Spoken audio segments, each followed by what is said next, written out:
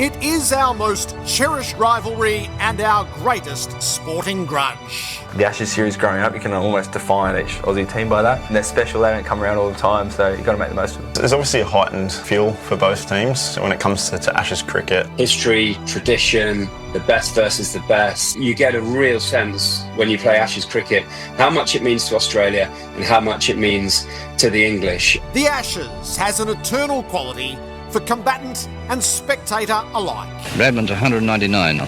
That's his 200. Safely away for 4. That's a splendid 100. A great innings by Ian Botham. First ball in Test cricket in England for Shane Warne. And he's done it. Heavy with moments preserved in time, giving rise to legends and icons. He's given him! He's given him! Peterson's got a hat-trick on his ball done! That's a hat-trick to Shane Warne. It's gone for it. There it is. Yes! For Headingley 1981. Reed Headingley 2019. Got him! There it is! Wicket number 700. And they can't catch him. While the past lingers, it's the recent history that sparks the contest and fuels the long days ahead. As Stark roars in and bowls to Burns. He bowled in first bowl! And again, bowls here to Robertson. Instant taken! Oh, Scott Boland, it's a movie script. Pat Cummins drops his bat and helmet and wheels away in celebration. One of their greatest Ashes victories. Green to finish and Bairstow ducks once more. That was closer to the body. Oh, and it's... Well, there's a shout for a run out. Now, that's going to be very interesting. Upstairs we go. Bairstow's out here. Bairstow's gone wandering down the track. This is going to be given out. We're on the screen. It's given out. It's a moment of controversy at Lords. The crowd are booing. Buckle up. This is going to be something. This is going to be a moment that goes around the world. Since last they met, Australia has taken much of what's been on offer. They'll come back for a second, and Australia has won the World Cup. Webster dance down the pitch, clouts the boundary. And finally, the Border Gavaskar Trophy is back in Australian hands. Bowls to Warwick and bowled! Scott Boland has a hat-trick! West Indies all out for 27. Australia win the series 3-0. But the park has had its bumps and untimely interruptions. Stark bowls and Verena blaze it through the offside. South Africa, at long last, are world champions. Pat Cummins has been officially ruled out for the opening match of the Ashes in Perth next month. We've run out of time, unfortunately. Losing your captain's not ideal. First step's trying to kind of give us a shot at being right. Australia has been dealt a blow on the eve of the Ashes, with quick Josh Hazlewood ruled out of the first test against England. Bazball has been groomed for this very moment, crafting an attitude to reverse English fortunes on inhospitable soil. First ball here, Crawley drives through the offside for 4. The Bazballers have arrived. It was reverse ramp from Root over the top of the cordon. He loves that shot and goes for 6. Bowls to Stokes, who heaves it into the onside and way back. Brook dances and slaps over cover with real authority. Hazlewood delivers. Stokes swings hard and straight. He gets all of it. Now is the referendum to see if what has been built can prevail. There's nothing to be afraid of, nothing to be scared of, and you know, don't shy away from the opportunity that's in front of us. You sit there watching and hoping and dreaming to be able to be a member of a team who gets the opportunity to represent England out in Australia, and now we are here. So yeah, it's definitely nothing to be afraid of. There's no shortage of characters in this series. Perhaps the biggest villain might in fact be in our commentary box. You wouldn't be outlandish in thinking, well, it's actually not an opinion, it's a fact. It's probably the worst Australian team since 2010, when England last won, and it's the best English team since 2010. So those things match up. Stuart takes its place alongside the voices you know and trust to guide you through the summer with the most at stake. No feet, tentative, just pushed at it with his hands. Beautiful bowling, the corridor of carnage. I mean, talk about fairy tales coming true. They got through it and made it look easy. You can see the intent has slightly changed. So let it begin in the West Test. Australia and England in the eternal struggle for the Ashes on SEN Test Cricket. Over the wicket at him, he's bowled him! Bowls here and he takes him over mid-on. Gets plenty of that. Crawley's left on the pad, they're up, he's out! Facing up on 28, bowls him! Middle stump out of the ground. They're up and bleeding, yes! It's a box office blockbuster! That is Test cricket at its finest. Live across Australia and around the world on the SEN network. Welcome to the Ashes on SEN Test Cricket. There has never been a build-up quite so intense as what we've experienced over the past couple of months, because nothing matters more to us in a cricket sense than the Ashes. So hello and welcome to Perth Stadium on a picture-perfect November day. We have 75 minutes remaining till the first ball is bowled, and from many perspectives we are in desperate need of the first ball being bowled. Once we degenerated to Monty Panesar on Mastermind, I think we've exhausted all that there is. Gerard, Whateley with you on SEN Test Cricket. Two men who know this contest so well. Simon Katich was part of the fabled 2005 series, and a lot of us are hoping that this might be some sort of replica of the drama of that. Simon, welcome. Good morning, Gerard. Good morning, Flem, and good morning to all our listeners. Well, it's been billed as the biggest series since 2005. We didn't expect 2005 to play out that way, particularly when we won the first test comfortably at Lord's, but it ebbed and flowed, and it was an unbelievable series. Given it was in England, there was huge anticipation.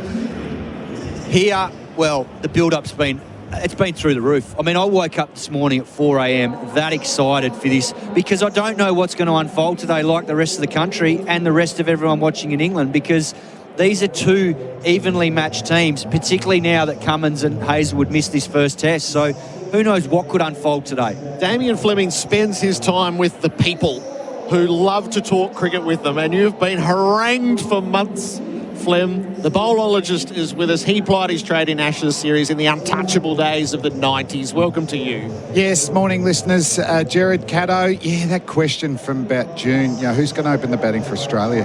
My God, I'd had enough. So it's Jakey Weatherald. Good luck to Jake on debut. I think he is a bit like Brendan Doggett, like that they're getting picked in form. It's not that they were rated in the top 7, and which we've seen in the past there.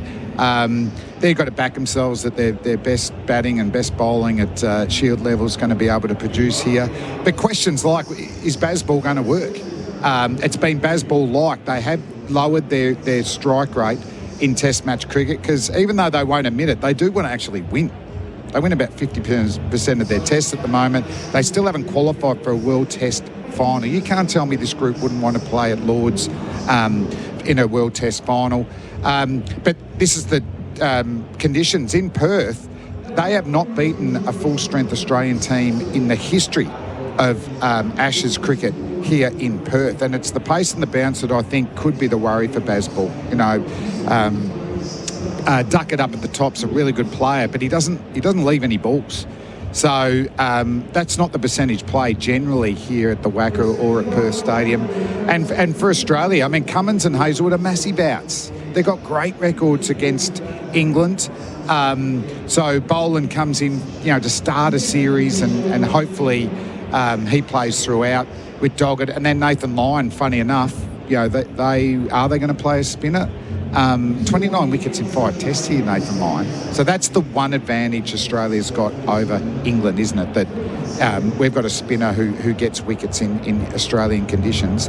And then if they go Wood and Archer, I hope they do, because it's just Wood is so fast, isn't he? He is so fast, but they could break down in their first spell. They have no history of resilience in Test match cricket. So there's all these questions.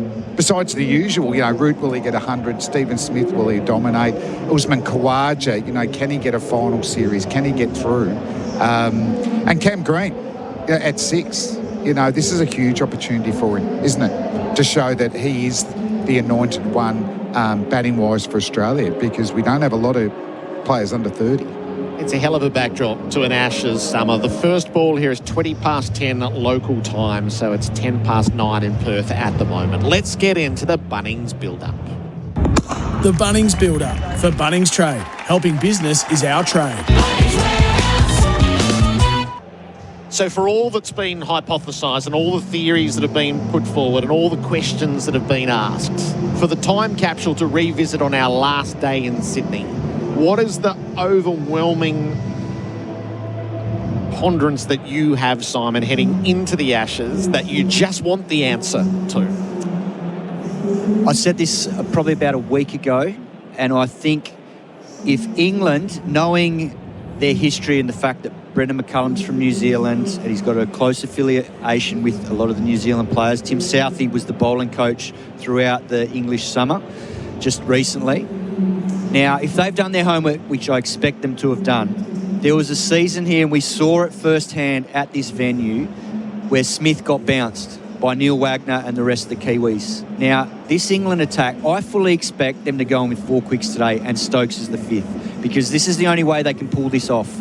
I'm not saying it's going to be body line, but I've got a feeling that Khawaja, Smith and Travis Head are going to get hammered by these seamers. I think at this venue in the Gabba, they are going to get hammered upstairs for a sustained period of time. It might not happen the first day, but I reckon it might happen as the series progresses, because England know Travis Head, when Australia lose, I think he averages about 26. Steve Smith's the same. His numbers drop. They have to navigate that part of the lineup. Khawaja's a different beast because he's nearly 39 and they'll have a new ball against him. But I suspect that those three are going to cop it from this English attack, and that's why Bashir won't play here, and he might not play much in the series, because I've got a feeling that's what England want to do to unravel this Australian batting lineup. He said not body line, but all I heard was body line, Damien. Yeah, certainly so. I mean, in Headingley last tour, when Mark Wood come into that test team, and Mitchell Stark's still so fast, but Wood's got him by yards. Like, it was like exhilarating to watch, not to face. So if you've got his fast, skiddy bowling, and you've got Archer's very quick over-the-top bouncy bowling, if they can show resilience and play most tests, I'd say that they'll want them both in for this test and then they'll alternate. But I reckon Ty Atkinson could be a real surprise packet here as well. But as the series goes, it's going to mean that the quicks are going to bowl a lot of overs, slow over rates. For me, is Nathan Lyon the big factor for Australia, because he gets wickets, he gets through those really quickly. But if it's anything like Headingley, Mitchell Marsh's 100 there, really kept Australia in that game. Everyone else was just beaten by pure pace. So what's your overriding question or theory? My question, I suppose the ones I want answered are, are we going to be able to bank on a traditional opener opening the batting for Australia? Can Jake Weatherall get through the summer? Because, we might need another one pretty quickly. We might need another one in the series. So no more of picking the best 7 batsmen and putting someone there. We need that. Also, from the fast bowling stocks, I am concerned below the top 4.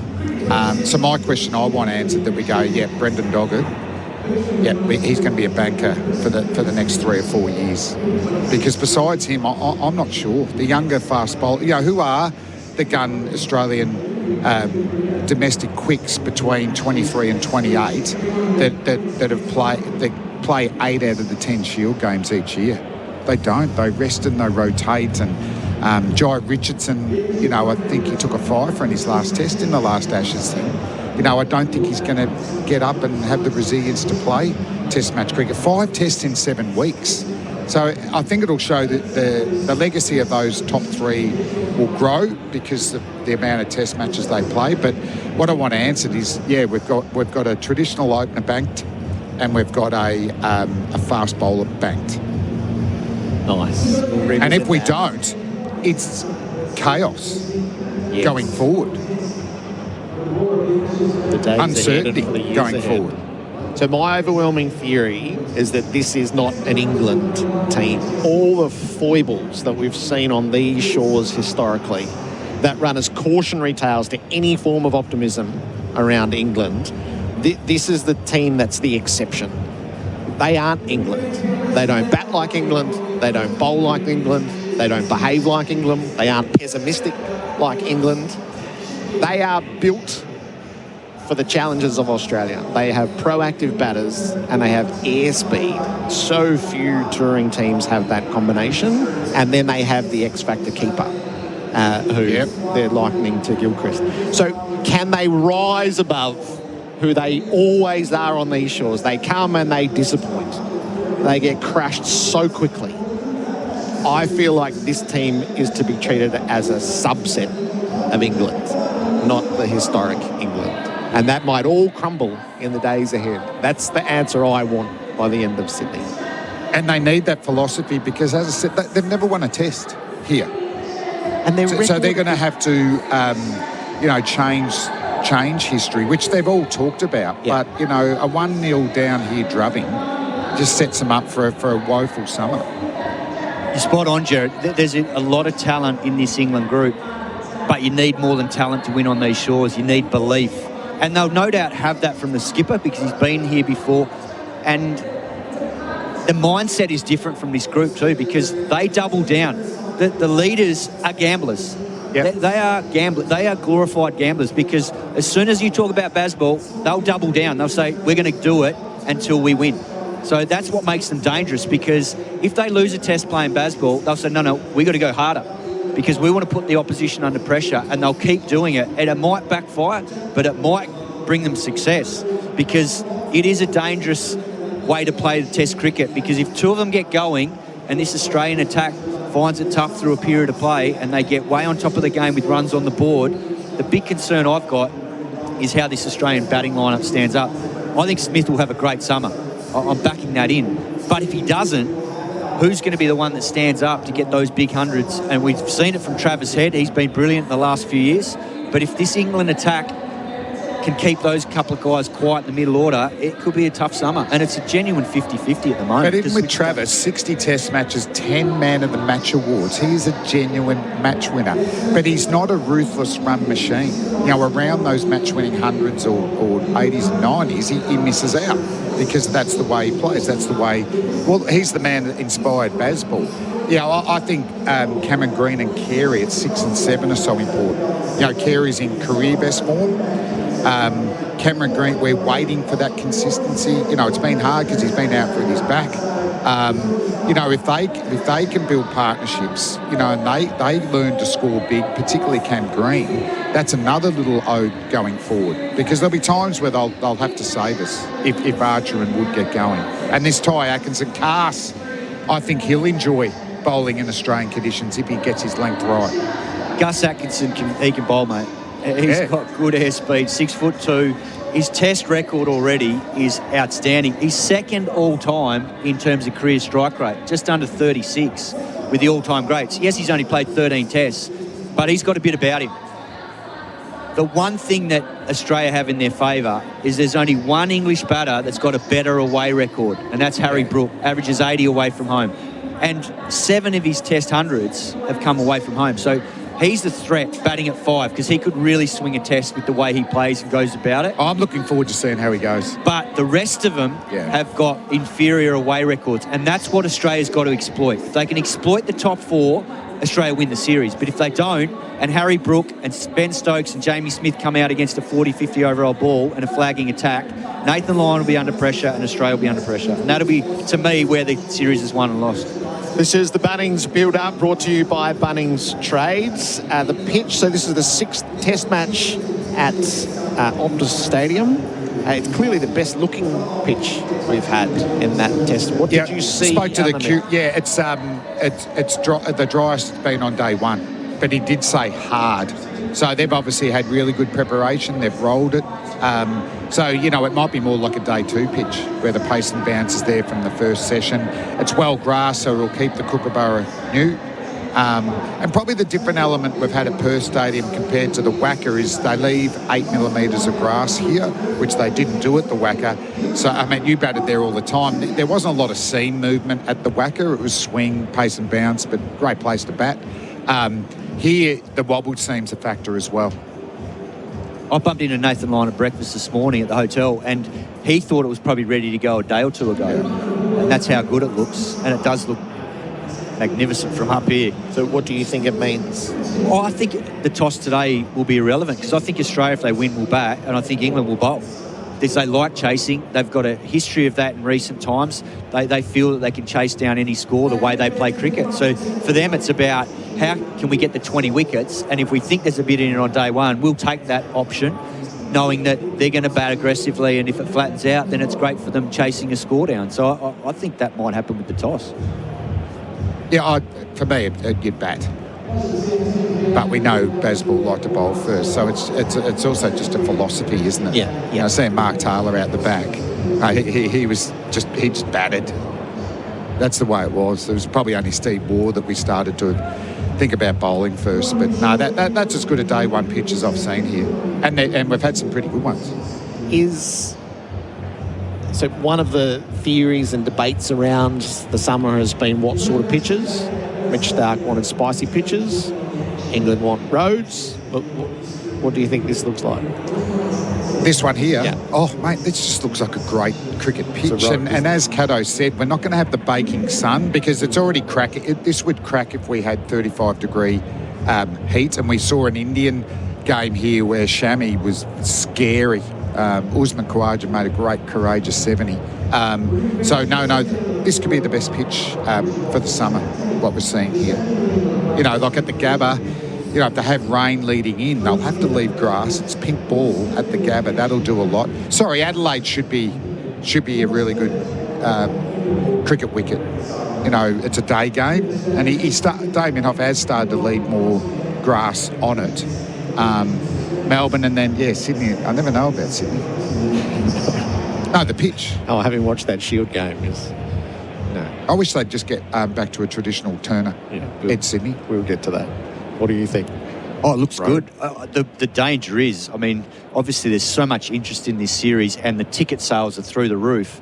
I'm sure that CA would love these tests to go 5 days and it be seesawing and great contests, but obviously the Australian team wants to get the job done and win the urn, and they have been playing on spicy wickets in the last couple of seasons. So, but with Cummins and Hazelwood out, you know, that does change things because it could backfire. Brendan Doggett is going to join us in a few moments' time. He's about to make his test debut. What a journey he's had to be here. This is the Ashes on SEN Test Cricket. The Bunnings build-up brought to you by Spec Rights, Mirabao Decking.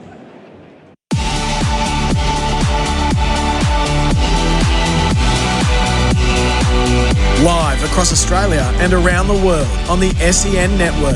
The Bunnings Builder for Bunnings Trade. Helping business is our trade. Unmistakably BMW. For 3 days only this Black Friday, take advantage of exceptional offers on select models across the range. Visit your participating BMW dealer today. Did you know you can watch all your favourite SEN shows on YouTube? Subscribe today. The Barbecues Galore Black Friday sale is now on. Get up to 40% off selected barbecue, smokers and outdoor furniture. And up to 30% off selected gift sets, in-store or online. Did you know you can watch all your favourite SEN shows on YouTube? Subscribe today. G'day there, an incident inside the Burnley Tunnel has the right-hand lane blocked off. Delays are stretching back to Todd Road. On the Calder Freeway, a car fire outbound after Keilor Park Drive. That's in the right-hand lane. Delays are back to the Ring Road. And a crash on the Hume Freeway, city-bound before O'Hearns Road. The award-winning Nissan X-Trail range, now even better value with e-Power Hybrid for the price of petrol. Search Nissan offers today. T's and C's apply.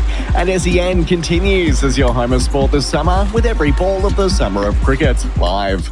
At Bunnings Trade, no matter where you are, we're here to help. We have trade specialists in store dedicated to you and your trade, whether it's sourcing supplies, quoting on jobs, or arranging delivery direct to site. Come and see us at the trade desk. Bunnings Trade. Helping business is our trade. Say yes to a day of batting that finishes with a 2 a.m. battered serve. Say yes to cheap trips so you can do more. Say yes, I did. Yes, I did. It's Black Friday at It's Black Friday at up to 40% off tiles. Black Friday. Beaumont Tiles in store and online. chance. When the makers of better beer asked themselves, how can we make beer better? They knew it had to be crisp and refreshing, but the best bit? It had to be zero carb, zero sugar, and low in calories. So the Better Beer Company was born, the healthier alternative that's become the dream beer of beer lovers around the country. Better Beer, the official, unofficial beer of the Ashes. Better Beer, proudly Australian made and owned and available from all good retailers. Find a store near you at betterbeer.com.au. At Capital.com, we know markets don't wait. They bounce, crash and soar, sometimes before the first innings is over. Markets move fast, so should you. Capital.com, a trading platform without delays. Refer to Capital.com Australia's PDS and TMD, AFSL 513393. The Toyota Tundra is all about hitting the road in the most enjoyable way possible. Combining supreme comfort, luxurious space, and backed by a 3.5-litre V6 twin-turbo engine, Tundra delivers exhilarating performance with seamless acceleration. It's our most powerful Toyota yet. But power like this can't be described. It has to be felt. And the feeling starts here at your local Toyota dealership. Book your Tundra test drive today. Oh, what a feeling. Toyota. Another wicket down, and no one wants to be caught out on a duck. Same goes for your four-wheel drive. Don't settle for second best. With Razorback 4x4 seat covers, you'll get perfect protection, comfort and style. They're tailor-made to fit like a glove and easy to clean after making a bit of a mess. Thousands of Aussies have already given them 5 stars, and unlike some covers, there's no ducks here. Protect your pride and joy. Check out razorback4x4.com.au today. Real cricket fans watch a test match for 5 days straight. That's sustained performance, just like Host Plus, who have sustained strong long-term returns over 20 years. A top-performing super fund? That's a plus. Issued by Host Plus Pty Limited. Host Plus balanced My Super investment option based on super ratings data as at September 2025. Consider the PDS and TMD at hostplus.com.au before deciding. Past performance is not a reliable indicator of future performance. Search Compare Host Plus today.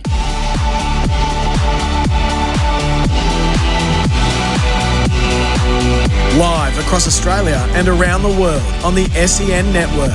The Bunnings Build-Up for Bunnings Trade. Helping business is our trade. Ashes on SEN Test Cricket. Brendan Doggett, I think he charges in. He's got a big engine from what I've heard and hits really good areas at decent pace. So, yeah, excited to see him go about his business out in the middle. 2 debutants for Australia at the start of this Ashes summer. Brendan Doggett is one of those. In our Bunnings build-up, let's head down to Adam Collins, who's with Brendan Doggett. Brendan Doggett, thanks for joining SEN Test Cricket. What a huge day. Test debut, Ashes first day, massive crowd. How are you feeling? Yeah, I'm obviously quite nervous, but it doesn't get any bigger than this. So, yeah, what a game to debut in. I mean, baggy green 472. Give us a sense of how that feels as well, knowing that after so much hard work today, you'll be a Test cricketer. Yeah, I know it is. It's nice to try and reflect back on the journey, and that number now obviously has a meaning to me now, and it means a lot. And yeah, look, I'm just looking forward to getting out there, getting it started, and getting away. Do you know who's presenting you the baggy green this morning? Nah, not sure. So we'll wait and see. Nice surprise. And the other part of this, I suppose, making your debut with someone, Jake Weatherall, you played a lot of cricket with as well. Have you had a chance to reflect to each other what this will mean? You two will be linked together on that baggy green chart. Yeah. It's I guess it's nice. Me and Weathers have obviously played a lot of cricket together and got a bit of history together, and we're actually going to pick up partners up from the airport the other day. So it was a nice little moment there. We had a quick chat about it, but yeah, I mean, I'm really happy for him, and it's going to be a great day. Did you get much sleep last night, knowing that today's the day? I mean, I did sleep. I slept really well. Then I woke up this morning, opened the blinds, and looked straight at Optus Stadium and thought, this is it. So it's all happening. So the nerves have now well and truly kicked in. But yeah, I'm equally as excited to get out there and just get started. There's some beautiful photos across the papers today of you and Scott Boland with the Aboriginal flag, which was taken out here a couple of days ago. That wider meeting of you two playing in the team together. Yeah, it's something that both Scotty and I are really proud of. And, you know, for the first time ever to have 2 Indigenous players in the Australian Test side, it's going to be huge. And it's a real honour to be part of that. And like both Scotty and I have said, it's the goal is just to be an inspiration. Hopefully we can get some more Indigenous cricketers playing Test cricket. And from a skills perspective, I suppose you've been doing this for so long, rocking up at the best possible stage of your career to make a debut. Yeah, I mean, if I was ever going to make my debut for Australia, I'd like to be now. I feel like I'm playing my best cricket. So hopefully all the processes just kick in out there and the nerves go away and I can just go back to doing what I've been doing for the last few years. And look, obviously England are going to have a crack at you, right? You're a new player in the team. That's the way they play. Have you thought much about how you'll combat that when the time comes? Yeah, look, we've spoken about it. We've had meetings as a group and individually. So, yeah, we'll just play that as it comes and see what the wicket has to offer and what the situation of the game looks like. But, yeah, there's plans around that. Do you think it helps that you've been in the Test squad before, as far back as 2018 and, of course, at the World Test Championship final this year, a week in the nets here at the back at Perth, being ready for a day like today, just being more comfortable in the group? Yeah, I mean, early on in the week, it sort of just feels all comfortable. I know all the faces here and everyone's been really welcoming to me, but, yeah, obviously it's got a little bit of a different feel to it, this one, debuting. So, yeah, it's good to be around faces I know and I feel really welcome here and everyone's backing me. And I suppose you won't want to bowl for at least a day or so. I can't really imagine a world where Smith fields first if he wins the toss. However, what have you made of that surface out there the last couple of days? Yeah, look, I've just sat back and let everyone else talk about it. I've only ever played T20 cricket out here, so obviously it's a lot different to what the next 5 days is going to hold in that wicket. So yeah, I don't really have an opinion on it. I'll let the experts make their decisions, and yeah, I'll just bowl when I'm ready. Who have you been talking to this week? Who are the sort of mentors who you trust to provide advice at times like these? Oh, I'm fortunate enough to have so many around me, and obviously in this change room, there's plenty of Test experience there, and Paddy's been really good for me. Spoken to all my coaches, Andy Bickle, Ryan Harris, so I've got plenty of advice around me and experience to help me. So, yeah, I feel like I'm well backed and well supported. I mean, a lot of the young players come into the team and they talk about sort of not even feeling it. It's such an unusual out-of-body experience making your debut. Do you think in your case, being 31, you might be able to even enjoy the 5 days ahead of you? Yeah, well, that's always going to be the goal. Got my 2-year-old staying with me over at the apartment, so he's got no idea what's happening. So this morning, he's talking about trucks and trains and just wanting to play with Dad. So, I mean, that's been a great way to sort of just let everything balance itself out and try, like I said, try the best to enjoy the next 5 days and whatever happens. And yeah.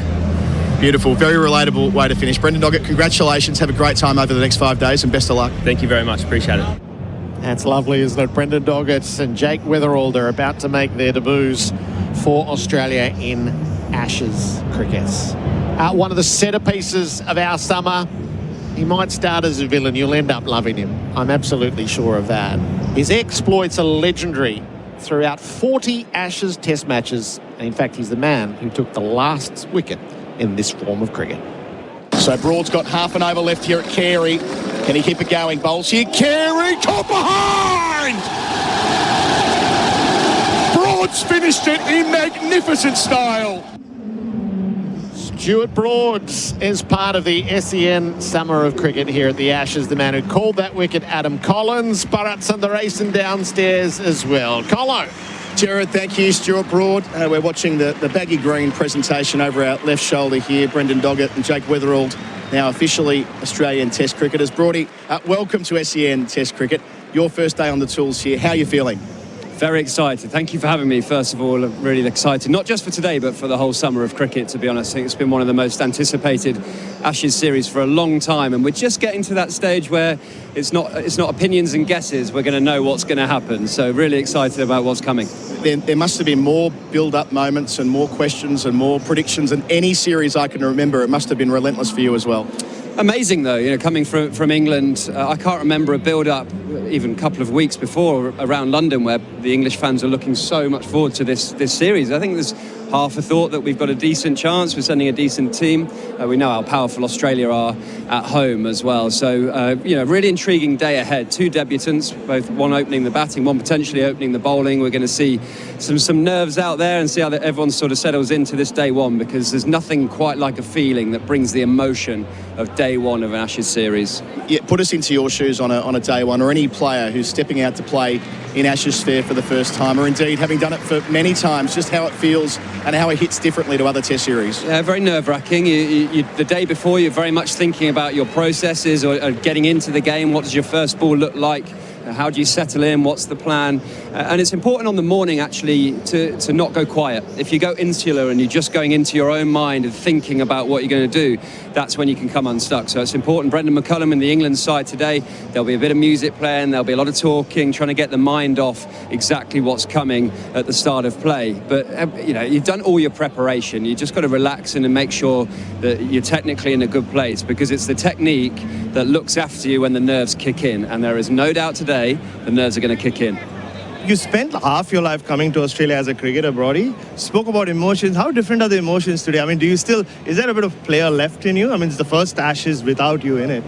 I went to the pitch and my stomach sort of had the butterflies, like, I'd love to have a brand new ball and have a bowl on this. There's always times when you finish playing the game that there's moments that you'd fancy, you'd like to go. And day one of Ashes series are always then. Coming back day 3 when Steve Smith's 130 now out there, not so fun, but day one when the game's ahead of you and you can influence it is wonderful.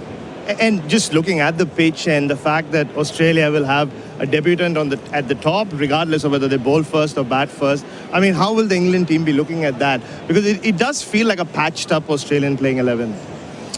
It's still very strong, isn't it? I think when England come to bowl, it's absolutely crucial they use the new ball well, because you have to try and expose Steve Smith and Travis Head to a slightly harder, slightly newer ball. Those two, if they come in after 40, 50 overs, it's a slightly easier time for them to settle. That's why I like what Australia have done. Put Marnus back to 3, get your solid number 3, and he's got a proven run-scoring record. They've picked a proper opening batter who's, yes, not got any experience at Test match level, but has experience at first-class level, and he's a different style to Usman Khawaja. So they're trying to set up their batting at the top of the order to give the likes of Smith and Travis Head their best possible chance, because we know if Smith gets going, if Head gets going, that's when Australia really hurt England. Just on a bowling perspective, there's been such an emphasis the last couple of times that England have been in Australia about the lengths that you've elected to bowl here. How do you interpret that, especially on a surface that should have plenty of bounce and carry? It's important you don't get carried away with the bounce and carry. There's always a thought process that you should be slightly full of a length in Australia. Jofra Archer will have been working on that in the nets, particularly he's a fantastic bowler to left-handers. You look at his record to left to right-handers, he much prefers the left-handers. So he'll be enjoying the fact that he's got Khawaja and Weatherald at the top of the order for him to settle in. Whether he's over and round the wicket, it doesn't really matter, but his captain, Ben Stokes, will be probably fielding mid-off and telling him, get up on length. Let's try and bring these stumps into play. We've seen Khawaja just hang back slightly in the last couple of years and look to play off the back foot a little bit. England's plan will be to try and get full, try and make them play a huge amount. What you don't want, morning one of an Ashes series, when you go out and bowl, is the batters leaving the ball. Make them make a decision. A new bowler from England, but in Ashes fair full stop, is Gus Atkinson. Enjoyed a really good start to his Test career. For Australian audiences, what do we need to know about Gus Atkinson? He's a fine bowler. He's a fine bowler. He's 6'3", nibbles the ball both ways. Again, a really nice bowler to left-handers. He's got quite a... McGrath used to have that short stride pattern, so he's very controlled in his run-up. He's someone that Ben Stokes will look at to bowl his overs. Mark Wood, you hold him back. He maybe bowls 12 a day. Gus Atkinson, you can get 20 out of him. He's a bit of a workhorse for you, but still threatens. I really like Gus Atkinson. I've not heard his name mentioned at all in this build-up. He's just gone under the radar, and it's always hard when you talk about bowlers, isn't it? You go, oh yeah, he can swing it away, he can nip it in. He's got a quick bouncer. You make them sound like Glenn McGrath the whole time, but he's someone to look out for. He's got some good talent, and he's quite reliable. A decent chance he'll be bowling the first ball of the series, Baz. Absolutely. Roddy, I asked Ben Stokes a question at the press conference saying, if the legacy of this team depends on the outcome of this series, what they've done in the 3.5 years, and you've played a big part in that as well. So is this, I'll ask you the same question, does it feel like a culmination of a journey, or is it just another big destination for this team? It's a huge destination. I think often in away Ashes series, you see a team maybe come to the end, or a coach leaves after a series. Whatever the result here in Australia, I don't see Brendan McCullum leaving his role. Ben Stokes has signed a longer contract, so he looks like he'll continue through to the 2027 Ashes. So it feels like part of their journey, but a huge, huge destination to be arriving at. I know that they've been focusing on this for 18 months, and the fact that Jimmy Anderson's now not involved. They've picked bowlers that they think can expose conditions here in Australia. They've had a pretty settled top 7 batting lineup. Another guy to look out for, Jamie Smith. They've basically gone, right, who's our Adam Gilchrist? Who can we pick? Jamie Smith's our guy. And, you know, they've really looked... Brendan McCullum's got quite an Australian influence in the way he went about his business. They've looked at what players could maybe suit these conditions. They've picked them and they've backed them. You know, Zach Crawley, they could have dropped 60 times in the last 3 years, and they've stayed with him for this tour.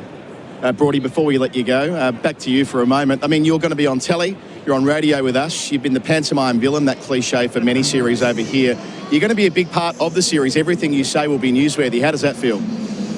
The players are here to do the talking, aren't they? You know, we've got to that lovely stage of cricket where we are now reacting to what the players do. The players are the stars. The players are the ones who grab that ball, grab the bat under the pressure, and we can react to what they do. And one thing, we're very lucky in our job.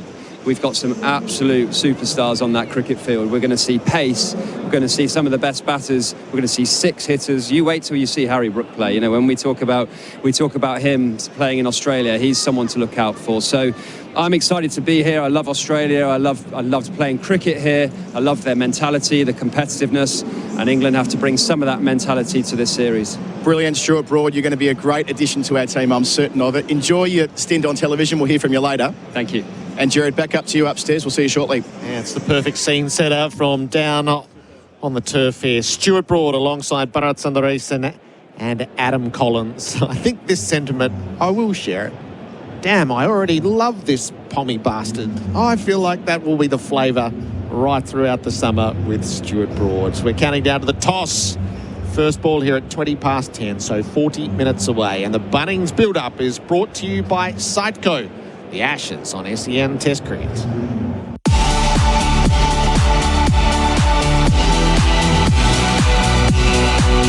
Live across Australia and around the world on the SEN network. The Bunnings Build-Up for Bunnings Trade. Helping business is our trade. At Bunnings Trade, no matter where you are, we're here to help. We have trade specialists in store dedicated to you and your trade, whether it's sourcing supplies, quoting on jobs, or arranging delivery direct to site. Come and see us at the trade desk. Bunnings Trade. Helping business is our trade. Running out of those well-being faves? Then run to Chemist Warehouse and save. Grab Colgate Toothpaste Sensitive Pro Relief Multi-Protection or Whitening, 110 gram, $5.49 each. Try Travacalm Travel Ban, just $13.59. Pick up Telfast 180 milligram 100 tablets exclusive size, $36.99. And Nicotinell Chewing Gum 4 milligram Fruit 384 exclusive size, just $46.99. Chemist Warehouse. Great savings every day.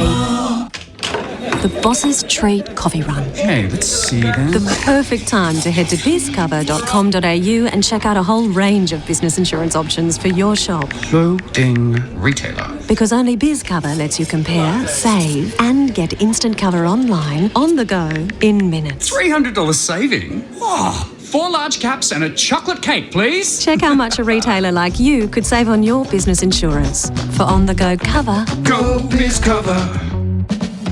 Real people, real products, real fun. No matter who you are, Sexyland has something real sexy for everyone. With Australia's biggest range of sexy costumes, lingerie, couples toys and fun gifts and games for adults. Sexyland. 11 stores in Melbourne and Geelong, open till midnight 7 days a week. Or shop online for 2-hour delivery.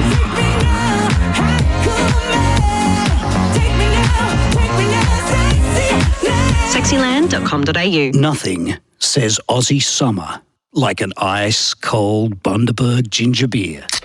Coupled with backyard barbecues, sunshine and your mates. Bundaberg ginger beer is a true blue brew, a quintessential classic. Craft brewed over 3 days using real Aussie ginger and a traditional family recipe which has been perfected over 4 generations. Treat yourself this summer to the great Australian brew, Bundaberg ginger beer. Harvey Norman Black Friday sale. Unbeatable deals on all the big brands. Save up to 40% on monitors, gaming accessories and Android tablets. Up to a huge 35% off Windows 11 computers. Up to 30% off cricket cutting machines and presses. Up to 25% off printers and connected security. Up to 20% off headphones, digital cameras, networking and smartwatches. Up to 15% off DJI drones and MetaQuest 3S. Best brands, best range, best prices. There's more in store and online at Harvey Norman Black Friday sale. In the market for a quality Australian manufactured shed? From now until December 4, you can get 30% off at Best Shed's Black Friday sale event. They've got the best sheds in the business, including sheds of all shapes and sizes that come with a 20-year manufacturer's warranty. Choose from the standard range or customise the shed of your dreams. That's 30% off during Best Shed's Black Friday sale, on now until December 4. Visit bestsheds.com.au. 52 weekends a year. That's all you've got. 104 days of freedom. 104 days to explore this beautiful country. Go on great adventures and follow wherever the impulse takes you.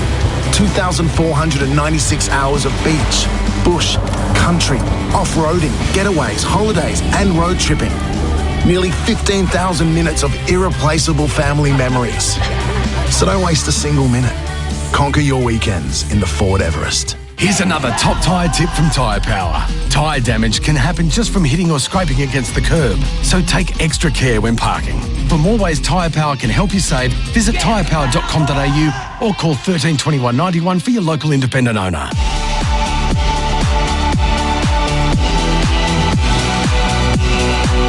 Live across Australia and around the world on the SEN network. The Bunnings Build-Up for Bunnings Trade. Helping business is our trade. The Ashes on SEN Test Cricket. We've got an opportunity here over the next 2.5 months to write our own history. We've obviously come here with the goal, and that goal is to get on that plane mid-January, returning to England, being Ashes winners. But we know it's going to be very, very tough. It's going to be hard because beating Australia in Australia is not an easy thing. Ben Stokes, the England captain, who will in a few moments' time be out in the middle for the coin toss here in Perth. Australia has held the Ashes since the summer of 2017-18, and they have lorded over England on these shores in the past 3 series that have been played in the Australian summer. Simon Katich, it's a huge legacy piece that sits over it for Ben Stokes. This is the culmination. The advent of Bazball is the demolition of the COVID summer 4-0, which was 1 wicket away from being 5-0. And the recognition that England had to try a different way. Yeah, and there was a big shake-up in English cricket. I remember Rob Key coming into that key post as director of cricket. I think that's his role. And, you know, the thinking was around the style of cricket, and they've built for this for a number of seasons now.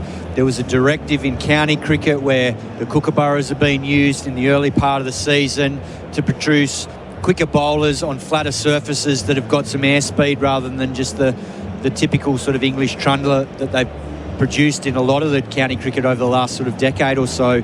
Guys that are nibbling around at 80 miles an hour and take a bucket load of wickets in those conditions. But they've been building for this in Australian conditions because we saw it last time with our own eyes. You know, those medium paces came out here, and whether it was Ollie Robinson, whether it was Chris Wokes, even, you know, Brody at the back end of his career wasn't the same that he was in the prime of his career pace-wise. Same with Jimmy Anderson. Great bowlers, but they didn't have the airspeed to expose Australian batters in these conditions. And I think that's what we will see. They'll try it in this series. And Stokes has got the mindset of a skipper that he's always trying to take wickets. He's not worried about the run rate. He'll have extended catches for extended periods of time, and he'll drop fielders back. And as I mentioned earlier, I'd be very surprised if they don't use the short ball to a number of Australian batters for extended periods of time. And when I say extended, I mean short 3-4 over bursts so that they don't burn their quicks out in the process, of which I think they'll play 5. Stokes is the 5th. This is the Bunnings build-up. The toss on day 1 is pending. The 2 captains with their blazers on are out there. So Steve Smith is the stand-in captain. He'll lead Australia for the 41st time in this test match. He has done it with great success in the Cummins era through either COVID or family commitments for Cummins. I can't remember them ever being together at a test match, though, as Cummins has been out of country or in isolation. And he's just there in his in his fitness gear. He was just out hovering behind the toss and has left the scene as the formalities are about to unfold. I think Pat Cummins, knowing the sort of character that he is, he'll be present, and it's important he's around the group because this is a long series and he's expecting to play in Brisbane if everything goes to plan, as it seems like it is at the moment. But I think he also trusts the fact that Steve Smith, when he's filled in, I think he's at 100% the last couple of years when Pat Cummins has either missed or injured or whatever. So I think the standout thing for me with Steve Smith is probably not so much around his tactics or captaincy, because we know he's highly experienced to that, but it's the numbers with the bat. He goes to another level when he's the skipper, averages just under 69, and that's not insignificant because that's across 40 tests as captain. And that includes 17 of his test hundreds. So they're significant numbers. And the other significant numbers is he's come back from New York, he's got 118 at the Gabba, and then he's gone 57 and 56 not out on a tricky SCG pitch where New South Wales got bowled out for 120 in both innings. So he's primed for a big summer. He really is. He's looked terrific. So we're on standby here for the toss of the coin for Keno Go. $40 million jackpot every 3 minutes with Keno Go. Ishigua is out in the middle. So there's the suspicion that, well, we know Australia will bat first, but there's the suspicion that England will bowl first on their Bazball philosophies. Let's find out. It's rivalry in sport. I've got the two captains alongside me, as well as Ranjan Madagali, the match referee. Steve Smith has the coin. Please, can you give it a spin? Tails is the coin. Tails it is. Tails is the call. Ben, you've won it. What would you like to do? We're going to have a bat. Was that a difficult decision for you? I know you like chasing. Look, no, you try and take as much information as you can at venues that doesn't have too much cricket. So, but yeah, look, we'll try and get some runs on the board and then see where we are at the end of it. So much anticipation ahead of first ball here. I bet you can't wait to get started. Yeah, it's been a long build-up as always for Ashes series. Now we're finally here. So look, all the group, players, support staff, and I'm sure all the fans that we've got out here supporting us feel exactly the same as us, and we can't wait to get going. First time captaining England here in Australia. What's it taken for you personally to be ready for this? Oh yeah, I mean, as always, a lot of hard work, determination, all that kind of stuff. We've got a clear goal of what we want to achieve out here in Australia, and it starts today. Who misses out? So out of the 12 that we named, Bash misses out. So yeah, we've gone with the four seamers plus myself, turning the arm over every now and again. How close was Shoaib to playing, or was it a case of just waiting on Wood's fitness? Yeah, it was just waiting. Me and Baz like to take our sort of times and make sure that we've got everything covered in terms of discussions and gut feel. And yeah, so that's the team that we've gone with. Only the second time Wood and Archer playing together, as well as the rest of the quick bowlers. How excited are you to see them fly? Yeah, really good. Look, Woody's obviously had a bit of time out with the injury, but he's got over that. He's worked incredibly hard over a very, very long period of time. He's absolutely raring to go out here, as with Joffre and the rest of the boys as well this week. Go well, Ben. Enjoy it. Thank you. Cheers. Steve, coming in. What would you have done? I would have had a bat as well. Yeah, I think that's fairly self-explanatory on this pitch. How do you think it's going to play? Hopefully it seems all over the place this morning now. I think the cracks will come into play. They seem to every year, so that was the rationale probably behind batting first. But I think if we get the ball in the right areas this morning, there'll be enough there for sure. You've had a bit of a lead-in, but a couple of unfortunate injuries. How do you change your approach in the absence of Hazelwood and Cummins? Yeah, obviously big losses, but we've got to deal with what we got here, and we've got a couple of quality performers. Scott Boland, every time he's had an opportunity, he's done outstanding, and Brendan Doggett's been amazing in Shield cricket for the last few years and deserves an opportunity. So I look forward to seeing those guys go about their business today. Just lastly, you've been working on that coin toss. A bit better than last week, wasn't it? So unfortunately landed on the wrong side, but at least got in the air this time. All the best for this week. Thank you. Cheers. Well, that is exciting. England has won the toss and chosen to bat, Simon. I actually like the decision because I think had they done what we expected them to do and bowl, I actually didn't think that was, given the venue and the numbers here, Australia have had great success apart from last season when they lost to India, batting first and getting scoreboard pressure. I think that's where England can put some pressure on Australia. If they bat well in the first innings, they can set this test match up. All 5 test matches here have been won by the team batting first. Now, that can be skewed a little bit because Australia batted first the first 4 times. And then the pitch on day one was was ordinary. 17 wickets fell, and then it just settled and became a much better batting pitch from there. So it clearly was a bat-first pitch and conditions. This is going to be the hottest day of the Test match. It's going to be 28 degrees. This is the bit I like about the evolution of Bazball. Not dogmatic to the point of being stubborn, but driven by what's the best advantage for the team within the game. Yeah, I agree, and that's where you have to be flexible, because you're spot on. At the moment, I can't see a cloud in the sky. It's a typical Perth day here, beautiful day. It feels like it's going to get warmer later. It certainly was warm here yesterday afternoon walking down the street. So I think they've made the right decision, and now they've just got to go out there and back it up. I guess the only trouble with batting first on day one of an Ashes, and I never got to experience this as an opener, because both times I opened, in 2009 in England, we bowled first at Cardiff, and then again here in Australia in 2010, we bowled first at the Gabba. So as an opener, you're absorbing all of that expectation and hype and build-up with the pair of you, and that's a big load to bear. So that's the only thing that Duckett and Crawley are going to have to deal with, because the atmosphere here for the first ball is going to be through the roof. And if Mitchell Starc does what he did up at the Gabba all those years ago against Rory Burns, well, this place is going to erupt. Well, there have been essays written about the influence of first balls on recent Ashes series. It's not just a modern phenomenon either. So I do, with Australia's attack undermanned, and with the top 7 of England so imperious and threatening, this is the best result for the start of the series. This is the duel that I think is most enthralling. So, yes, we'll be at it shortly. All the flags of St George, which are draped around the awnings here on all the different levels. There's quite a sight. Well, the other thing that we have to consider is, will Duckett and Crawley come out all guns blazing? Because that is something that will really excite this crowd, because that's how they go about it. They don't die wondering, these two. All right, buckle up. 25 minutes away from the first ball. England has won the toss and chosen to bat. This is the Bunnings build-up on SEN Test Cricket.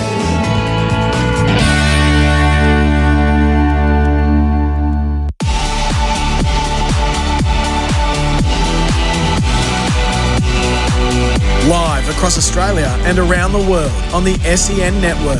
The Bunnings Build-Up for Bunnings Trade. Helping business is our trade.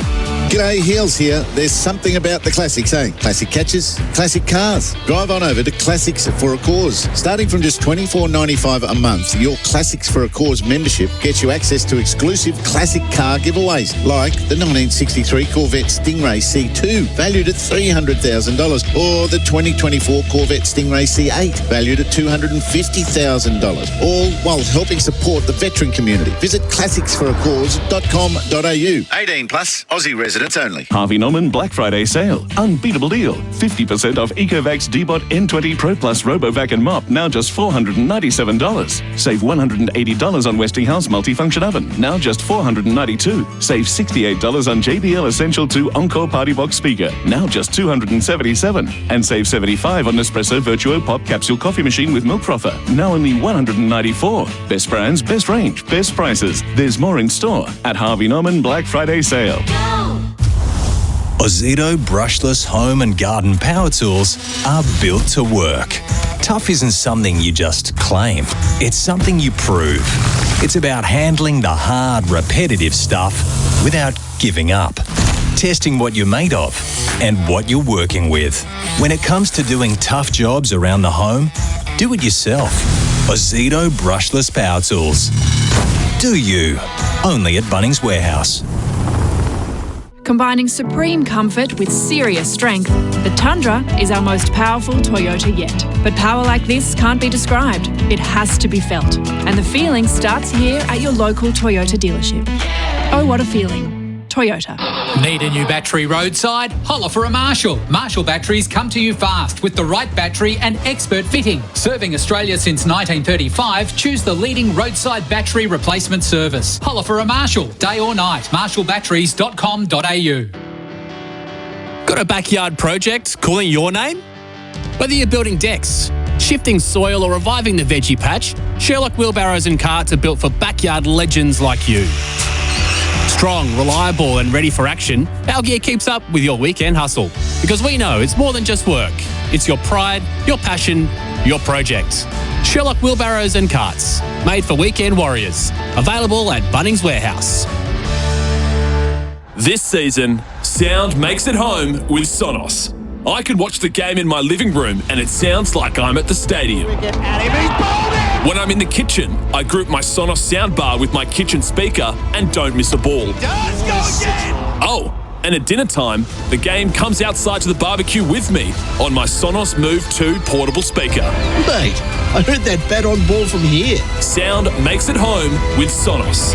Visit sonos.com to learn more. Ready to scale your business or find the space to help you grow? Wilson Storage Business Hub makes it simple. From tradies, startups to growing enterprises, you'll find clean, secure, flexible warehouse storage with logistics and support designed to grow with you. Enjoy no lock-in contracts, 7-day access, built-in security, plus office and freight solutions under one roof. Right now, get 1 month free on every storage unit at every facility. Run your business from Melbourne's best business storage network, wilsonbusinesshub.com.au, because your business is our business.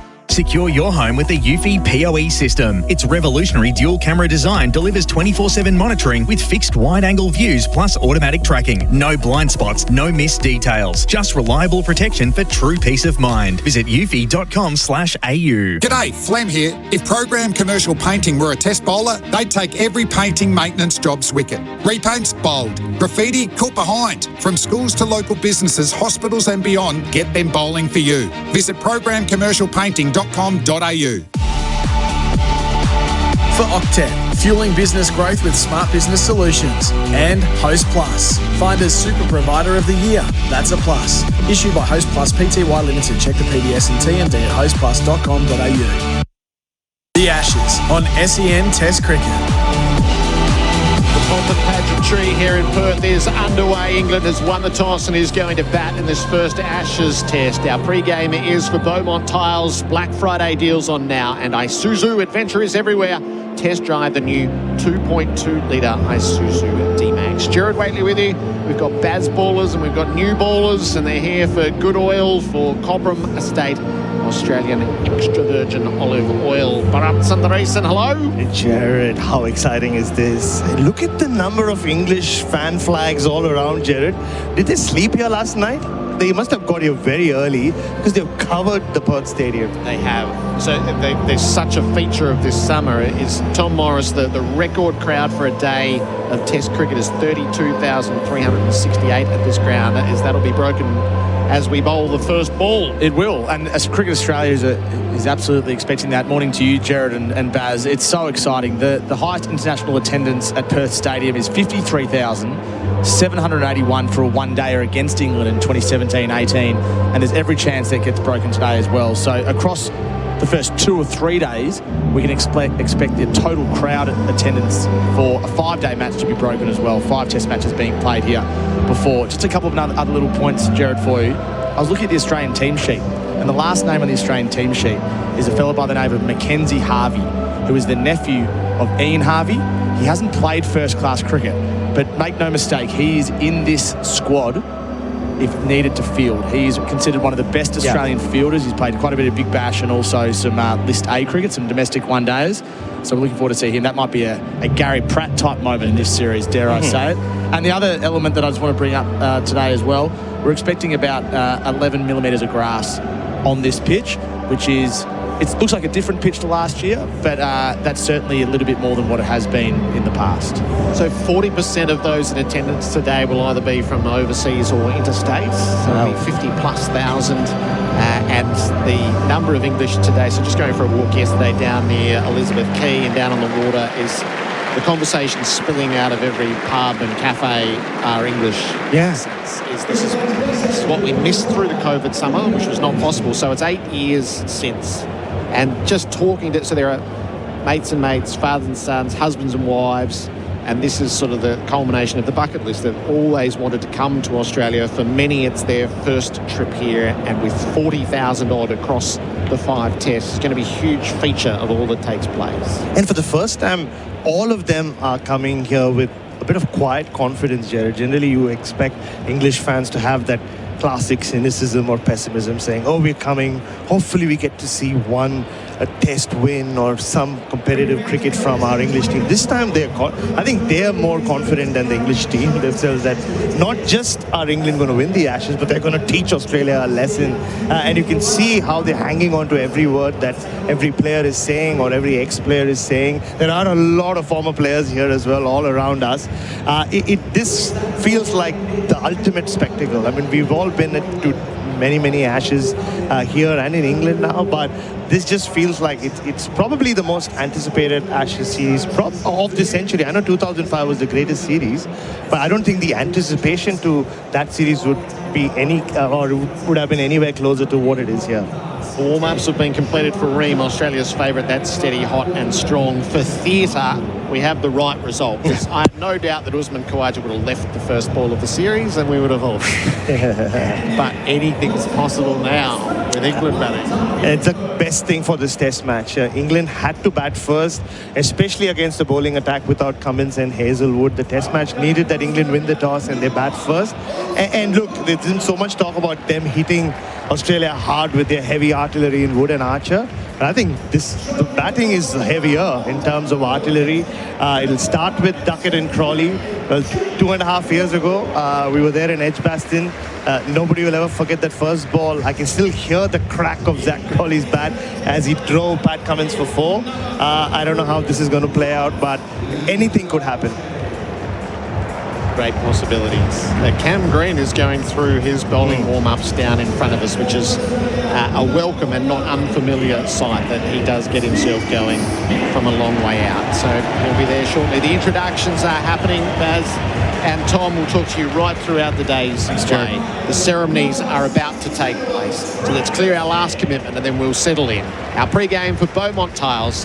Black Friday deals on now, and Isuzu. Adventure is everywhere. Test drive the new 2.2-litre Isuzu Demon.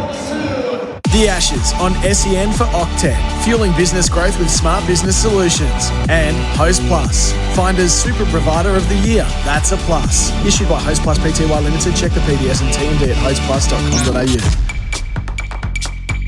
Freedom's blackout sale is on now. Get huge Black Friday savings with up to 30% off selected sofas and up to 50% off selected mattresses. Hurry, ends Wednesday. Only at Freedom. G'day there, a crash in Glen Waverley on Ferntree Gully Road westbound before Springvale Road. There's works underway in Laverton on Leaks Road westbound at Fitzgerald Road. The left-hand lane is blocked. On the Westgate Freeway, a slow run city-bound from the Westgate Bridge through the Burnley Tunnel. Grab Fiji Airways Black Friday deals now. Return fares from Melbourne to Fiji from $655. Book at FijiAirways.com or your travel agent today. Conditions apply. And SEN continues as your home of sport this summer with every ball of the summer of cricket live. Did you know you can watch all your favourite SEN shows on YouTube? Subscribe today. Weber's Black Friday sale starts Saturday with 15% off selected Weber-Q barbecues and accessories at Weber stores, specialist dealers and Weber.com. T's and C's apply. Did you know you can watch all your favourite SEN shows on YouTube? Subscribe today. On the lookout for some outstanding deals? Then take a peek at your local Chemist Warehouse now. Check out Blink Intensive Tears Protective Eye Drops, just $5.99. And Dermal Therapy Acne Spot Cream 30 gram, only $11.99. Try Kilo Coat Scar Treatment Gel 6 gram for just $23.49. And Restock Dimista Allergy Nasal Spray 120 dose, just $34.99. For great savings every day, come home to Chemist Warehouse. At AIA, we're for the doers. Doer who volunteers at their local cricket club, who makes dubious umpire decisions in the morning, and dubious potato salads for the lunch break.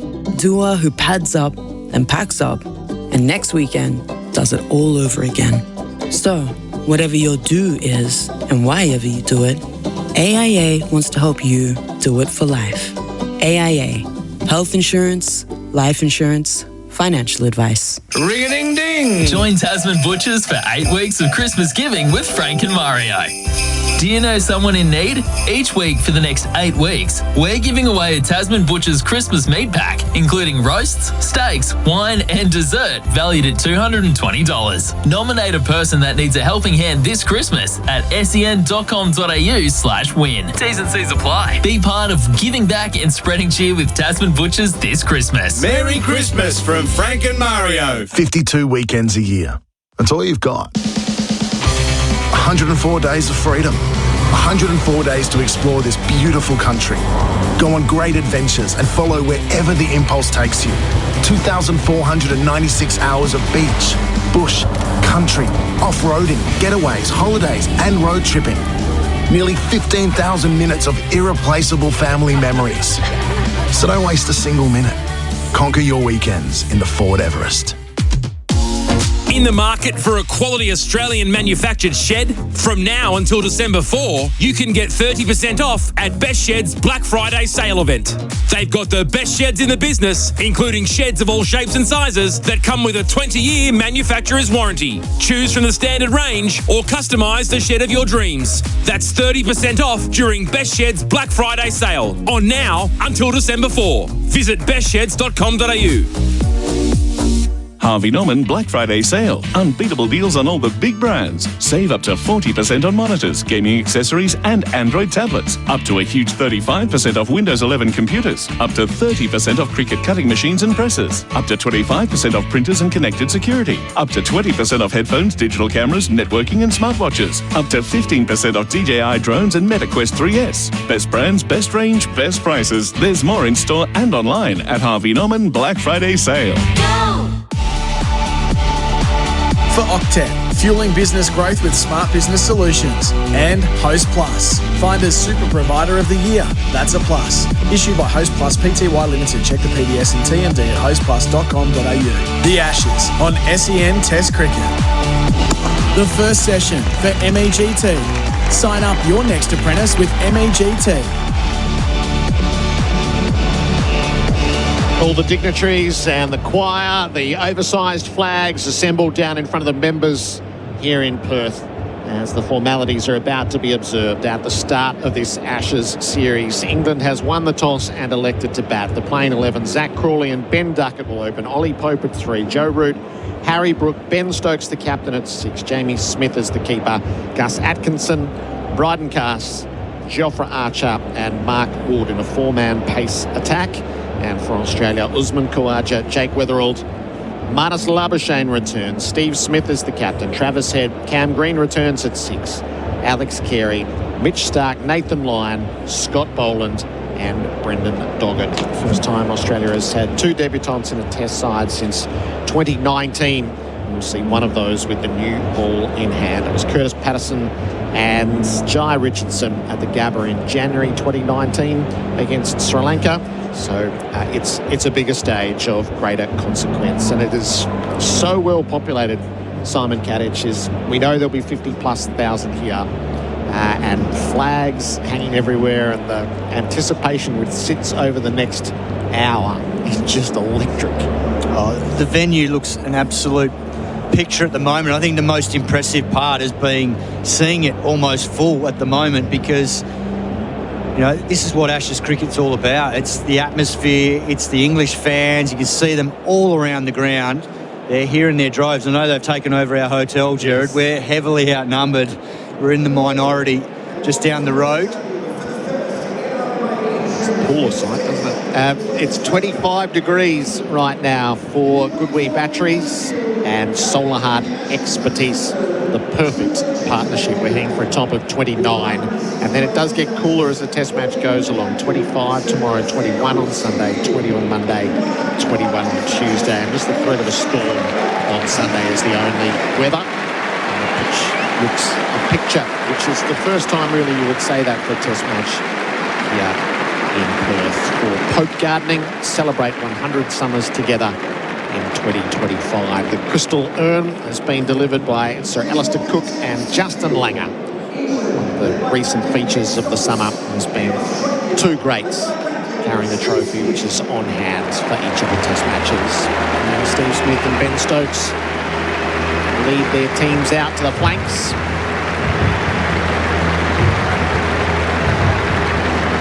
Welcome to country and the anthems to be performed. The final piece of the most wonderful build-up. So much spoken about over a couple of months. All sorts of opinions and debates and theories have been offered, which takes us right to the heart of how much Ashes cricket means to us, both in Australia and England. So let's join the formalities.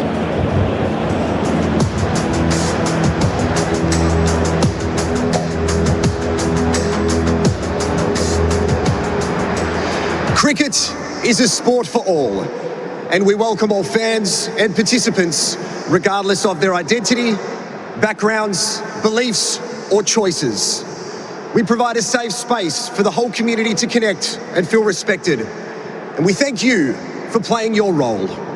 If able, we now ask you to be upstanding as we are joined by Whadjuk Country Elder, Dr. Richard Whalley, alongside John Maguire and Simon Forrest to conduct our Welcome to Country.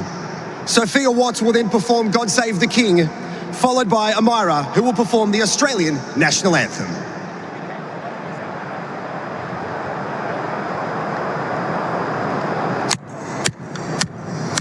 Mamen janangana kopenye, ngara buje, wajak buje kopenye, wirin buje, wajak buje. Mamen janangana kayawa, nana janangan wajak buje, ngara mut buje, wirin buje, kop buje. Mamen janangana budawan nana kwot kolona karak nana buje nana mut kayawa. This is the home of the Whadjuk people, the land of the Nyungar Nation. We ask the good spirit to keep everyone safe. This is a place where stories are made, told and shared, and today we create another story that we'll share around the world. And at the end of the presentation, may the good spirit take each and every one of us safely back to our families. Mamen janangala kopenye, ngala buje, mamen janangala kopenye, wajak buje kopenye.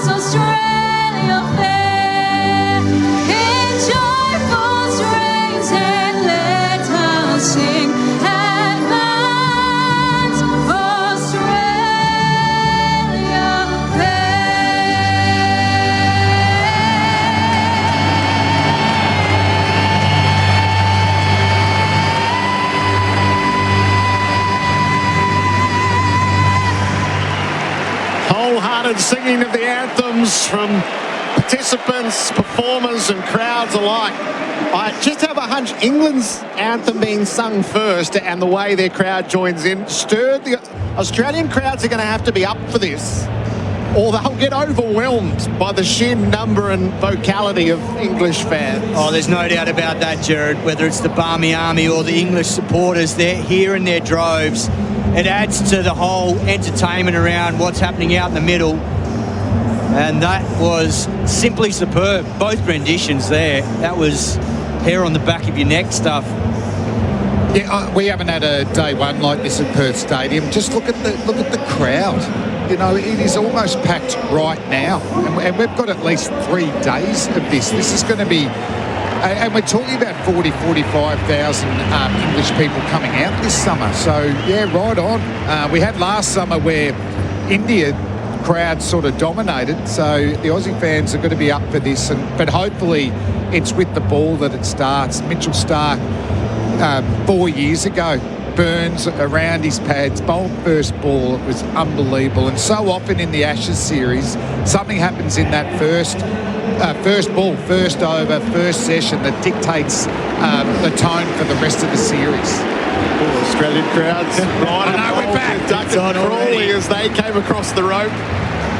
Mitch Starc with the delivery of the first ball. Macca's loving the cricket. So there's been odes to the first ball of Ashes series written in everything that's been sent out. As De Freitas, the slap down from Slater on his way to 176, and Harmison's ball to Langer, which lands at second slip. Starc on Burns. Crawley dispatching Cummins, premeditated the start of the previous Ashes. And Gideon Haigh reminded us the Gab at 1936.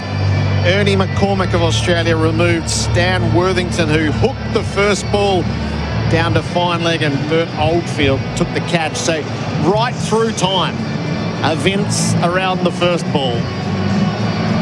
Well, the interesting thing about this one today is what line is Mitchell Starc going to go for straight up, because we know he loves to swing the new ball back in, but also you know that Zach Crawley loves to cover drive and throw his hands at the ball.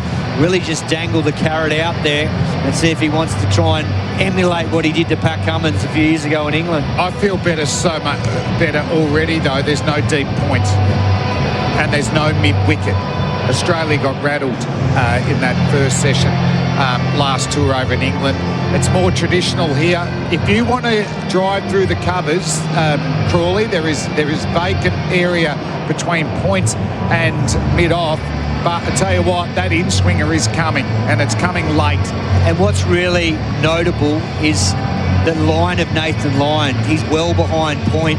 Normally he sort of stands just behind the sort of marking where the umpires are, square of the wicket, but he's probably a good couple of metres behind point, knowing that there's that extra pace and bounce, and the ball's likely to go behind the wicket early on. Electric guitars up on the roof. Oh, yeah. Dueling electric guitars, Australian anthems, English anthems. Isn't it? Yeah. I'm surprised you're not up there with them, Flem. You love it. I think I'm doing lunch up there. But a bit of Bon Scott, I think, a bit of an ode there. And that's the final countdown. The Ashes of 25-26 is upon us. Zach Crawley to face the first ball. Mitch Starc prowls around at the top of his mark. These are images that have been taken on live sites around the country, into shopping malls, into public squares. No pressure. Starc strides in. And he bowls to Crawley, who runs him away to points. A dot to start. Boring. That's a bit different than the last day. That was sort of there to hit on the up, and Crawley has chose to get his head over the ball, played it well, but that's not the Baz ball that we expect here. Good start from Mitchell Starc. That was right on the money from Starc. Great question first up from him. Zach Crawley, to his credit, tempered those hands and just laid it off backward a point to where Nathan Lyon was. Test match 101 for Starc. It's his 23rd in Ashes cricket. He has 97 wickets against England. Starc's over the wicket. He bowls. Crawley leaves after initially looking to play. And this is the challenge for him in this first 20 minutes. Does he throw the hands at it and play his natural game, or does he temper it and say, right, the team needs me to win this first little battle, get in a partnership with Duckett, and then we can expand later on. One of his best Test hundreds, Old Trafford, he did that.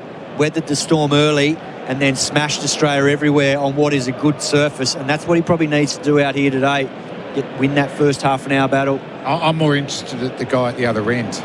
Crawley does let the ball go. Duckett doesn't do it a lot. He's in the mid-140s, Starc. He's brought good heat to the occasion. He bowls. Big drive and a miss. So he kept his powder dry for 2 balls, Crawley, and then he unloaded and missed. And we talk about keeping the hands in tight early on, opening the batting. And he just released them there. He liked what he saw, but it wasn't there to drive. A little bit of shape. I tell you what he's getting built up for, though, the big in-swinger. They've actually hit the seam and gone across Mitchell Starc. I wouldn't be surprised if it's this ball. 3 slips in a gully. That will heighten the senses of all involved. Starc in brilliant Perth sunshine. Hits the crease and bowls to Crawley, who leaves. And it's taken chest high by Carey. Hasn't been a big in-swinger yet. It's good pace and bounce, though, Cato. More like a day 2 pitch. The curator said it, nice and hard. Good preparation. And that's generally when the pace in the wicket is at its best. Normally day 1 here can be a little bit slower, and then once that moisture, if there is any moisture, comes out of it, but that's already come out of it because it sounded like this was ready to go maybe a day ago. Starc has taken 26 wickets in 5 tests at the venue at 21 and a half. 5th ball of the test match. Starc to Crawley, plays to mid-off. Followed by Head, no run. Pretty traditional test start, isn't it? That was out of the middle of the bat. And he's got some big... Sorry, Flint. Not sure if he actually tried that fuller in-swinger there, Mitchell Starc. Well, he's got some experience on this surface, Zach Crawley. 2 years ago, he was here for the Scorchers in the BBL. And historically, a lot of England batters have found it hard with the extra pace and bounce, and that they will nick off because they're used to slower surfaces where the ball doesn't come off and bounce as much. And for a tall man, though, he adapted pretty well. Yeah. Would we start with the maiden? Starc to Crawley. Edges, caught it. Oh, my God. Starc strikes in the opening over. Crawley goes. Kawaja takes the catch. The fall of Bazball begins. It's 1 for none. Well, this is the thing about playing in this venue. You want to throw your hands at the ball, and if the line's there, and it was outside off stump, not there to drive, throws the hands at it, no footwork, and you feed the slips for fun in Perth. Steve Smith doesn't drop those, and Australia strike first blood in the first over. What a start. I've never seen Starc celebrate like that. He ran about 50 metres past his teammates and up for the crowd. So the veteran who's been a legend of Australian cricket, over 100 tests now, he is up for this, and it was the wobbled seam. So did Crawley think that the ball was going to shape back in? It's hit the seam and gone away. Wouldn't have said it's the cleanest catch I've ever seen. Got in and got out, and he tucked it into his guts. A definite wobbled seam there from Starc, which has impact here because of the extra grass at Perth Stadium. 8 millimetres. The red kookaburra loves it. It sits in it for a little while and then it doesn't go straight on. It moves. And big wicket, big build-up. Mitchell Starc didn't waste one delivery. Well bowled. Apologies, I said Smith. I thought it was Kawaja took the catch. Scott Boland is going to take the new ball from the members' end. SEN Test Cricket for Octet, smart business finance. So for all that's been spoken about across a couple of months, 6 minutes has given us plenty to work with. And now Ben Duckett to face Scott Boland, who has this phenomenal record on home soil. 49 Test wickets already. He's played as a reinforcement, but he's as good as there's ever been on these shores. 9 tests, 49 wickets at 12.6. There's a short leg to support him with 3 slips and a gully. And Ben Duckett has watched his partner perish at the other end. Scott Boland around the wicket. Duckett plays and misses. Drawn forward. Perfectly pitched delivery from the Victorian. This is exactly what Australia want. They want it to be a nickathon here. Ben Duckett doesn't like leaving the ball. So if they give the length early to throw his hands at it, and that was perfect from Boland. Nice and full, angling in from around the wicket, and then just hits the seam and leaves Duckett. He's lucky he doesn't nick that through to Alex Carey. Mate, if that's his stock ball, he's going to get 10 for here. Or 9 for, sorry. Boland to Duckett on the move, runs the ball to cover and comes up with the first run. It wasn't clean off the blade, but it was enough for the woodwork to get it off the pitch. And the first run is on the board. Duckett underway. That's not bad batting from Duckett. He didn't go hard at that, but that first delivery swung him and then seamed away. But he's walked down with a defensive frame of mind, soft hands, and I think it's not a bad idea, Kato, get down the other end. Oh, without a doubt, no doubt. Try and absorb what you can and work as a pair. Now, this man's under some serious pressure, Ollie Pope. They brought the young kid, Jacob Bethel, over here on this tour. Played in New Zealand. Ollie Pope's record in Australia, ordinary, averages just over 11. Boland over the wicket, bowling to the right-hander. Pope edges wide of Gully, and he'll streakily get runs down to third. Lyon takes off. He'll overhaul it one step inside the rope. They'll come back to 3. But there was no balance and poise in that from Ollie Pope. That spoke of the nerves that have taken hold at 1 for 4. And this is the danger for him. He's coming off 100 and a 90 at Lilac Hill. Completely different conditions to what we're seeing here at Optus Stadium here today. Just a little bit inside out. Bottom hand took over and he squared up on impact, and that's why it went just wide of Gully. So there's some tension, as you'd expect, first morning of an Ashes. Controlling the hands and getting that nervous energy out of your system is paramount as a batter.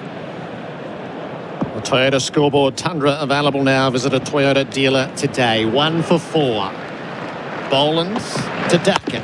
Drops the ball in front of him. Rode the bounce. Yeah, that's about as short as Bolo will go unless he's bowling a legitimate bounce. So I wonder if he just went a bit shorter because Duckett had walked at him the previous delivery. But that one to Pope, they could have just got edged behind easily. He looks a natural 5 for me, Pope. He's doing a role for the team, but, his average suggests that, he's not comfortable coming in against the new ball. So, great opportunity for the Australians to get a second wicket. Duckett has 6 Test centuries, none against Australia thus far. Boland to him, and he's leaving. Meow. Was that Travis Head or you, Gerard? If he leaves, he gets a meow. Yeah. I love that story. How good isn't it? They're competitors, but they're cracking each other up. Who started it? Was it Duckett or Head? I think Duckett started it. Travis did. Right. It's a story well told by both of them. So when one of them leaves a ball... What about consecutive meows? Meow. We'll bowl of milk coming out if there's another leaf. Last ball of Boland's first over. Delivers to Duckett, gets the Yorker out, jams it past short leg, and he'll pinch a couple of runs. He just had to touch the bat down a second time. He was going to be short at the non-strikers. 6 from the over. It's 1 for 6 on the Holman scoreboard. Plumbing perfected. Shark Bite Max. The Ashes on SEN Test Cricket. Nothing beats Black Friday at Harvey Norman. Catch all the action on a new LG TV and save over $1,200. And unlock the impossible in Point Cook. Secure your Henley house and land package today. Looking for your next fishing weapon? Bar Crusher is Australia's leading fishing boat builder and lead the industry in design excellence and quality. For the most advanced plate aluminium fishing boats or to build your dream boat online, visit barcrusher.com.au. The Ashes on SEN for Henley Holmes, 1-800-64-64-64. England 1 for 6. Pope is 3. Duckett is 3. Mitch Starc has taken the wickets. Pope has the strike. Starc bowls to him and Pope leaves. A delivery that ends up being taken low down by Carey. Good pace from Starc, 143 kilometres an hour. Looks like he's using the angle and the wobble seam so far. I haven't seen an excessive in-swinger. It's bright conditions at the moment, maybe not conducive to the ball swinging a lot. But I think that wobble seam delivery has made him so successful in these last few years, because I think a lot of right-handers were setting up for that in-swinger, and he was so predictable with it that it actually, it took away a little bit of the threat of the uncertainty of what line he was going to bowl. Whereas now, because he's got this delivery, they're not quite sure when that in-swing is coming. He uses that less, but it's been to more effect. Starc bowls. Pope back, edges caught. No, into the ground. Slapped it into the ground. And Smith grabs it at second slip. And this is the danger. Ollie Pope would have felt these preparations great. 100 last week and then a 90 in the second innings. So clearly coming off runs. But he's come out all guns blazing, and it's almost like he hasn't realised this is Perth Stadium, not Lilac Hill. And it's a completely different attack. He's just thrown his hands at it. He's got lucky with that one going down into the turf. He's blown a boot, I think, Mitchell Starc. Yes, going to need the farrier. Some right boot has been removed. Hasn't he, Gerard? Is that again, Fleming? The big spikes. You went down the line a few times. Oh, yeah, you didn't trigger it all then. 10 times your body weight going through with each delivery. You want to make sure that you're nice and stable when you release. He's taking the insole out. And it's interesting, the spikes have a fair bit of turf on them already.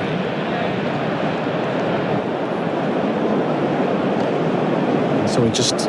A dismissal from Crawley we're seeing now. Just that the seam was angled towards Gully. Still gets his wrist and fingers behind the ball, so there's no loss of pace. And Usman, they got the reactions from Stephen Smith that didn't go clean. There was an element of, have you got it? Have you got it? Yeah. Replay, the Chemist Warehouse replay screen. So it's just a moment of pause in the third over. Crawley the man out, caught Khawaja bowled Starc for naught. It was 1 for none, and it is now 1 for 6. Pope had a devil of a time here 4 years ago, didn't he? He was spoken about as the prodigy coming through. He played 3 test matches, 35 and 4, 5 and 4, 14 and 5. And he suffered the fate of many a young Englishman on these shores to go away and try to rebuild us. Yeah, he's under the gun, there's no doubt, with the selection of Bethel. And the fact that Bethel can bowl some left-arm spin gives them that option if they want to keep with this plan of the 4-seamers and Stokes, and then having Root and Bethel to maybe break things up for 3 or 4 overs here and there. But he needs runs on this tour early, otherwise it's going to be brewing in his mind. Averaging 11 here in that past tour and 3 tests. Starc is re-shod and ready to go. Pope faces up. He got tucked up as he looked to turn the leg. Triples back down the pitch for Starc to shows follow through. How important number 3 is. You know, it's hard to have a dominant team if that's your vulnerable position, and we've seen that last 18 months with Marnus. You know, averaging 60 at some stage, missing out, and Australia was obviously banking on him to bat at number 3 for the next 4 or 5 years. Now he's back in, and he's back in because he's been performing at Shield level and scoring hundreds. But, you know, the Australians will sleep easily at night if Marnus can have a good series here at number 3. Starc with good speed. Bowls. Pope swishes down the leg side. Misses. Carey leaps away to his left and hauls it in. We're talking about that first over of Mitchell Starc and using that 3/4 seam. The pitch map they showed on the coverage in that first over was classic, just in the corridor to Crawley and just hanging it sort of 4th, 5th stump line, knowing that he's probably going to get impatient at some point. A great example of that being more of his stock ball now compared to it being the other way around probably 5-6 years ago when everything was stock ball, in swing, in swing, in swing. So that's where I think he's become a lot more of a threat to the right-handers. Starc hustles in. Pope leaves outside the off stump. And I think just watching Crawley there, his footwork was just minimal. And when you're not moving your feet in these type of conditions, you know, you are relying so much on your eye. And if there's any extra bounce or any movement, you're really in no man's land. Well, and particularly with the extra pace and bounce here, if you don't line the ball up correctly and you're playing outside the line of your eye line and just throwing your hands at the ball, if you don't get that right with your hand-eye coordination, and the ball's only got to move maybe, you know, a centimetre or 2, you're nicking it for fun, or it's going to gully, or it's slashing the backward point. And that's why it's so important to line the ball up on these faster, bouncier surfaces and almost let the ball come to you so you can score maybe leg side early on against it and then play the patience game in the corridor until the ball softens later. Starc hasn't conceded a run yet. Bowls to Pope, who leaves. So 2 overs, 2 maidens, 1 for none. The leader of the attack, England, is 1 for 6. The Toyota scoreboard, Tundra, available now. Visit a Toyota dealer today. Enjoy 5 free services when you buy your new Honda SUV today, only until 30 November. Make the most of this limited time offer and visit your local Honda centre today. T's and C's apply. Did you know you can watch all your favourite SEN shows on YouTube? Subscribe today. Landscapers and tradies need plants? Plantmark is your trusted wholesale nursery with a huge range at true trade prices. They supply landscape projects of all sizes, from quote to delivery. Open 6 days at 4 locations across Melbourne. Plantmark.com.au. The Ashes on SEN for 4:20, Australia's original fan food. England 1 for 6. Crawley, the man, gone without scoring. Scott Boland from the members' end. Ben Duckett is 3 from 5 balls. Boland to him, and Duckett drives him away through mid-on. It'll race across the Perth turf and touch the boundary for 4. Overpitched from Boland. Duckett got it away. And the first boundary will be a nerve settler for England for a Zito brushless power tools. Do you? Great shot, and that's a great example of what I was just talking about last over. Duckett gets the line to work with there because the ball's around the wicket, coming into off stump, and he's basically playing it right in his eye line. So all he has to do is punch it straight back down the ground. Safe shot, great shot. That's what they need to do in this first half an hour. Boland, take it on the back foot, knocks it away. Point line comes out to field, no run. Yeah, Bolo just got it wrong there. Yeah, maybe a fraction full. Yeah, and the angle in, he can comfortably play that. You want him playing away from his body. And that's where I think coming over and around the wicket and changing it up is really important. You're actually not changing your action too much. It just naturally changes your angle. I want Duckett. He's going to play at every delivery. I don't want to be him playing it below his feet. I want him to throw his hands at it and take a chance. 3 slips a gully and short leg in place. Boland's around the wicket. Rolls and Duckett leaves. Wow. And I don't mind Boland coming in tight and making him play early for the price of a 4. Steve Smith won't mind that. But the other part of this is knowing his history of wanting to hit the ball and the Baz ball theory and playing aggressively. Australia can also afford to potentially just keep dangling the carrot in the corridor for a period of time, knowing that these guys don't like playing leaves and playing boring cricket. So Australia can do it both ways.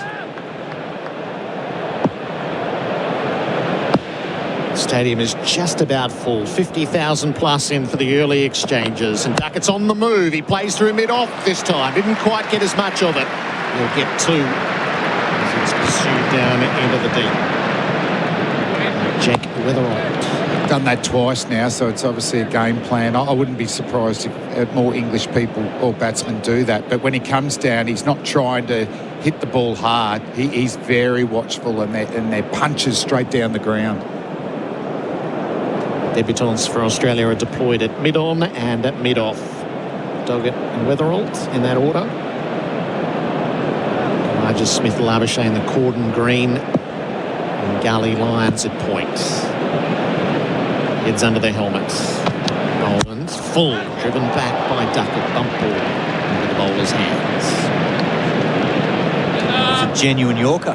Don't often see that in Test cricket.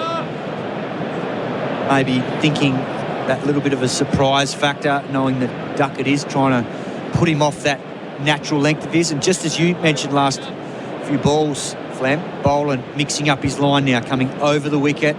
Just trying to see whether that plan of attack might work for him.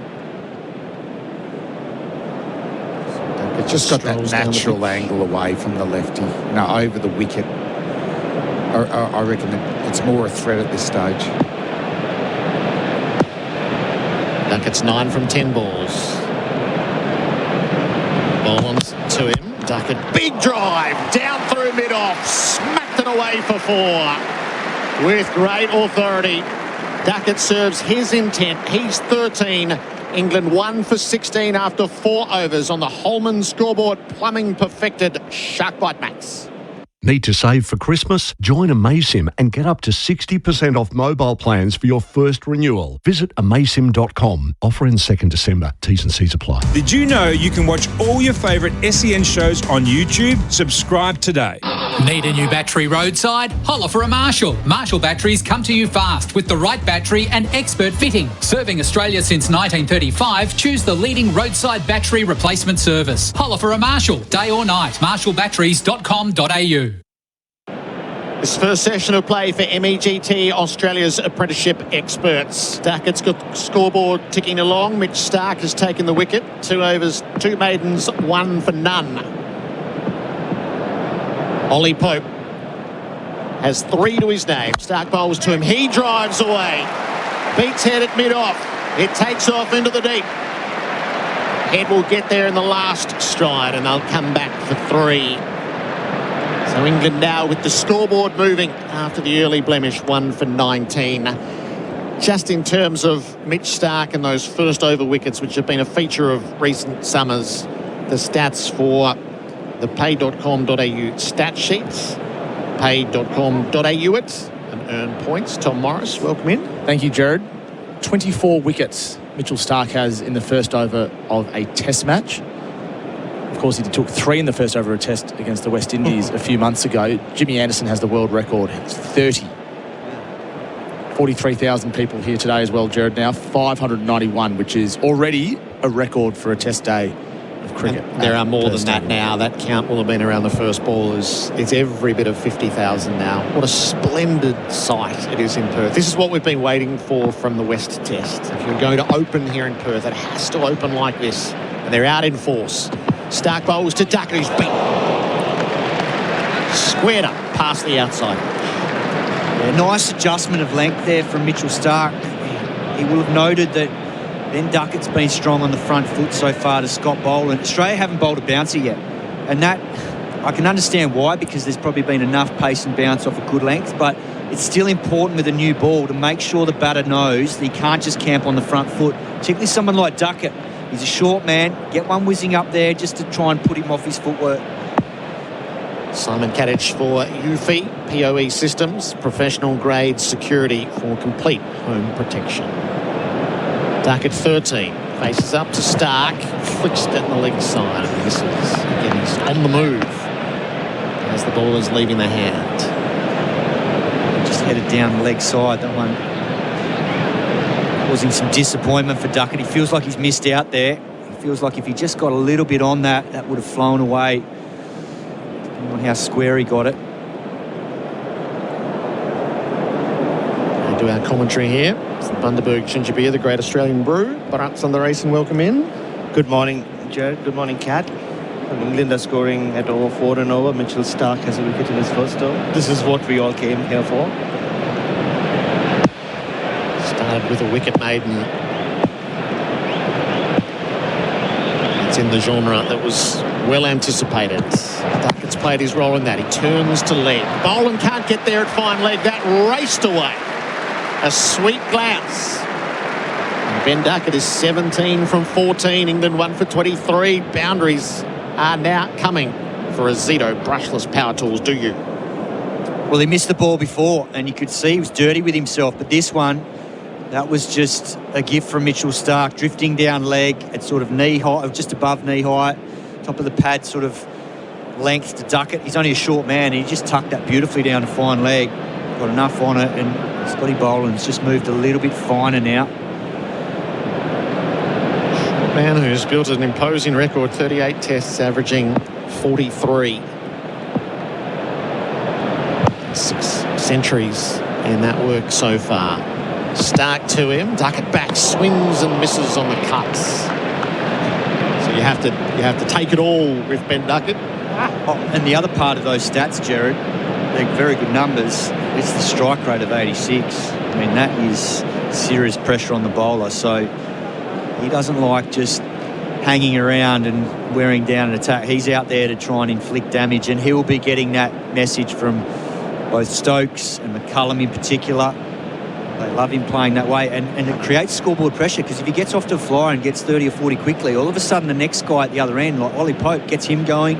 He might get his way to 10, and he feels comfortable. It just eases the tension in the dressing room. So this is a big wicket, this. If Australia can knock him over early here, limit the damage, they'll be right into this England middle order as they want. Last ball of Stark's third over.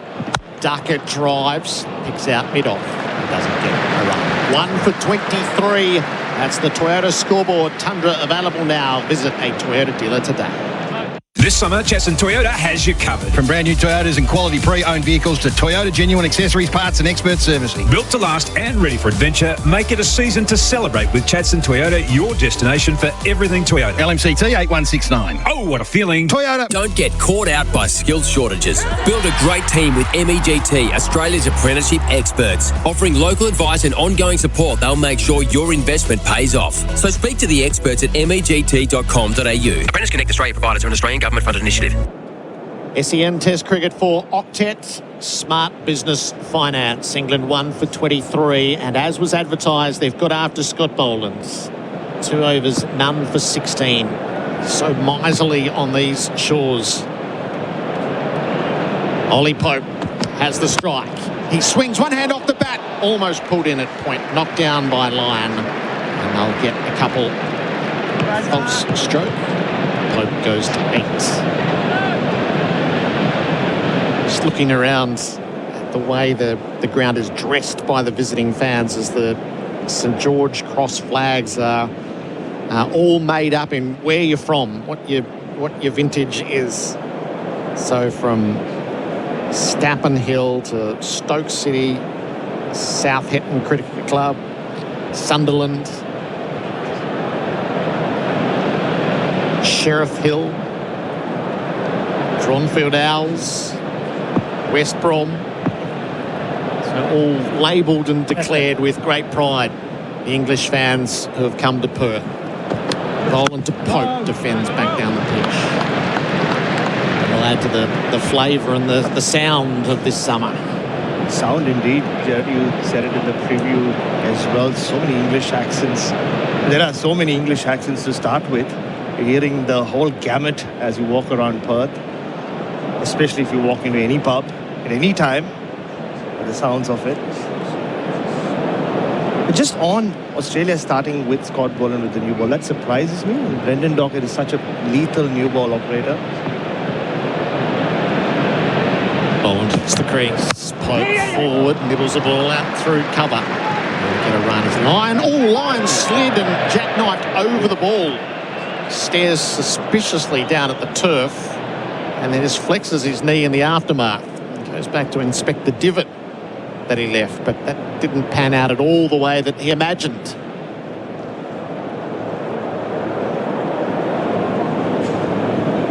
The ground had Metallica on it not that long ago. You can see where the stage was set at the western end, and that would have been all the on-turf traffic. He's moving okay, Lyon, as he crosses the pitch, but it's just an awkward little moment to deal with early. I agree with your comment around Doggett not getting the new ball. I think they've gone with the experienced option, but Scott Boland's best record for Australia has been obviously following the other two, the big two, and bowling that first change. Duckett on strike, runs the ball to Gully, fielded by Green. And you can't underestimate, it doesn't seem like much, but that dynamic's different because certain types of bowlers are better suited to bowling with a new ball, where it might swing more, or I guess Doggett being on debut, does it mean if you give him the new ball, it gets him into the contest early and just relieves any sort of tension that there might be around it? But what is noticeable so far is this looks like a good surface. Boland strides in, Duckett advances and drives for 4. It's a lovely stroke. Pounced and executed perfectly. Duckett is hard to reel in. He's 21 from 18 and he has the boundaries ticking over. And maybe this will enforce the change. Maybe it will bring Doggett in. And because the 2 days out, Simon, I saw Stark and Doggett operating together in the same net and they were sharing the new ball. I thought that was a sign. But clearly they've come to the ground and thought otherwise. Nice ball of Boland's over. He's come back around the wicket. Duckett, he's tried to nibble that. He's played and missed. They're up in the cordon. Neither Carey nor the bowler thought that he nicked it. 1 for 30 at the end of 6 overs. That is the Toyota scoreboard. Tundra available now. Visit a Toyota dealer today. Adam Collins is coming in for Bundaberg Ginger Beer, the great Australian brew.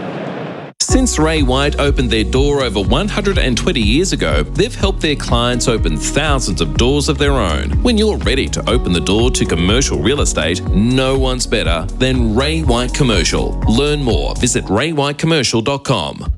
Did you know that Cobra Estate extra virgin olive oil supports heart health when consuming 2 or more 15ml serves per day as part of a balanced diet? Cobra Estate, premium quality, great tasting and the most awarded Australian extra virgin olive oil. SEN Test Cricket for Octet Smart Business Finance. Adam Collins jumping in, Kat with me, Baz behind me, Tommy Morris as well. England, after losing Zach Crawley in the first over of the series, have settled. Duckett counter-attacking, 21 from 19. Ollie Pope, 9 from 11. Mitchell Starc to continue his spell from the Justin Langer stand-in. G'day, Kat. Morning, Colo. Bharat, all our listeners. Lovely moment here. Something going on behind the sight screen, is it? Possibly. Either way, Stark's being held by umpire Holdstock. Meanwhile, just Doggett preparing to just loosening up. Should be bowling the next over because England have taken to Scott Boland even if he got one back sort of. Doggett's dropped to fine leg. He'll bowl the next over. Here's Stark. 3 slips behind Pope. Delivers here. Plays with a straight blade. Towards mid-off, there'll be no single there. Labuschagne prowling. Yeah, this surface looks good. Even that defence from Ollie Pope there, rock solid. It looks like there's no real demons in this wicket at the moment. Just good carry and bounce, but it looks a good true surface. So Australia got some work to do here, given the Duckett's got off to a flyer. Pope in the runs last week at Lilac Hill. Century in the first innings, 90 in the second. Waiting for Stark, up past umpire Holdstock. Left arm over bowls here, clipping. Just past the square leg umpire, the ball runs. Plenty of room to work with in that direction. They'll turn for 2. And they'll be satisfied with that. Pope to double figures. He's 11, 1 for 32. It looks like a different Ollie Pope. I know it's been 4 years. He's grown in his career. He's played a lot more test matches. But he just seems stiller at the crease this time around, Simon. But remember during the last Ashes, obviously it ended in embarrassing fashion. He was on the floor. Bowled around his legs. Bowled around his legs in Hobart. But just seems stiller, seems to be in more control of his body, and the shape seems to be great when he's defending the ball and even just pushing it through the covers. This pair going at a run a minute. Stark again. Bowls to Pope. Pope goes back and flays it just past Cameron Green. Got a hand on it. Went to his right. They'll get a single. So Pope to 12, 1 for 33. We need a second look. Dragged it down and saved the boundary. Don't think it got close to giving him a chance of snaffling it. We see it again here. Yeah, bounced in front of him by about 3 metres, Simon. Yeah, what stood out so far, right from the word go, is he's come out with intent. And I mentioned the runs at Lilac Hill. Obviously great when you spend time out in the middle, different conditions. The only danger is you don't adjust to the new conditions and start again. But he's come out here with a clear plan to be decisive, and I think it's the right way to go about it, because if you're indecisive in these sorts of conditions against this Australian attack, you'll pay the price. But it's looked like he's had a clear plan of being decisive, looking to hit the ball and score. And when you are in that attacking mindset or frame of mind, you get yourself in better positions to defend the ball as well. So that's what's been evident so far in both these 2 games. 12th man, Webster's on the field. He's at 3rd slip. Next to Smith and Khawaja. Stark now to Duckett. Bowls here from the Langer end. Duckett hit on the pad. Big shout for leg before given. Umpire Holdstock went up quick. Duckett will consult Ollie Pope. The only question could be, was it sliding down the leg side, but it looked adjacent, Simon. It looked good live, but the one thing that Duckett does is he stays leg side of the ball, so he feels like this is worth a review here. He's got 2 seconds left. I think he's already made the T sign. He has. They've TV umpire to director will have a player review for LBW. On-field decision is out. I've checked the field placement and it's a fair delivery. Front and first, please. Umpire Saikat from Bangladesh, the 3rd umpire for IMAR, Trusted Tradies Insurance. Call 13 IMAR. So watching the first replay, Simon. It's going to be tight, this. So it's hitting Does in there line appear with to be middle of the any leg. bat involved? I need to check that with RTS, please. Best, I think, yeah, he's gone. Seeing it on the Chemist Warehouse replay screen. Is the ball touching the leg Hold it stump? 1 second for me. I think it's hit him in the inside of that leg, so that will Flat line as the ball passes the ensure bat, that satisfied. it Ball should be tracking umpire's when the call wicket if is not ready, hitting. please. Just hold here as they go through the technology. Pitching 2 line, roots for short, and impacting line, it is and hitting. It's clipping the leg stump. will be Start's staying got with too your out early. decision. And it's Stand the by your danger man spin Duckett. He signal looked now. good, but he's walking back for 21. A second wicket in the first passage of play. England 2 for 33. That's a massive strike for Australia because he is a dangerous character, Ben Duckett. Got England off to a quick start, given Crawley got out the first over, and that's a big blow. It just looked like it held its line enough to just defeat him on the inside part of his bat plane, and that's what's undid him there, because I can understand why he reviewed it, because it did look like initially it was heading down, but it just shaped enough. It's a huge moment, Baz. He's been the in-form opener for England for a couple of years now. And so often he sets test series up for England as well, test matches up for sure. And just the way he'd started, it looked like he was taking the attack to Australia, and even though they got that wicket in the first over, it was slowly beginning to look like England's first tower. Not anymore. And he walks, especially now with Joe Root back out there in the middle. on the way out, taking guard here. An all-time great Joe Root. 13,500 test runs at 51, 39 centuries. Tom Morris with us as well with the numbers. But his record in Australia is the one we're all talking about this summer. So he averages 35 on these shores. His high score is 89, 950s. Not terrible, but not as good as his overall record as you just mentioned. So this is massive. Never made a century in Australia. Tommy, for the Cobram Estate, Australia's extra virgin olive oil. So all eyes on Stark. He's going to be clapped into Root. His first ball of the series, facing up here, and he leaves alone in the channel outside the line of the off stump. I've spent the best part of the last 3 days watching a lot of Joe Root in the nets, and he's just the fact that he's the freedom now to just focus on his batting. He doesn't have the captaincy and everything else that comes with it, nor does he have the focus of being the one main batter in that side who has to really carry that burden of the team, and it's allowed him to work out some techniques which I'm intrigued to see if he uses in this game. A lot around that shot that's always gotten him into trouble, how to avoid it, how to work around it. Seeing on the Chemist Warehouse replay screen, that was 145 kilometres an hour from Stark. One ball left in his successful over the wicket to Root. He plays outside the line of the off stump, playing a miss. For a moment there, the Corden were interested. What an over from Stark. He's going beautifully. He's got 2 for 10. England are 2 for 33. That's on the Toyota scoreboard. Tundra available now. Visit a Toyota dealer today. G'day there, a multi-car crash on the Eastern Freeway outbound before Blackburn Road. 3 lanes are closed. Use Doncaster Road or the Maroondah Highway. A broken down truck on the Western Freeway outbound exit to Robinson's Road. That's blocking the left-hand turning lane. Springvale Homemaker is open until 9 p.m. tonight. Shop Harvey Norman, Main, IKEA and more. Late night shopping at Springvale Homemaker, Thursday and Friday until 9 p.m.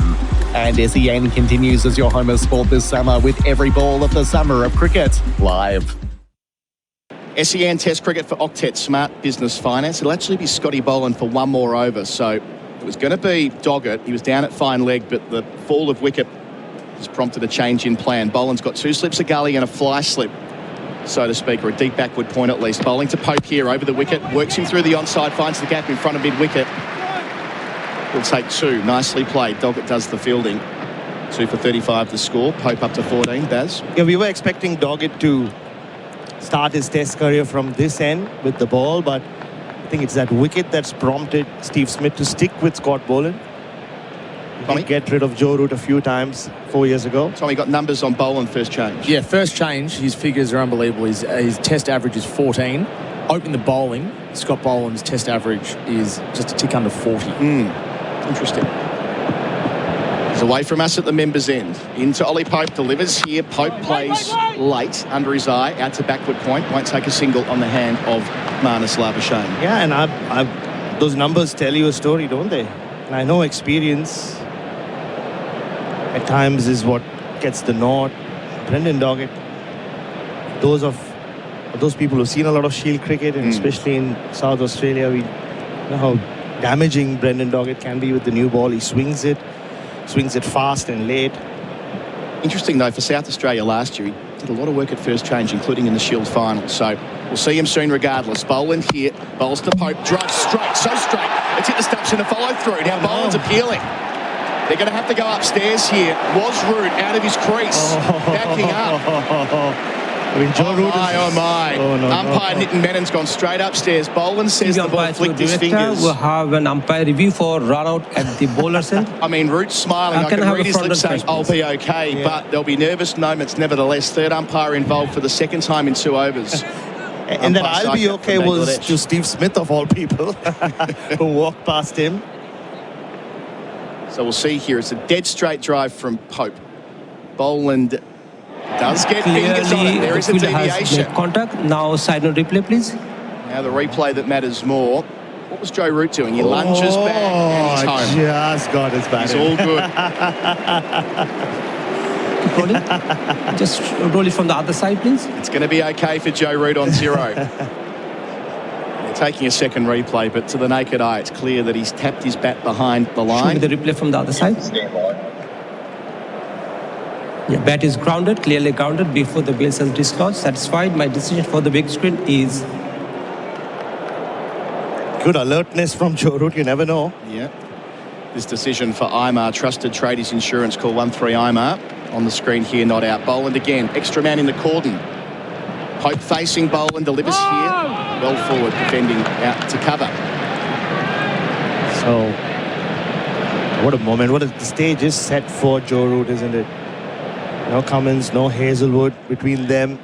Well, they've dismissed him 21 times. He has played a lot of test cricket against those two as well. So much talk that England have to win this test with Australia missing about over 600 test wickets. No Cummins, Hazelwood, but more so on Joe Root. Has there ever been a better chance for him to make a test 100 in Australia?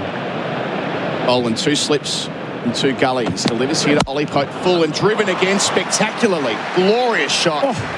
Off drive for 4. That's like throwdown stuff. Pope up to 18, 2 for 39. It was a floaty half volley, wasn't it? Just crunched it. He just smacked it down the ground. Sounded good.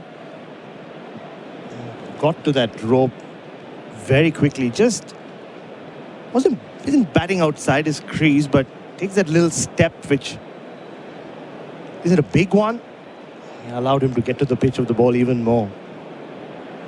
So Pope up to 18 from 19 balls. Boland here, and he leaves alone on the basis of length. 6 runs coming from the over. 2 for 39 England. Pope's on 18, Root yet to score. And that is on the Glencore scoreboard, advancing everyday life. The Ashes on SEN Test Cricket. Nothing beats Black Friday at Harvey Norman with up to 35% off Windows 11 computers and up to 40% off monitors. And Henley Homes. Hard to beat. Ask other builders, then come back to us. henley.com.au. Engines feeling like they've been bowled out? Step up to the crease with Sinopec Premium Lubricants, delivering smooth performance that hits for 6. Visit them at 1 Rosebride Place, Truganina, or sinopeconline.com.au. Sinopec Premium Lubricants. Keep your engines in winning form. Coverage at Perth Stadiums for Octet Smart Business Finance. It'll be Stark to continue. 2 wickets already for him. 2 for 10 from 4. Collecting both openers in his first spell of the series. Joe Root thumping the bat into the turf. Yet to score. 3 slips behind him. Stark up, delivers, and Root leaves alone on length. Hits the gloves of Carey hard. It was a nervous shot from him to win the last Stark ball, wasn't it? You don't associate nerves with someone who's played a number of test matches that Joe Root has, but kind of tells you first morning of an Ashes series, just poked at it. It was on 5th or almost 5.5, as batters like to say. Chased it. You would not have wanted to see that replay if it had got a snick. And he finished that series against India in tremendous nick. 300s in 3 test matches. No crackers too at Lord's, Manchester in the Oval. Finished that series averaging 67. Breaking a whole bunch of records along the way. He is an all-timer. Can he do it here in Perth this week? He'll never get a better chance. Stark up to him. Root leaves wide of the off stump. Carey taking it in front of Usman Khawaja at first slip. And it's this line of attack that multiple Australian bowling attacks have now operated with and got him into trouble. So often he's got out nicked off behind the wicket. And it's something that he's worked on meticulously, as always, in the lead up to this series, and especially in the lead up to this test. Whether he should leave those deliveries or keep leaving them, or if he approaches them differently, maybe with a straighter bat angle than the horizontal one, the angle one that he's used all these years. Yeah, that steer that he loves playing behind point. We see it today. Stark up to him. Root faces and leaves alone. Let's remember that, Root has got 4 Ashes hundreds in England, including an aggressive one at Edgbaston to start the series a couple of years ago. So he's not without success against this bowling group. It's just in Australia he's yet to get that 100, which has been such a talking point leading in. Yeah, it's always been that little extra bounce on these pitches that has often got him into trouble while he's attempted that steer, or just even that extension of the defensive shot that he plays, where it's got the splice of the bat.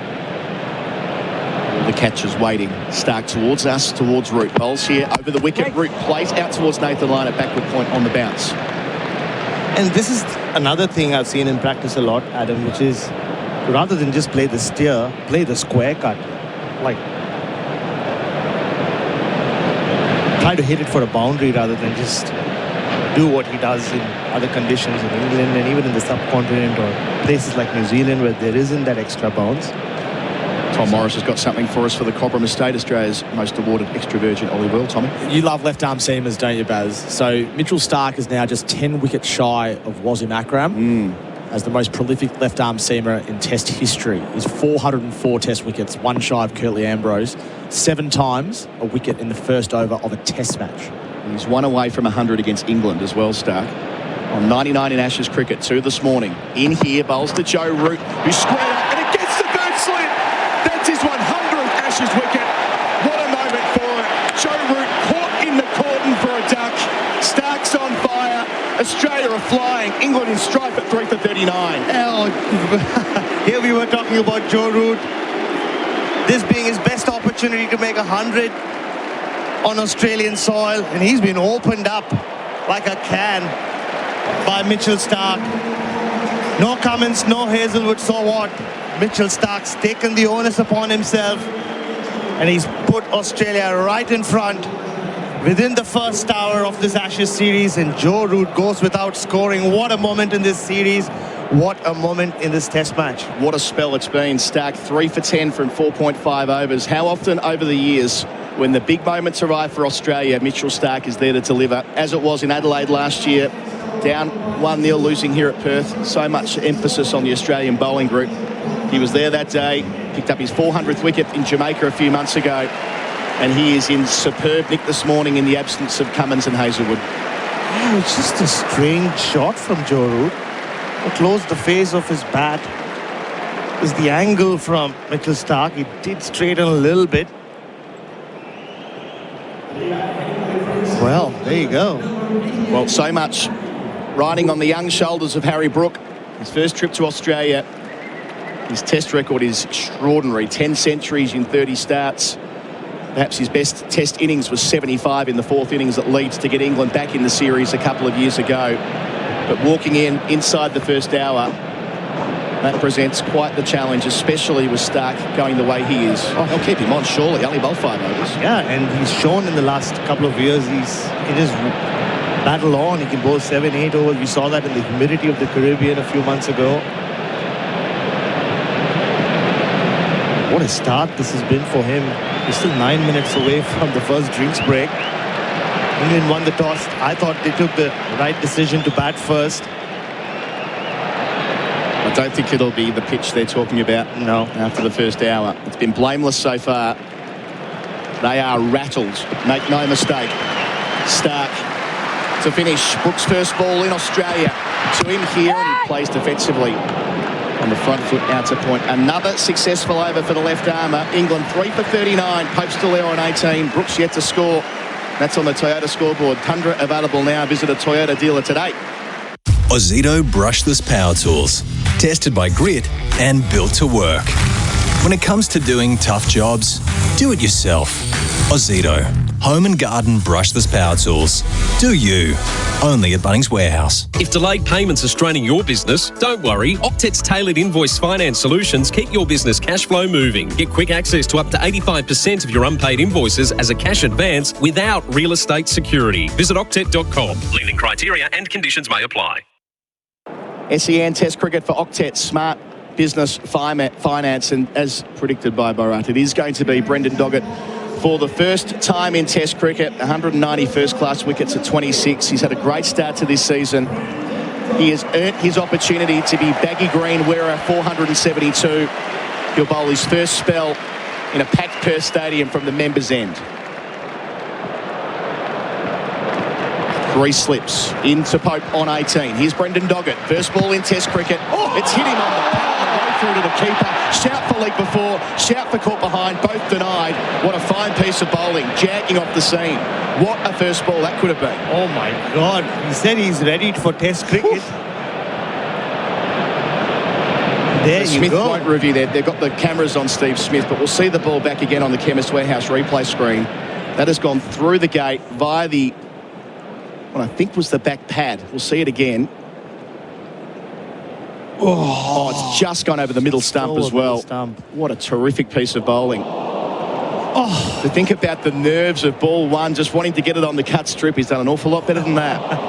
That's the ball of the morning. It's missed everything by about a centimetre.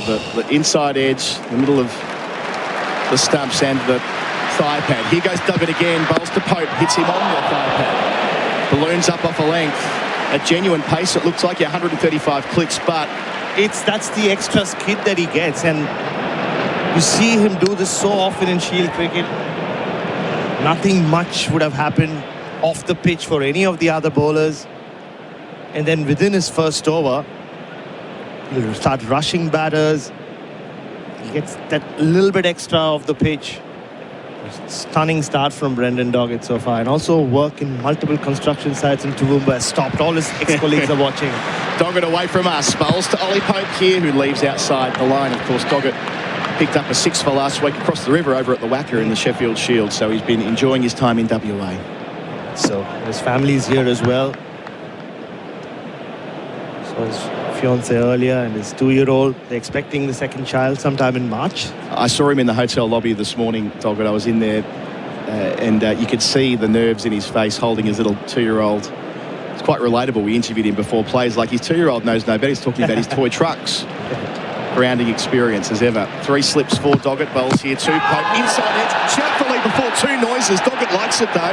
The umpire Menon turns him down. Sounded like a couple of noises through the effects mic. It did. It certainly did. There'll be no review. I think he was the only one appealing, and why not? Once again, rushing Pope. It's that the ability to get the ball through quickly once it pitches. It was a big inside edge. Yeah. But you could see Pope was on the move. Interesting, Baz, for a guy whose stock delivery is the outswinger, he's hitting the seam and jagging it back in his first over. He's have really good seam position. That's one of his strengths as a bowler. There he is again. 2 left in the over. Bowls here down the leg side, 4 runs. Is it runs? Is it leg byes? We'll find out in a moment. It is leg byes. So 4 for 43 the first time that Doggett strayed. He's got his radar wrong there. 4 really good deliveries and 1 down the leg side. Boundaries for Azito brushless power tools. Do you? But what a moment for him. You know, 10 years ago, he was working as an apprentice carpenter, chippy, with his boss Nelson, who he loves talking about, who would let him go and play cricket on Saturdays, pick him up from the railway station and back at the construction site the next morning. Doggett to finish his first over in the game. Bowls here and leaving alone on length again is Ollie Pope. But a great first over. 4 leg byes from it, but probing all the way through. 3 for 43 the score. That's on the Toyota scoreboard. Tundra available now. Visit a Toyota dealer today, and that's with Pope on 18. Brook yet to score. Gilly, KO Sports is the home of summer sport with the Ashes, F1, NBL and the Supercars, right? Yes, Travis Head. And if you're new to KO Sports, get 1 month of KO Premium for just $1. Offer ends November 30. Nice. KO Sports. Get on board. In the market for a quality Australian manufactured shed? From now until December 4, get 30% off during Best Shed's Black Friday sale event. Be bowled over on the best quality sheds and get a 20-year manufacturer's warranty. Visit bestsheds.com.au. SEN Test Cricket for Octet Smart Business Finance. Adam Collins, Bharat Sundaresan with you, and of course Mitchell Starc will continue. Why wouldn't he? He has been tremendous, taking his Test wickets at 16 this year. On the charge, bowling from the Langer end. Delivers here, dancing his Brook. It flies away through cover point. He'll get runs for it, but not without risk. Dancing at Mitchell Starc. It crawls out towards the rope. 2 men converging upon it. One of them, Travis Head, will make the return. They think about running 4. They're satisfied with 3. So, Harry Brook off the mark in Ashes cricket in Australia. 3 for 46, but that's some approach. Well, you can say that's what Harry Brook does, but this felt like a statement to me. Adam jumping at Mitchell Starc, and like he always does, Harry Brook, when he jumps out of his crease, you'll see always he tries to make room. So they clears the offside, and he likes to go inside out very often. Didn't make great contact. No. Outside part of the bat, he was very leg side of the ball. Encouraging for Starc, gets a go at Pope. He's 18 from 26. Bowls here, Pope leaves outside the line. It swings away into the gloves of Carey. Yeah, all of a sudden the focus now on Ollie Pope. Lost his vice captaincy in the lead up to this Ashes. You know, he was very close to losing a spot in this team. We shouldn't underplay the comments made by Rob Key when he handed the vice captaincy to Harry Brook and said he's just a better leader than Pope. Pope came back to county cricket. He played that last game of the season against Notts, which I was covering, and looked in all sorts. It came straight after he lost the vice captaincy. I think there was definitely a world where Bethel could have overtaken him. He's here right now on 18. Got a couple of hundreds this year. Start with those 100 Ashes victims. 3 this morning. Up to the crease, delivers here, and driving is Pope to extra cover where there won't be a single. And Crown catch. It's on him. He's looked pretty good so far in his stay at the crease, but feels a different world when him and Ben Duckett were putting the pressure back on Australia. Things have changed since then. Mitchell Starc. Can I just say, this first star of this Ashes series, if anything, has been the celebration of the greatness of Mitchell Starc. Yep. You know, we so often say, oh, is he underappreciated? Does he get his due? I mean, he should have already got it by now. If he hasn't already, come on, Australia, what are you thinking? He is one of the all-time greats that Australia produced in Test cricket. Doing this without his 2 big mates this week as well. Starc halfway through the over, delivers here, Pope across his stumps and delivers back down the pitch. And Starc flicks it up like Curtly Ambrose used to do. Nice footwork. And I had a nice chat with him, I think 3 days out from the Tests. He just finished a heavy net session and he's walking off, and he said, here we go, another summer to look forward to. And I said, yeah, and you're the only man standing, because he got hit in the nether regions while batting. I said, are you okay? I saw you were bending down. He's like, no, I'm fine. I'm the only man standing now. So it's going to be different this week without Pat and Josh. Yeah. And boy, has he stood up tall, as he has so often for Australia in the last 15 years. In here again to Pope. Delivers left arm over, and Pope leaves alone on length.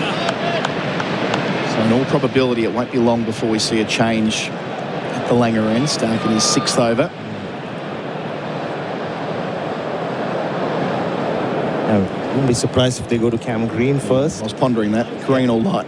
Green or line, probably Green, getting into the Test match. A little swap of ends for Poland. Also on the cards. He just keeps on keeping on, Mitchell Starc. Pace up as well. Every ball in this over in the mid-140s, low to mid-140s. So bending his back, getting plenty out of the Perth track.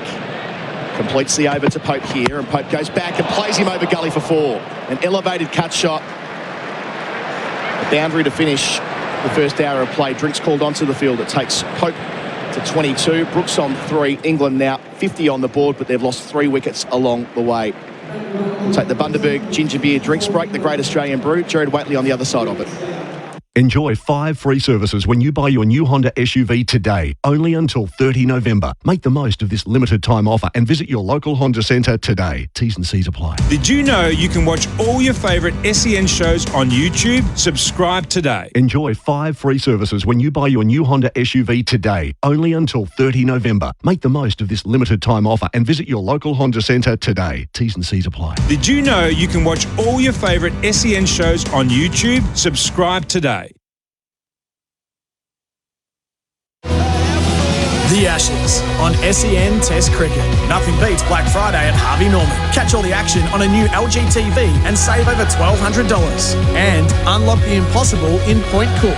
Secure your Henley House and Land package today. Your machinery shouldn't sound like a drop catch. Keep it in top form with Sinopec Premium Lubricants. Whether you're running trucks, tractors or anything in between, visit Sinopec's new warehouse at 1 Rosebride Place, Truganina. Hit performance for 6 with Sinopec Premium Lubricants. Visit sinopeconline.com.au.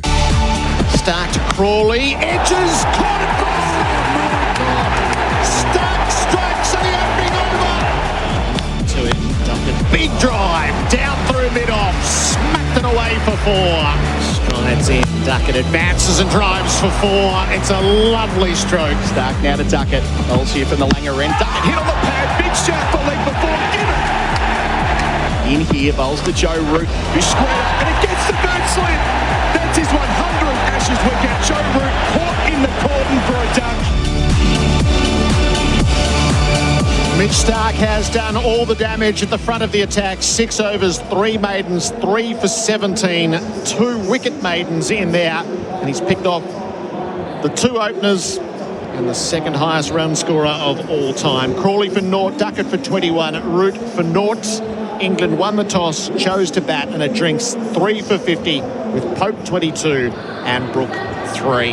The drinks break here is for Bundaberg Ginger Beer. Treat yourself this summer with an ice-cold Bundaberg Ginger Beer, the great Australian brew. And for the first time in our broadcast box, it's a warm welcome to Stuart Broad. Stuart, great to have you here. Great to be here. Thanks for having me. What have you made of the first hour? It's been incredible, hasn't it? It's what Ashes cricket's all about. You have the nerves, the emotion right at the start, and then you lean on your big experience, quick. Yes, no Cummins, no Hazelwood. What does Mitchell Starc do? This is what he does best. Wicket in that first over. He's been absolutely superb leading this group. No real swing. That's what's been really noticeable. Mitchell Starc is so known for swinging the ball back to the right-handers, but he's used his experience with no swing to wobble the ball across, bring the slips into play. And getting Root for naught. He's got a great record of getting fantastic batters out. At the other end, Boland maybe struggled a bit, tried to chase the fuller deliveries without that movement, got driven down the ground a little bit, but it's all been about Mitchell Starc this morning, and England now have to soak up a little bit of pressure. 3 for 50. Harry Brook will go on the attack. There's only 2 balls in, 3 runs. He's already danced down the track. He's not going to let Doggett settle, that is for sure. Brendan Doggett, the country chippy.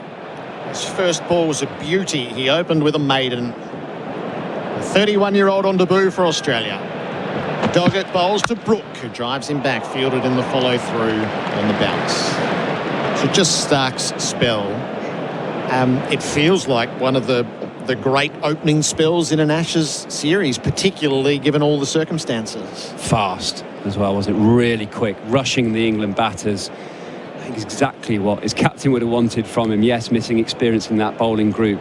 He stands up, gets the ball. It's actually really clever bowling as well. He didn't chase the swing. He realised it wasn't going to swing too much for him, and he went to that wobble seam, just nipping across the right-handed batters, and just built so much pressure. Doggett to Brook, drives away, a long off, pushed back. Some head comes around, they concede the single. Brook is 4, 3 for 51. That sounds quite interesting, a long off back to Harry Brook. 4 balls into his innings. It's clever captaincy. They've done their research. Harry Brook, when he wants to relieve a bit of pressure, uses his feet to try and open up extra cover and try and hit 4 or 6 over extra cover. So they've placed that fielder to tempt him to say, you can still got that gap if you want to go for it, but we've got a fielder there if you get it off the toe end. So yeah, I think that's a clever bit of captaincy from Steve Smith there. He's got a short mid-wicket in place. Doggett to Pope, squared up the fence off. Just in terms of the build-up and the optimism, and then winning the toss and choosing to bat. So what's to absorb at 3 for 51? Just in terms of all the high hopes and a couple of ducks from Crawley and Root. Within the changing room, it will very much be about looking forward. Where do we go from here? The positivity, it looks a really good pitch, let's be honest. When you're seeing balls driven down the ground as crisply as they are, you think it's a really good surface for batting. Look at the Pope defence. It's about getting up to 320, 350, building a partnership. There's still a lot of batting to come. Remember Ben Stokes in next. Jamie Smith is a really nice player, sort of modelled a bit on the Adam Gilchrist style of play. Might suit this style of pitch and bowling. And then the tail is actually a bit longer than you think, because we're not playing Shoaib Bashir, who's a genuine number 11. Cars is pretty handy with the bat. Mark Wood can swing. So they'll still have a hope that they can get a decent score. It's not a 230 pitch, is it? No. And we need to be 350. I would have thought that would be the mindset in the England changing room. Pope faces up, runs the ball away to Gully. He was taking off. Green missed on the dive, and they do complete the single. Pope was keener than Brook initially, but for that rare moment, Green didn't reach it. A single taken, 3 for 52.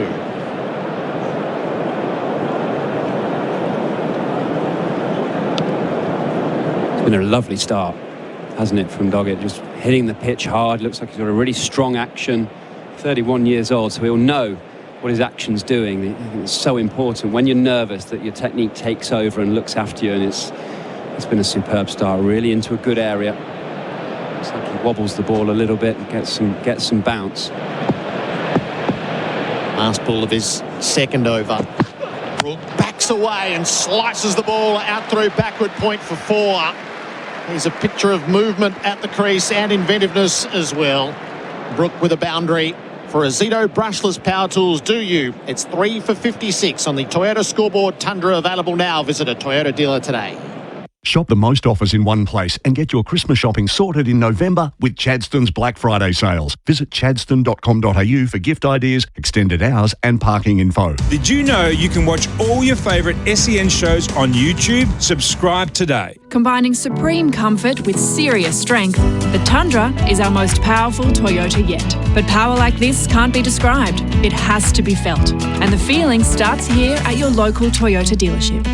Oh, what a feeling. Toyota. SEN Test Cricket for Octet Smart Business Finance. We're going to have a bowling change here. Mitch Stark's spell ends at 6 overs, 3 maidens, 3 for 17. The bowling change for RSEA Safety, trusted by tradies across Australia.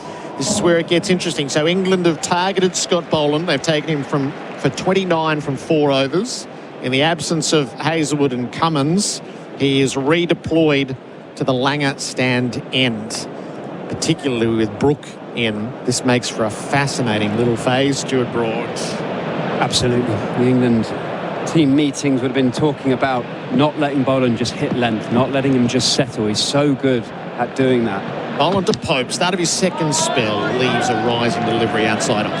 And we might see both batters play slightly differently here. Ollie Pope, 23, he's got a start. He's leaving the ball nicely. He's playing quite calmly. Harry Brook, slightly different mindset. He looks to get going early. He looks to get the scoreboard moving, like he did the last ball of the final over, backing away outside leg stump and slicing the ball through backward point. That's what he does. He'll use his feet. He'll manipulate the crease.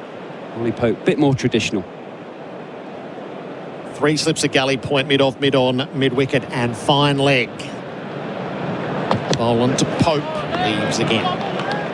Interesting moment for Boland. So we know is clearly targeted in the England Ashes after wreaking havoc when he came into the previous home summer. And they were big numbers in the end. You were obviously part of that. So how does he respond once he sees that mode coming at him again? Yeah, it's a great question. His greatest strength is that he hits the same area over and over again. It can also lead into being a bit of a weakness if the England batters know exactly where the ball's going to be and they can target that length. Pope leaves the third ball. I think for him, it'd be useful if he uses his bouncer a bit more. I know he's not express pace, but that bouncer just to surprise the batters a little bit, particularly to Harry Brook, who has been out top-edging balls to fine leg on numerous occasions in test match cricket. But the England batting group are going to target him but now we throw in 3 for 56. If it was none for 56, we'd see a completely different tempo to this England batting group. You lose 3 wickets, 3 big wickets. You have to play with a little bit more caution. So this is a good time for Boland to come on to bowl. He had a nervy start, there's no doubt about that, taking the new ball. Doesn't often take the new ball with Josh Hazlewood around. So given that responsibility, but change of ends, it might be a change of fortune. Boland to Pope, who's drawn forward to defend. No hint of Cam Green warming up yet in gully. So I imagine that's the last Stark bowls. He bowls for the first hour, has the hour and 40 minutes off, starts the second session. We'll see Lyon at the end of this session. He bowls well with the bounce here. And then Cam Green's the unknown. He bowled the 16 overs in the Shield game, coming off the side issue.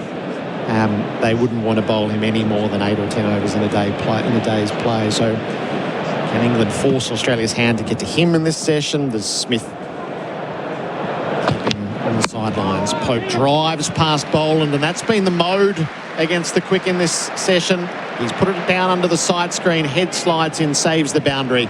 Pope hustles back for a third. He moves to 26, and England is 3 for 59. What I would say, you mentioned that 59, that's probably worth about 70 on the outfield. A very slow outfield. Balls haven't run away to the boundary. England have been scampering around for 2s and 3s. So that number, although it looks short, England will be thinking, do you know what, it's worth a few more just because the ball isn't running away to the boundary. We might have Metallica to blame for that. Scarring on the ground. So long off, back, and deep backward points. With Brook, an ever-present threat. He's defensive on a ball that leapt at him. Gets it down to the leg side. 3 from the over, 3 for 59. The scoreboard is for Toyota Tundra, available now. Visit a Toyota dealer today.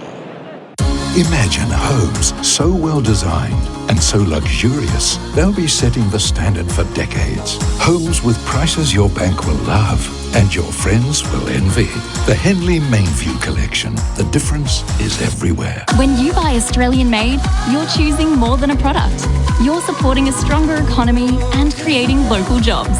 So look for the Australian made green and gold kangaroo and buy Australian. Visit australianmade.com.au. The Ashes on SEN for Henley Holmes, 1800 64 64 64. England is 3 for 59. Pope is 26. Doggett is in his third over for Australia. Oh, and he's got a ball cut back like the first one he delivered. And Pope had shaped a cut. He was nowhere near it as it rips through to Carey. This has been impressive from Doggett. I was going to say that's a good ball to Ollie Pope, nipping back. It's a good ball to anyone, isn't it? Just going over the top of the stumps, but real seam movement. Doggett's got the most out this surface with the lateral movement so far.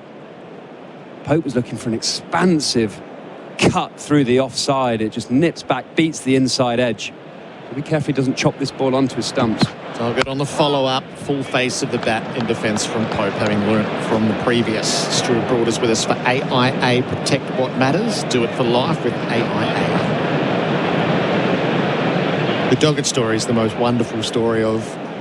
He was just trundling away in the Toowoomba Souths team on a Saturday afternoon. Never had any sights for representative cricket. The first squad he made was the Queensland Bulls.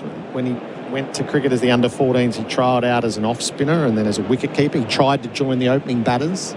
And then he plays away for Toowoomba Souths, and he's just too good for that competition. Full into the pads and clipped away by Pope, who took the opportunity that was offered. And he finds the boundary. Pope is having his moments here. He's 30. It's 3 for 63. The boundaries are for Azito brushless power tools. Do you? Anytime Australia have gone slightly fuller, England have pounced, and it's always a good sign. Nice batting surface. When the bowler does miss on the full side, the batters can find the middle of the bat. And Ollie Pope didn't try and hit that too hard, just leant on it. The pace of Doggett beats the gap between mid-wicket and mid-on. Doggett on the follow-up, full down the leg side. Missed by Pope this time. It was just a bit off balance.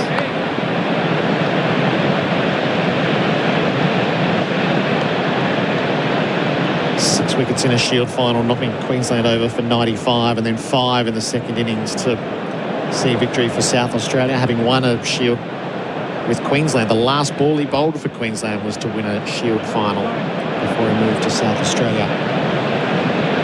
It's coming off injury, interrupted start to his season, but he took 5 for first up at the Wacker and a 6 for at the Wacker, and then 5 for in Hobart. And he became an irresistible choice once Hazelwood was injured. A player who knows his game so well, just standing up behind the side screen. Instruction has been issued by the umpires. Fans are ready. Pope is ready. Doggett is with him. Pope back to cut, and he gets it away through backward point. Green takes off out of gully, and he will get there on the dive, illustrating the slower outfield that Stuart Broad told you about. 33 for Pope. It's 3 for 66. And it's that width that Pope is really looking to attack. Anytime he gets the opportunity outside off stump, he throws his hands at it. Got to be a bit careful he doesn't slice that in the air. To gully with the extra bounce. We see a field change now when Harry Brook gets on strike. That long off comes into play and a deep point. They're trying to encourage him to hit over extra cover and maybe slice it away in the air to Travis Head down at deep point. Water long off and deep squares out as well. So the bouncer could be in play. Very defensive field for Harry Brook. 4 in the deep for him. Brook, the bouncer, was well scouted, well executed, but left well enough alone. 3 for 66. The Holman scoreboard plumbing perfected. Shark Bite Max. Stay cool this summer with Chadson Toyota's service special. Get air conditioning services for just $295, or add AC sanitised deodorise and filter replacement for only $199. Book today. T's and C's apply. Visit chadsontoyota.com.au. LMCT 8169. Oh, what a feeling. Toyota. Looking for your next fishing weapon? Bar Crusher is Australia's leading fishing boat builder and lead the industry in design excellence and quality. For the most advanced plate aluminium fishing boats, or to build your dream boat online, visit barcrusher.com.au. The Ashes on SEN for 4 and 20, Australia's original fan food. Pope 33, Brook 8, 3 for 66. Boland is in operation from the Langer stand end, and Pope is nudging to off, and he takes off on the good call. Brook hustles through, and they turn the stroke over. 3 for 67. How did you feel this morning, Stuart? You've been part of 40 Ashes test matches, so modern history you've been a part of, and knowing that you were coming to broadcast and to spectate rather than play, how was it? I still had a few nerves, if I'm honest. You know, it's obviously not as many as if I was preparing myself to bowl that first hour, but a lot of excitement. I've been thinking about this series for quite a while. There's been a brilliant build-up, hasn't there? A lot of tension leading into it. I think both sides are nicely matched. Brook faces up. He's clipping from his pads, but he picks out mid-wicket. Can't find her out. I still had that same feeling in the stomach when Joe Root nicked it to slip, of like, oh no, don't do this to me. But you know, England at 3 for 67. It's been Australia's morning, no doubt. It's been Mitchell Stark's morning. It's been absolutely superb. But England could have been worse. Could have been worse. You know, if they can get up to 300, they give themselves a chance with an all-seam attack. If you're 120 all out, you have no chance. So this is a really big partnership right now. Ball into Brooks, swings across the line and misses. That is a dirty hoik.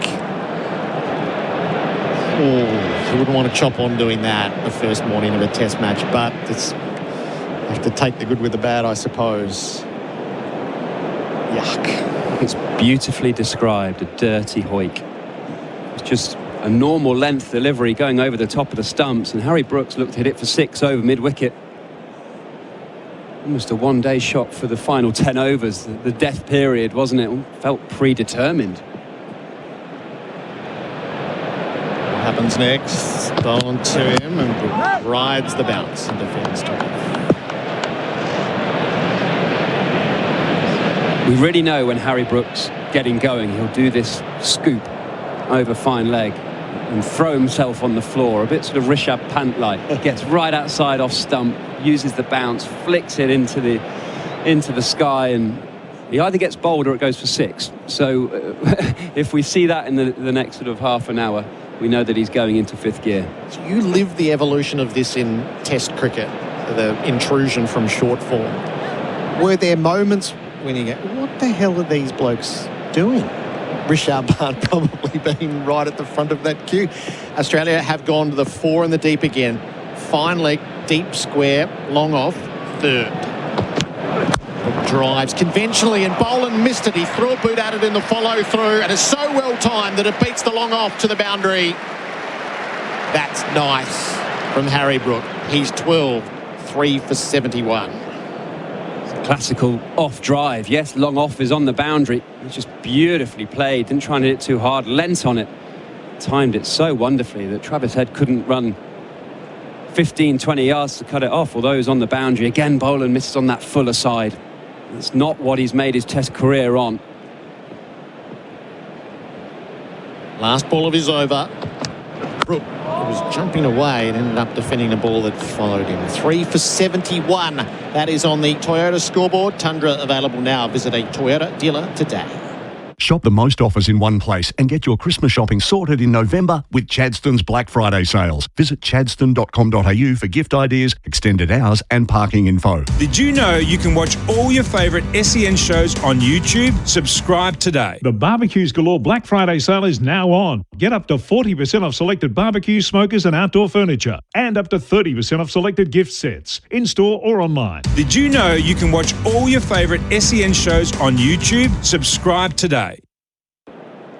This opening session for play is for MEGT, Australia's apprenticeship experts. England 3 for 71. Pope 34, Brook 12. Doggett is in operation from the members' end. And Pope has the strike. He's flicking off his pads down to fine leg. He will get a single 3 for 72. Our experts for UFI POE systems, professional grade security for complete home protection. Stuart Broad is joined by Damien Fleming, so some hardcore bowlology coming here. Hello to you, Flem. Yeah, I'm enjoying it. There's been a bit of bowlology and batology. Big Stu, good to see you, mate. Listeners. No, certainly so. Probably the story for the Australians is Bolo hasn't been able to set into that line, and I think England's game plan against him is working. And even Duckett, when he advanced down, he wasn't trying to smash it for 4, but you know yourself, Stu, that really messes with your length. 3 in the deep for Brook. Doggett to him. He's tucked away at the leg side, which is wide open, and a single taken, 3 for 73. And Brook's intent is enough. He's after them, isn't he? It's actually interesting with Boland. I wonder with those little steps that Duckett took early, whether that puts him off on his delivery stride and he sort of panics in that moment and goes fuller. Yep. Normally when someone walks at you, you drop a bit shorter. You've got more chance of it being a dot ball because someone's advancing at you generally to hit you down the ground. So he's just being put off on that delivery stride and going full, and it's definitely a game plan from England to try and hurt Scott Boland. We know how brilliant he is at hitting length and hitting an area, and if you let him do that, he'll do it all day and he'll cause you pain. So they're trying to put him off. Moving the field around. Pope, that's down the leg side. I mean, the stats are insane. They would have slightly changed here, but his bowling average in Australia was 9 and in England 115. So for me, it was always, can that plan, work, which worked 2 years ago in England, can it work on our quicker and bouncier pitches? But, the thing I did like about it was controlled. And I know at the end of my mark, or at the end of your mark, you just want to bowl the best ball you can. But as soon as they start walking or backing away like Brook, you've got a couple of plans in your mind, don't you? Absolutely. And as a bowler, you want 3 slips in the gully. You want attacking fields. Doggett over the wicket. Pope back, cuts as a deep point pushed back line, keeps it to 1, 3 for 74. And England's game plan is to get attacking fields out the way. As soon as you get a deep point in, maybe a long off, and there's not 3 slips in the gully and a short leg, if you make that mistake, it goes in the gap and it might go for 4. So I think they're quite deliberately attacking Boland particularly. I think Doggett's been superb. There'll be anxiety there. He'll be desperate for that first Test match wicket, but he's shown great attributes of hitting the pitch hard. He's going to be a difficult bowler to take on for England. And Stark's done what Stark's done for 100 Test matches, hasn't he? Amazing. 100 Ashes wickets. Doggett bowls to Brook. It's on the leg side. Balloons up to backward square. Carey runs around to field. It'll be a leg by, I would imagine. Yes, leg by signal, 3 for 75. I'll tell you what I found interesting. I thought Harry Brook plays like this. He backs away, he uses his feet. losing 3 early wickets, that was my question mark in my mind. Will he do it? Will he be brave enough to advance, try and hit over the offside? Will he back away and do a little scoop or whatever? And he's come with that same intent. It's been quite impressive. Because Ashes cricket, you're living and dying with that. If he suddenly gets caught fine leg scooping, a lot of question marks come. Doggett to Pope, drives. He won't beat mid-on. Start quickly out of the blocks. 3 for 75. The scoreboard for Toyota Tundra, available now. Visit a Toyota dealer today. Imagine homes so well designed and so luxurious, they'll be setting the standard for decades. Homes with prices your bank will love and your friends will envy.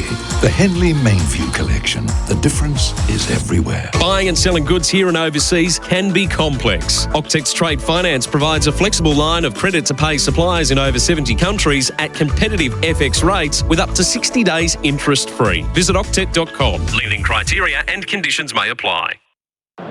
The Ashes on SEN for Henley Holmes, 1-800 64 64 64. England 3 for 75. Pope is 36, Brook is 13. Scott Boland 6 overs, none for 37. Has never been treated like this on home soil.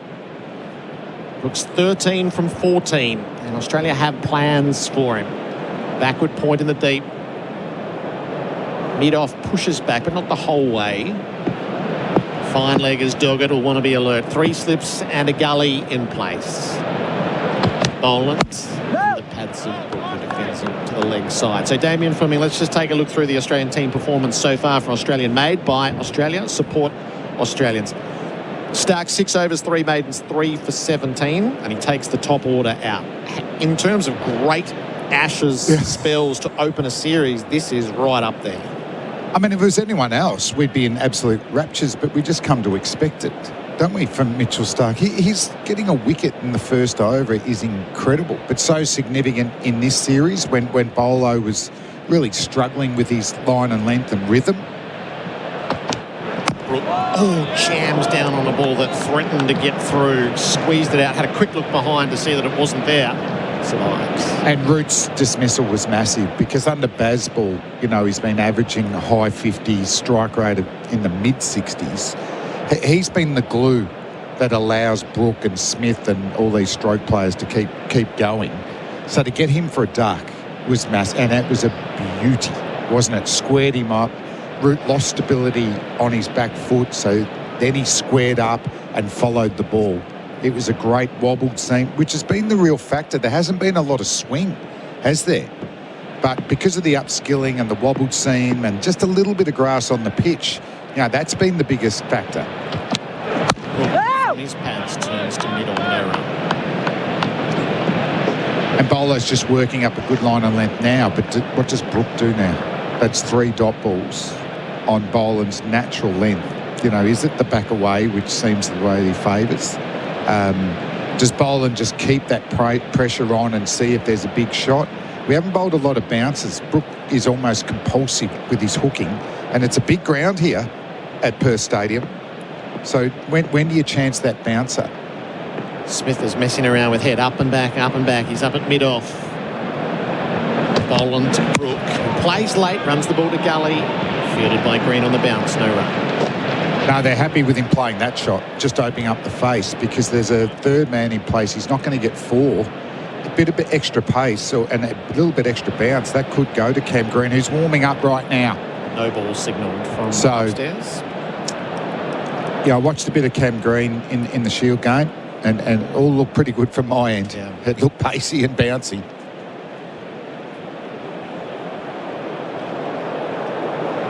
On just the wrong side of things there. Get a little look at Green in this session for MEGT. Sign up your next apprentice with MEGT. Boland comes at Brook again. Brook clips from his pads. He's picked out Starc at mid-on a couple of times. Can't get the run that he's looking for, and he swings the right arm in frustration.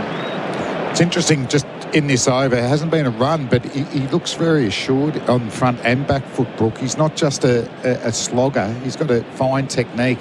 Can Boland just get one outside his eye line and see whether Brook sees an opportunity to score and throw his hands in it? There's catches behind the wicket, but he's bowled very straight this over.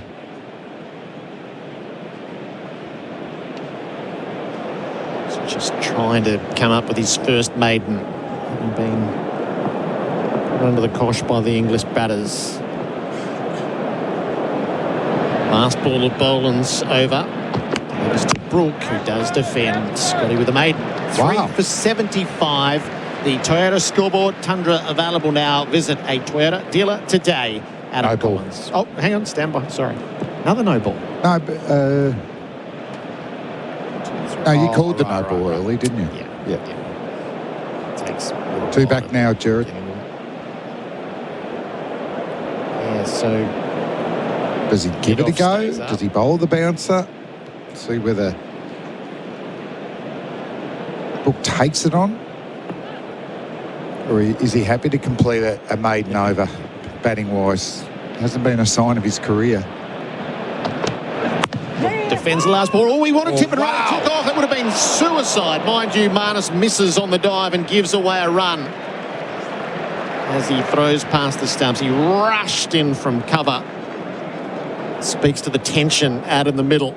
Madness. 3 for 77 into the over. SEN Test Cricket for Octet. Smart Business Finance.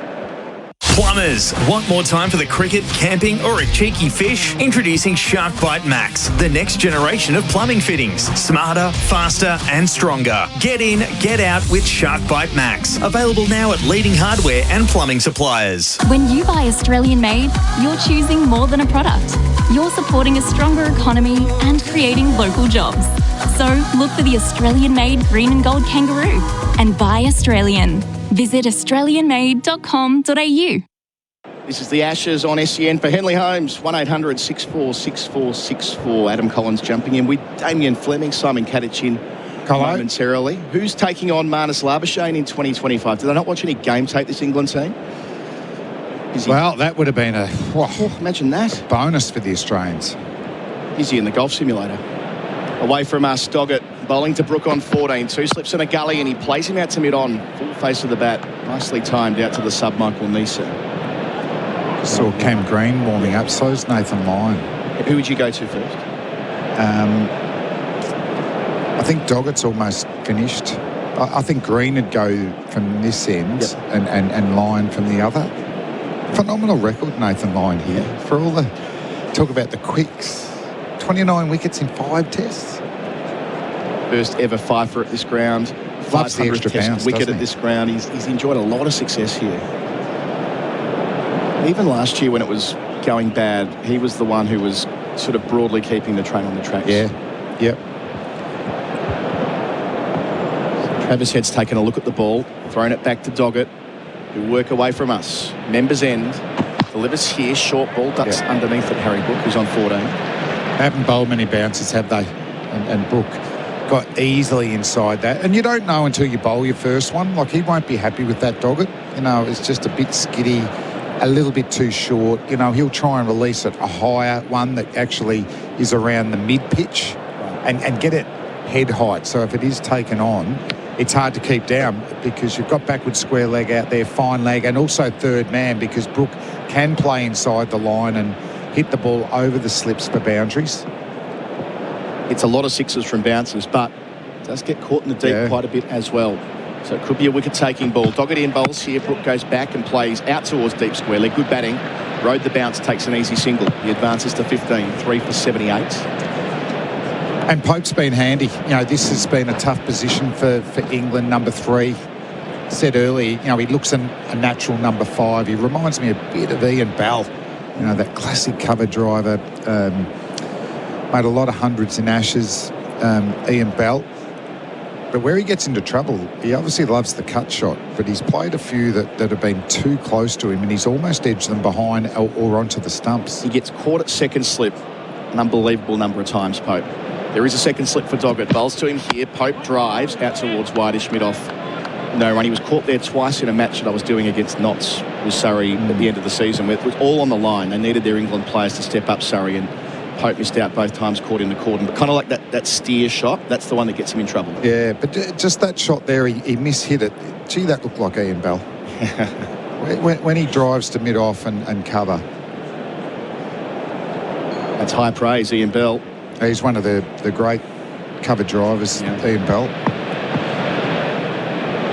Doggett, 2 left in the over. Bowls here and Pope in behind it defensively. It's been pretty impressive, hasn't it? Like, you know, you haven't seen signs too much that there's been nerves, but just a good selection, isn't it? Like, I know he's had 2 or 3 years of getting a lot of wickets, but he's backed it up with a 6-for and a 5-for. You know, a lot of the times the people who come in are the ones that are just next in line, and they might not be playing a lot. But Doggett couldn't be more happier to be picked right now. He's in great form, good resilience. He's at the peak of his powers. He's bashed it all down. Can he get a first test wicket? Bowls here to finish to Pope, who leaves on length in the corridor that you like, Flem. 1 run from the over. 3-4-78 on the Holman scoreboard. Plumbing perfected, shark bite max, and that's with Pope on 36 and Brook on 15. The Ashes on SEN Test Cricket. Nothing beats Black Friday at Harvey Norman with up to 35% off Windows 11 computers and up to 40% off monitors. And Henley Homes. Hard to beat. Ask other builders, then come back to us. henley.com.au. Since Ray White opened their door over 120 years ago, they've helped their clients open thousands of doors of their own. When you're ready to open the door to commercial real estate, no one's better than Ray White Commercial. Learn more. Visit raywhitecommercial.com. The Ashes on SEN for Henley Homes, 1800 64 64 64. There's going to be a change of bowling from the Justin Langer stand end. We were just calling it, Clem. It's Nathan Lyon. Oh, what about the cheer for Nathan Lyon? Such a popular cricketer all around the world. He was marking out his run-up at the Langer stand end earlier on, had a bit of a chin wag. He's always up.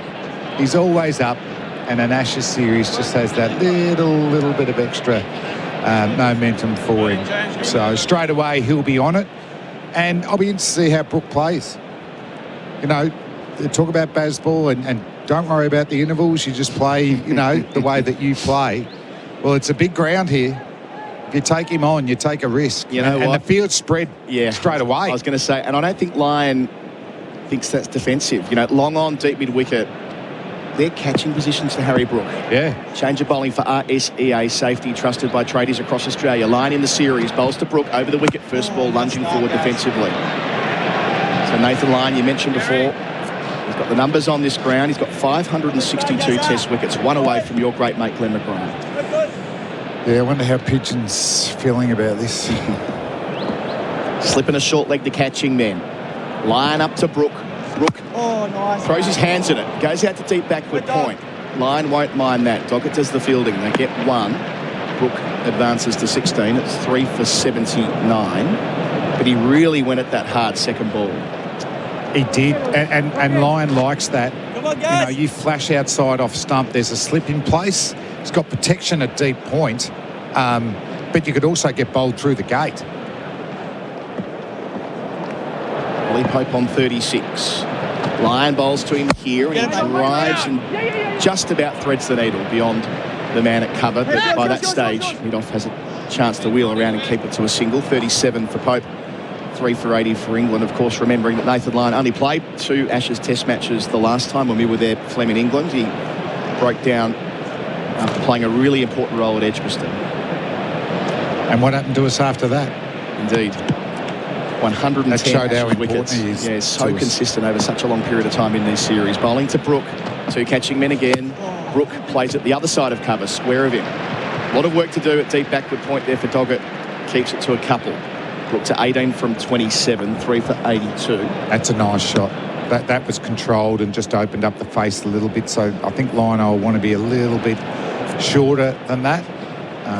And significant too. I think Joe Root probably plays Nathan Lyon as well as any of the English, and obviously he's back in the dressing room, so that's a bonus for Lino. Pass umpire holds stock and bowls here. Lyon, and Brook goes back and again gets it out in that gap between deep backward point and cover. The former collects. They get 19, so scoring from 4 of the 5 balls so far, 3 for 83. Yeah, obviously on the day 1, there's a bit of bounce here for Nathan Lyon, but not a lot of turn. Finish here. Bowling to Pope, who goes back and again a deep backward point. So Doggett's had some work to do. It's been a productive over for England, taking 6 runs from Nathan Lyon's first over. It takes England to 3 for 84. Pope's on 38, Brook's on 19. That's on the Holman scoreboard. Plumbing perfected, shark bite max. Well, a truck has gone and broken down on the Monash Freeway inbound to Yarra Boulevard in the left-hand lane. Outbound on the Monash Freeway, you're going to find it slow Turak Road to High, then Heatherton Road to Belgrave Helen Road. Crash in West Melbourne, Footscray Road outbound after the tower. Unmistakably BMW for 3 days only this Black Friday. Take advantage of exceptional offers on select models across the range. Visit your participating BMW dealer today.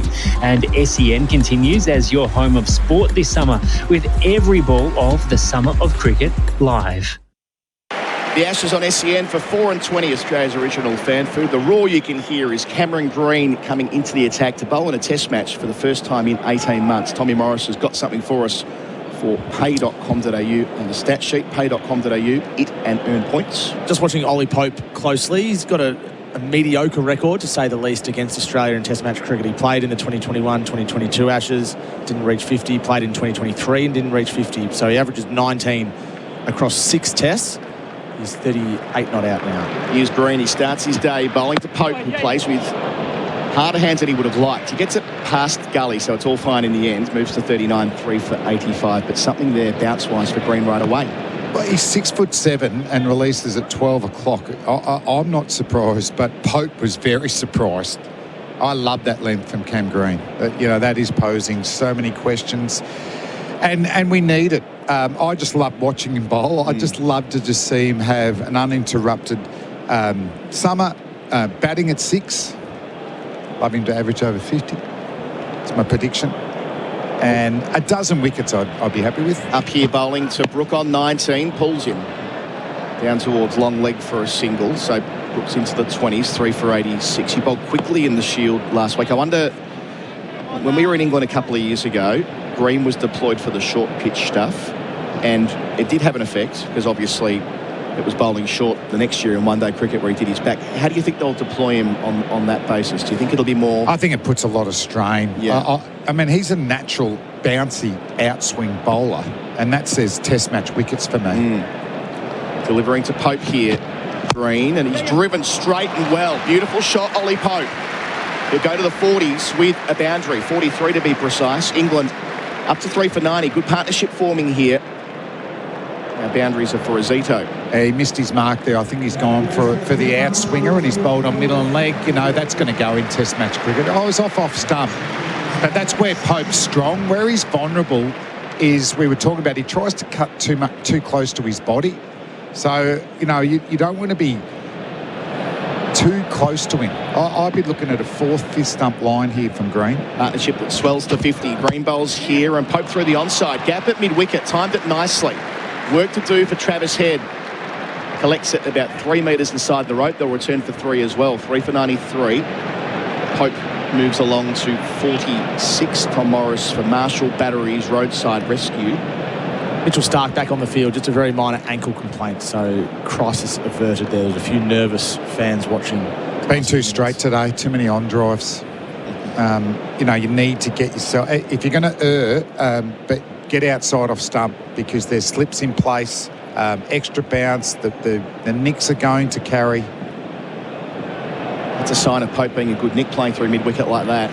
Green bowls here and Brook playing away from his body, not convincingly, out to cover, but does get a single. 21 for him, 3 for 94. Simon Katich joining us as well for UFPOE Systems, professional grade security for complete home protection. Cap. Good afternoon, Colo, Flam, Tommy and all our listeners. Well, this is a massive 15 minutes in the test, because when you think of the way this first session has played out, Australia well on top, but England would be pretty happy with his position now, the fact they've nearly got 100 runs in the bank, and a partnership is forming between these two. Ollie Pope has handled it magnificently. He's up to 46 from 57. Green away from us towards him. Forward flank. Southall before given.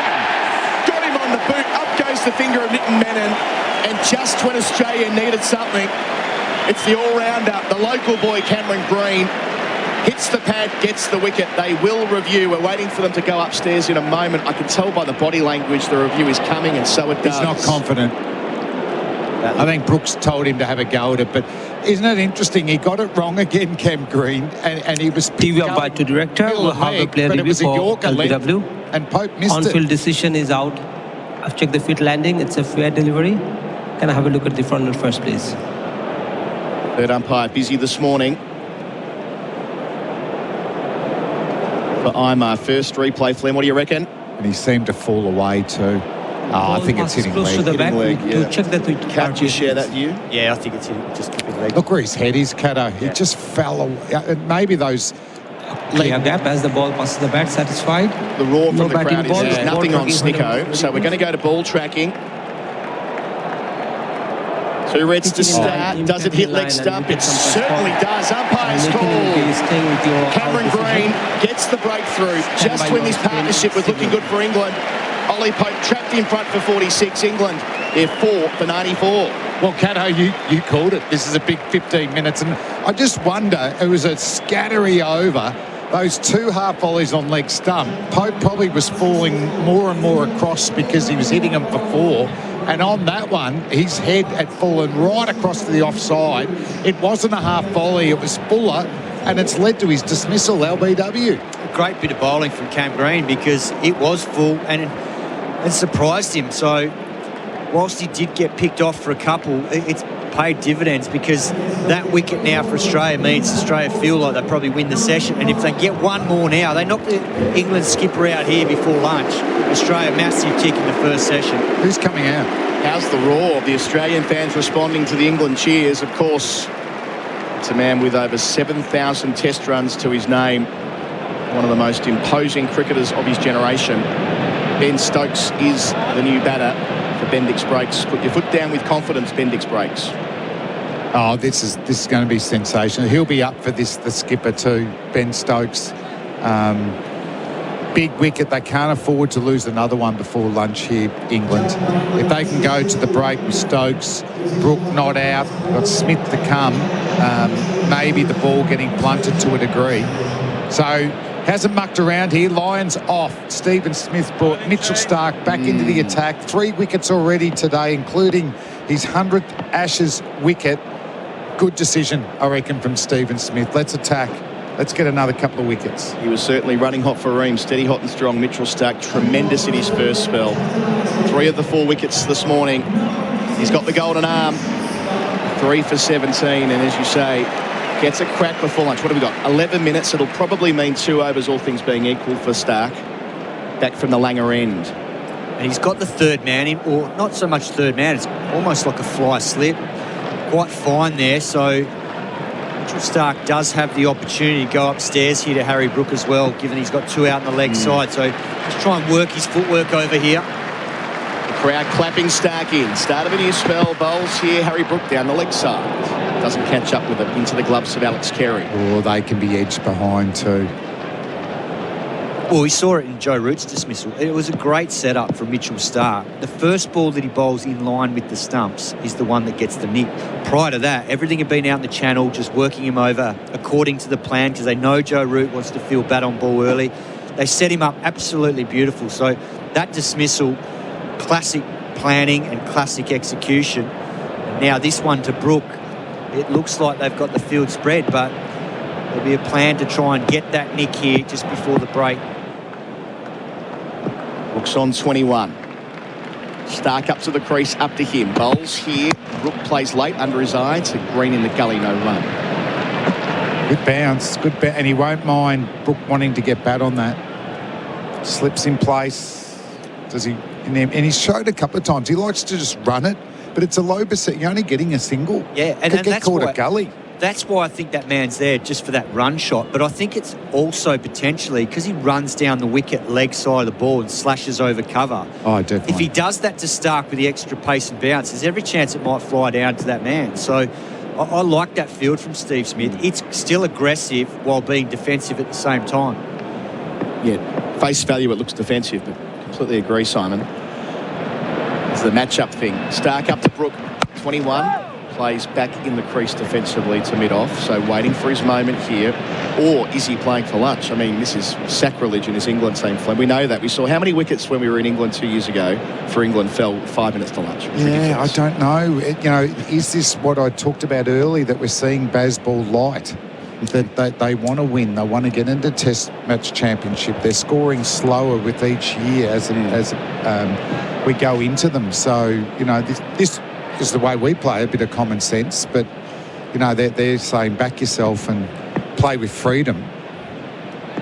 maybe we're seeing another slight change. When does Stark go upstairs? Fourth ball of the over. Bowls here to Brook. Goes back and defends a ball that comes off the seam away from him. And he negotiates it pretty well. Out to cover, no single. Seam's been the thing of the day, hasn't it? Minimal swing. Well, perfect conditions. There's a few clouds now, but earlier today there was not a cloud in the sky. And relatively warm here today. I think it's probably going to be the hottest day of this Test match. And it's been, I think it looks a really good batting surface from what I've seen so far. There's been the odd ball that's maybe just caught the seam. I think Doggett's first ball to Pope was an absolute beauty that just went over the top of middle, seaming back. But otherwise, the way that Pope defended the ball and Duckett was driving the ball, it looks like it's a good surface coming onto the bat. Stark past umpire Holdstock. Bowls here, dancing at him is Brook, and he doesn't make contact. He's way leg side of the ball. He's trying to flay that over, I don't know, about extra cover. Doesn't get in the same postcode as it. And Stark's smiling at the umpire and saying, what's going on here? Was he swatting flies? Maybe a fly got into his eye line there. And he's like, that could have gone just straight up in the air as well.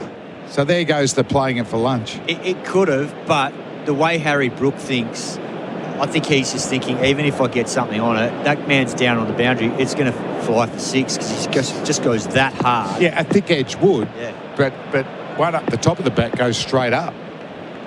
So Stark in the scrap, that's for sure. Finishes to Brook here, and Brook plays conventionally out to mid-on where there won't be a single. After all of that, it's a maiden. Yeah. So 4 for 94 the score. Stokes yet to score, yet to face. Brook's on 21. Now coverage is for Henley Holmes. 1800 646464. G'day, Flem here. If Program Commercial Painting were a test bowler, they'd take every painting maintenance job's wicket. Repaints, bowled. Graffiti, caught behind. From schools to local businesses, hospitals and beyond, get them bowling for you. Visit programcommercialpainting.com.au. Cricket season's in full swing and Alex Scott and staff are stepping up to bat for you. Servicing Gippsland since 1886, they're your local experts in livestock, rural property and real estate. Alex Scott and staff. Gippsland born and bred. Visit alexscott.com.au. All right, we have a change of ends for Nathan Lyon. So he's going to bowl full lunch from our members' end. Damien Fleming and Simon Katich are with me for UVPOE Systems, professional grade security for complete home protection. Tommy Morris as well for Marshall Battery's roadside rescue. Holler for a Marshall Battery. Tommy. Ben Stokes' overall record averages 35, 14 tonnes versus Australia, averages 36 with 4 tonnes in Australia. 1 century, his second test in the 2013-14 Ashes, averages 28 on these shores. That was at the Wacker, wasn't it? Yep. And what about his record against Nathan Lyon? Because I think that's why Smith's brought him back in. Lyon bowls here to Stokes. His first ball of the series is driven hard to cover where Labuschagne cuts it off. Because Cam Green got the job done. And he's ripped him off. This is a matchup here. This has to be a matchup. Go, guys! And these two have form. Lyon to Stokes. Who can forget what happened in 2019 at Leeds? Lyon bowls here. The England captain gets forward and pushes down to long off where there is a man set back. That's Cameron Green. Stokes off the mark. 4 for 94.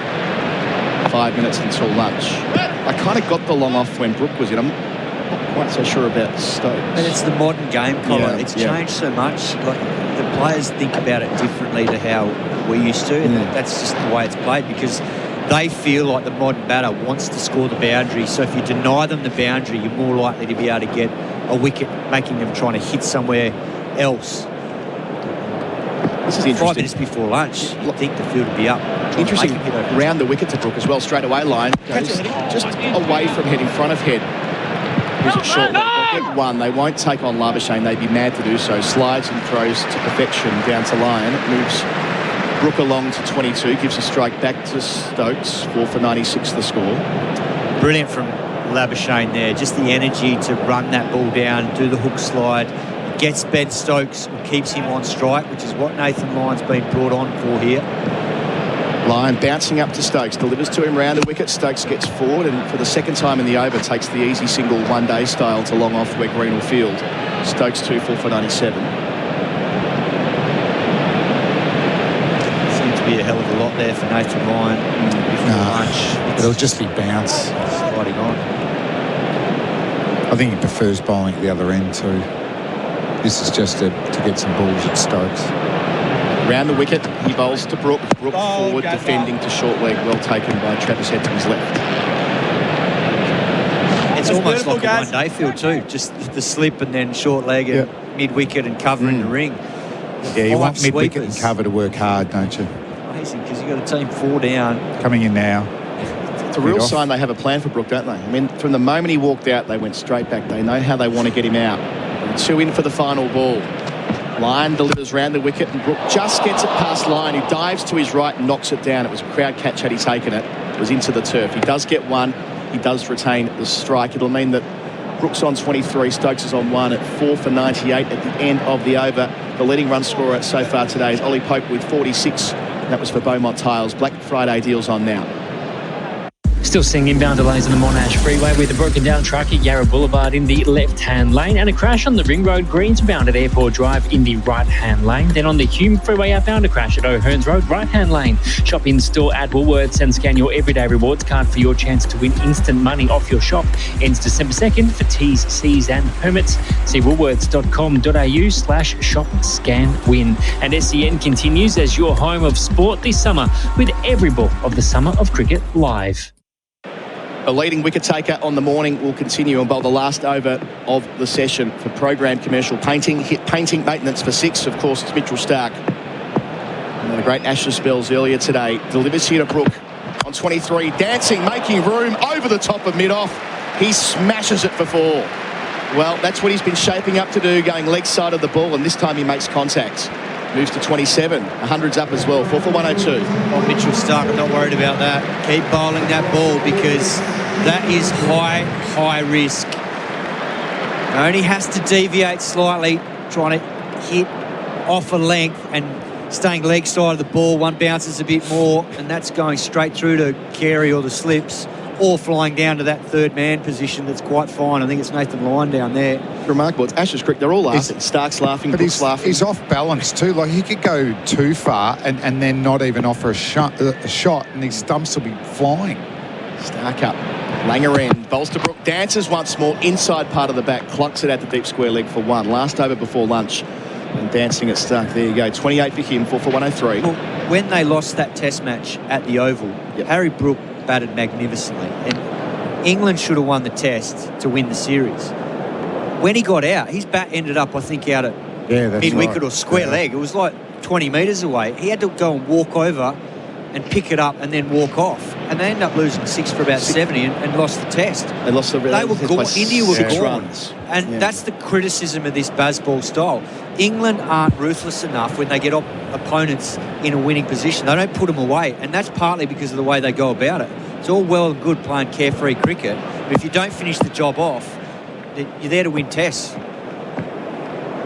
Said Simon Katich. Stokes, they've got a leg slip for him. That's Labuschagne.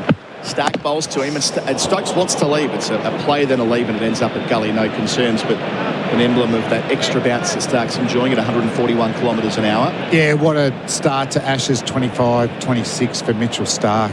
I mean, over 100 tests now. Just that resilience to play that much, joining Glenn McGrath as the Australian fast bowlers to do that. But, he hasn't lost any potency, has he? If not, he's upskilled in the last few years with that wobbled seam, which has led to a different tactic that you were talking about earlier, Cato, where it becomes his stock ball and his in-swinger is his surprise delivery.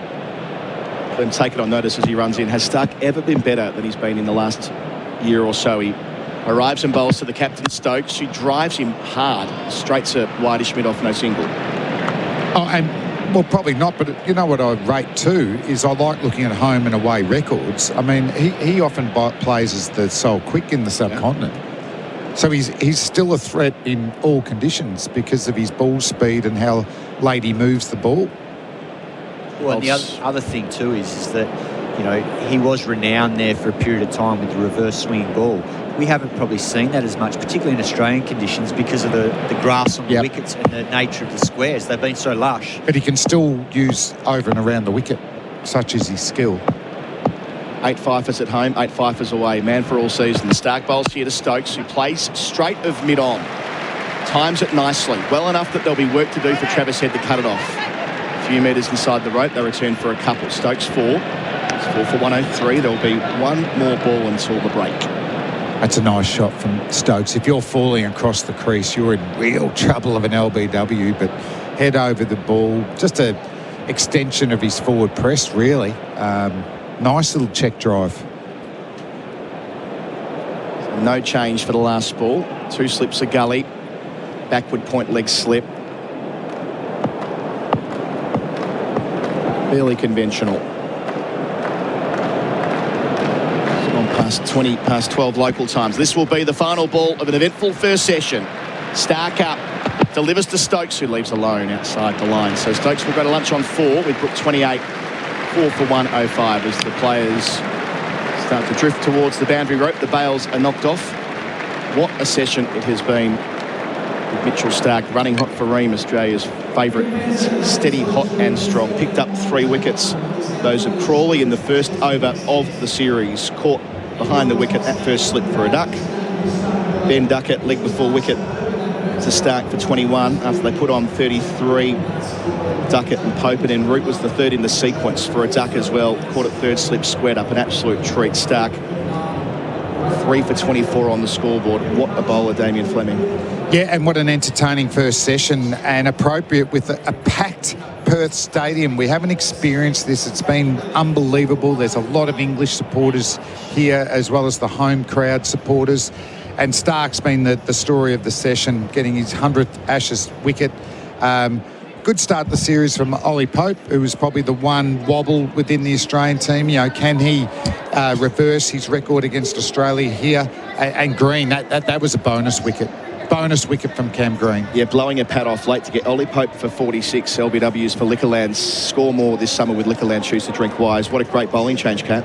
It was, and I think, you know, we've seen so much action already. There's been so many positives from both teams, really. I think England will go away feeling quite buoyed too. The fact that Duckett looked dangerous, Pope looked sharp, his footwork looked good. He'd moved nicely to 46 before he got undone by a good Yorker from Cameron Green. But Australia will be very happy to have 4 of them back in the sheds too, and knowing that they've got a break now, they can reset. Mitchell Stark can freshen up and maybe have another crack straight after the break, because the ball's only 23 overs old, so still relatively new. I guess the big concern from Australia's perspective is the treatment on Scotty Boland there. That was a disappointing start for him, both with the new ball and then when he came back. And for him to leak, you know, under 6 runs and over when he's normally so miserly, that's something that they'll be looking at to try and rectify, and what it was that he didn't quite get right, whether it was getting a bit too straight or getting a bit too full. I'm sure that's what the coaches will be talking to him at the break about. Yeah, England will keep pressuring Scott Boland. They did it in England. We thought the different conditions here would make that really tough, but no, this is a big test for Scott Boland. That you know, can he get back to, you know, just threatening the, you know, high on the bat. You know, that's what he's got to do. He's got to back himself to keep hitting on the splice height there. So, yeah, it's going to be interesting because, you know, if Bolo's has a poor day one, Doggett pretty good on debut already so far. You know, we'll see. And the over rates already, which will be a discussion point because we haven't even seen England bowl yet. Indeed. You know, Nathan Lyon has got a lot of work to do today. Thank you, Flem. Kat, you stay put. You'll be with Gerard after the break. Tom, you'll join us later in the break as well with the pay.com.au stats, pay.com.au and earn points. So lunch on day one of the 25-26 Ashes here at Perth Stadium. England won the toss and elected to bat after winning the toss, I should say, and they are 4 for 105. Pope top scoring so far on 46. Brook there on 28 and Stokes on 4. We'll go to the lunch break on the other side of it. Gerard Whateley with Simon Katich. IGA's 3-day sale is here. Deli pork leg roast, $23.99 per kilo. That's right, just $23.99 per kilo. You can't beat local. Did you know you can watch all your favourite SEN shows on YouTube? Subscribe today. Snooze Black Friday starts now. Up to 60% off selected mattresses and up to 40% off selected bed frames. On now. It's amazing what a little snooze can do. Did you know you can watch all your favourite SEN shows on YouTube? Subscribe today. It's Black Friday at It's Black Friday at up to 40% off tiles. Black Friday. Beaumont Tiles in store and online.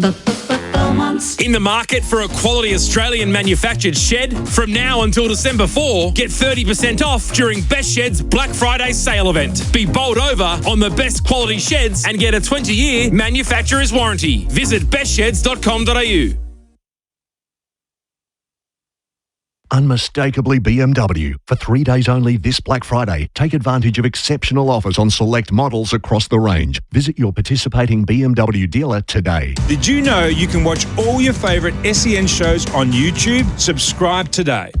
Did you know that Cobram Estate extra virgin olive oil supports heart health when consuming 2 or more 15ml serves per day as part of a balanced diet? Cobram Estate, premium quality, great tasting and the most awarded Australian extra virgin olive oil. The Ashes on SEN for Octet, fueling business growth with smart business solutions. And Host Plus, Finder's Super Provider of the Year. That's a plus. Issued by Host Plus Pty Limited. Check the PDS and TND at hostplus.com.au.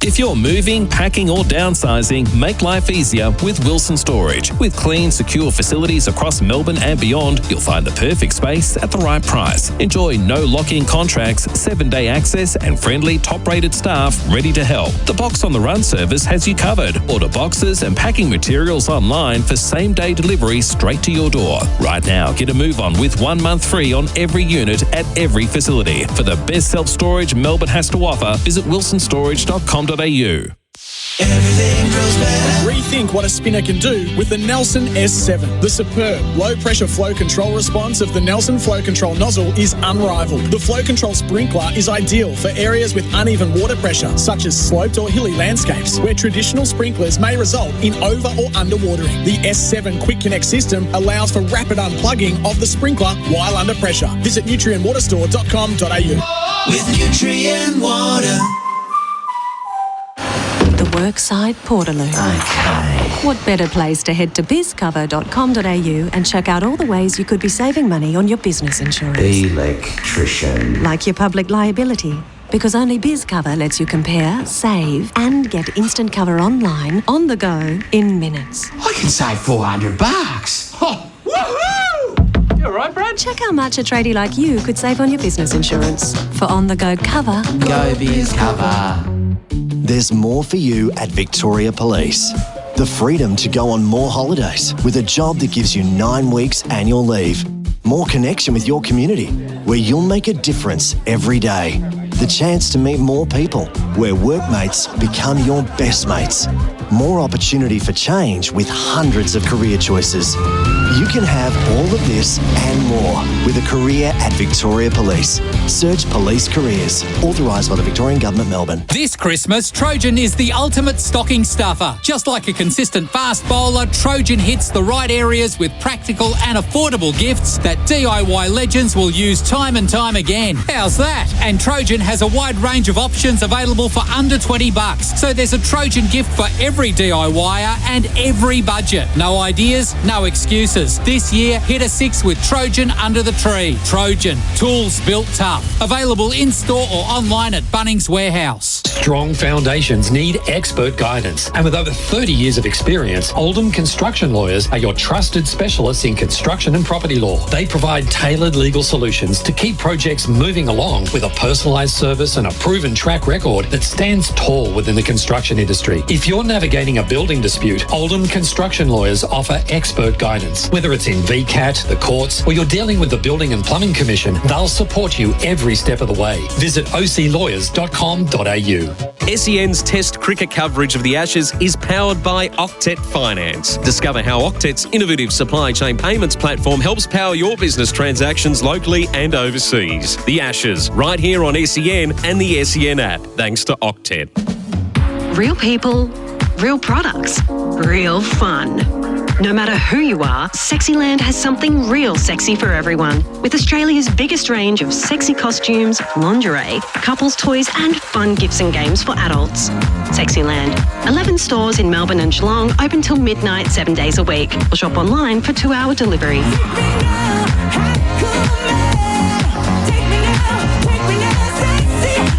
sexyland.com.au. At Capital.com, we know markets don't wait. They bounce, crash and soar, sometimes before the first innings is over. Markets move fast, so should you. Capital.com, a trading platform without delays. Refer to Capital.com Australia's PDS and TMD. AFSL 513393.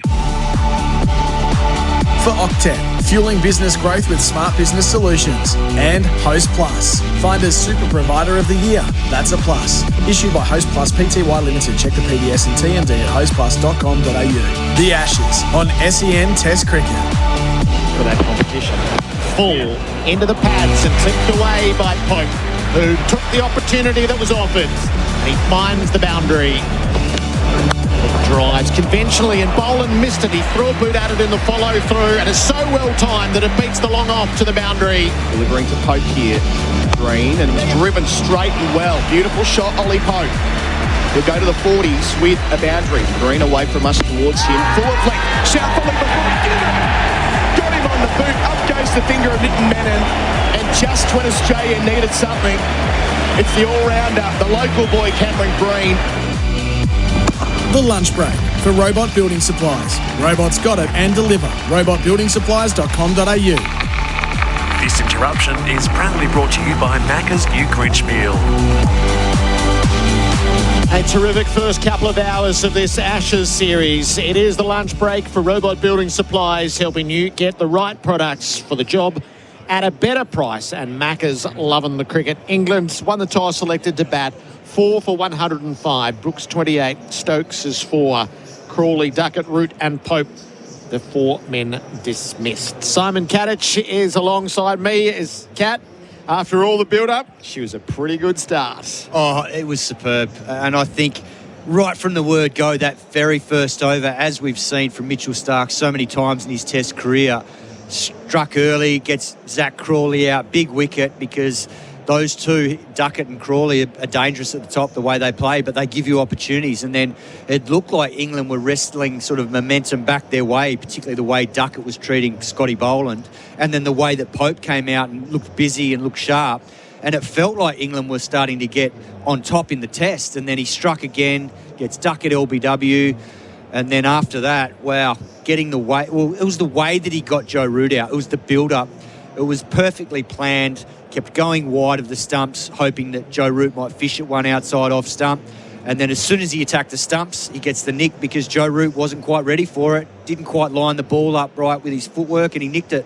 And, you know, those 3 strikes were massive for Australia and have set them up very, very well. But saying that, England have scored 105 runs. So, in a way, as they've filled their quota, they've lost one more wicket than they really would have liked doing so, and the green wicket right at the end of the session is a big one. So the Australian side of things, for Australian made by Australian support Australians, is the first 5 overs from Starc, 2 maidens, 3 for 10, 2 wicket maidens. Because of who's missing, he is the leader of the attack. There was no margin today to be the wild Mitch Starc. He had to be the ferocious. He was outstanding. He was, and that's what you expect from someone that's just played 100 tests. You know, brought that mark up in the West Indies tour. And, you know, the one thing that stands out about Mitchell Starc's not so much about his quality, but for me it's his character. You know, he's knocked back a huge amount of money over a long period of time in the IPL to prioritise playing Test cricket for Australia. So he richly deserves these moments and the accolades that come his way for setting the tone early with the new ball, because if he didn't get it right today, England are probably none for 100 at lunch. And that's a completely different narrative, whereas 4 wickets, purely because of his spell, has put Australia probably, I wouldn't say in a commanding position, but a strong position, because if they start well after the break and knock one of these 2 over, then they'll feel like they've got the advantage. If they don't, and then he doesn't bowl well after the break and they attack the other 2, because Doggett's on debut and Boland's been, you know, struggling in the first spell or 2, then Australia are under the pump. And all of a sudden it becomes 4 for 200 and England will feel like they can start to control this Test match. So I still think it's relatively even, probably honours to Australia, but only because of Mitchell Starc's spell. So Scott Boland, you referenced there, 7 overs, none for 39, and England did take to him right from the outset, and he fed the drive, which is very unusual for Boland. Yeah, and I guess the hard part is it's a fine line in this game because his very first ball to Duckett from around the wicket was an absolute beauty. And it angled in, Duckett was lured in to play a drive and he missed it, but it was just that perfect length where it just did enough off the seam and left him. And then after that, he got a little bit too full and a little bit too straight, and Duckett punched him down the ground a couple of times beautifully. And that's all you need sometimes as an opener to settle, particularly someone like Duckett that's aggressive. And he settled, and then he looked ominous. And that's the hard part in this game. If you don't quite get it right in those first few balls where batters are vulnerable with their footwork and lining the ball up, once they get set, you can't get that back. And that's exactly what it looked like with Duckett. He looked really composed against Boland, and then it took a really good piece of bowling from Stark to undo him with the LBW. So that was a big wicket for mine because he looked dangerous from what I saw. And then, the other one was Green to sneak under Pope's bat when he's well set on 46, and he'd already played a couple of nice on drives off him the previous couple of balls in that set. So it was game to keep going again, and he got the rewards. And that was a big strike just before the break. What were your first impressions of Brendan Doggett as a Test cricketer? 5 overs, 1 maiden, none for 17. He opened with the most wonderful ball. Oh, he was stiff not to get a wicket and join the elusive club. Yes. Nathan Lyon, I bumped into him this morning at the hotel, and he said to the youngster, he said, mate, you've only got one chance to join this club. You better make it a good one. And they'd been talking about what the first ball looked like. Well, I don't think he could have bowled a better ball because the only thing missing was it just didn't clip the bail off because it was an absolute peach of a ball. And particularly to Pope, who had looked so assured throughout his innings. That ball nipped back off the seam, just bounced from a good length, and he was stiff that it didn't knock the bails off. So great start from him. Hopefully that settled his nerves a little bit. But I think he thoroughly deserves his opportunity. He's been a standout for South Australia in the last sort of 18 months or so. 11 wickets in a Shield final, 66 at 21 over, this last season and a bit. And that's a great reward for consistent performances. And he looked lively. So let's hope that he's got another spell in him to keep pressure on for Mitchell Stark, because that's the danger for Australia now, is that the others don't chip away and do their job to keep him being the main threat. Yep, Stark is our player of the day thus far, thanks to RWC, Ray White's commercial property specialists. The Dig for Sherlock wheelbarrows and cars available at Bunnings Warehouse. So what of Joe Root doing that at the start of the series? There's been a level of, some of it's playful and some of it's just a bit off, the disrespect for what he's done, but don't come and open with a duck, Joe. And that's not a great way to start a series, because there's obviously going to be plenty of talk about how it happened and how it unfolded and the scrutiny around it. Australia will feel vindicated in their plans because they know in the past, and this is, I think I've said it prior to this test starting, is that the reason Joe Root hasn't scored 100 here is because his strength in England is forcing the ball off the back foot and the front foot square of the wicket. But you can't always do that here in Australia, particularly against a new ball and particularly against the pace and bounce of guys like Hazelwood and Cummins and Stark. Obviously, two of them aren't playing here, but Stark executed his plans superbly to Joe Root today. And look, Joe Root probably just got caught off guard a little bit because it was the first ball that was pitching in line with the stumps that he had to play at, and he just didn't quite line it up and get his feet in a good position to make sure that he nullified the thread of the angle. And in the end, he nicked it and paid the price. So, look, he'll analyse that and he'll come back better prepared next time, because he's too good a player not to. But when you haven't had success in a certain, you want to sort of vindicate it in your own mind, that very first innings you get, to make sure you can put all the doubters to bed, particularly the biggest critic of all, which is yourself. Yes. Sherlock wheelbarrows, tough loads made easy. So the threat here is clear and present. It's Brook, Stokes and Smith. And maybe this is the threat for the whole series. It's just the sheer explosiveness of 5, 6 and 7. So the hour after lunch promises much. Oh, this test could still turn out completely differently to how it looks at the moment. People probably think, 4 for 105, Australia on top. In another 12 overs time, say 35 to 40 overs when that ball's at that mark, England will be looking to motor, because this wicket looks good. And if the sun's staying out like it's supposed to, it gets a little bit warmer in the afternoon here, and that ball softens, we could be in for one hell of an afternoon because if these two get going and then Smith joins the party late in the day against a tiring attack where maybe one man stands out and the others struggle a little bit, Australia will have to be careful that this doesn't blow out into a 300-plus total. Right. The pork belly's good, so I'll let you go. Simon Katich, it is the lunch break for Robot Building Supplies, helping you get the right products for the job at the right price. And Macca's loving the cricket. 4 for 105 with Brooke and Stokes after lunch. Tom Morris is going to check in with the Weatherald family. So we've heard from Brendan Doggett already. We'll hear from the family of Jake Weatherald on debut. Our roadside reporter for Marshall Batteries. Holla for a Marshall. The Ashes on SEN for Octet, fueling business growth with smart business solutions. And Host Plus, Finder's Super Provider of the Year. That's a plus. Issued by Host Plus Pty Limited. Check the PDS and TMD at hostplus.com.au. Black Friday's coming to High Point. Score up to 70% off. Sip Shandon at the Bubble Bar and drive up to Valet for your chance to win great prizes. highpoint.com.au. Did you know you can watch all your favourite SEN shows on YouTube? Subscribe today. Amaysim's Black Friday deals are now on. Save big on home internet from $40 per month for the first 6 months. Include standard intro offer. Additional discount ends 8th December. T's and C's apply. Did you know you can watch all your favourite SEN shows on YouTube? Subscribe today. Harvey Norman Black Friday sale. Unbeatable deal. 50% off Ecovacs D-Bot N20 Pro Plus RoboVac and Mop, now just $497. Save $180 on Westinghouse multifunction oven, now just $492. Save $68 on JBL Essential 2 Encore Party Box speaker, now just $277. And save $75 on Nespresso Virtuo Pop Capsule Coffee Machine with Milk Frother, now only $194. Best brands, best range, best prices. There's more in store at Harvey Norman Black Friday sale.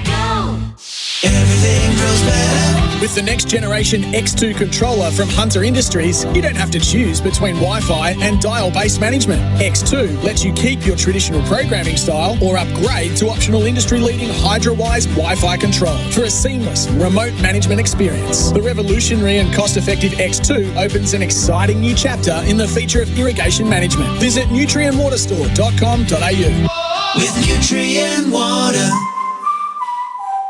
For 100 summers, Pope has been in the backyards of Aussie homes, keeping lawns lush and gardens thriving. And just like Trade Radio asks who'll grow your team the most this season, we're celebrating how Pope has helped grow gardens for generations. From hoses, sprinklers, reels and carts to tap timers and irrigation, Pope's got the gear to keep your patch going strong. Pope, celebrating 100 summers together. Available at selected hardware and garden stores. Find out more at gardeningwithpope.com.au. One weekend, 2 leagues, everything basketball and culture. Hoops Fest is coming back to Perth. The ultimate celebration of basketball is back in WA for the 2nd straight year. Don't miss blockbuster Hungry Jacks, NBL and WNBL matchups across 4 unforgettable days. Hoops Fest, the ultimate fusion of sport, culture, music and entertainment. January 15 to 18, 2026 in Perth. Tickets available now at hoopsfest.com.au. In the market for a quality Australian manufactured shed? From now until December 4, you can get 30% off at Best Shed's Black Friday sale event. They've got the best sheds in the business, including sheds of all shapes and sizes that come with a 20-year manufacturer's warranty. Choose from the standard range or customise the shed of your dreams. That's 30% off during Best Shed's Black Friday sale, on now until December 4. Visit bestsheds.com.au. What's better than winning the match? Winning the series. Host Plus has been named Finder's Super Provider of the Year, judged on strong performance, low fees and great investment options. That's a plus. Awards and ratings are only one factor to consider. Issued by Host Plus Pty Limited. Past performance is not a reliable indicator of future performance. Consider the PDS and TMD on our website before deciding. Search Compare Host Plus today. Restock on your healthcare faves and save. Visit Chemist Warehouse now for incredible savings. This week, get Zantac Double Strength 24-hour 14 tablets for just $9.99. Go and grab Go Healthy, Go Restful Sleep 120 hard capsules, only $20.49. Try Caruso's Indigestion Ease Probiotic 50 capsules, just $33.99. And pick up Wanderlust High Strength Turmeric 100 capsules, only $34.99. For great savings every day, come home to Chemist Warehouse. For Octet, fueling business growth with smart business solutions. And Host Plus, find as Super Provider of the Year. That's a plus. Issued by Host Plus Pty Limited. Check the PDS and TMD at hostplus.com.au. The Ashes on SEN Test Cricket. England 4 for 105 at lunch. Stokes 4, Brook 28 is the lunch break for Robot Building Supplies. Robots got it and deliver. Robotbuildingsupplies.com.au. And Macca's loving the cricket. I tell you who's loving the cricket today. It's the Wetherald family. Debutante, one of Australia's 2 debutantes, cap number 473. He's been excellent in the field so far. He'll get his chance with the bat maybe as early as later on today. And joining us in the commentary box is a member of the Wetherald family, Tim Wetherald, the cousin of Jake. Tim, what does this opportunity mean to you and your family? Yeah, it's been amazing. We've obviously, it's been amazing. Probably a couple of weeks since he got named in that squad, and yeah, what come from a really big family. His dad's one of 10 kids, all from all around Australia, and there's a family chat group and photos going around. But I'm really lucky. I was able to come over here to watch the game, and really excited to see him get his baggy green this morning. Tell us about Jake Wetherald. Yeah, well, Jake is just a young kid who just loves sport. Like, he was a gun tennis player as a young fella. He lived up in Darwin and with his mum and dad, and he came down to go to school in Adelaide at Prince Alfred College there in Year 10, and he just sort of took off there as a cricketer, and we've followed him all the way through. Obviously, he had a great career at the Strikers, and always remember that 100 he made in that final in the early seasons there, and smashed Joffrey Archer around, which I think we spoke about before. But he's worked hard. He just really works hard all the time. He's only a little fella, but geez, he hits the ball really well, and he's brought our family lots of excitement. I read a fantastic article from Louis Cameron on cricket.com.au talking about Jake Wetherald's mum, how she wanted him to play tennis. Can you tell us about that? Yeah, well, the story goes he actually got a set off Nick Kyrgios playing in junior tennis, which is a true story. Really? I'm not sure what the age group was, but it might have been the old state under-12s or something like that. So, he did a lot of private coaching up in Darwin and played lots of tennis, and the old man probably liked cricket a bit more, and my old man was heavily involved in cricket. He coached the Australia under 15 side in those early days, and he probably pushed Jakey for cricket. And when Jake came down to Adelaide, probably tennis dropped off, and cricket really took off for him. So from a family tree perspective, your dad and his dad are brothers? Correct, yes. That's right. Yep. And they're 2 of 10. Yeah, there's 5 brothers and 5 girls in that family. So they grew up in Adelaide Hills of Bridgewater, up in Stirling, sorry. So they're all Adelaide people, and then they're now all around Australia. And so when Jakey plays, hopefully a few more tests, there'll be a Wetherald somewhere. Yeah, wow, what a family. And what an incredible achievement it is. What a massive message group would be as well. Who's here from the Wetherald clan today? Yeah, I guess from my direct family, I flew over my dad, Mick, who's the oldest of the 10. I've got one of my daughters, Elle. And then also Uncle Fred lives over here in Perth, so he's at the game. He's in the outer there, having a great time. His mum and dad, Libby, and dad Rob, and obviously his wife, Rachel, plus a few of his mates. We're having a great down there watching the cricket. So Jake Wetherald, a Darwin product, played a lot of cricket in Northern Territory, but then moved down to Adelaide, and you played a big role in his development there as well. Yeah, I was a teacher at Prince Alfred College in Adelaide there, and he probably wasn't the greatest scholar up in Darwin, wasn't gone great at his school, and I think the family sort of wanted to try and help him out there, so he came down to Prince Alfred in Year 10, and I was a teacher there at the time, so I got to spend a bit of time with the family. He boarded for that first year, and then his mum actually moved to Adelaide as well, so he then lived with mum. But me and my family have had a lot of time with Jakey in the last probably 10 years.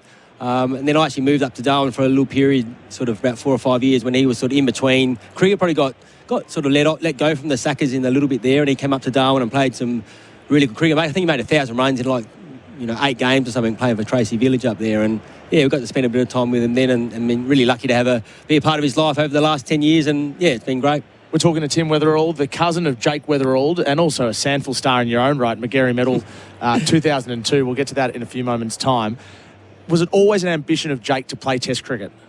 Yeah, I think so. I think obviously once this tennis, obviously tennis and cricket were like a lot of young kids, they love to play two sports, and Jake was definitely a tennis and cricket player, and up in Darwin, I suppose, he was an absolute superstar. Probably don't have the depth of other places, so he really stood out up there, and I think once he got that opportunity playing for the Redbacks in those early days and started to make some runs, and I think he's always wanted to play Test cricket, and I think that sums it up at the start of this season where he just played Shield cricket. He decided not to play any of the other games. He just wanted to really concentrate, and he knew he's in the mix to get picked for this match, and so he's done everything right, and obviously he's got the reward, and he's made so many runs over the last few years. It's all about getting that opportunity, and he's got that opportunity now, and hopefully whether it's this afternoon or tomorrow, he gets to make a few runs. So we just heard before that you played 300 Sandful games yourself, and your football career speaks for itself, but you're also quite the cricketer as well, so there's cricket in the family from a long way back. Yeah, not anymore, but so my dad was heavily involved in cricket, and as a kid I grew up playing cricket, and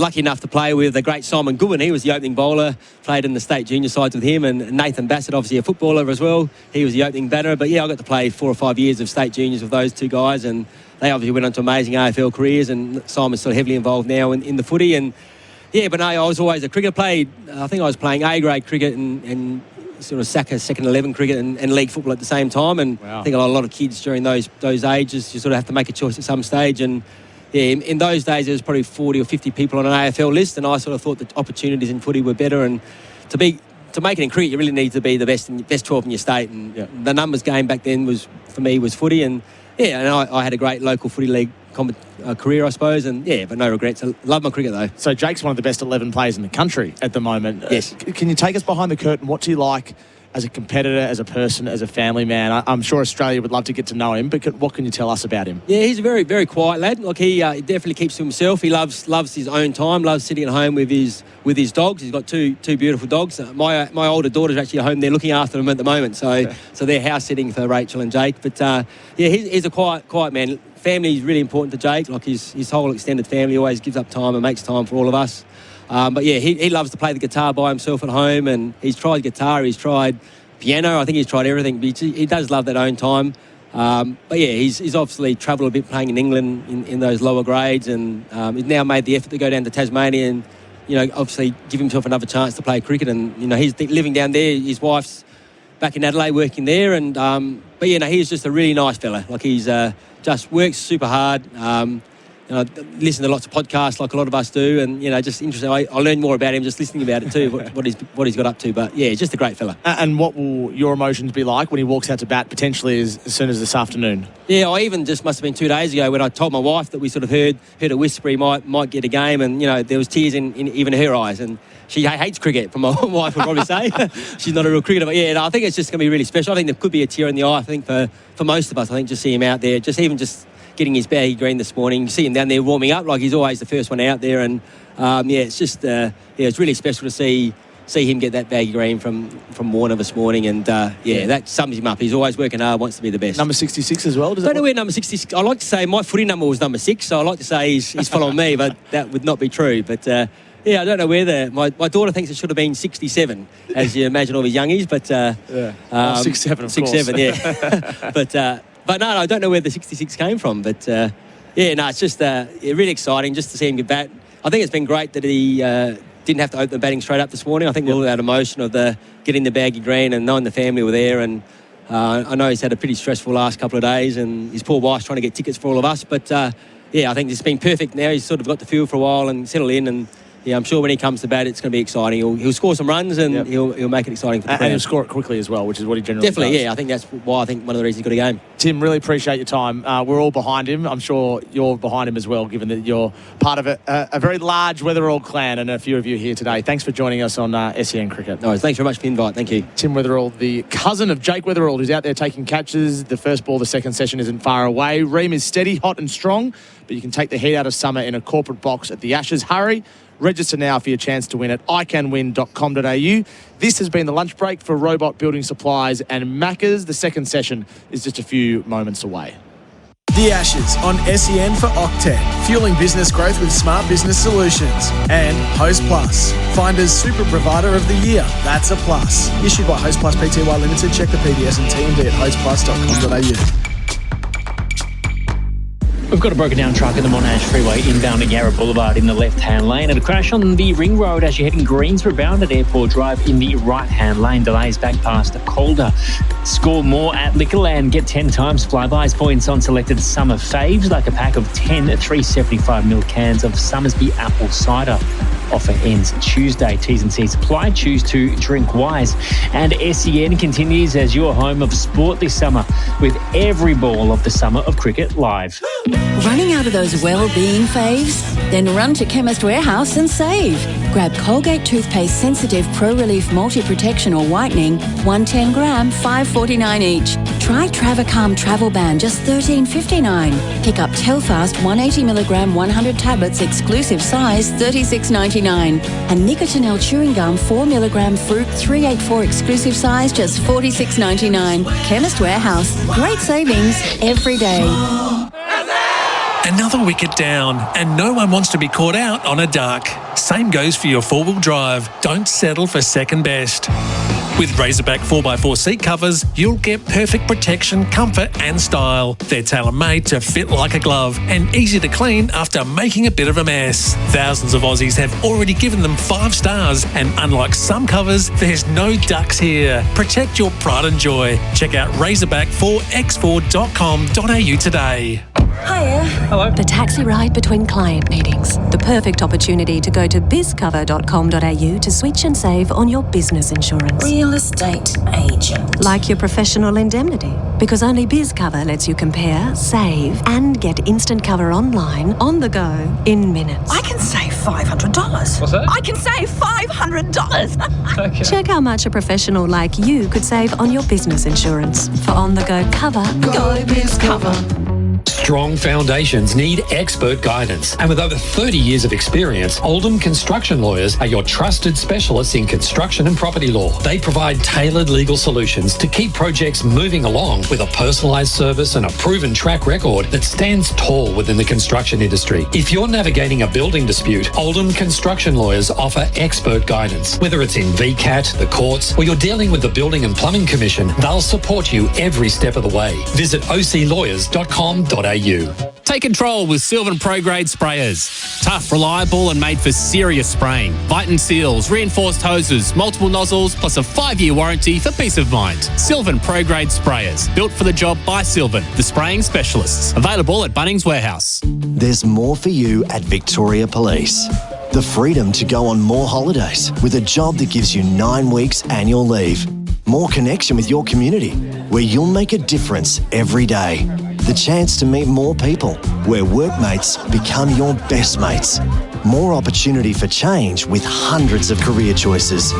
You can have all of this and more with a career at Victoria Police. Search Police Careers. Authorised by the Victorian Government, Melbourne. This, gotta go by.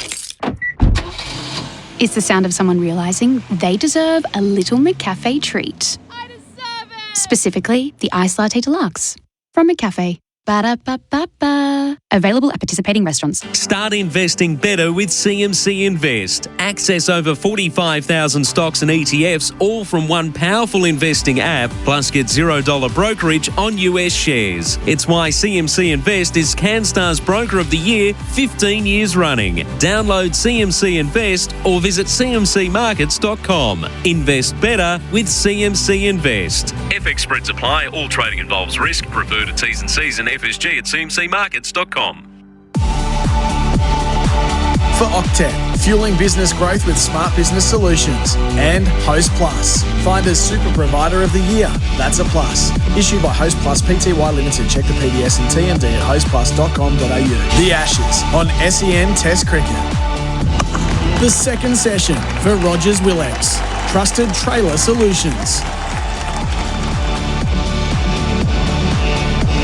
4 for 105 England, with play set to begin for the second session of this first Ashes Test match. The weather here in Perth, it's 28 degrees en route to a top of 29. It is a beautiful day. There's some fluffy white cloud which is developing over the stadium now. Our weather is for Goodwee batteries and Solar Heart expertise. The perfect partnership. Our umpires, Holdstock and Menon, on their way into the middle. It's been interesting to observe during the lunch break. Scott Boland has gone through his paces under the watchful eye of Andrew McDonald and the conversation in the aftermath. So Scotty not entirely happy, as you would imagine, with the way that first session unfolded for him. Damien Fleming alongside Gerard Whateley, 4 for 105. She was a terrific 2 hours. It was sensational, wasn't it? And Mitchell Stark really lit it alight, 3 wickets early on. But for England, there were signs. I thought Duckett played really well. It took a good delivery to dismiss him. I think Pope signs at number 3, which has been an area of vulnerability for this Bazball-inspired team. He started brightly. And then Doggett, I think, a handy first spell in Test match cricket. Probably want to get a little bit more consistent. Bonus wicket from Green. But probably the disappointment from the Australians was Scott Boland. So not ideal to be going out there at lunch, but it's not foreign for bowlers. Years ago, they'd go out to the nets and do it, but it's actually better out near the square where you've got the run-ups and all that. So there's something where he's going to start off as well, which is good, that maybe technically he wanted to work on. And Andrew McDonald, being a former all-rounder himself, Macca can actually help the bowlers and batters.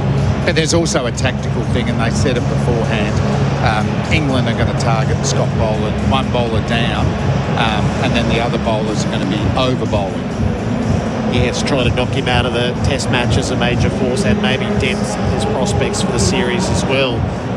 So, yeah, fascinating. He's going to open up after lunch. Good. And get to it. Yes. So do the work and then see what it amounts to. 7 overs, none for 39 is in Australia, foreign terrain for Scott Boland. And I'm not sure if yours saw anything, but from the naked eye, there wasn't anything glaring to me that, you know, when he was younger, because he takes the ball across his body, he had a tendency to fall away and side flex and push the ball into the right-handers. It was a good ball to the lefties, but he hasn't been like that for years. I think it was more a little bit tactically, that when Duckett started walking at him, all of a sudden I've got to adjust my length, but then when he didn't walk, it was a shot that he could drive down the ground or hit through points. So I'm excited, and particularly the way that Brook plays. He only knows one way. Yes. Attack. He's on 28 from 41 balls. Boland to Brook. Oh, he nearly nicked him off first ball. Wow. That was a beautifully pitched delivery, and Brook just wasn't there to defend. If he bowls every ball like that, he's going to get another 6 for 7 in this spell. That is an unbelievable ball. Look where Carey's taken that too. He's taken that around head height. Which moves in. Hit the green and gone the other way, Yeah. That's... Well, he did start with a beauty. His new ball in hand. And then Does Brook back away now? Let's see the offside. Brook dances down the pitch and smashes him over long off for 6. What a retort that is. Harry Brook lashes out. Gerard, I know you don't get to call it early, but I just had a feeling he was going to do that. That was amazing, wasn't it? Yeah. As good a ball as we've seen in the Test match. That was a little bit fuller, but it didn't matter because he backed away and he crunched that through the offside. That's exhilarating batting. The very best of Harry Brook there, running hot for Ream, steady, hot and strong. He loves showing the bowlers his stumps. Yeah. 34 here. Boland hits the crease, tucked away down the leg side. Brook wants 2 as he trickled it out past the square leg umpire, and he'll get it. So there's a lot of work to do from Stark down at fine leg. Brook is 36. He's come out with some real intent. So from the previous delivery, which was an amazing shot, that's just good smart batting, isn't it? Tucked up. No, you're not going to get a dot ball. I'm going to work into the gap. And he ran so hard that first run so that he could get easily back for 2. So long off's coming out. Yeah, so that's how they started with Brook, didn't they? A bit of in and out with head at long offs. Got 2 in the deep on the leg side. Got 3rd in place. So 4 in the deep. Boland to Brook, who's leaning forward, bat and pad tight together and defending. He looks technically a very good player, Brook, doesn't he? Like in forward defence there, that's an excellent delivery. I think it bores him. Hey? I think it bores him. No, he's not. He's not doing that. He doesn't want to do. He could if he wanted to. But he could, couldn't he? I mean, that is, wow, pure technique. So how many balls does he wait now? Yeah. Because, that's the way he goes, doesn't he? He goes out there. Bolo hasn't bounced him yet.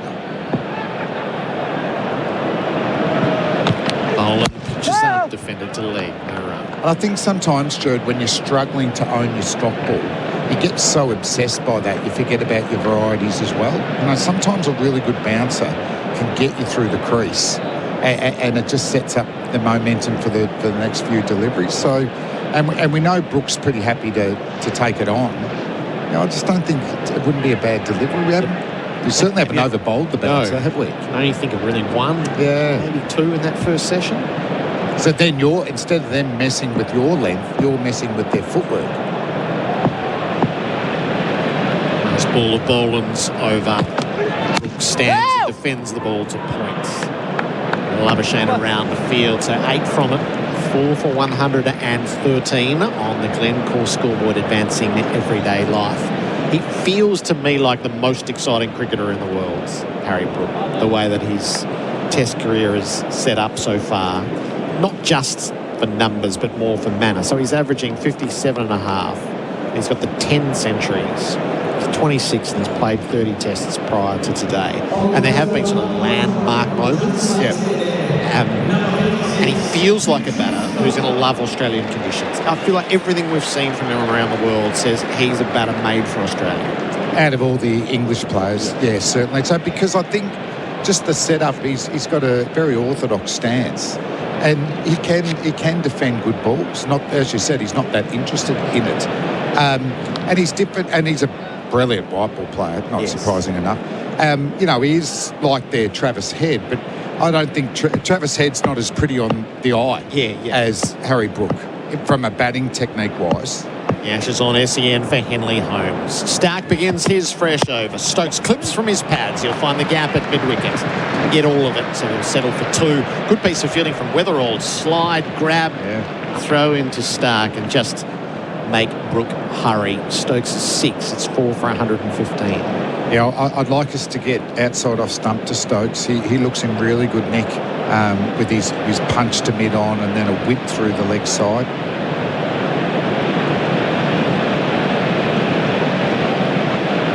Brook 36, Stokes 6 from 8. Australia knows what a threat the England captain is.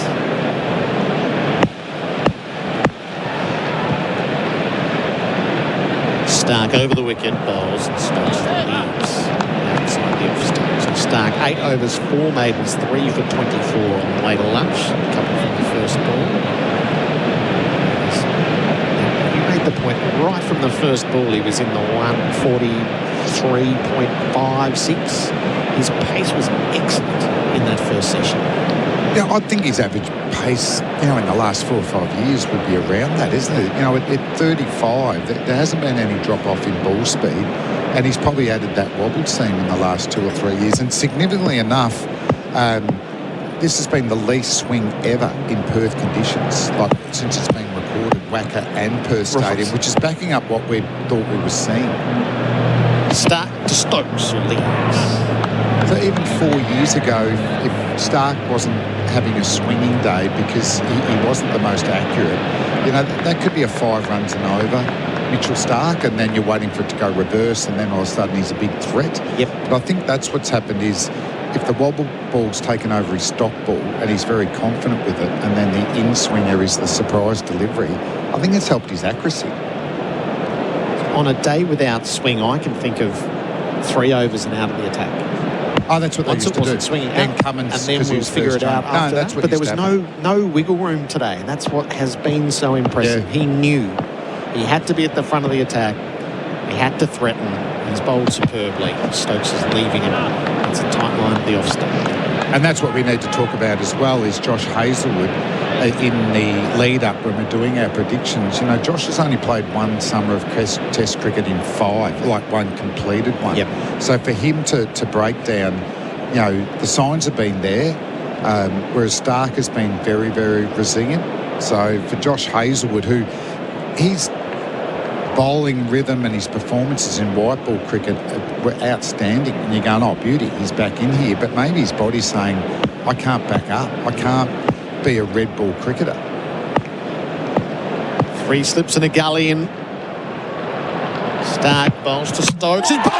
What a brilliant ball that is from Mitch Stark. He has been thunderous here in Perth on day 1. And he has split the England captain in half.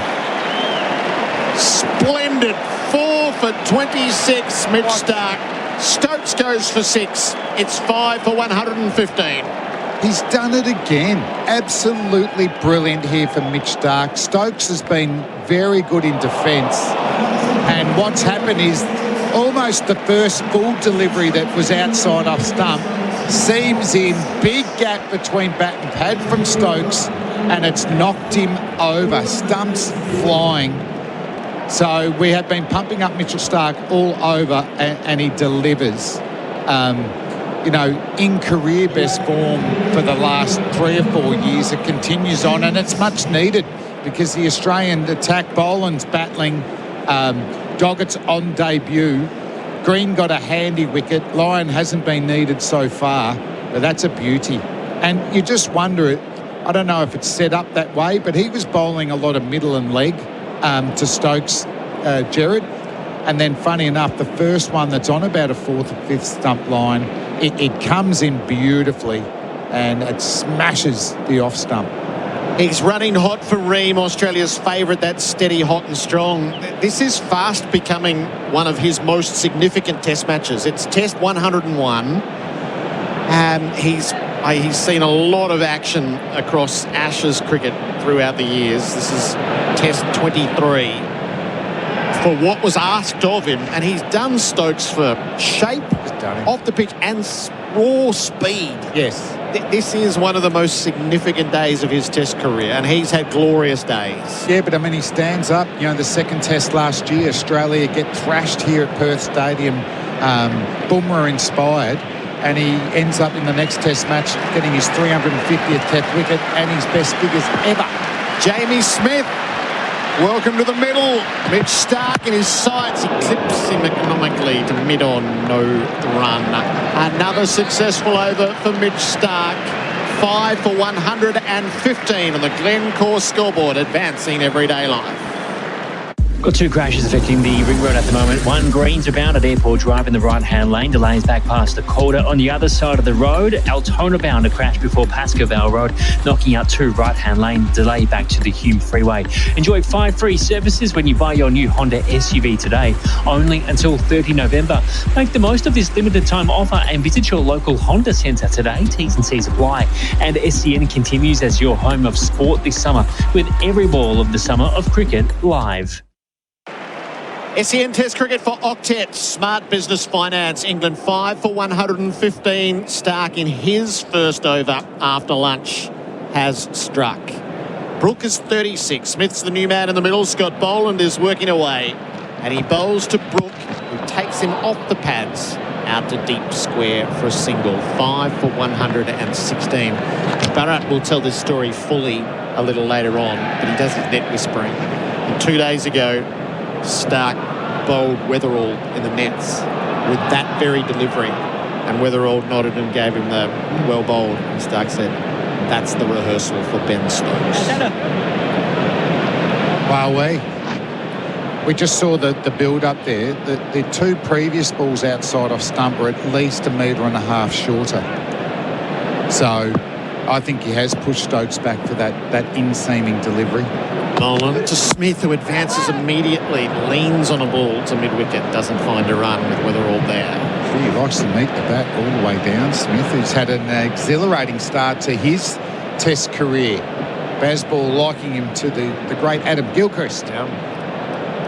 But I tell you what, if you're going with hard hands there, you do not want any change of pace or inconsistent bounce. You can see him just popping it straight at mid-off or mid-on.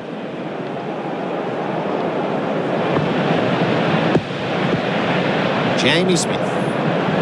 Boland at him. Defends from the stumps. 25-year-old keeper 15 test matches, 2 centuries, averaging 49. Yeah.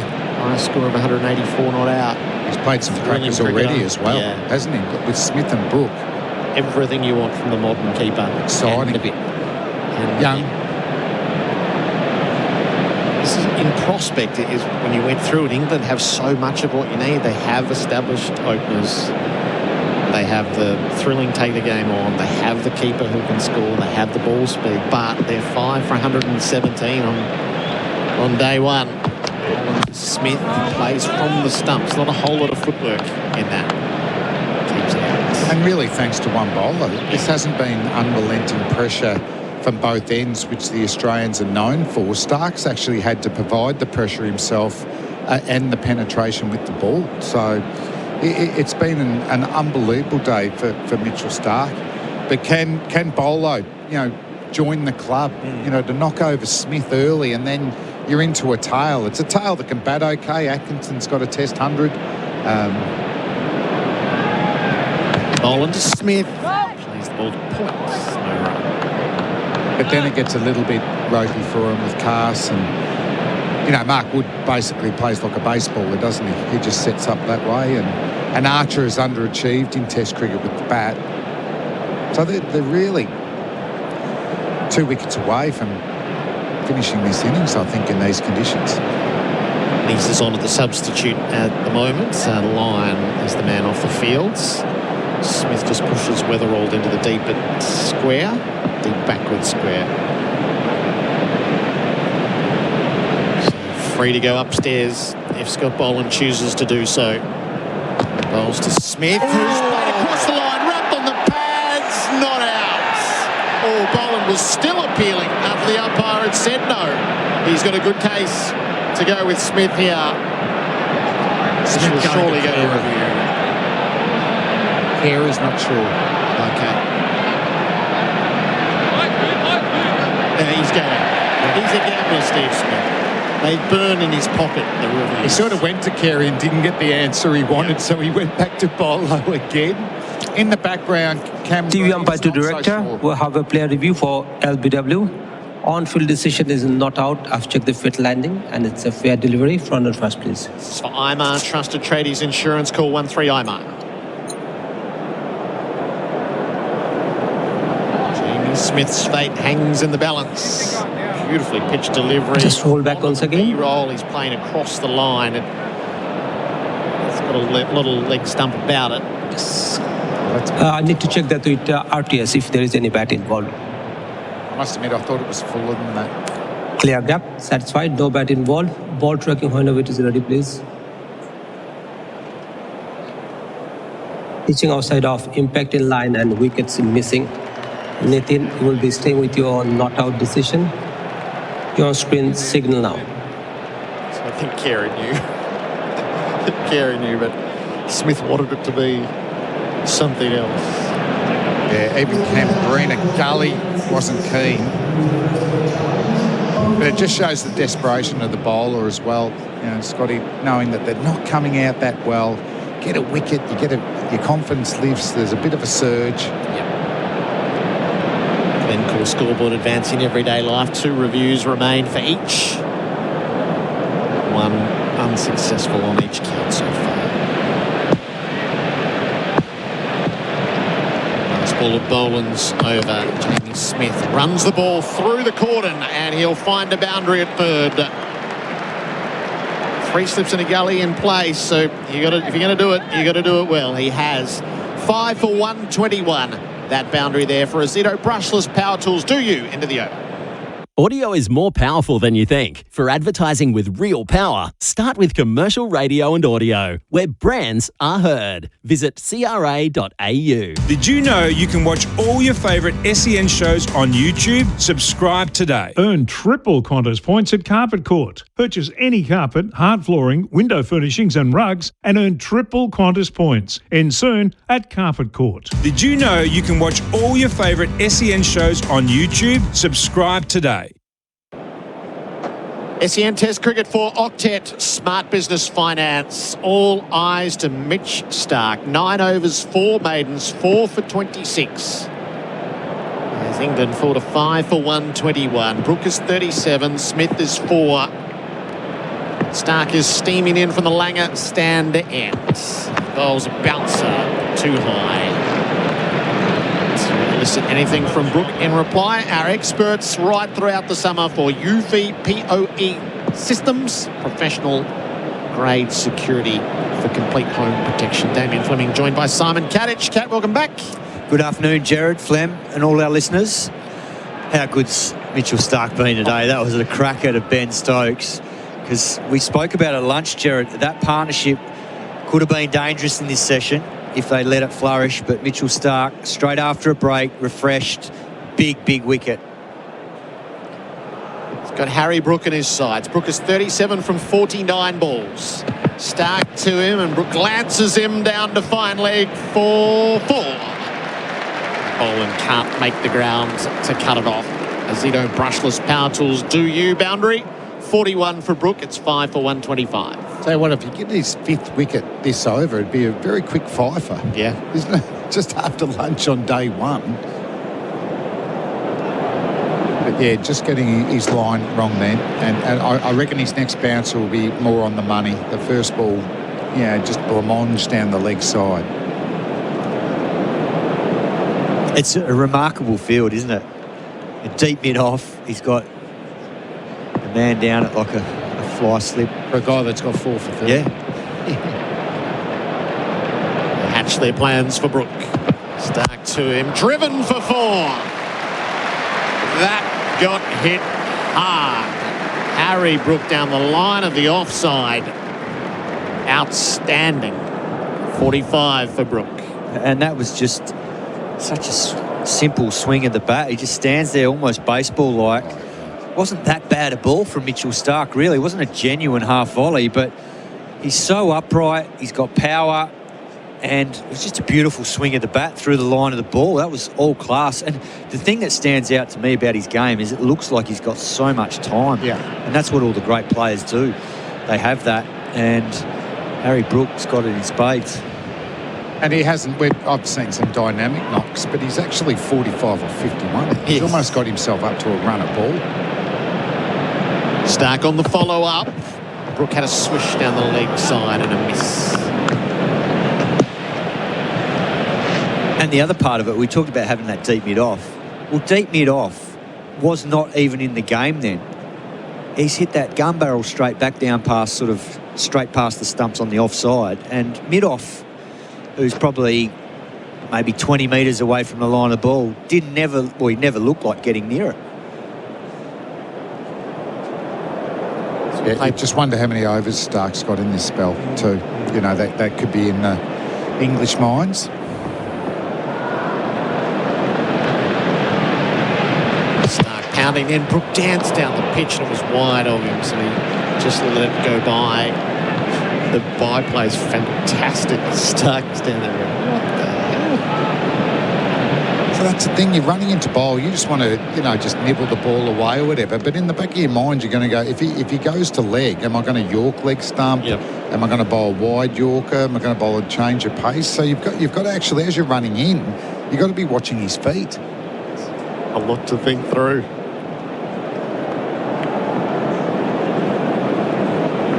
The last ball of Stark's 10th over. It's taken him for 2 boundaries in it. Brooke danced down the pitch. It was wide. He threw the bat at it.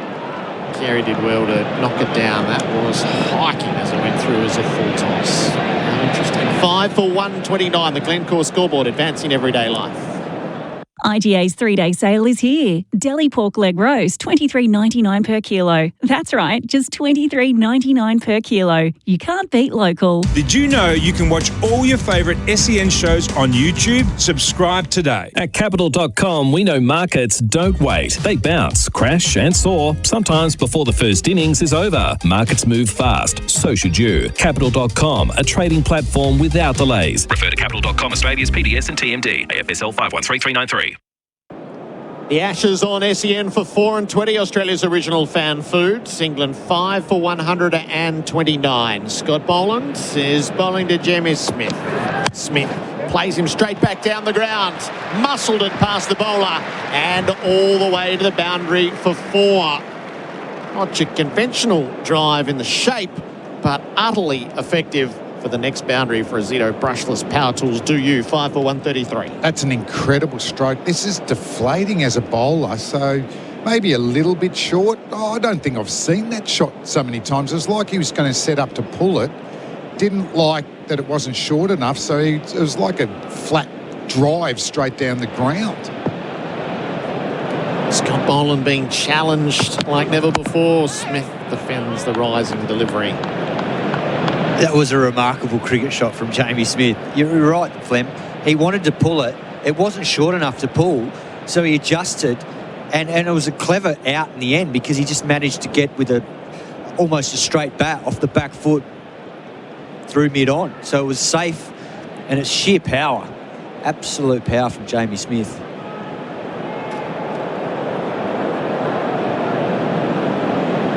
Boland none for 57. He's bowling his 10th over. This session is for Rogers Willex, manufacturing since 1896. Smith from his stump stands tall on it, blunts it to cover, takes a run, rotates the strike. 5 for 134. Tell you what, the Aussies don't want an hour of these two batting. Even that shot there, he could have actually extended through the ball a bit more and for more runs, Smith. Yeah, this is another dangerous partnership, and that's why this team can pose threats in this series, because if they do nullify the new ball threat and limit the damage there, at some stage they will get going and they'll put this Australian attack to the sword, particularly in the right conditions. And these conditions are getting more conducive as the ball keeps softening. Brooks on 45. Boland bowls the bouncer. Brooks stays out of it as it had passed. He shakes with the two deep on the leg side, so we gain awareness. So we haven't bowled many bouncers, but we haven't bowled one good one yet, have we?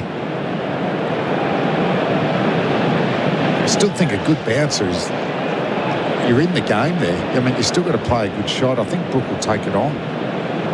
But they've been too short or too high.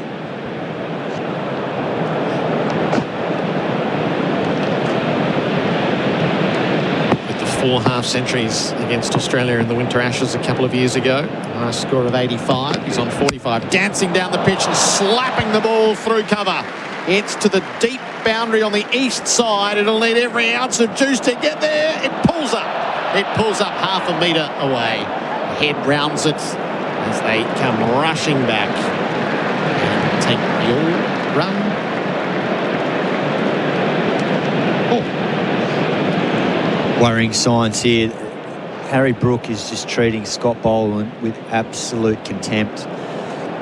To be able to consistently do that the way he's done, there's no fear, and yes, we know he plays like that, but he's executing it more often than not, particularly to Boland.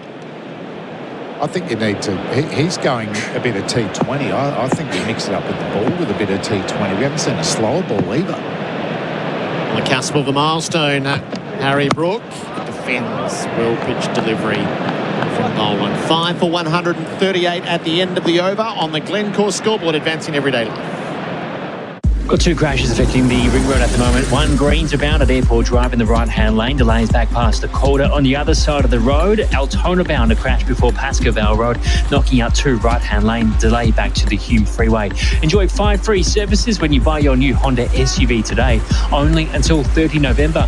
Make the most of this limited time offer and visit your local Honda centre today. T's and C's apply. And SEN continues as your home of sport this summer with every ball of the summer of cricket live. SEN Test Cricket for Octet Smart Business Finance. England 5 for 138. Smith is 9. Brook is 49. Mitch Starc 4 for 34. He's about to begin his 11th over. Smith supports his talisman with 3 slips and a gully steal. Lions back on the field at points. Smith has the strike. He's on 9. Defending Starc. Back into the fast bowler's hands. Just Stark's 5 for against England in his Ashes career. He's on the cusp here, so 6 for 111 at Nottingham in 2015 are his best figures. 5 for 78 Leeds 2023, 5 for 88 Adelaide 2017, and 5 for 114 Cardiff 2015. So it's 101 Ashes wickets now, and on the cusp of his second 5 for on Australian soil.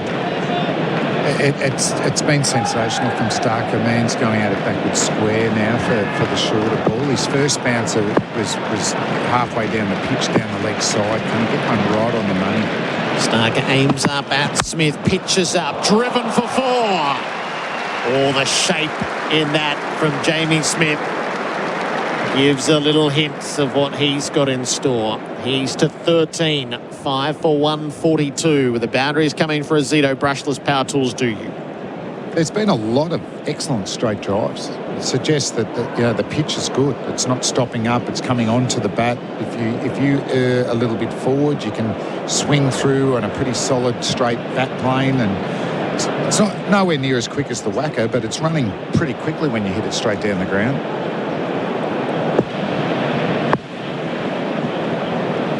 Stark went for 2 boundaries in the previous over off the bat of Brook. The first from Smith in this. And Smith tucks him off the hip.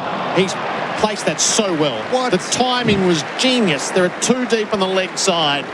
He picked the gap and got it to scurry across the slowish outfield. That is some sort of shot. Smith's to 17. Well, in a way, it was similar to the 4 that he hit the previous over off Boland. The only difference on this occasion was that he had the line to work with to tuck it leg side out to deep square leg. So same sort of swing of the bat. It's just the line was different. Instead of dragging it from outside off stump like he did off Boland, this one he just helped on its way out to deep square leg. But I haven't seen many batsmen change their shot halfway down. He must see the ball so early. He's quite the study on the Chemist Warehouse replay screen. 17 from 13. Stark to Smith, who glances him fine. Boland will get around and keep it to 1. So he made the adjustment in the previous Stark over, maybe to take 3 steps to his right. That has prevented the boundary. 5 for 147. And the problem for the bowlers now, both batsmen are going. You know, it was Brook that was going, and Pope stayed in for a little while. You know, Stokes was just setting up his innings, but at the moment they're both going so hard, so there's no respite. Dot balls are premium.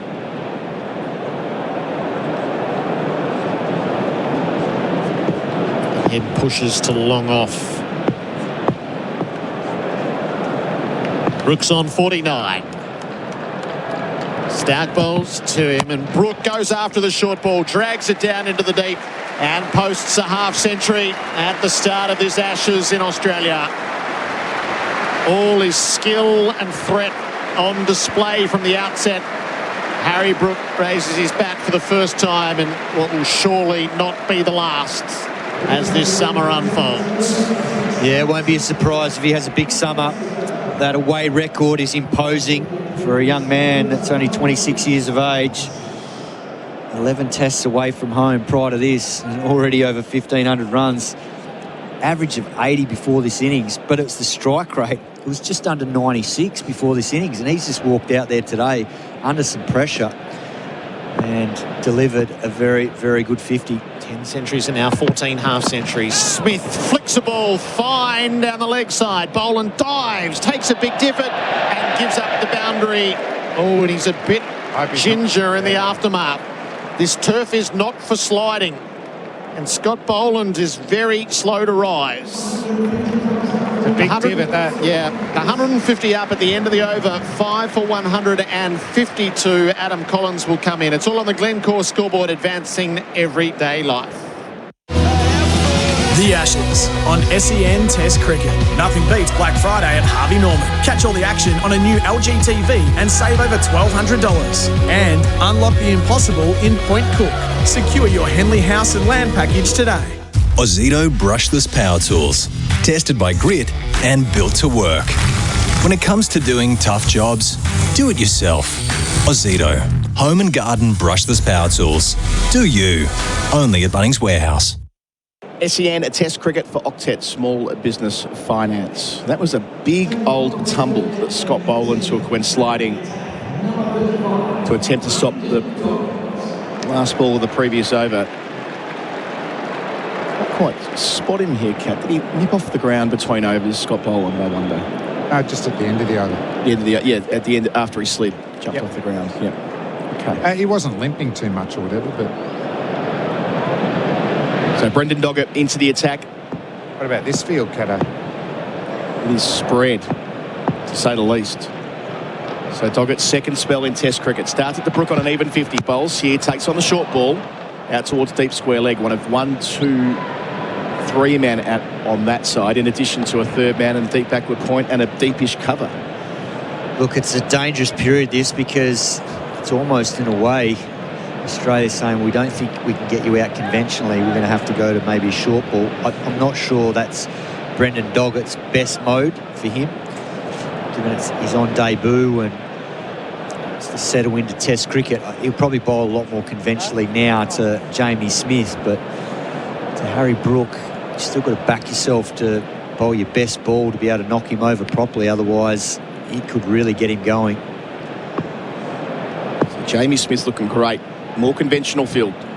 He's on 22. Bowling here is Doggett, and he thrashes him through the offside. Balls of his feet. Carving out through cover.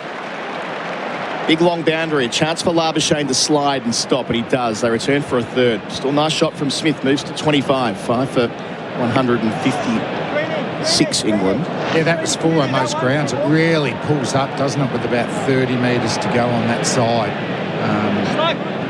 But the thing is, he's going to have to be so accurate here. Any width, that both batsmen are just jumping on it and then creating a bit themselves. I think they're sweating on the fact that they would have watched that first spell, and if he erred, he's probably erring on the shorter side, hitting the track, so they both look like they're sitting back. Doggett up to Brook with the spread field. Short ball again, gets inside the line and helps it down to fine leg for 1. He's 52, 5 for 157. Might see the odd bounce of that field, but fine legs on the fence. Backward square's about 20 metres in, and they've got a third man in front of square. Backward square, just go on the rope. Yeah. You can always come in. And if he gets it in forward of square and doesn't quite get it, you've got a catching man there. Oh, wow. I don't like that field. So they all come in for a 6-3 for Smith. Different game entirely. 2 slips of gully, point, cover, mid-off, mid-on, mid-wicket, fine leg. Doggett's operating from our members' end, away from us. Bowls here, and Smith goes back and plays it the other side of point this time. Behind point, Nathan Lyon has work to do. He'll retrieve it 2 metres inside the rope. Smith wants 3. Brook does as well. They get back comfortably. Great running. Really positive running. 28 for Smith. 5 for 160. It's like a middle session in a one-day game. Every ball's getting scored. If that wasn't a bad delivery from Doggett, it actually got the outside edge. And it still flew for runs. You can see that's not a bad position to force him to play in, where he's not quite forward or back and playing away from his body, but these two have got serious power. I just think it's a fraction short though, Flem, because I think both of them are sweating on him bowling this length into the surface. So I think he's just got to change his length slightly here, but it's hard to Brook with the way the field's set. 4-5 field. Doggett up to Brook. Bowls here. Brook pulls out of the short ball. Is there something on it? The keeper, Carey, thinks there is. Now, he wanted to pull, and he moved away. There was a noise through the effect mic. There's going to be a review here. He was given not out. Watching for Steve Smith, goes upstairs. Now, he did not want to play the shot. He was in, he was out, he was in, he was out. And there was a noise. What did the ball hit on the way through? They're seeing here, reviewing progress. He's walking straight off. Harry Brook's not waiting for the review to go. He knows he's hit it. Brendan Doggett has a test wicket, and it's a massive one. Harry Brook on 52, looking to put all the pressure back on Australia. They'll go upstairs. Most unusual is, I don't think I've ever seen this, where Harry Brook, now that review's gone upstairs, that's me done. I know I've hit it. Such a big noise. Like Carey Smith went for it straight away. Ball pass, yeah, just roll it slowly. I can freeze it there as the ball is next to the gloves. I can see a player spikes as the ball is next to the gloves. Satisfied? Nathan, you need to change your decision from not out to out. Stand by. Your screen signal now. So umpire Menon confirms that England are reduced to 6 for 160. a partnership that was building and showing some signs of threatening Australia's dominance on the Test match so far. Well, that's Brook gone for 52, and Brendan Doggett, Test debut, first Test wicket. What a moment for him, Damien I don't think Fleming. I've ever seen a Test wicket caught where the bowler doesn't appeal. Have a look. It's sort of like half. Carey's 50%. Stephen Smith all over it. All over it. So, well done. He didn't hear anything, but it's a clear one off the glove. So, congratulations on your first Test wicket. Pretty big one. Well, and the other thing too was the execution there from Doggett was absolutely spot on. It was not just the height, but it was the line. Harry Brook played it poorly, really.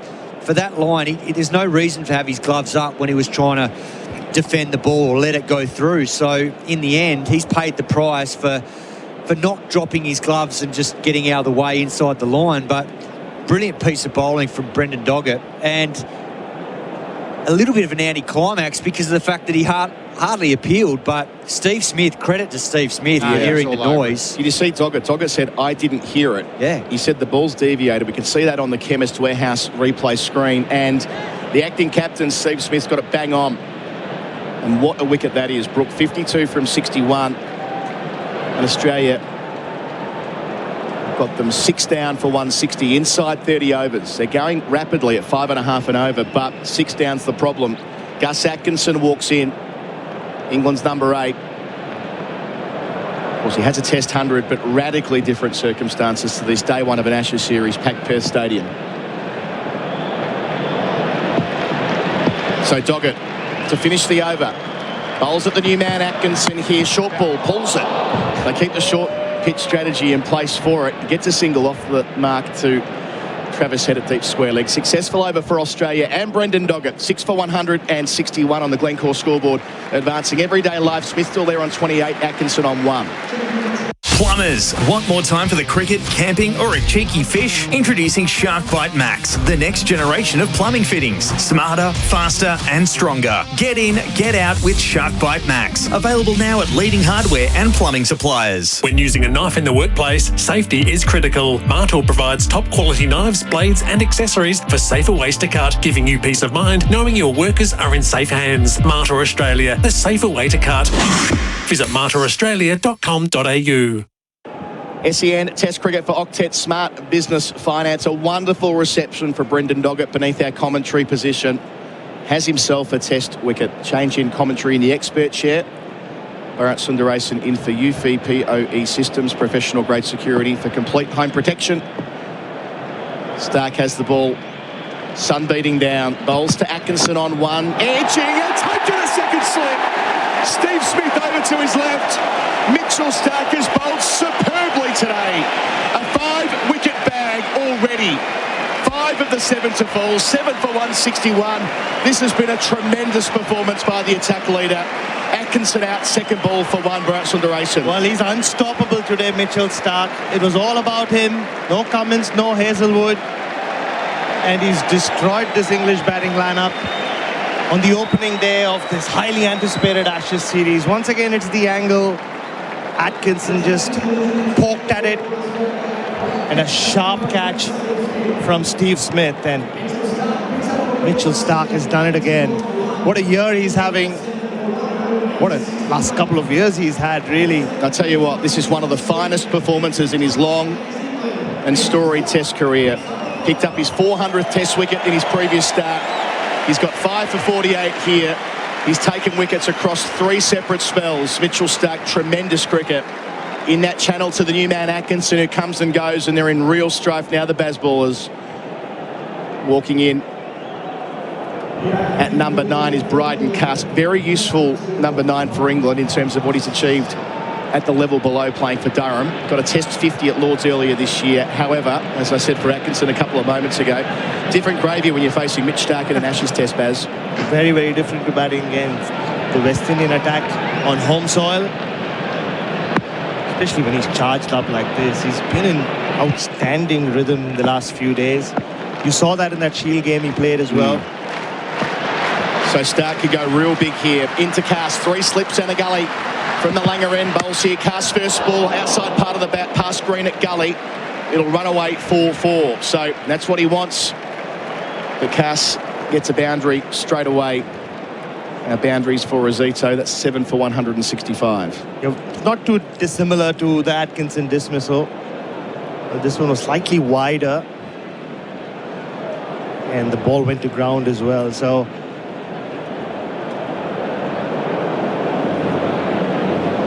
yeah, we were there in Jamaica wondering when he did what. I mean, even he couldn't believe what he had done with that pink ball.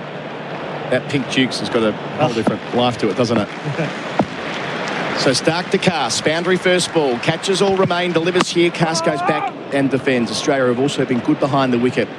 They're catching today, classics for a cause, keeping Aussie classics alive while supporting our veterans. Tommy Morris has got all the numbers here for the Cobram estate, Australia's extra virgin olive oil. He's got his hand up, Tommy. Mitchell Stark, 17 5-wicket hauls in Test cricket now, and 5 against England. In fact, he got a 5-wicket haul in 2023, didn't he, towards the end of the series? But that was his first one against England since 2017. So it was a bit of a lean spot there. Back with a vengeance today and bowling unbelievably well. The leading wicket taker in the 23 Ashes, despite only playing 4 Test matches, was Australia's player of the series. His 8th Ashes series, Stark. In bowling here and beating the outside edge of Bryden Cass, who is lunging forward on the angle. Stark, beautiful stuff once more. And he's doing all this on a pitch which really hasn't offered a lot to any of the fast bowlers. This is just absolute world-class fast bowling where he set 2 batters up. I think the setup for both Root and Stokes, where he kept it outside of them, and then attacked the stumps. Root got nicked off, Stokes got bowled.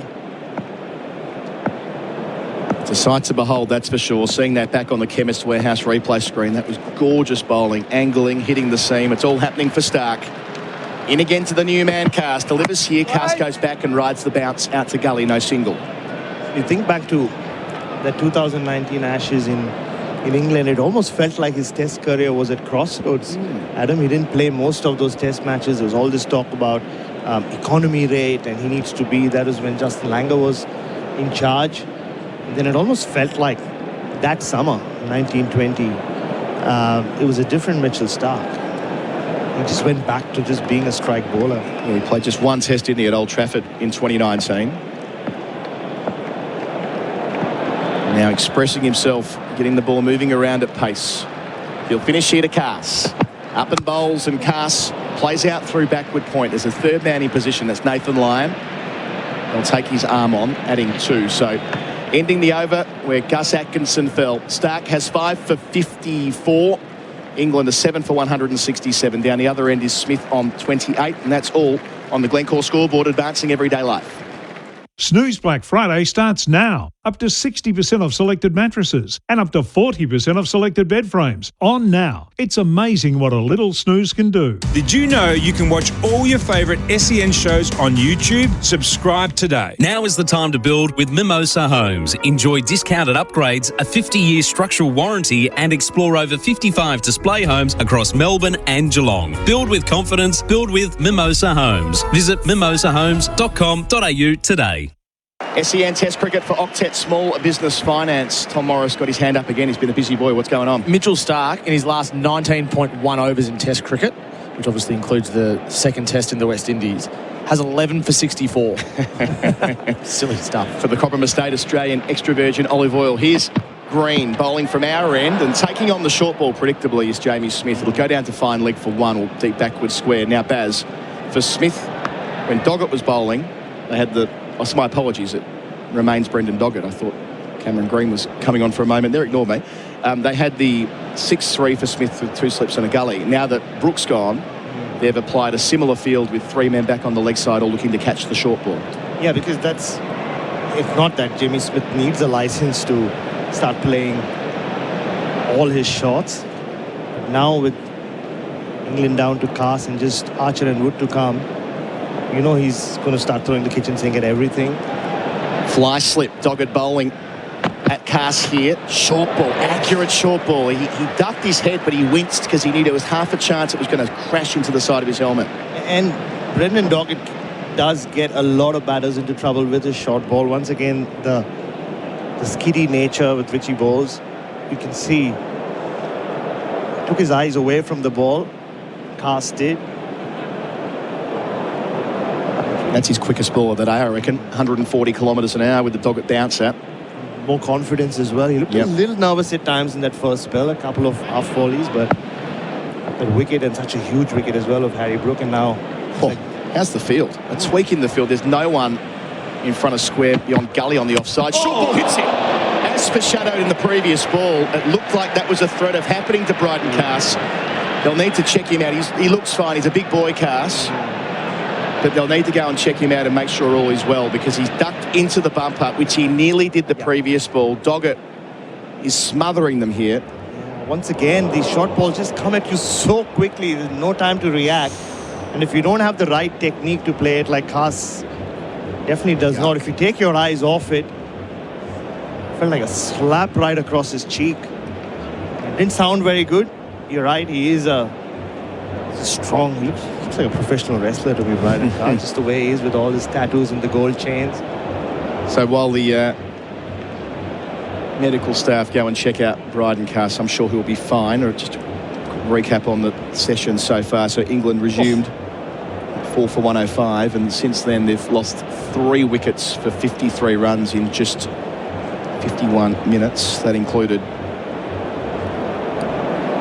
Ben Stokes, was bowled by a Mitchell Stark beauty for 6 just after the resumption. Harry Brook was caught down the leg side a couple of overs ago. Brendan Doggett, his first test wicket. Then Stark got his 5th, finding the edge of Gus Atkinson. Gus Atkinson, his second ball caught in the cordon by Smith for 1, which leaves England with just Archer and Wood to go. And they only really know one way to bat these days, those two. So this partnership with Cass at 9, he's just been hit. They've got to find a way to stabilise here, England, and get as much strike to Jamie Smith on 29 from 18 as they possibly can. Doggett approaching Cass. Does he go short again? Field there for it. Plays the ball outside the line of the off stump, thrashes at it and misses it. So that was Fuller, and swinging away from the right-handed Cass. Once again, just hitting the gloves hard. Wicket-keeper's gloves, that is. And Doggett just bowling with better rhythm now. He's steaming in. On a day where, one of those very unlikely days where Scott Boland has had an off day on Australian soil. He's just looked a bit off full stop, hasn't he? It almost feels like he's unwell. He's got a bug. Yeah, it does give that impression. No one on the offside at all apart from Fly slip out, and he's pulling hard out to deep square leg, and he's hold outs. Doggett's got a couple in a hurry. Labuschagne was 15 metres inside the rope for just that error. And Bryden Cass, having been hit in the helmet a couple of balls ago, takes on the short ball, caught in the deep backward square. He's gone for 6. England collapsing 8 for 168. And this test debut is just getting brighter and brighter for Brendan Doggett. He was all over Bryden Cass. Nearly hit him once and then hit him smack in the grill. And you could see he was a little rattled. Cass just threw his bat at the one he faced after that, and as soon as the next one was a short ball, you knew he was going to try and swing it over the deep backward square leg fence. But all he managed to do was hit it straight to Marnus Labuschagne. This England innings is just collapsed in a hurry. They knew what they were doing, having that Labuschagne position. They didn't want him all the way back. They wanted to make sure the catch carried when the miscue was there, and so it proved. And Jofra Archer walking in at 10. Once upon a time, Jofra Archer was quite a useful batter. Not quite so much these days. Yeah, I'm surprised he's batting at 10 and not 11. Yeah. With Mark Wood in the side. Gosh, we're only in the 32nd over of the test match. That's a combination of the slow over rate, lots of wickets and all the rest of it. But inside 32 overs, England have reached 168, but Australia might be within minutes of skiddling them. Doggett 2 for 27, still 1 ball left in the over. Smith can't face a ball at the moment. Starved of strike. Australia making it count. 3 men back on the leg side for Doggett. Straight away to Archer. Bouncer comes and ducks. You knew it was coming. End of the over. Another successful one for Doggett. 2 in a row for him. 8 for 168 after 32 overs. Smith back on strike on 29. Archer yet to score. That's on the Glencore scoreboard, advancing everyday life. Audio is more powerful than you think. For advertising with the power to double your campaign effectiveness, start with commercial radio and audio, where brands are heard. Visit cra.au. Did you know you can watch all your favourite SEN shows on YouTube? Subscribe today. Imagine homes so well designed and so luxurious, they'll be setting the standard for decades. Homes with prices your bank will love and your friends will envy. The Henley Mainview Collection. The difference is everywhere. SEN Test Cricket for Octet Smart Business Finance. Of course, Mitchell Starc will continue. Why wouldn't he continue? He's been brilliant. 5 for 54. At Jamie Smith, 3 men back for the short ball again. And 2 back on the offside. There's a Steve Smith at second slip. Nathan Lyons at fly slip on the rope. That's not deep third man. That is fly slip, make no mistake. And a deep backward point for a miscued uppercut. And what do you know? Another man's going back at deep mid-wicket. Jamie Smith, who can really give it a ride. Will he take on Starc? He reached 29 before the collapse. Starc over the wicket to Smith. Bowls here. Smith takes on the short ball. Goes over mid-wicket. What a shot that is. Stand and deliver. Goes away for 4. Smith, a real player, and that short-handed pull shot that he plays so well in England takes him to 33, 8 for 172. He's a player. Has some ability. Yeah. The fact that there was that one region which was unguarded, which is the region over mid-on, and Starc bowling at good pace to be able to pull him over mid-on. And that prompts the change in field as well. So head's going to go all the way to the rope. So there's a deep, let's call it it's almost a cow corner, isn't it? Deep mid-wicket, but more cow corner-ish. Deep square leg, just in front of the square leg umpire. Deep backwards square. And Brendan Doggett beneath us at fine leg. Starc up to Smith. Bowls here over the wicket, makes room, tries to go through the offside and misses. He went leg side of the ball, big gap at cover. Couldn't find it. I get to watch Smith bat week in, week out for Surrey, and he has got a freakish eye. And the way he pulls the ball, they've done their homework, Australia. They have, but I think going back to that boundary that he just hit, he'd need a freakish eye and amazing reflexes to be able to slap a bowler like Mitchell Starc. And that too when he's bowling over the wicket, left arm, against the angle to hit it over mid-on. But I wonder if he'll just swing at everything right now, Colo, or whether there will be some percentage cricket. I don't know, I just don't see it. I think he'll keep going. Can he find that gap at cover? Starc to Smith over the wicket, and he drives and he gets it straight of Starc. No, he doesn't. He hits Starc in his follow-through. Either way, there's no run from it. 8 for 172 remains the score. He was shaping up to clout it and didn't quite get the ball he wanted to skew it through the offside. Yeah. Smith now, Nathan Lyons dropped down to a very fine third. Jamie Smith made that outrageous 184 not out in the second test against India when he and Harry Brook put on 300 plus. No one else got more than 17. So he has got the ability to do wondrous things when other people fail. He'll need to here. Starc up to the England keeper. First Ashes test match. Pulls again. Out the deep square. It's in the air. It's hanging. It's gone as well.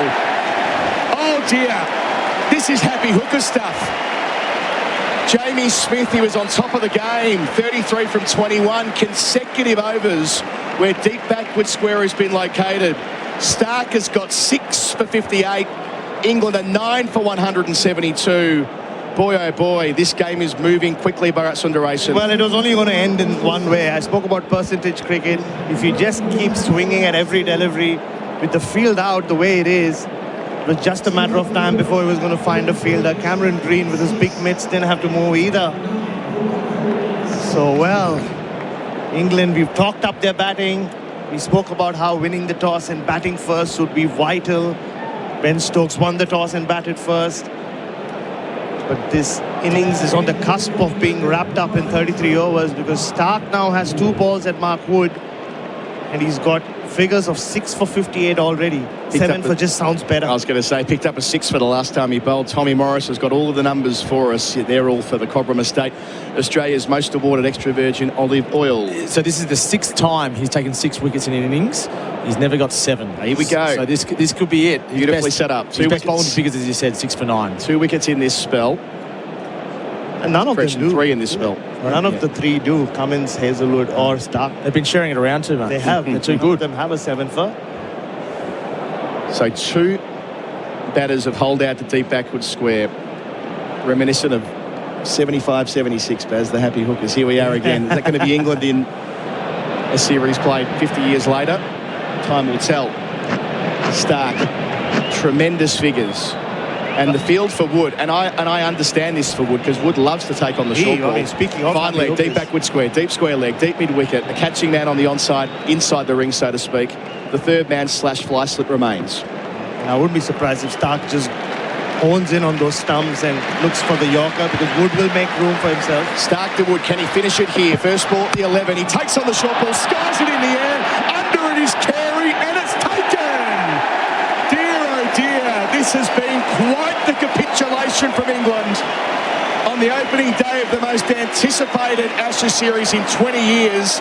They've been bowled out inside 33 overs for 172. Stark tremendous, 7 for 58. He'll be on a hat-trick when they start their second innings. Who knows when that will be. England have just fallen in a heap. 6 wickets in an hour after lunch. This has been a dismal display from the visitors, and Mitchell Stark, one of the finest moments of his career, one of the most defining moments of his career in the absence of Cummins and Hazlewood, and his first 7 for in Test cricket, his best bowling of his career. Bazball, Chazball, call it whatever you want. This is a movie we've seen before. All the hype, all the drama leading into the first test of an Ashes series on Australian soil. And England have done what many English teams before them have done before, has completely surrendered to Australia's bowling might. And it was just one man. Brendan Doggett played his role on debut, but it came down to Mitchell Stark in the absence of his 2 great mates, and he's produced his best spell of what has been an extraordinary test career when it matters most. Baz, the critique of this form of cricket has been, let's see whether they can do it in Australia. It's been the outstanding question for a couple of years now, and at the first time of asking, the sustainability of this style of play in these conditions where it is slanted somewhat in favour of fast bowling. We know that with Mitchell Stark, and how badly they've been, I was going to say exposed really, how badly they've been exposed. Just 32.5 overs in the middle after winning the toss and batting on what is fundamentally a sound batting track. Nothing wrong with the track, and that's it. The whole point of winning the toss and batting first was to make the most of it. But Mitchell Stark's bowled out of his skin. He had to, having to lead an attack with such inexperience in the fast bowling ranks. But some of the shot making has been poor. Go back to the start, the first over of the innings, Zach Crawley. How many times have we seen him get out in that fashion? Flashes at one, caught in the slips. And Ben Duckett missed a straight one, or just straight into the last minute. He was looking good. Then Ollie Pope falling over when at a point it looked like he was well set to a full ball from Cameron Green. And the shots we've seen in the last 20-odd minutes have been absolutely shocking. We'll just pause here and we'll take a breather. On the other side of it, Gerard Whateley, I believe he'll have Stuart Broad with him. That'll be fun. They're all out for 172 here at Perth Stadium on the first day. This has been an eventful session for Rogers Willicks Manufacturing since 1896. And a reminder, on that scoreboard, the Glencore scoreboard advancing every day live. Stark 7 for 58. England skittled, castled, reduced to a pitiful all-out 172. A truck's broken down on the West Cape Bridge, affecting your outbound run. 2 centre lanes are currently closed. Speeds chopped to 40. Not that you'd be doing that anyway. Get stinking hot deals at BWS. Like 700ml bottle of Smirnoff Red Vodka for $45. Save 3. Hurry, offer ends Sunday. T's and C's apply. Choose to drink wise. And SEN continues as your home of sport this summer with every ball of the Summer of Cricket live. The Ashes on SEN Test Cricket. Nothing beats Black Friday at Harvey Norman with up to 35% off Windows 11 computers and up to 40% off monitors. And Henley Homes. Hard to beat. Ask other builders, then come back to us. henley.com.au. Want to hit a 6 for your business? Sign up an apprentice with MEGT. Their local teams come to you, offering free advice and ongoing support that helps you and your apprentice succeed. So sign up today at MEGT.com.au. Apprentice Connect Australia provided to an Australian government-funded initiative. Landscapers and tradies need plants? Plantmark is your trusted wholesale nursery with a huge range at true trade prices. They supply landscape projects of all sizes, from quote to delivery. Open 6 days at 4 locations across Melbourne. Plantmark.com.au. Trusted, knowledgeable industry leaders. Fosrock are helping build a bright future for the construction industry. Sign up for a personalised account on Fosrock's online portal for tailored solutions and exclusive pricing. Ready to future-proof? Then choose Fosrock. Fosrock.com.au. At Bunnings Trade, no matter where you are, we're here to help. We have trade specialists in store dedicated to you and your trade, whether it's sourcing supplies, quoting on jobs, or arranging delivery direct to site. Come and see us at the trade desk. Bunnings Trade. Helping business is our trade. At Capital.com, we know markets don't wait. They bounce, crash and soar, sometimes before the first innings is over. Markets move fast, so should you. Capital.com, a trading platform without delays. Refer to Capital.com Australia's PDS and TMD. AFSL 513393. A truck's broken down on the West Cape Bridge, affecting your outbound run. 2 centre lanes are currently closed. Speeds dropped to 40. Not that you'd be doing that anyway. Get stinking hot deals at BWS. Like a 700ml bottle of Smirnoff Red Vodka for $45. Save 3. Hurry, offer ends Sunday. T's and C's apply. Choose to drink wise. And SEN continues as your home of sport this summer with every ball of the summer of cricket live. IGA's 3-day sale is here. Deli pork leg roast, $23.99 per kilo. That's right, just $23.99 per kilo. You can't beat local. Did you know you can watch all your favourite SEN shows on YouTube? Subscribe today. Afterpay is now accepted at Ampol Foodery. Fill your tank and tap to pay it in 4 interest-free payments. T's and C's apply. Australian Credit Licence 527911. Did you know you can watch all your favourite SEN shows on YouTube? Subscribe today. Afterpay is now accepted at Ampol Foodery. Fill your tank and tap to pay it in 4 interest-free payments. T's and C's apply. Australian Credit Licence 527911. Did you know you can watch all your favourite SEN shows on YouTube? Subscribe today. Need a smarter way to manage business finance? Octet's innovative supply chain payments platform helps you power business transactions locally and overseas with a line of credit and flexible repayment terms. Visit octet.com, that's OCTET.com. Lending criteria and conditions may apply. The Ashes on SEN Test Cricket. Nothing beats Black Friday at Harvey Norman. Catch all the action on a new LG TV and save over $1,200. And unlock the impossible in Point Cook. Secure your Henley house and land package today. In the market for a quality Australian manufactured shed? From now until December 4, get 30% off during Best Shed's Black Friday sale event. Be bowled over on the best quality sheds and get a 20-year manufacturer's warranty. Visit bestsheds.com.au. Dances down the pitch and smashes him over long off for 6. That bowls to Stokes. What a brilliant ball that is from Mitch Stark. And Brooke goes after the short ball, drags it down into the deep and posts a half century at the start of this Ashes in Australia. Sun beating down, bowls to Atkinson on 1. Edging and taking a second slip. Mitchell Stark has bowled superbly today. Stark up to the England keeper. First Ashes test match. Pulls again. Out the deep square. It's in the air. It's hanging. It's gone as well. Stark the wood. Can he finish it here? First ball at the 11. He takes on the short ball. Skies it in the air. Under it is Carey. And it's taken. Dear oh dear. This has been quite the capitulation from England. 6 for 74 in 9.5 overs after lunch. England all out for 179 in 32.5 overs. There's an awful lot of eye rolling going on around Optus Stadium at the moment. The leading wicket taker, Mitch Stark, programmed commercial painting, hit painting maintenance for 6. 12.5 overs, 4 maidens, 7 for 58.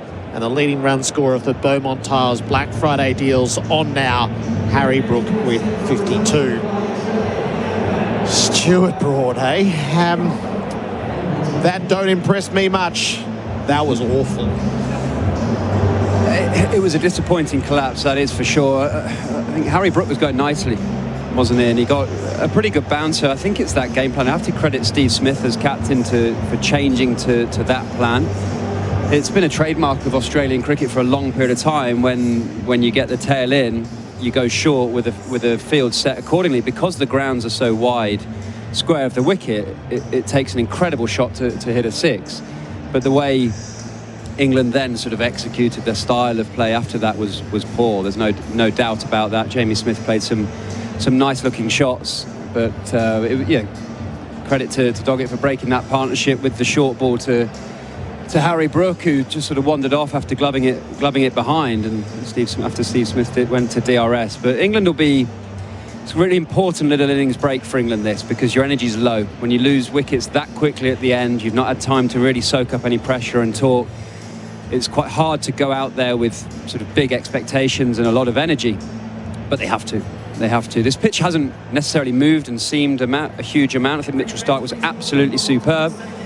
England will try and get some movement out this new ball. If they don't, they'll go short, and they'll go short quite early. Ben Stokes likes doing that to opposition players, and that's been successful to the England side. So England will go to that, but it's a really interesting little period we've got here. And Usman Khawaja, by the look of it, isn't opening the batting. Marnus Labuschagne's just wandered out. So he's been on and off the field ill.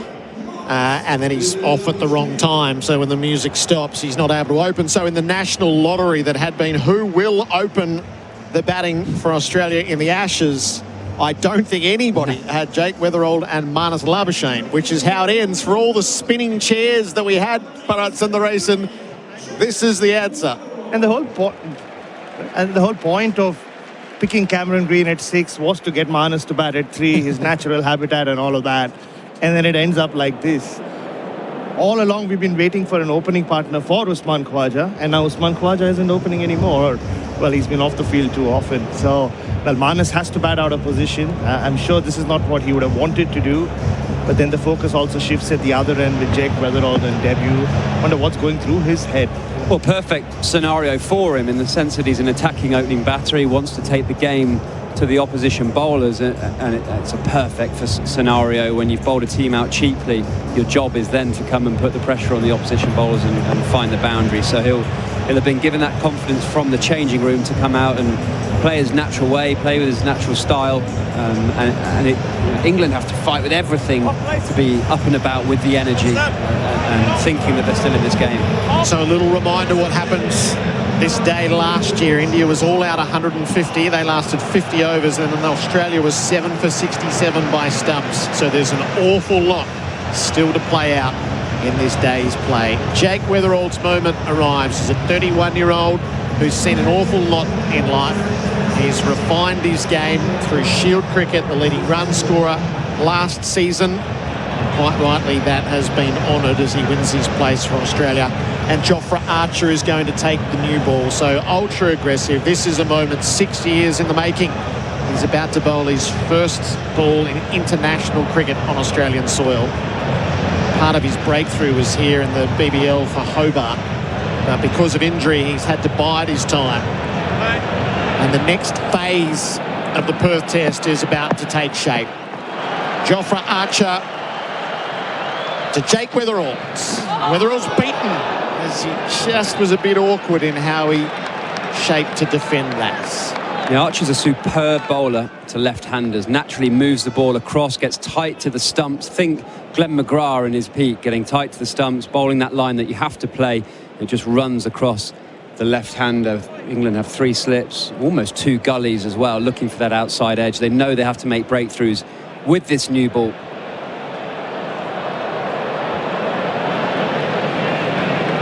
Archer tosses the ball from one hand to the other and motors in. He bowls to Weatherald, who's falling over, pinned in front, not out is the call. All of the English team were virtually together around him by the time the appeal finished. That will get the heart rate going. So Archer signalled for a review. It's not his right. Stokes now follows through. And Jake Weatherald's fate is about to be determined on replay.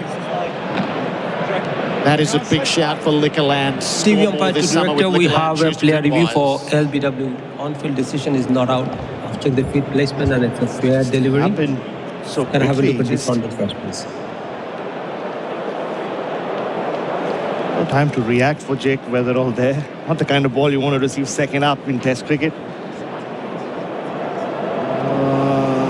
That's missing leg stump. Yeah, just roll it. Has to be missing leg stump, you think. Clearly missed the bat. Satisfied. Ball tracking whenever it is ready, please. A little different to the one that Ollie Pope got earlier. Pitching in line, impact in line. Ball's hitting, he's out. Weatherall's made a second ball duck on his test debut. And Jofra Archer has struck immediately. And the English fight back is on. I wouldn't be going anywhere over the next few hours. It's 1 for none, just as it was for England. Shock. Do you know what? I thought that pitched outside leg and was maybe even sliding, so to be 3 reds. I mean, what Archer does, he bowls fast, he looked to bring the stumps into play. I don't think it was a genuine in-swinger to the left-hander. I think it was just one of those that he got slightly wrong. He managed to pitch on leg and cannon into leg stump. And the added drama to all of this is now we have an Australian batting unit batting out of position. Steve Smith suddenly in after 2 deliveries, facing his 3rd ball. He's normally a number 4. He's tried opening and batting, didn't go well for him. England would have been desperate to have Steve Smith out there with a brand new ball, and they've got it. There's something about that LBW that doesn't look quite right for me. Not at all. But it is 3 reds on DRS. The replay shows the ball would have hit side of middle stump. That is a bizarre DRS score. Oh, there you go. The Chemist Warehouse replay screen. So no fairy tale for Jake Weatherall. The English fans have taken the lead of Monty Panesar. They've booed Steve Smith to the middle, and they are chanting. So there is a charm to the English who have come here, and there's also that, which I think is highly regrettable. 3 slips and a leg slip, as well as a bat pad. Archer zeroing in.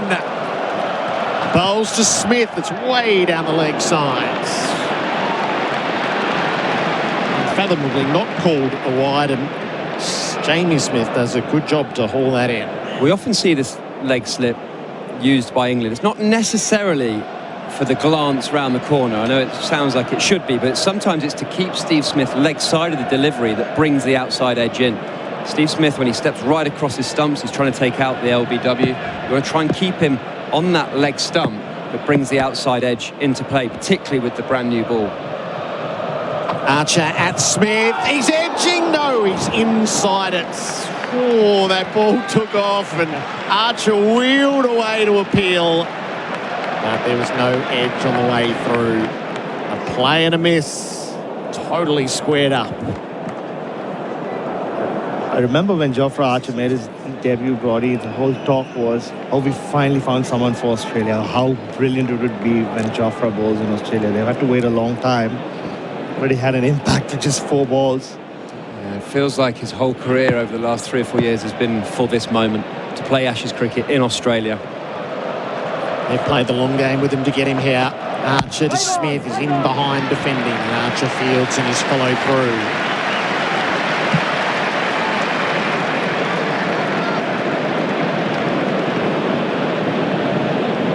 Swapping done in the field. Stokes comes to backward points. It's only sounding... It's the first time I've heard the English crowd today. Good reason, I think. Archer to Smith. Oh, he swings and misses. Down on one knee. Very ungainly from the Australian captain. Archer opens with a wicket maiden, just as Mitch Stark did this morning. Australia 1 for none. The scoreboard for Glencore scoreboard advancing everyday life. The word out of Cricket Australia, Khawaja timed out because of the time he spent off the field in the first innings. He needs to serve approximately 10 minutes before he can bat. So not ideal for Australia at all. An Australian team for Australian made by Australia, support Australians. And Bharat, your hunch is that Khawaja's had a heavy cold? Right, yeah. He had a very heavy cold a couple of days ago, and I'm pretty sure it was that. I didn't see him get injured or anything at all, and he kept going in and out. So must have been that. And it's just put, like you said, Brody, it's just put everyone out of position. And Steve Smith and Marnus have been preparing the way they do to bat at 3 and 4. The whole mindset is different. Marnus Labuschagne faces up to Atkinson and he leaves outside the off stump. This session, this eventful session, is for Rogers Willock's trusted trailer solutions.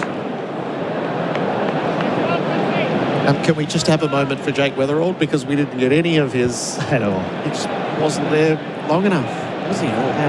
So that's a ruthless introduction to Test cricket. Yeah, it can be brutal. I mean, we felt for Nathan McSweeney at this ground against Jasprit Bumrah last year. Weatherald is a specialist opener, but that didn't look easy at all. Atkinson in from the members' end, bowls, and Labuschagne on the ball that cut back and left. Just on that point, you don't know how it would have been aligned. Maybe Usman Khawaja was going to face the first ball. So because he's not out there, suddenly Jake Weatherald was in this situation where he's facing the first ball of Jofra Archer. He might not have had that in his mindset last night going to bed. Everything's just been shaken up. It's amazing that such a small thing of a player maybe not feeling well can just bring a little bit of a different edge to the game, because really Australia are well ahead of the game in this situation. They've dominated the day. It feels like England have got a lot of energy out there.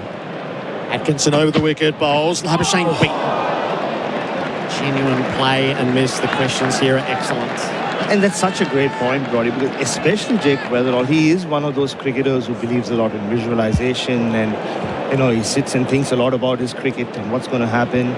And that's a great point, and maybe it did play a role in it. And not to forget about the guy on strike right now. Don't forget he's making a comeback to Test cricket. For 6 years, he was the mainstay at number 3, then lost his place. So he's been batting really well, but he'll be feeling that pressure as well. Atkinson strides in, bowls, and Labuschagne leaves. One thing that's absolutely crucial for the England opening bowlers here, Marnus Labuschagne is looking to leave the ball all the time. He's a brilliant lever of the ball on length. Very difficult to get him to drag forward. You've got to try and hit the top of the bails to him. He wants to face 20, 30 balls, leaving the majority, getting a feel, getting a sense, calming everything down. England have to try and make him play. That's why Ben Stokes got a short leg in at this moment. Very deep as well, short leg. That's to encourage Gus Atkinson to get full, get Marnus Labuschagne playing. Off the square, in fact. Labuschagne beaten, squared up.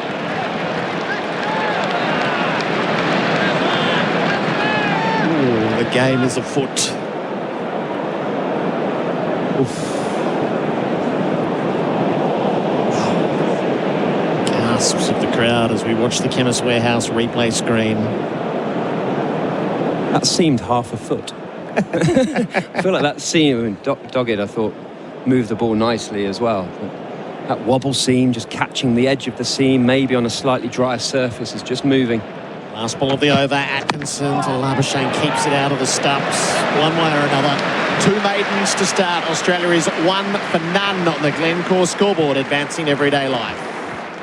Imagine homes so well designed and so luxurious, they'll be setting the standard for decades. Homes with prices your bank will love and your friends will envy. The Henley Mainview Collection. The difference is everywhere. Looking for your next fishing weapon? Bar Crusher is Australia's leading fishing boat builder and lead the industry in design excellence and quality. For the most advanced plate aluminium fishing boats or to build your dream boat online, visit barcrusher.com.au. The Ashes on SEN for Henley Holmes. Australia 2 overs in, 1 for none. England already all out for 179. Jofra Archer bowls to Steve Smith. It's well down the leg side. Stuart Broad is on duty for AIA. Protect what matters. Do it for life with AIA. And Simon Katich is alongside. Hello, Kat. Good afternoon, Gerard, Brody, all our listeners. Been happening? Oh, we saw 17 wickets on day 1 here last year. Well, this has got 20 written all over it. After watching that last Gus Atkinson over, he can bowl. Strike rate, 2nd all time. I know he's only played 13 tests, but... Archer bowls to Smith. He leaves the ball crossing. There's plenty happening out there.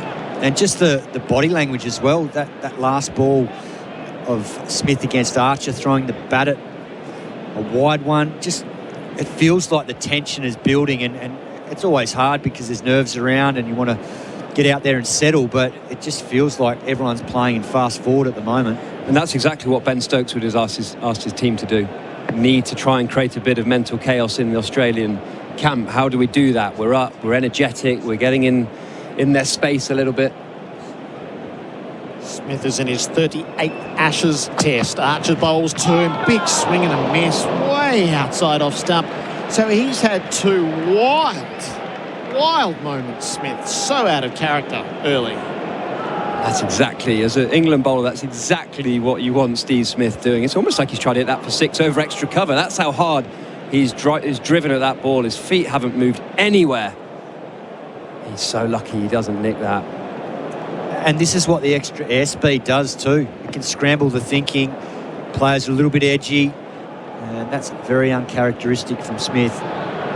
Archer back in, Smith down the leg side, kept the bat out of the way as he brushed through to Jamie Smith. Such a big period of play this. If England can pick up Steve Smith in this little half an hour's play, that is huge. Well, the whole dynamics changed all because of Khawaja. It's amazing that small difference, and then obviously debutant gets out, second ball for duck. These two now under massive pressure to try and win the first 10 overs of this innings, and they're still a long way from home, only in the third over at the moment. It's all happening. So Khawaja's time is up. He can bat at the fall of the next wicket. Steve Smith leaves tight to the off stump.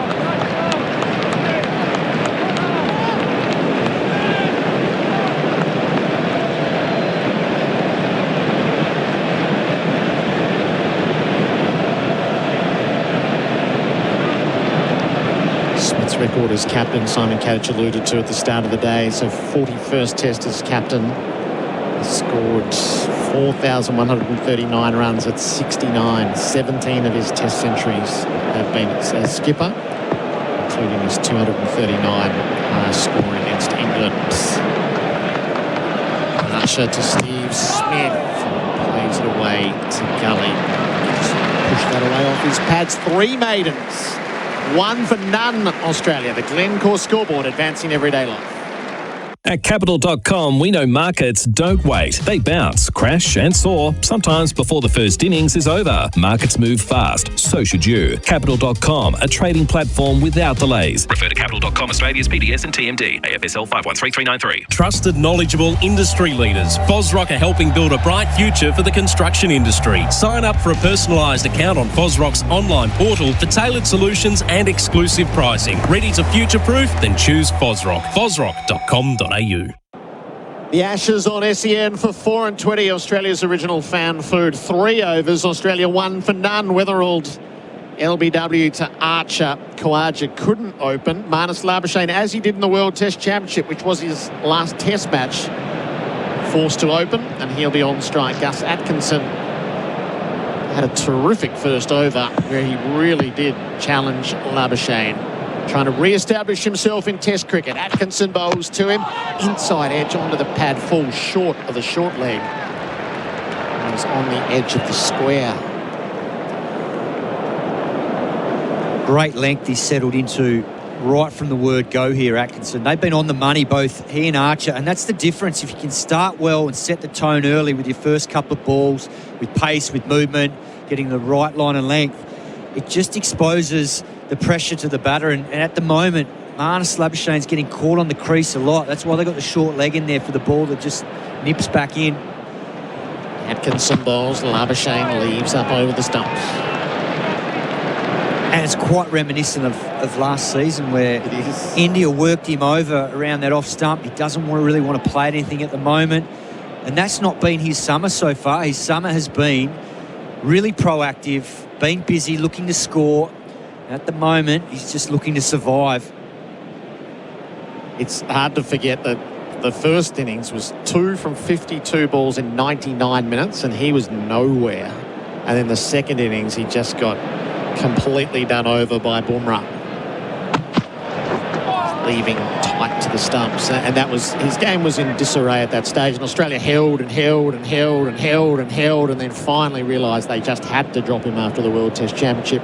he has responded in exactly the right manner. 5 domestic centuries, and now he's got to bring that back to international cricket. Well, there's all this talk around him opening the batting, and he's had to do it now by chance because of what's happened with Khawaja being off the field. Have we had an official reason why he went off, Gerard? So he's unwell, Kat, so he's had a heavy cold. Concern to Labuschagne, squared up past the outside edge. So they're saying stiffness and toilet breaks and the likes, but I think you're fair to deduce from what our net whisperer has seen that he is unwell. It's just given England a way back into this test match after that back end of the innings just fell away dismally. It was some dumb cricket.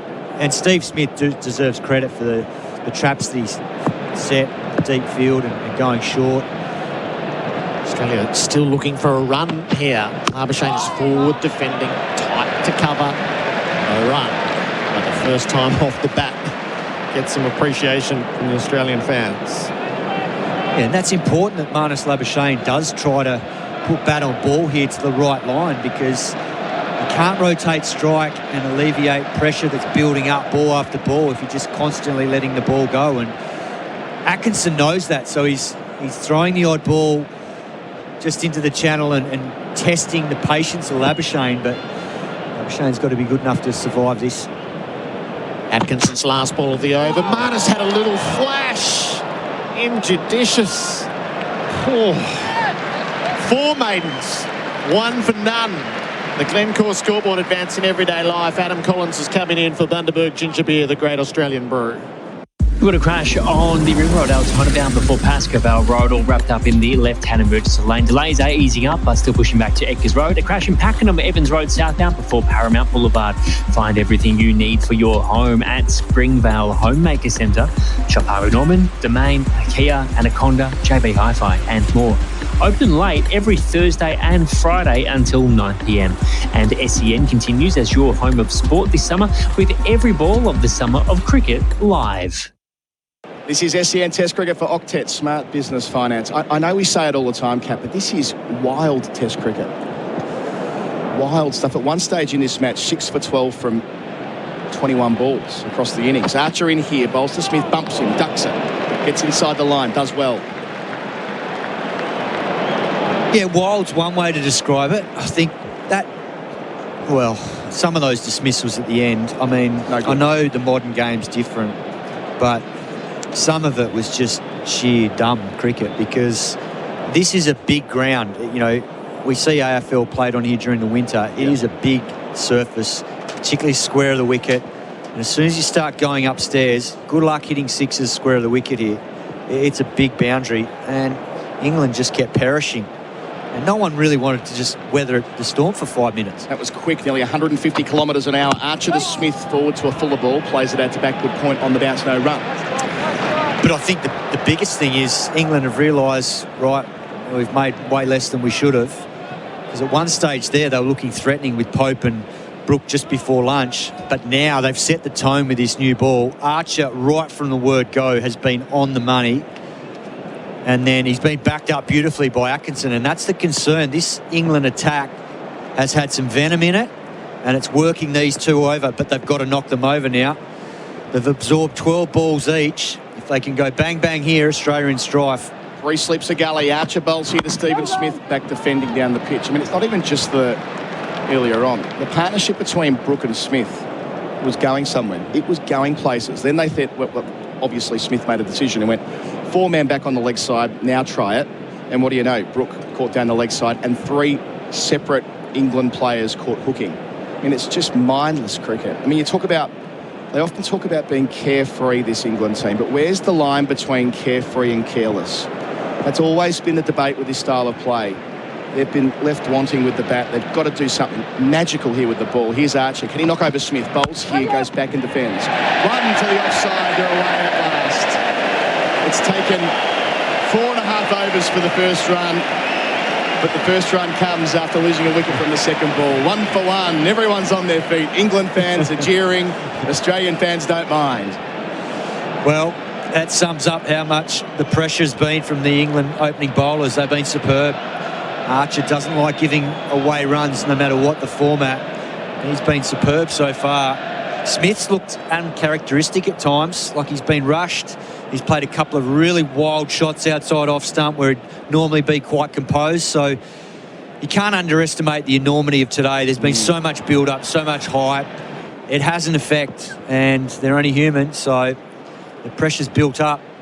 Labuschagne's got more runs than anyone on this ground at test level. Faces Archie here, bobbles up, nearly bobbles up into the offside. And short leg interested after going back inside edge onto the thigh pad. That's also 147 kilometres an hour. This is a sharp spell from Archer. Yeah, this is a good working over for Labuschagne. He's just got to weather the storm here. They're not giving him anything. There's no length to work with, so he's getting nothing to drive. These two have hit pretty straight lines, just thereabouts. And they're getting good speed. Archer loved Ashes cricket. Took his wickets at 20 back in 2019. Bowls here to Labuschagne. It's full and straight and driven and four. Beautiful shot, Marnus Labuschagne. Gets onto the end of an on drive. Lovely way to get off the mark. 5 runs from the over. It's 1 for 5. With Smith on 1, Labuschagne on 4. That's on the Glencore scoreboard, advancing everyday life. When the makers of better beer asked themselves, how can we make beer better? They knew it had to be crisp and refreshing, but the best bit? It had to be 0 carb, 0 sugar and low in calories. So the Better Beer Company was born, the healthier alternative that's become the dream beer of beer lovers around the country. Better Beer, the official, unofficial beer of the Ashes. Better Beer, proudly Australian made and owned and available from all good retailers. Find a store near you at betterbeer.com.au. SEN Test cricket for Octet Small Business Finance. Gus Atkinson, 2 maidens to start his Ashes career.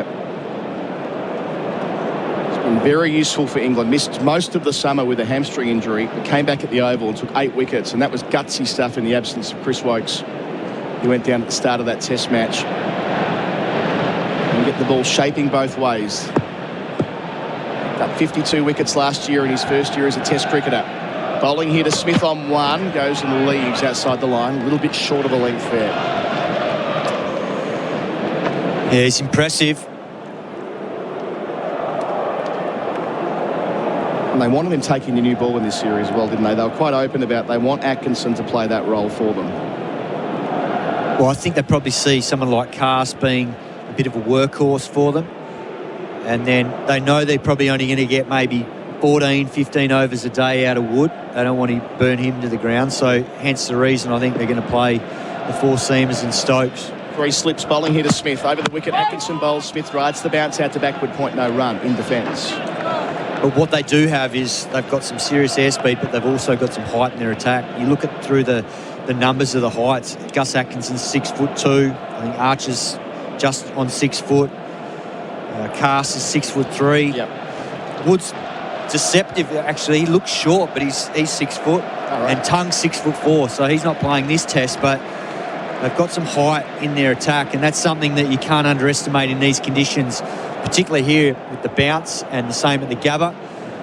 You've got airspeed and then you've got bounce. So if they hit a good length. They're all above 140. That ball from Atkinson, 141. Delivers again to Smith here. Back of a length defends after going back towards cover, where Stokes will field no run. And I think at some stage, I said it to Gerard this morning, at some stage in this series, I think they're going to go hard for Smith upstairs, like the Kiwis did a few years ago.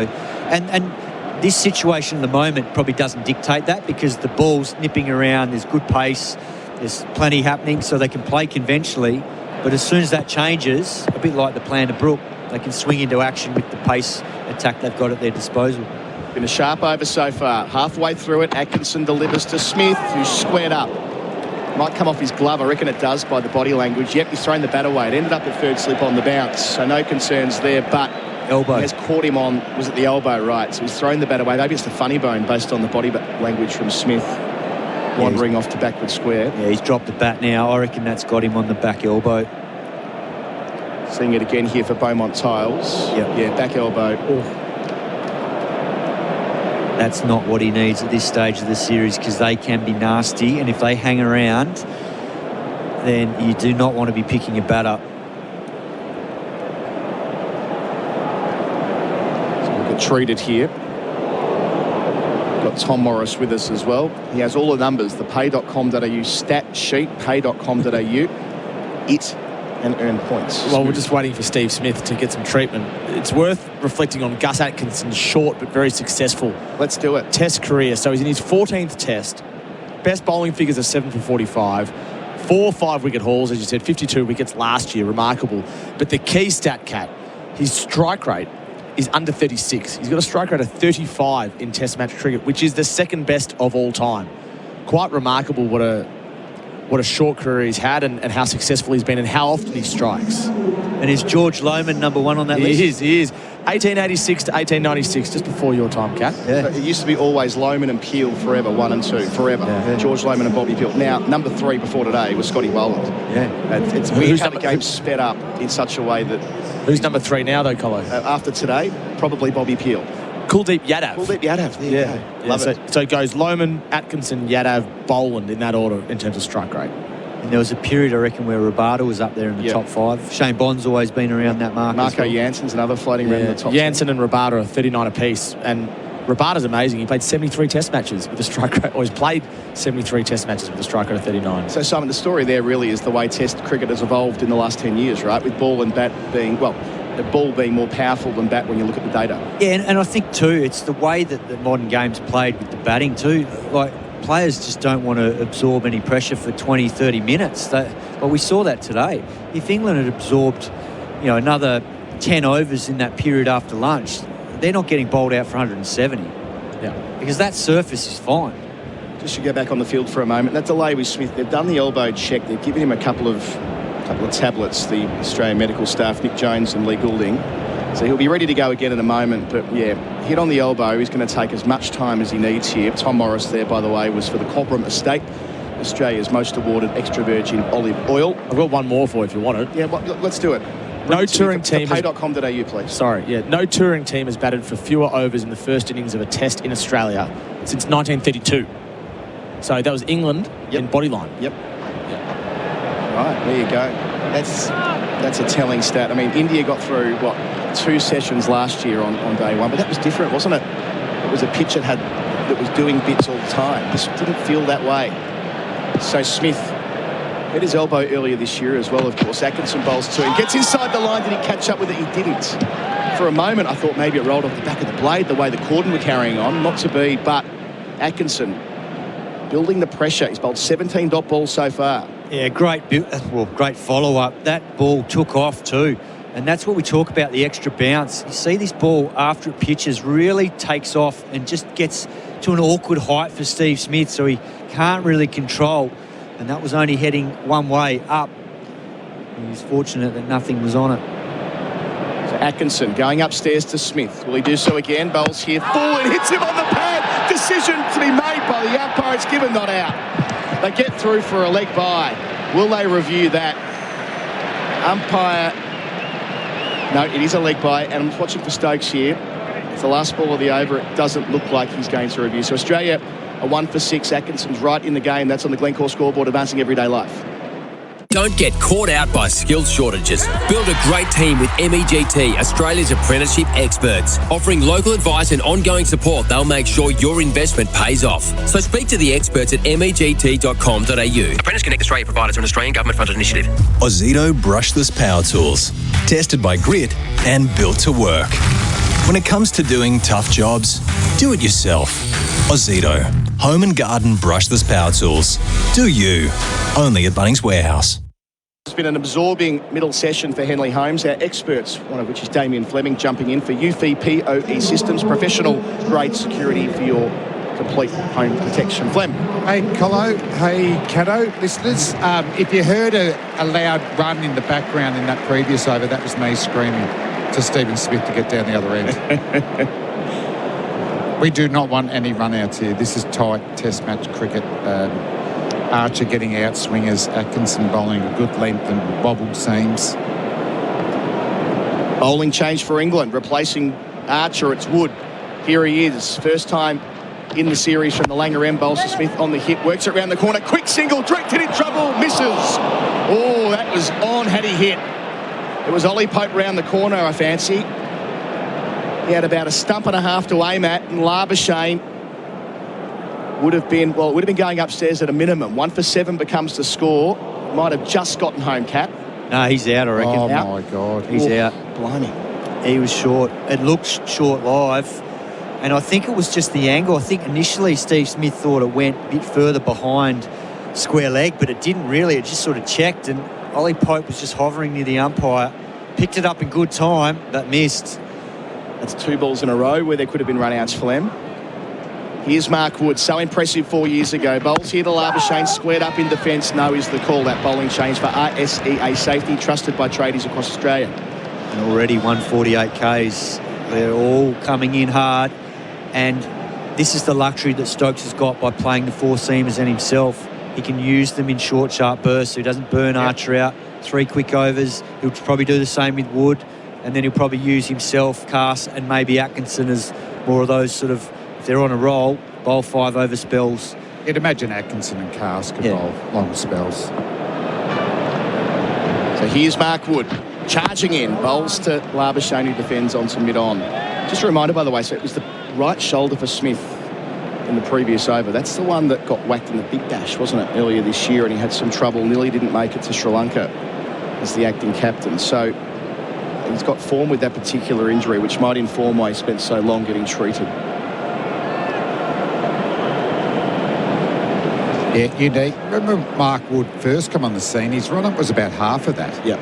And, you know, obviously picked up a lot of injuries. He feels like by lengthening the run-up, it just... Here's Wood to Labuschagne. Bowles here, beats him at real pace. That has flown past the shoulder of the blade, 150 kilometres an hour. This guy's wheels. It's funny, the English have swung the ball more than the Australians. Archer was doing it, and now Woods bowled a big outie off, probably a short of the length, but yeah, that long run-up, he just gets so much more momentum through the crease, and I think it prepares him to get through easier than that run-up that could have been no more than 10 strides when he debuted. That's a cracker. So Wood 2 left, charging to the crease. Bowls to Labuschagne, squares him up again, defends with nice soft hands to backward point where Duckett Field's no run. He still hasn't gone really full. No. And that's where he knocked over Usman Khawaja at Headingley through the gate. And it's worth getting up there. Who cares if a cover drive goes for 4? The Australians want to play back and give themselves as much time to play the ball off the pitch. I reckon it's time for him to go full here. Last ball, the over. Missed a lot of cricket, Mark Wood. Only 37 tests in 10 years. Had knee surgery earlier this year. He always gives full commitment to the cause for England. He's up here, bowling wider on the crease to Labuschagne and beats him. He might have just pulled inside the line. Either way, it was back of the length. It completes an eventful over, fast all the way through. 1 for 7 Australia after England were all out for 172. That's at the Glencore scoreboard, advancing everyday life with Smith on 2, Labuschagne 4. The Ashes on SEN Test Cricket. Start your next innings with a career that gives you more. Search Police Careers, Victoria Police, and Oldham Construction Lawyers. Your experts in construction law, ensuring you're never caught out when pressure builds. Hey, the little treat you deserve is at McCafe. What? The little treat you deserve is at McCafe. Oh, I know. I've got the iced strawberry matcha latte. From McCafe? Yeah. Ba-da-ba-ba-ba. Available at participating restaurants. Limited time only while stocks last. The Ashes on SEN for Henley Holmes. Tom Morris has got his hand up for Marshall Battery's roadside rescue. After this Atkinson delivery. 3 maidens so far. Up to the crease. Bowls to Stephen Smith, who plays late. Wait, there's the call to backward point. He will get a single. Get off strike. 3 from 22 for him. 1 for 8 Australia. They're trailing by 164. It's just the 8th time in Test history where both opening partnerships in the first innings are 0. So England and Australia. And it's the first time in England-Australia history where both opening partnerships are 0. And what about first over? Well, I'll get back to you on that, Kat. Both knocked over in the first over. Well, first time in Ashes history. Let me go through these other 7 Test matches for you. Atkinson up, bowling to Labuschagne on 4. I was defending. He opened today, if you've just tuned in, because Usman Khawaja was off the field too long. He had to wait until 2:25 or thereabouts when the clock ticked over to that. He was entitled to come in. However, Australia lost a wicket before that in the first over of their reply. Jake Weatherald, who was leg before wicket to Jofra Archer's second delivery for Liquorland. Score more this summer with Liquorland. Choose to drink wise. Got a feel for the young man on debut. Quite out. He wanted it to go to plan, but it was a very good piece of bowling from Jofra Archer. A catch around the corner for Labuschagne now. Atkinson bowls here, off stump line, defended. Well bowled and well played. Pressure from both ends. It's something Australians battled to get going. I mean, it was just a superhuman effort from Mitchell Starc. But here, Atkinson doing a fine job. Bowling full, squaring Marnus up, right into that avenue of apprehension. Really good team bowling here.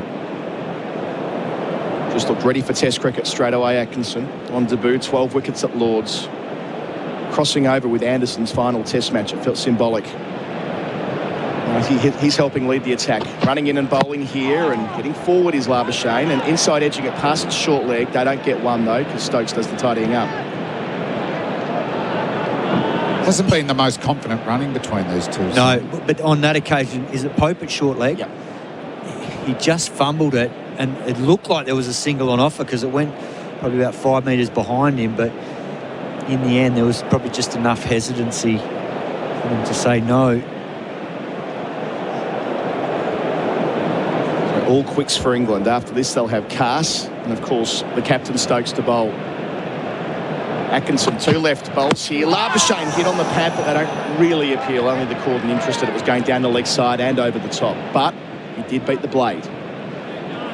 What's noticeable, I think if you saw a pitch map of Atkinson's spell so far, just to the naked eye, it looks like he's just hitting a length that's neither too full or too short. And it's hard to get at, but it's just building pressure. So whether that's part of his role, but I mean, it does, that ball's jagged back in off the seam beautifully.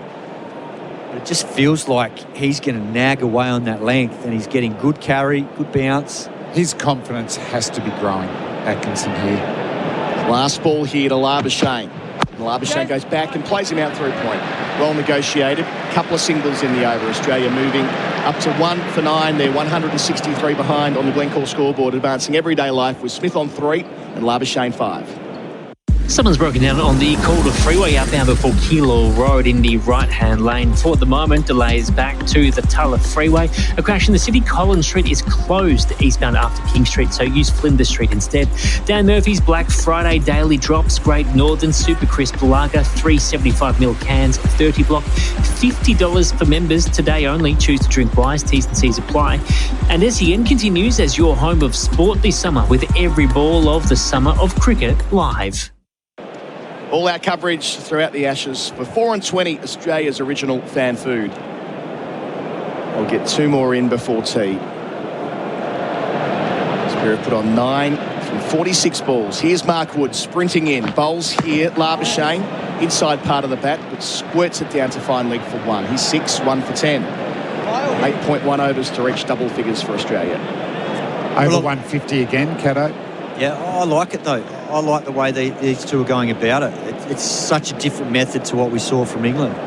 England do try and put the bowlers under pressure, but in this situation here where they're getting good pace, good movement off the seam, this is what you have to do. You just have to absorb it for a period of time and then hope you weather the storm. And once you do get that, you can carry on after that.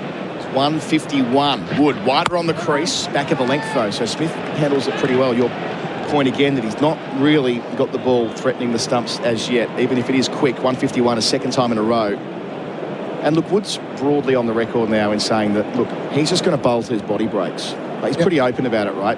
If he breaks his body in the 3rd test of this series, there's a decent chance he won't be playing cricket anymore, right? Like, he's hit that stage of his career where he's injured so often. But until that point, he's going to keep trying to blow up the speed radar. I don't think he can bowl within himself and penetrate at test level. Sprints in. It's like he's in the 100 metres of the Olympics here.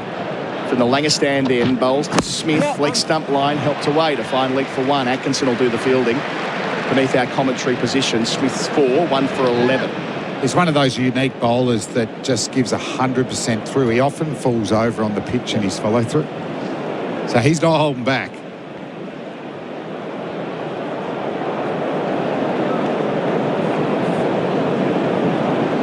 For the last two Ashes series down here, they have dreamed of having bowlers like Wood and Archer, and to an extent Bryden Castle we'll see later, all available at the same time. And they make it count. 3 slips forward bowling here. Labuschagne sways out the way of a short one. Well, and the other thing I think about with this game plan from these two in particular is that they play the patience game and get overs into these guys early in the series and make them bowl second, third, fourth spells, albeit they're probably going to be short, sharp spells. But if they do that, Australia will win the long game with that, because their history suggests they don't have the durability to get through a 5-test series. Archer's proven that. I think he's played 15 tests in 6 years. Mark Wood, we talked about him just recently. So they wear these two down first couple of days of the series, different ball game. Labuschagne facing Wood here, a bit wider on the crease, gets forward to a fuller ball and places it to Stokes at backward point, no single. Yeah, it's unlikely they'll play another test together. So there'll be a rotation. So they've gone full guns blazing here, and let's win this first test. I was a little bit surprised that Tung wasn't picked, Flem. You saw Tung bowl in England a couple of years ago. Do you think he might have featured here as well? Oh, he'll feature, but Atkinson had to play, and Carter's been good. They're all very handy. Yeah, I think Tung will play. We'll see that through the series. They know that Wood can't back up. The one thing in their favour, though, is they've got good time in between this test and Brisbane. Wood finishing here to Labuschagne on 6, and he's squared up, and it doesn't quite reach Stokes, although it was in the air for a time out towards backward point. End of the over. A good one from Wood. 1 for 11 Australia. They're 161 in arrears, and it's on SEN Test Cricket for Octet Smart Business Finance. Is it a no-y? It is a no-y. So Wood will have to go back and bowl a 7th ball of the over, the last thing he wants to do. So the score will move to 1 for 12. Seeing the replay here. Yep, comfortably over the line.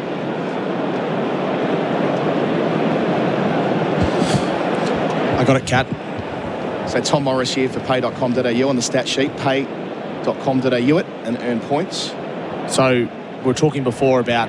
I'll wait for this ball, actually, Colin. Well, it's going to be the end of the over, so we won't have... next over. That's okay. That's fine. We can wait for this, Kat. Oh, you're leaving me in suspense, Tom. Good to finish. Bowls here. Labuschagne again out towards backward point. Bit finer. It's duck it in the gully. That's the end of the over for real this time. 1 for 12 is the score. Our coverage is for Octet Smart Business Finance.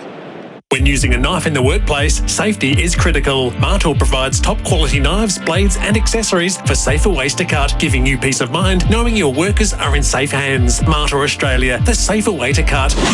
Visit martelaustralia.com.au. The Grinch is at Macca's with a frozen drink so mean, with pearls that pop and turn it green.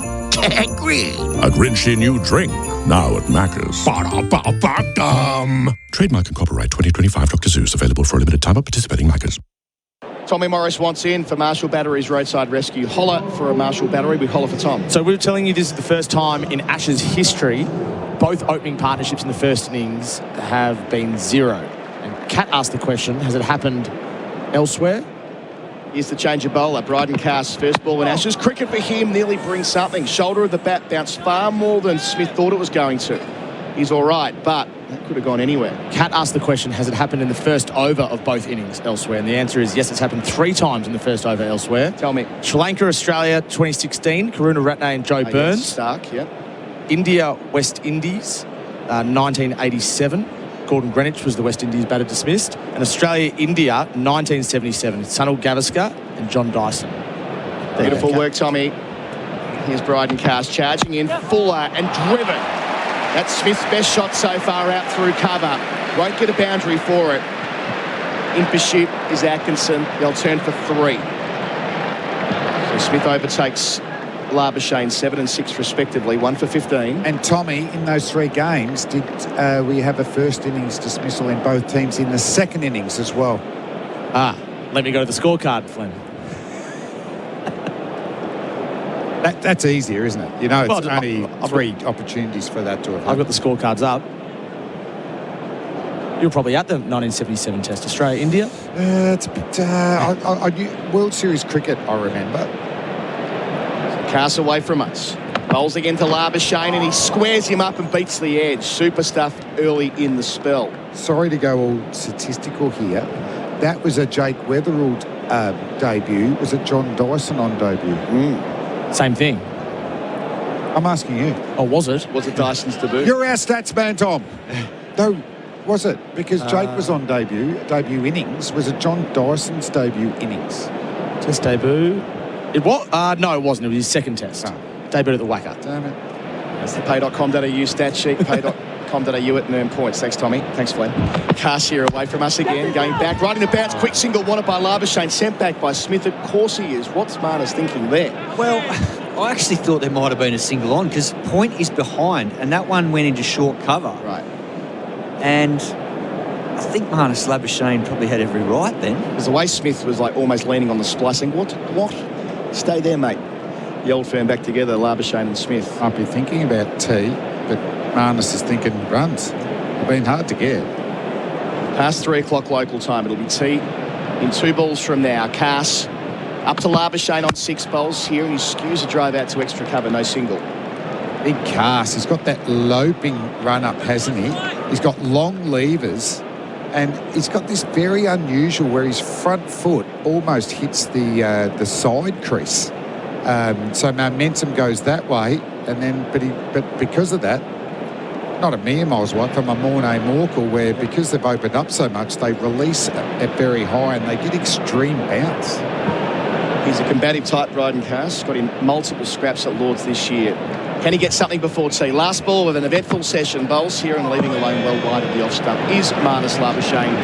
They've seen Australia through to the short break. This pair, Labuschagne 6 from 33, the makeshift opener in the absence of Usman Khawaja, who we'll see later. He was off the ground too long to open the innings when they were fielding. And Stephen Smith 7 from 26. So they're 157 behind after England were knocked over for 172. If you weren't listening earlier, England lost at one stage at the end, 5 wickets in 19 calamitous deliveries to see them knocked over so cheaply inside their 33 overs, with Stark taking a career best 7 for 58. Weatherald was leg before, second ball of the reply to Archer for a duck, but from that point, Smith and Labuschagne hasn't been the prettiest stuff to watch at times, but that was some pretty good bowling they had to deal with.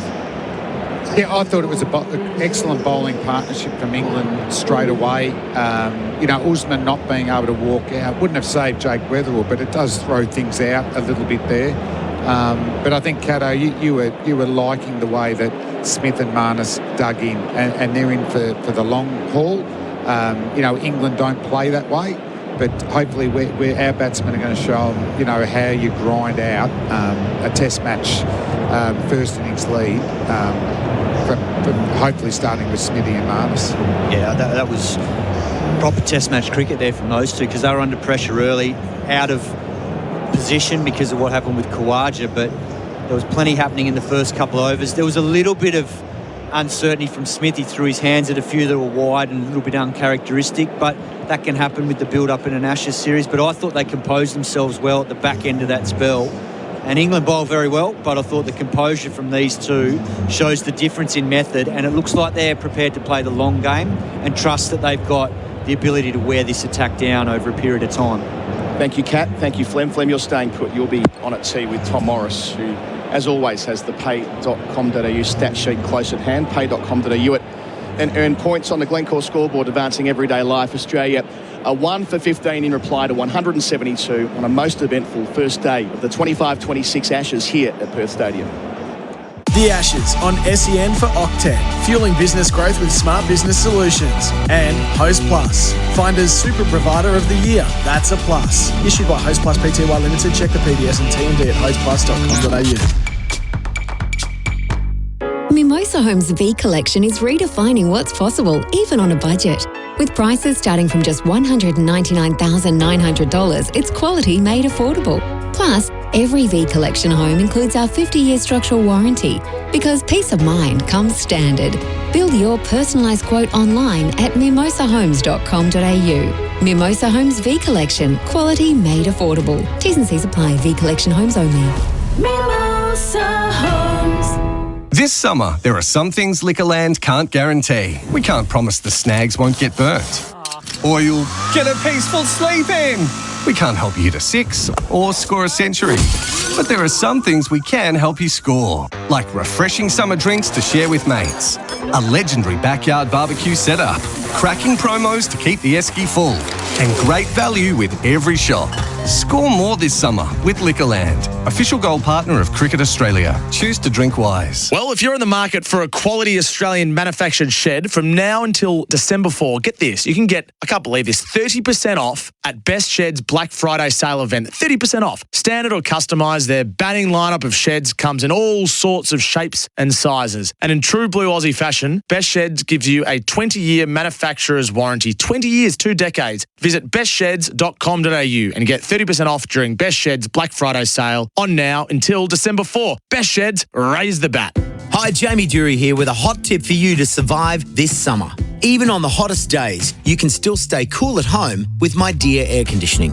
You won't be afraid to run a My Dear air conditioner for longer thanks to an energy rating of up to 7 stars and a 7-year warranty for added peace of mind. My Dear Air Conditioners, your cool summer choice. Request a quote from your local AC installer or visit the My Dear website to learn more. T's and C's apply. The Boss's Treat Coffee Run. Okay, let's see then. The perfect time to head to bizcover.com.au and check out a whole range of business insurance options for your shop. Loading retailer. Because only BizCover lets you compare, save, and get instant cover online, on the go, in minutes. $300 saving? Wow. 4 large caps and a chocolate cake, please. Check how much a retailer like you could save on your business insurance. For on-the-go cover, go BizCover. Picnics on the beach, pool days, backyard sport. Whatever your summer looks like, it's always better with a 4 and 20 in hand. Enjoy the classic taste of 100% Australian beef in delicious gravy wrapped in golden flaky pastry. Watching sports?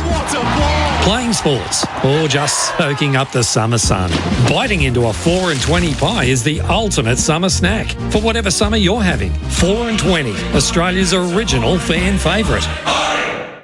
On the lookout for some outstanding deals? Then take a peek at your local Chemist Warehouse now. Check out Blink Intensive Tears Protective Eye Drops, just $5.99. And Dermal Therapy Acne Spot Cream 30 gram, only $11.99. Try Kilo Coat Scar Treatment Gel 6 gram for just $23.49. And Restock Dimista Allergy Nasal Spray 120 dose, just $34.99. For great savings every day, come home to Chemist Warehouse.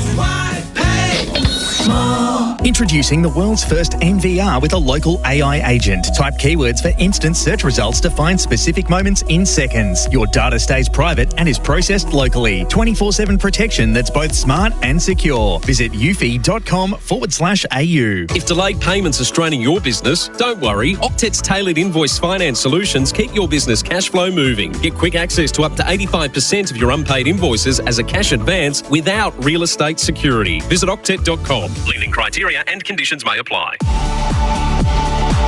For Octet, fueling business growth with smart business solutions. And Host Plus, find as Super Provider of the Year. That's a plus. Issued by Host Plus Pty Limited. Check the PDS and TMD at hostplus.com.au. The Ashes on SEN Test Cricket.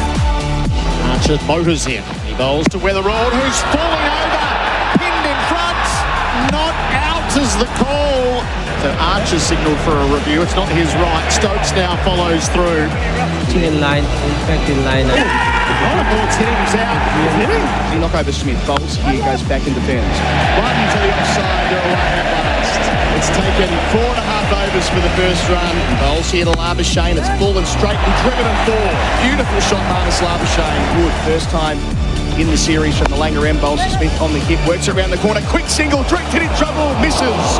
Oh, that was on had he hit. The Tea Break. Treat yourself this summer with an ice-cold Bundaberg ginger beer, the great Australian brew. Yes, this is the tea break for Bundaberg Ginger Beer, the great Australian brew. Australia, a 1 for 15 from 10 overs. In fact, it took them, I think it was 4.5 overs to even score a run. Marnus Labuschagne opened the batting for the 3rd time in his Test career. He's 6. Stephen Smith, who was hit on the back right elbow and seemed to be in some pain before the tea break. He's 7 not out. Earlier in the day, England were bundled out. And what it means is that the Australians now trail by 157 runs after England were all out for 172 in what was a flurry of wickets and a couple of big shots while we're at it. I'm alongside Damien Fleming for the tea break, the Australian side of things, for Australian made, by Australian, support Australian. It's one of those test matches at the moment that we're sitting and waiting, but it was an intriguing half an hour of cricket, Flem. No, it was, and it just shows that you don't need an abundance of wickets or runs to have intriguing test cricket, because there was the threat of wickets, weren't there, early on, and Marnus and Smithy had to really dig deep. Poor Jakey Weatherall comes out and he gets a good one. You know, Jofra Archer was interesting. I thought the English swung the ball more than the Australians. You know, Mitchell Starc, who's as good a fast swing bowler as we've produced, really got a lot of his wickets with the wobble seam. No real swing from Doggett or Scotty Boland. But, you know, Archer, probably more off the seam with Atkinson, but Mark Wood bowled a couple of outies there as well. So I really can't wait for this last session, Tom, because, you know, we're hoping that Marnus and Smithy, you know, break down this attack. But Stokes is going to be able to rotate them. And they're going to be fresh for every spell because, you know, Cass has only just bowled the one over. Stokes hasn't bowled one, and he's been in really good bowling form. And then they'll be able to rotate Archer and Wood for these 3 over spells. So there's not going to be a lot of respite here for the Aussies. A real emphasis on speed. We can see that with the 11 that they've selected. It's probably why Josh Tongue has missed out. Mark Wood, at the age of 35, in his second over, was 150, 151, 152. So proper airspeed, and it's making life difficult for the batters. Yeah, the only thing I'd say about Wood, you know, as full as he got was a short length. And he beat the bat, and it looks, you know, impressive, but it was nowhere near the outside edge. I think he needs to go fuller, and I think the fuller he bowls, the ball actually swings. And if you see from Archer, that was his fullest ball that he bowled. Little bit of shape in, and Jakey Weatherall got hit low, fell over, and he was out. I thought it might have been going down leg. So disappointment for him. Brendan Doggett picked a couple of wickets, so he's had an impressive debut, but. No, it's going to be, you know, it's a small total, but there's still plenty of encouragement here for the bowlers, and there will be throughout this test. I don't think the amount of runs that are scored have reflected the pitch. I think this would probably be the best day one pitch that I've seen here. Yeah, right. In terms of cricket or batting? No, batting. Yeah. You know, I think there wasn't a lot of swing. It was more off the seam. The bounce was pretty fast and bouncy, but consistent. And for England to lose those 5 wickets that way, you know, and that's the way they say they play. But I'll be disappointed if the Australians lost wickets that way. Yeah, the Australians aren't quite as rash as maybe what the English are, and I think they'll say that as well. The other thing is that Jake Weatherall's duck was disappointing. He was down on all fours. It was a DRS call that in the end went the way of England and Jofra Archer.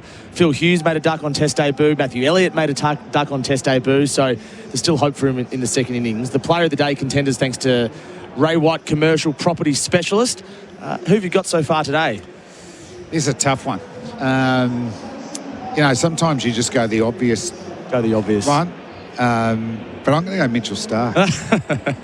Why is that, Flem? Well, career best figures. Yeah. I mean, he's only 101 tests into his career, so, you know, it's not that significant. But, mate, we needed him today. Yeah.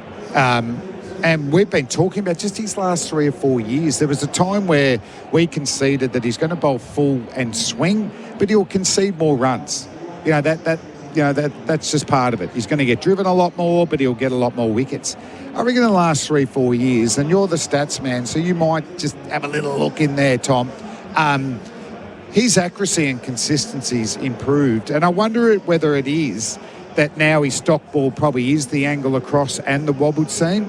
And he sets him up for that in-swinger. Yeah. Whereas if you're bowling in-swingers all the time, you'd have to be superhuman not to bowl the odd one on middle and leg that gets hit for 4. So you reckon he's changed the way he bowls in his mid-30s to be more economical and efficient? I think by mastering the wobbled seam, it's made him more accurate. I don't think he'd never think, I just need to be more accurate.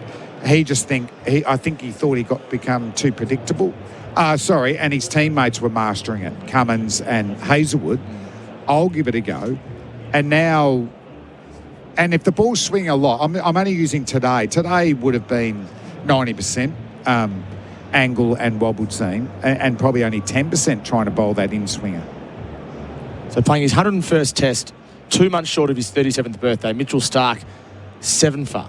an incredible effort, really, from Stark on the first over in Ashes series. And he was bowling consistently in the 140s. He was. So 7 for 58 from 12.5, which means, from a stats perspective, Flem, in his last 20 overs in Test cricket, Mitchell Stark has 13 for 67, taking into account the second Test. That helps the career average and strike rate. Yeah, absolutely. I mean, I think even now, I wouldn't mind having a bowl on a day-night pitch in Jamaica that was overly grassed. I'd back you, Flem. I'd back you. So Mitchell Stark, no surprise, Ray White Commercials Property Specialist, Player of the Day.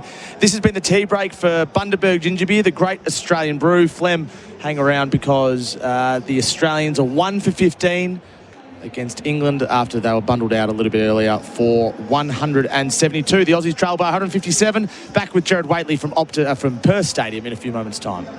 The Ashes on SEN for Octet, fueling business growth with smart business solutions. And Host Plus, Finder's Super Provider of the Year. That's a plus. Issued by Host Plus Pty Limited. Check the PDS and TND at hostplus.com.au. Outbound delays on the Calder Freeway with an earlier breakdown before Keilor Road in the right-hand lane. A crash in the city affecting Collins Street westbound at King Street. Flinders Street might be a friend there. And a crash in Braybrook, Ashley Street southbound before Halstead Street. Unmistakably BMW for 3 days only this Black Friday. Take advantage of exceptional offers on select models across the range. Visit your participating BMW dealer today. And SEN continues as your home of sport this summer with every ball of the Summer of Cricket live. Say yes to a day of batting that finishes with a 2 a.m. battered serve. Say yes to cheap trips so you can do more. Say yes, I did. Yes, I did.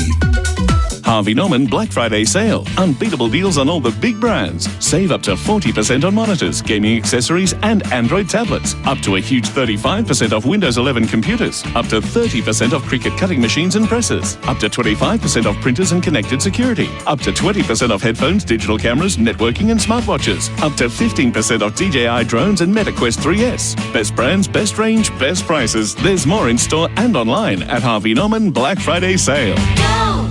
For 100 summers, Pope has been in the backyards of Aussie homes, keeping lawns lush and gardens thriving. And just like Trade Radio asks who'll grow your team the most this season, we're celebrating how Pope has helped grow gardens for generations. From hoses, sprinklers, reels and carts to tap timers and irrigation, Pope's got the gear to keep your patch going strong. Pope, celebrating 100 summers together. Available at selected hardware and garden stores. Find out more at gardeningwithpope.com.au. At Capital.com, we know markets don't wait. They bounce, crash and soar, sometimes before the first innings is over. Markets move fast, so should you. Capital.com, a trading platform without delays. Refer to Capital.com, Australia's PDS and TMD, AFSL 513393. Hi, Jamie Dury here with a hot tip for you to survive this summer. Even on the hottest days, you can still stay cool at home with My Dear Air Conditioning. You won't be afraid to run a My Dear air conditioner for longer thanks to an energy rating of up to 7 stars and a 7-year warranty for added peace of mind. My Dear Air Conditioners, your cool summer choice. Request a quote from your local AC installer or visit the My Dear website to learn more. T's and C's apply. The Toyota Tundra is all about hitting the road in the most enjoyable way possible. Combining supreme comfort, luxurious space, and backed by a 3.5-litre V6 twin-turbo engine, Tundra delivers exhilarating performance with seamless acceleration. It's our most powerful Toyota yet. But power like this can't be described. It has to be felt. And the feeling starts here at your local Toyota dealership. Book your Tundra test drive today. Oh, what a feeling. Toyota. Engines feeling like they've been bowled out? Step up to the crease with Sinopec Premium Lubricants, delivering smooth performance that hits for 6. Visit them at 1 Rosebride Place, Truganina, or sinopeconline.com.au. Sinopec Premium Lubricants. Keep your engines in winning form. Australia. Do you not like money? Because if you're not with a low-fee super fund, you could be giving away money on high fees, instead of spending it on things you might actually want when you're retired. Like more holidays, golf days, gals days, whatever days. Learn more about Vanguard Super today. Issued by Vanguard Super Proprietary Limited. Consider the PDS and TMD at vanguard.com.au/super and decide if it's right for you. Want to hit a six for your business? Sign up an apprentice with MEGT. Their local teams come to you, offering free advice and ongoing support that helps you and your apprentice succeed. So sign up today at MEGT.com.au. Apprentice Connect Australia providers are an Australian government-funded initiative. For Octet, fueling business growth with smart business solutions. And Host Plus, find as Super Provider of the Year. That's a plus. Issued by Host Plus Pty Limited. Check the PDS and TMD at hostplus.com.au. The Ashes on SEN Test Cricket. The Liquorland last session. Score more this summer with Liquorland. Choose to drink wise. The crowd counted at 48,413 at tea. They are basking in 29-degree heat here in Perth. The day's maximum has been reached. That's for Goodwee Batteries and Solar Heart Expertise, the perfect partnership. They have seen 43 overs of cricket only, but England all out 179, and in reply, Australia 1 for 15, having been a bit disordered and disoriented with what happened around Usman Khawaja. Gerard, Whateley and Bharat Sundaresan with you for the start of this third session. Hello, Bharat. Afternoon, Gerard. It's bizarre that we've seen only 43 overs. It's ridiculous, actually. I know the over rates during the last Ashes in England 2023 were not very good. And this is a pitiful start. I know, and especially consider the crowd that showed up for it. A lot of empty seats now because you know where they are. It's the English. Yes. They started with their first pint at 7:15 a.m. And they're looking for more now. But yeah, I mean, it just 43 overs, but we've seen so much. It feels like we saw this movie last year, Gerard. Australia bowled out India cheaply and then they struggled themselves. I just feel like this is not that pitch. And yes, England have bowled really well, but that tea break came at the right time for Steve Smith and Manas Labuschagne. They've just settled in. Unlike last year, they are in much better form. They're in a confident mindsets as well, both of them. Jofra Archer to begin from the Langer stand end after tea. Steve Smith is in his sights, and that's wrapped him up on the arm. These two are linked together forever from the events of Lords 6 years ago. And the first blow was struck by Archer. For the second time, Smith hit at the elbow. He's wearing a strap around that elbow anyway, isn't he, Gerard? I don't think he had that on in the second session. So he's been in the wars a bit, Steve Smith, in this innings. But you're right, the media centre at Lords as well was right behind when that over happened. Whether it closed in, it was menacing in every way. Archer back at Smith, just jumpy at the crease as he turns into the leg and again drops his bat in the aftermath. He is hurt. That right elbow rips the glove off, staring at his fingers. No, I think it's his finger. This ball just smashed into his right glove. And he's some attention. He sort of injured his back of his left hand the other day in the nets. This one is just hit that bottom hand, and immediately you could see the hand came off.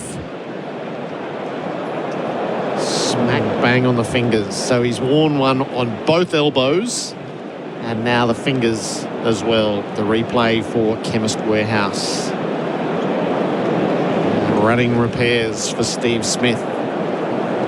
So 2 balls and 2 strikes from Archer.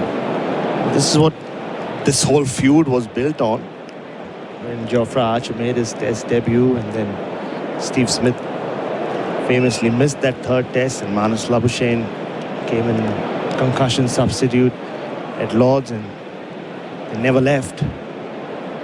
There was so much talk before the 4th test about, oh, Archer's going to attack you again. And Steve Smith, there he stood, and I remember in the hotel lobby saying, well, let him attack my body. That means he's not attacking my stumps. And then did have all the answers against him in that 4th test. And challenged different Jofra Archer. It just kind of tells you, right, why England have been so desperate for Jofra Archer to be available for an Ashes series in Australia. 6 years in the rematch. So Smith suits up and readies himself for the challenge of Archer again. This time the full face of the bat in defence. But the one thing Steve Smith doesn't seem to be doing this year compared to last year is you remember he was so worried about Jasprit Bumrah and Gerard was walking so far across. His triggers were all wrong, at least at the start of the series, and then he's kind of settled down once we got to the Gabba. Seems more in rhythm, more usual trademark Steve Smith rhythm anyway. Just hiking it up, Smith in behind, defends the rising delivery. What have you seen in your net whispering in the days leading up to this test, Bharat? Yeah, I mean, it's been fascinating. The Perth nets are probably the most difficult pitches you'll find anywhere in the world. And I'm not sure why they kept like that, but yeah, it's not easy. But I saw these two in particular, Steve Smith and Manas, look most comfortable when you compare batters from both teams. Archer charges in, Smith in behind, blocking. And Steve Smith in particular, because generally the way he, and I've said this before, Gerard, how he builds his net sessions is, you know, the cliched, I don't know where my hands are, I need to find my hands, and he looks for his feet, and then it's only much later, closer to the test, that he starts focusing on where he wants to hit the ball and all of that. But I think just the form that he's been in, the way he's been batting in Shield cricket, he just seemed more relaxed leading into this test. Last ball of Archer's fourth over, and Smith under the bouncer, which takes off. So that's 3 maidens from 4 overs. Jofra Archer 1 for 5. Australia is 1 for 15. The Capital.com scoreboard. Fast, smart and seamless, Bharat. And I think it's more to do with him than me, Gerard, but there is this routine that Steve Smith and I have. After each net session, he'll turn around, or if we bump into each other after that, he'll be like, "Are you happy?" And I mean, most times I have to say, yeah, you look pretty good. And then he'll say, "If you're happy, I'm happy." And the fact that happened after the first training session that they had told me more about his state of mind. Funnily, 5 minutes later, Manas walked past and I asked him if he was happy because he hadn't looked good at all in that day. And he said, "Test match is 4 days out, brother. I don't need to be happy today." So it's taken him a few days from that point on. Bryden cast to Marnus Labuschagne. Labuschagne drives lavishly through extra cover. It was a lovely bat stroke. It'll pull up on the way to the rope and they'll come back for 3.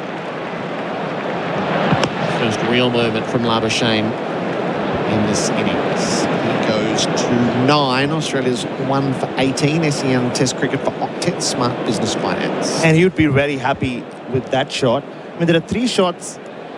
If you watched a lot of Marnus Labuschagne, especially when he was at his peak, you want to see him playing. It was the on drive, which he pulled off very early on in this innings, albeit to a very full delivery.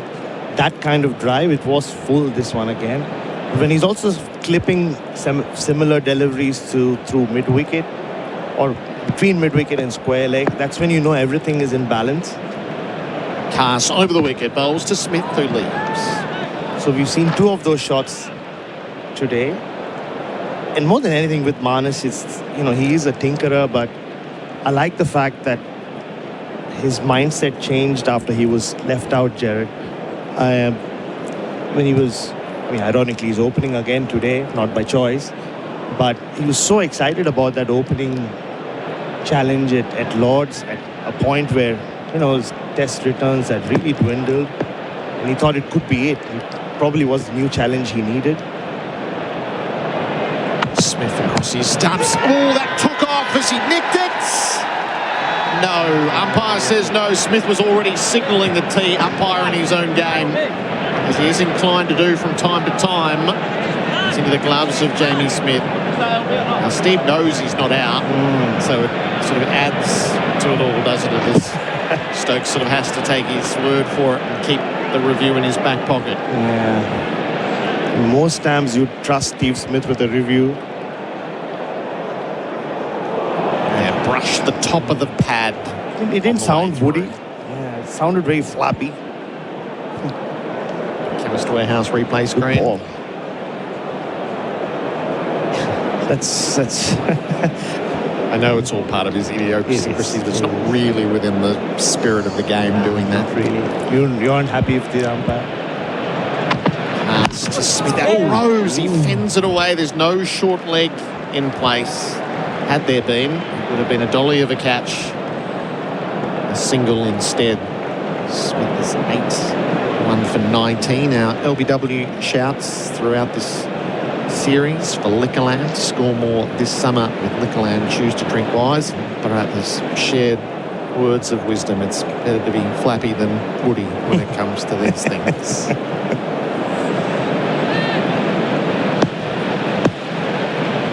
Shane is on 9. He's beaten all right. They're up and asking. They'll be denied here. So another conversation. Cass, Jamie Smith, Ben Stokes. What was the noise? Yeah, this time he's going. The DRS is in play here for Imar. Trusted Tradies Insurance. Call 13 Imar. Is this caught behind? TV umpire to director. We have a player review for court. Looks confident On-field enough. decision is not out. After the field placement, it's a fair delivery. But this was all Ben Stokes. He kept saying, I heard a noise, I heard a noise. Jamie Smith wasn't so sure. So the captain's just gone with his gut.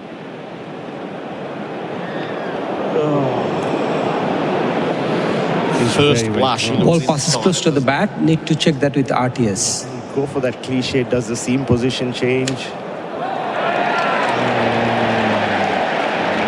Just roll it once again. It's nothing. It's just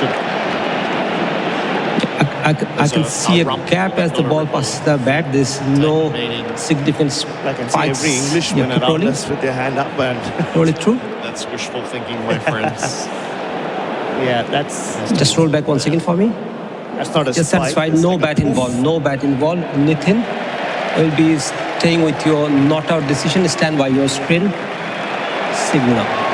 Labuschagne survives on 9. No edge. It's quite the impression from Dryden Cars. Though the English fans are not happy. They saw that... I don't even know how to describe it. It's a bit of distortion on the Sneko, which is just normal. It's just the ambient sound. Because with the bat, they're always looking for sharper edges, sharper spikes. That is not enough to satisfy what's being looked for. Would have been very intriguing if it was given out on the field, though. Yes. We had ourselves an incident there. Carsten Labuschagne, who leaves the rising delivery. That had some good heat behind it. A bit of a stare down in the aftermath. And Marnus doesn't back down from it. In fact, he hunts it out. He's up shoulder to shoulder with Cars. Our first little moment. There you go. That is the end of the over. It's 1 for 19 on the Capital.com scoreboard. Fast Smart Sims. The Ashes on SEN Test Cricket. Start your next innings with a career that gives you more. Search Police Careers, Victoria Police and Oldham Construction Lawyers. Your experts in construction law, ensuring you're never caught out when pressure builds. Say yes to a day of batting that finishes with a 2 a.m. battered serve. Say yes to cheap trips so you can do more. Say yes, Ididi. Yes, Ididi. SEN Test Cricket for Octet, Smart Business Finance. Jofra Archer to Steve Smith, a swish and a miss. He's had a couple of extravagant moments outside the off-stump, Smith. The English are querying everything at the moment. There's a certain desperation to it to get back in the game. The bowling is threatening, but the edges aren't there. Just looks unsettled against Jofra Archer. It's the third time he just played a wild drive or heave at a ball outside off stump. We saw it very early on in his innings when he just walked out to bat. Almost feels like maybe he just needs a single to get off strike. 3 slips gully, backward points, and an extra cover. Smith rises to the bouncing delivery up under the arm. Gets it safely to turf. Bharat is here for Eufing, POE Systems, professional grade security for complete home protection. Tell me the Mitch Starc net whispering story. Yeah, it was quite special. And he was just bowling in outstanding rhythm. Like, I don't think Usman Khwaja or Jake Weatherall laid one bat on ball. It was that difficult again in those challenging nets. So he just ran in and went through the defenses of Jake Weatherall, just like it was exactly the same delivery he bowled to Stokes today. Pope under the helmet goes into short leg. Smith almost played it straight to him, to the right of Pope. So Smith is a bit unsettled against Archer. He's jumpy, and despite the presence of the short leg, he's still turned the ball in the air across the popping crease, but just out of reach. A single taken, 1 for 20. Well, just on this, Gerard, if this is the first round of this boxing fight between Smith and Archer, I think all the judges are giving their points to Archer.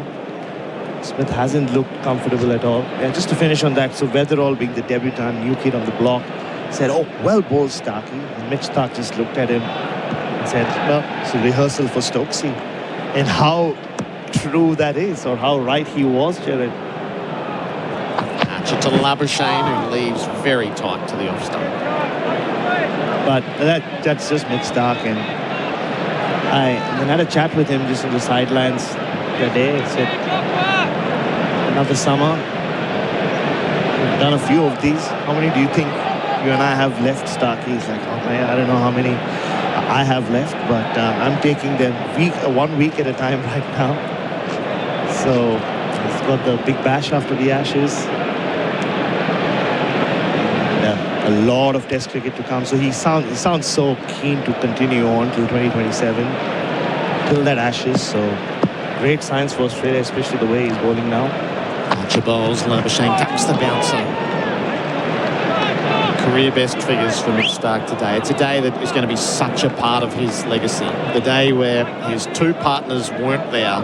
The start of an Ashes summer. Australia vulnerable.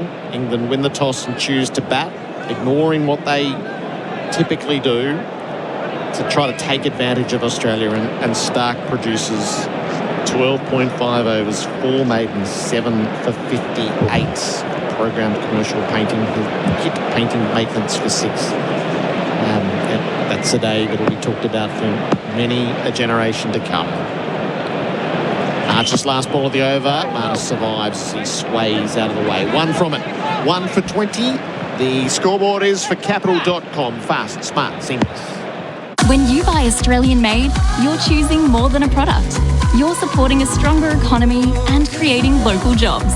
So look for the Australian made green and gold kangaroo and buy Australian. Visit australianmade.com.au. Hi, Jamie Dury here. The days of getting home on a hot day to a hot house are over, with My Dear Air Conditioners giving you up to a 7-star energy rating. Request a quote from your local AC installer or visit the My Dear website to learn more. T's and C's apply. The Ashes on SEN for Henley Homes. Hard to beat. Ask other builders, then come back to us. Henley.com.au. Pass to Smith, who swats the ball out through points. He gave that the treatments and gets it all the way to the rope for 4. Steve Smith lashes out. The boundary for Azito, brushless power tools do you. He's 13, it's 1 for 24. He needed that, and you can see it in his body language. He's just nodding away to himself. And often you'll see that in the nets as well, when he's just a couple of balls beat him and then he'll play a perfect shot and that's more like it, Stephen. I wouldn't be surprised if he said that right now. Carson the follow-up. Smith defends, opens the blade. Stokes comes from cover, no run.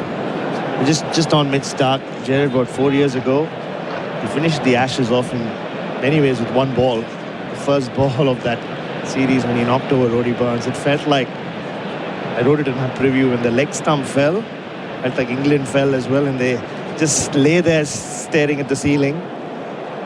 And let's see how this series goes. You want England to be more competitive, but he might have done the same in the space of, an hour and a half.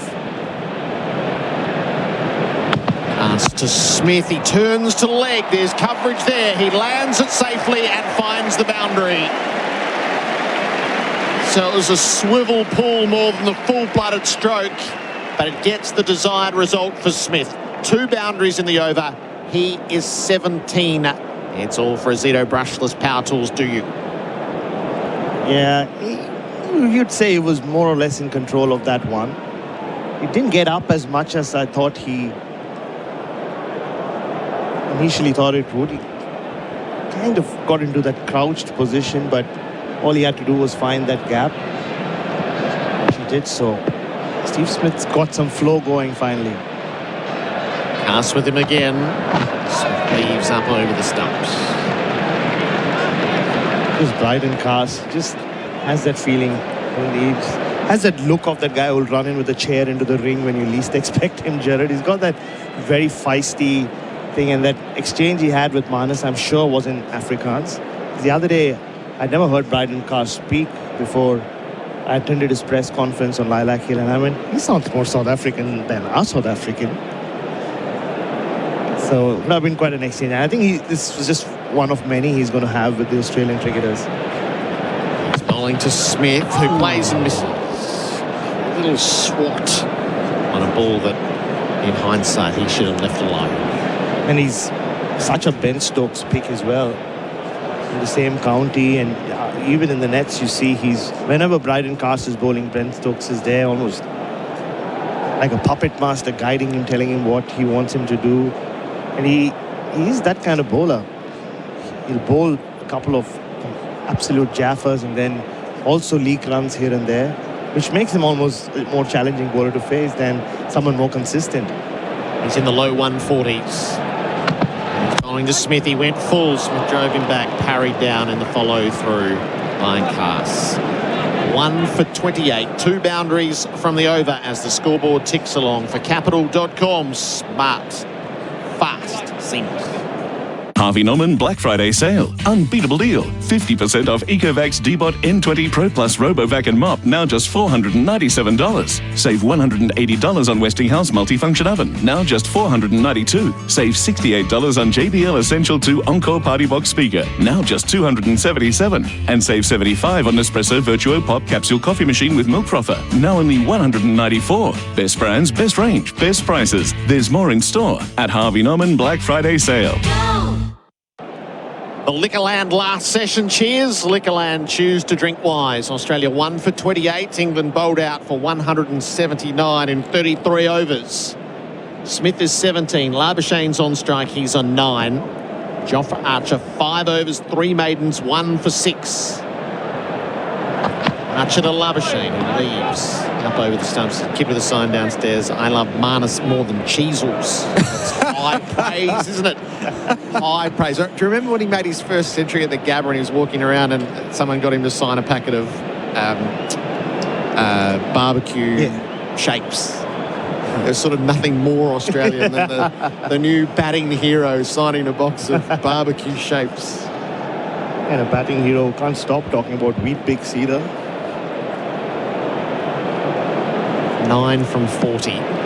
Labuschagne. It's a couple of good moments. The rest is the hard graft. Archer to him. He's bowled him. Labuschagne played on a ball that reared up, hit him on the arm, and then took out his stumps. Archer strikes for a second time, inflicts a wound, and sends Labuschagne on his way for 9. It's 2 for 28. A rueful look down at a ringing elbow.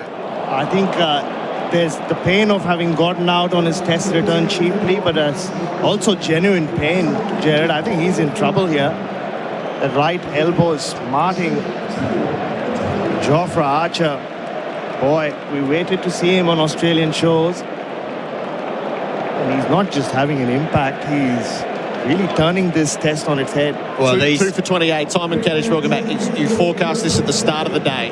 The short ball, and they bowled it with venom and accuracy, and they are worrying Australia. Oh, and this is not what I was expecting. I was expecting it to be probably more sustained to Smith early on. And we saw a little bit last over. Cass went upstairs, but he didn't really have the field like the Kiwis did a couple of seasons ago. I think it'll happen at some point.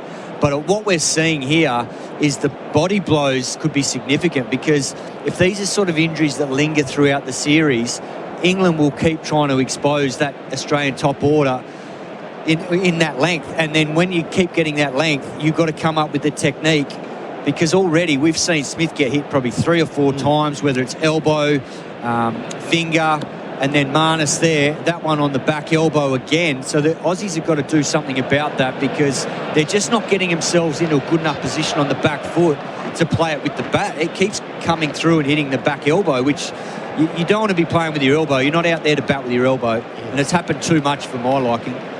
So the next batter for Bendix Breaks, put your foot down with confidence, Bendix Breaks, Usman Khawaja, who was unable to open. He had been on and off while fielding and was off for too long when the music stopped. It meant that Weatherald opened with Labuschagne, and both have now been dismissed. Khawaja bats at 4. The veteran faces up to the raw heat of Archer, and he's beaten immediately. Sheer pace, and Khawaja, who we have seen is getting increasingly jumpy against this sort of speed, is jumpy and beaten underneath. Well, if we thought last summer was difficult, when he kept being Bumrah, to quote him, it's not going to get any easier. He's himself a year older. It's not that he scored too many runs against this kind of bowling in that interim. And straight away around the wicket, Jofra Archer, Khawaja on the hop. Well, we saw it in the West Indies as well. He got knocked over a number of times around the wicket, either LBW. Archer around the wicket is coming hard. Khawaja pulls him away, beats the short leg. He gets off the mark to backward square. He takes a single and is happy to set up with the non-strikers. Khawaja's won Australia 2 for 29. Archer will not mind that shot at all. Second ball. Yes, he's off strike, but he was late on that shot.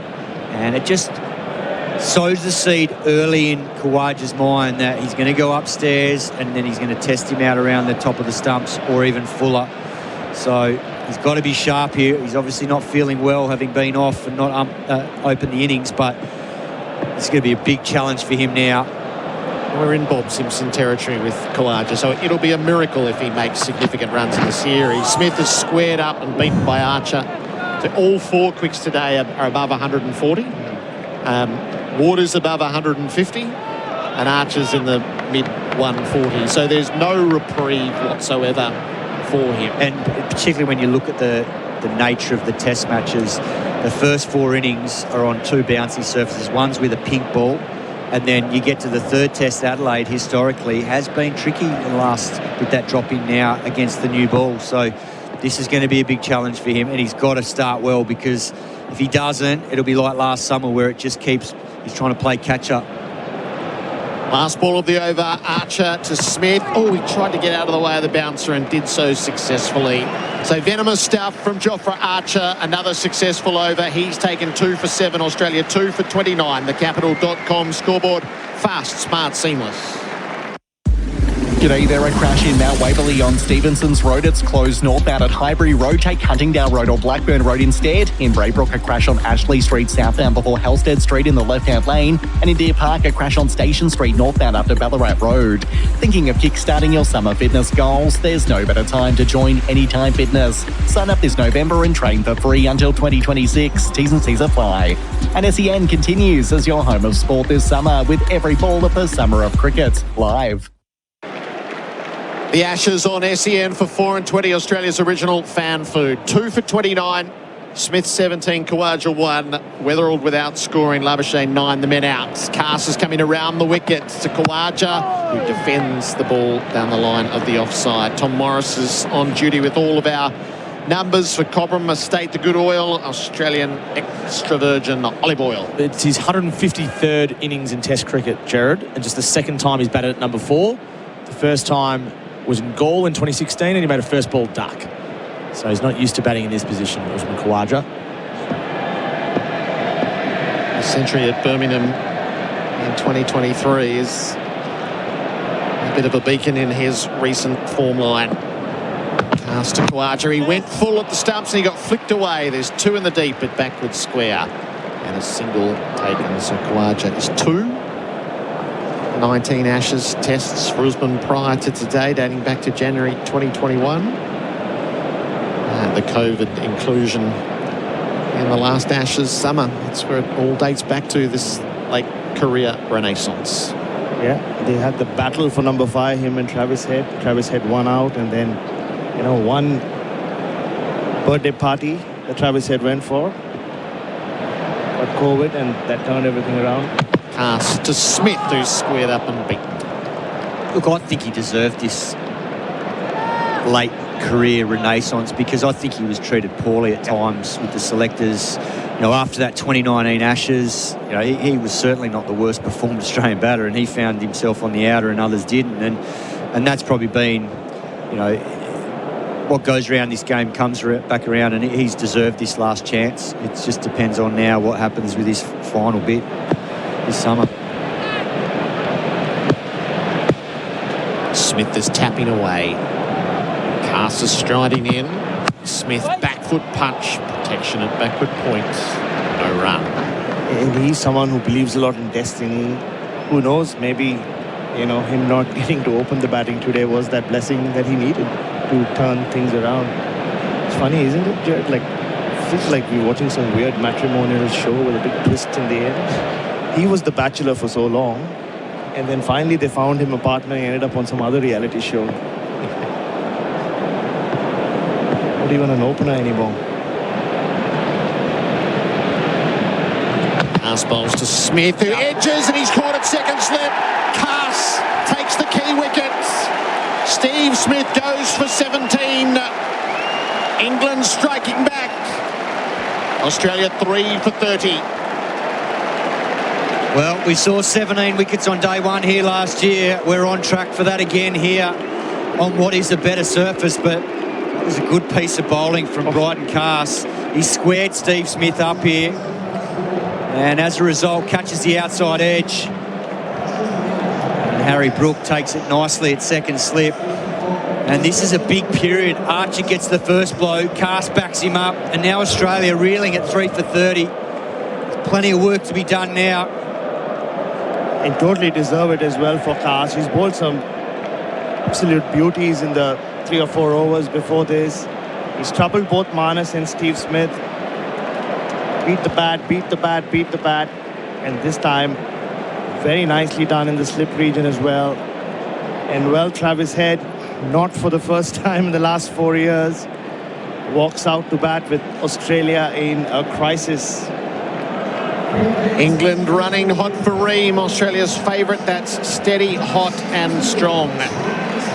3 for 30 in reply to 179. And Travis Head, who has been so well performed in Test cricket across the 4 years, he was the man of the series in that Ashes as the last man in. He's the one worrying note in the cricket that's been played so far. He doesn't look in any sort of form, but maybe he is the player, Bharat, don't waste it before you get to the main stuff. We're about to find out. Oh, yeah, he is generally the worst batter in training sessions. And as we've seen from him, the stakes need to be really high for him to be at his best. And, well, they don't get higher than this. Packed house here in Perth. Australia in all sorts of trouble. That 172 looks like a huge total at this point. Yes, for the madness of what happened is England have runs on the board. They went at 5.23 and over. They only lasted 33 overs, and yet if you're running the rule when the kids ask who's in front, I think England might be in front. Head sees his first ball. He's turning to leg, and he's immediately off the mark. 3 for 31. Capital.com scoreboard, fast, smart, seamless. Adam Collins will come in here for Bundaberg. Ginger Beer, the great Australian brew. Ring-a-ding-ding! Welcome to Tasman Butcher's Secret Specials with Frank and Mario. This week, Farm 88 yearling beef corn silverside, only $9.99 a kilo. That's a cracker. Farm 88 whole legs of lamb, only $13.99 a kilo. The freshest cuts and the largest variety. Don't settle for the other stuff. Eat better meat with Tasman Butchers. Tasman Butchers, the meat specialists. SEN Test Cricket for Octet Small Business Finance, all happening here at Perth. Travis Head, the new man to the crease. He's had a quiet 2025. He's not a quiet cricketer. We saw what he did when Australia were under the pump last year against India. All guns are blazing. Will that be the same this evening? Adam Collins with you. Stuart Broad jumps in with me.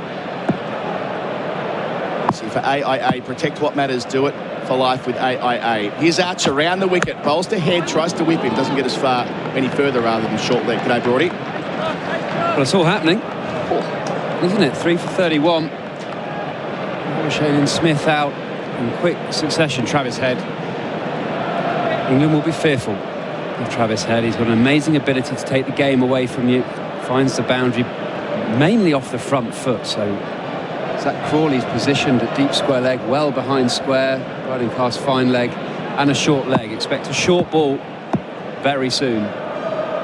Trap is set. Archer around the wicket, Langer in. Towards us, towards Head. Bowls here, full straight defended to mid-on.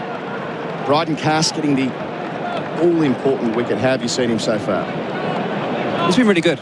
Yeah, he's someone that England have got in the side almost as a workhorse to allow the Mark Woods and the Jofra Archers not to bowl too many overs, keep them fresh. He's someone that just gives everything, comes in, hits the pitch as hard as he possibly can, created a bit of drama, a bit of theatre. They've got a big wicket. First Ashes wicket, Steve Smith, and taken that all day long, aren't you?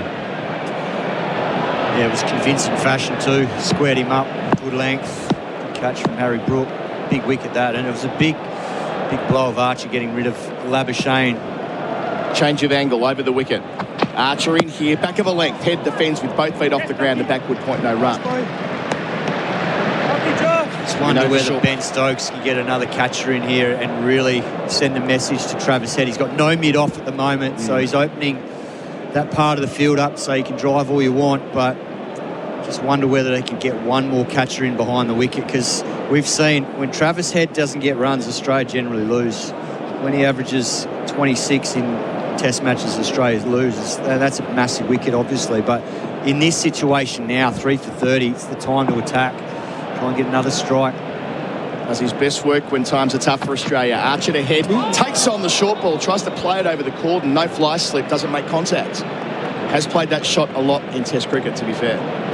And that's probably the only other area he can maybe try and look to. It's hard because he probably needs the mid-on so he can bowl straight and try and tuck him up. But then if he does want to go upstairs, Travis Head's going to stay leg side of it and try and ramp him offside. And we have seen him get caught at that very spot at this venue a couple of times a few years ago. I think multiple innings. Yeah, caught at third man twice in 2018 here against India. High score on this ground of 99 3 summers ago.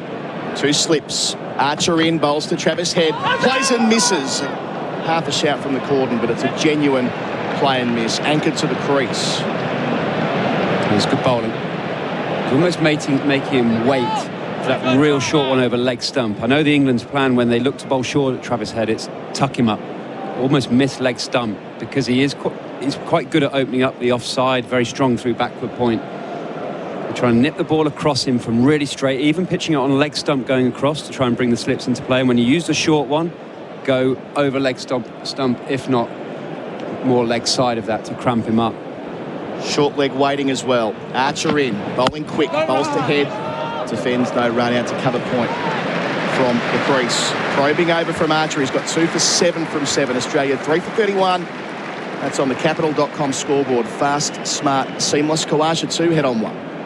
The Ashes on SEN Test Cricket. Start your next innings with a career that gives you more. Search Police Careers, Victoria Police, and Oldham Construction Lawyers. Your experts in construction law, ensuring you're never caught out when pressure builds. Need a new battery roadside? Holler for a Marshall. Marshall batteries come to you fast with the right battery and expert fitting. Serving Australia since 1935, choose the leading roadside battery replacement service. Holler for a Marshall, day or night. marshallbatteries.com.au. We're in the Liquorland last session. Cheers, Liquorland, choose to drink wise. Cast in, round the wicket, bowls to Khawaja, defends under his eyes to cover point, no single. I don't know if you've seen any pitch maps, Broady, on the TV broadcast, but it just feels like England have hit the track and not really bowled too many fuller balls, which we saw a lot from the Aussie quicks earlier today, particularly Boland got quite full, got driven straight, but it just feels like they're happy to just hit a length, hammer away and play the patience game with a lot of these Australian batters.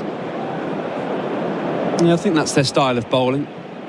Hit the deck type of bowlers, taller guys, get a bit of a different bounce from the surface. Cass arrives round the wicket to Khawaja, beats him with one that takes off, hits the edge as well, he's got him! Australia are collapsing at Perth again. Khawaja caught behind for 2. It's 4 for 31. Cass has gone bang, bang. England are right back in this test match.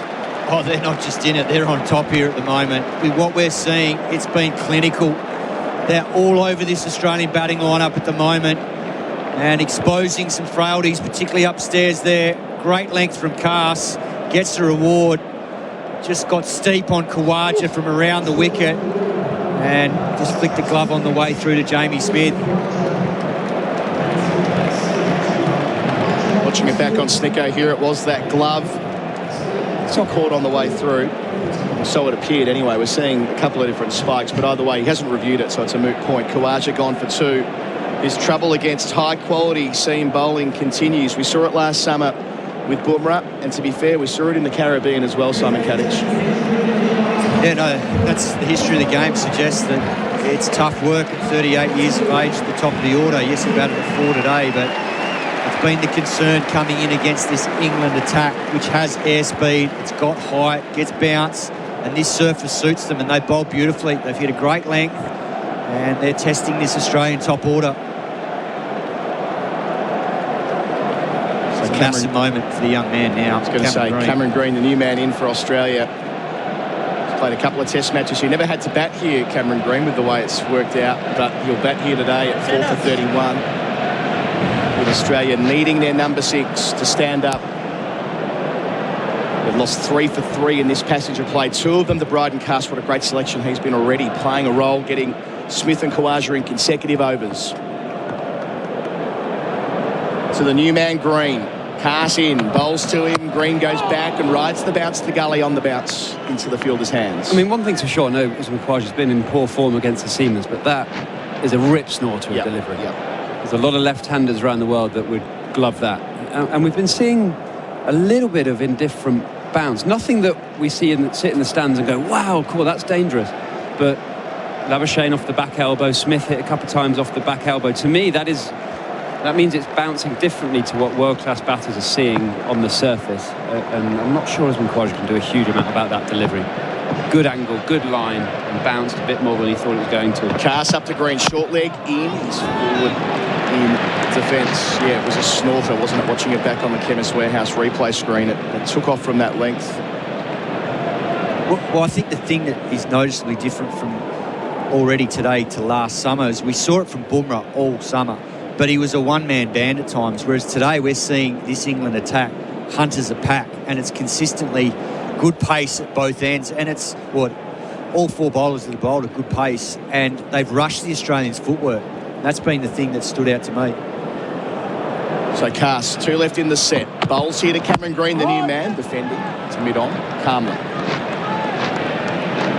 Mark Wood racing in from mid-on, pinging the ball back to Jamie Smith. All that body language brought in a situation like this, trying to make their presence felt here at Perth. It's a funny one, because I'm just sat here thinking, do you know, I think our best bowler would be on a surface like this. Ben Stokes. The captain. Someone who gets bounce unusually, swings the ball away. I just wonder if his backhand is off the bat when that hits his glove, or whether it's just caught the top edge of the bat handle on the way through. There were 2 spikes on Snicko for what it's worth, so it could have been both. Cass to finish here. Swaying out the way of a short one is Cameron Green. A wicket maiden for Bryden Cass. He's got wickets in consecutive overs.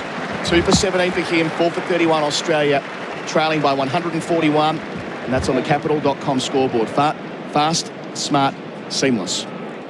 When you buy Australian made, you're choosing more than a product. you're supporting a stronger economy and creating local jobs. So look for the Australian-made green and gold kangaroo and buy Australian. Visit australianmade.com.au. Here's another top tyre tip from Tyre Power. If your steering is vibrating or pulling to one side, a wheel alignment will help with your car's handling and stop your tyres from wearing out too quickly. Visit tyrepower.com.au or call 13 21 91 for your local independent owner. Going to be a change of bowler for England for RSEA Safety, trusted by tradies across Australia. Gus Atkinson bowled 4 tidy overs earlier. He's been swung around to the Justin Langer stand end. Tom Morris with us as well. He's got all of the numbers for us for the Cobram estate. Australia's most awarded extra virgin olive oil. We'll come to you in a sec, Tommy. You got your hand up after this ball. Atkinson starts the new spell round the wicket, delivers to Travis Head, squares him up and doesn't quite get taken by the diving man at backward point. It would have been an absolute screamer. Ollie Pope in there. Had he dragged it in, it would have been an all-timer. They get back for 2, but he did get a good old look because the ball ballooned off the edge, Broady. Well, again, it's off the top edge of the bat, bouncing more than the batters are expecting.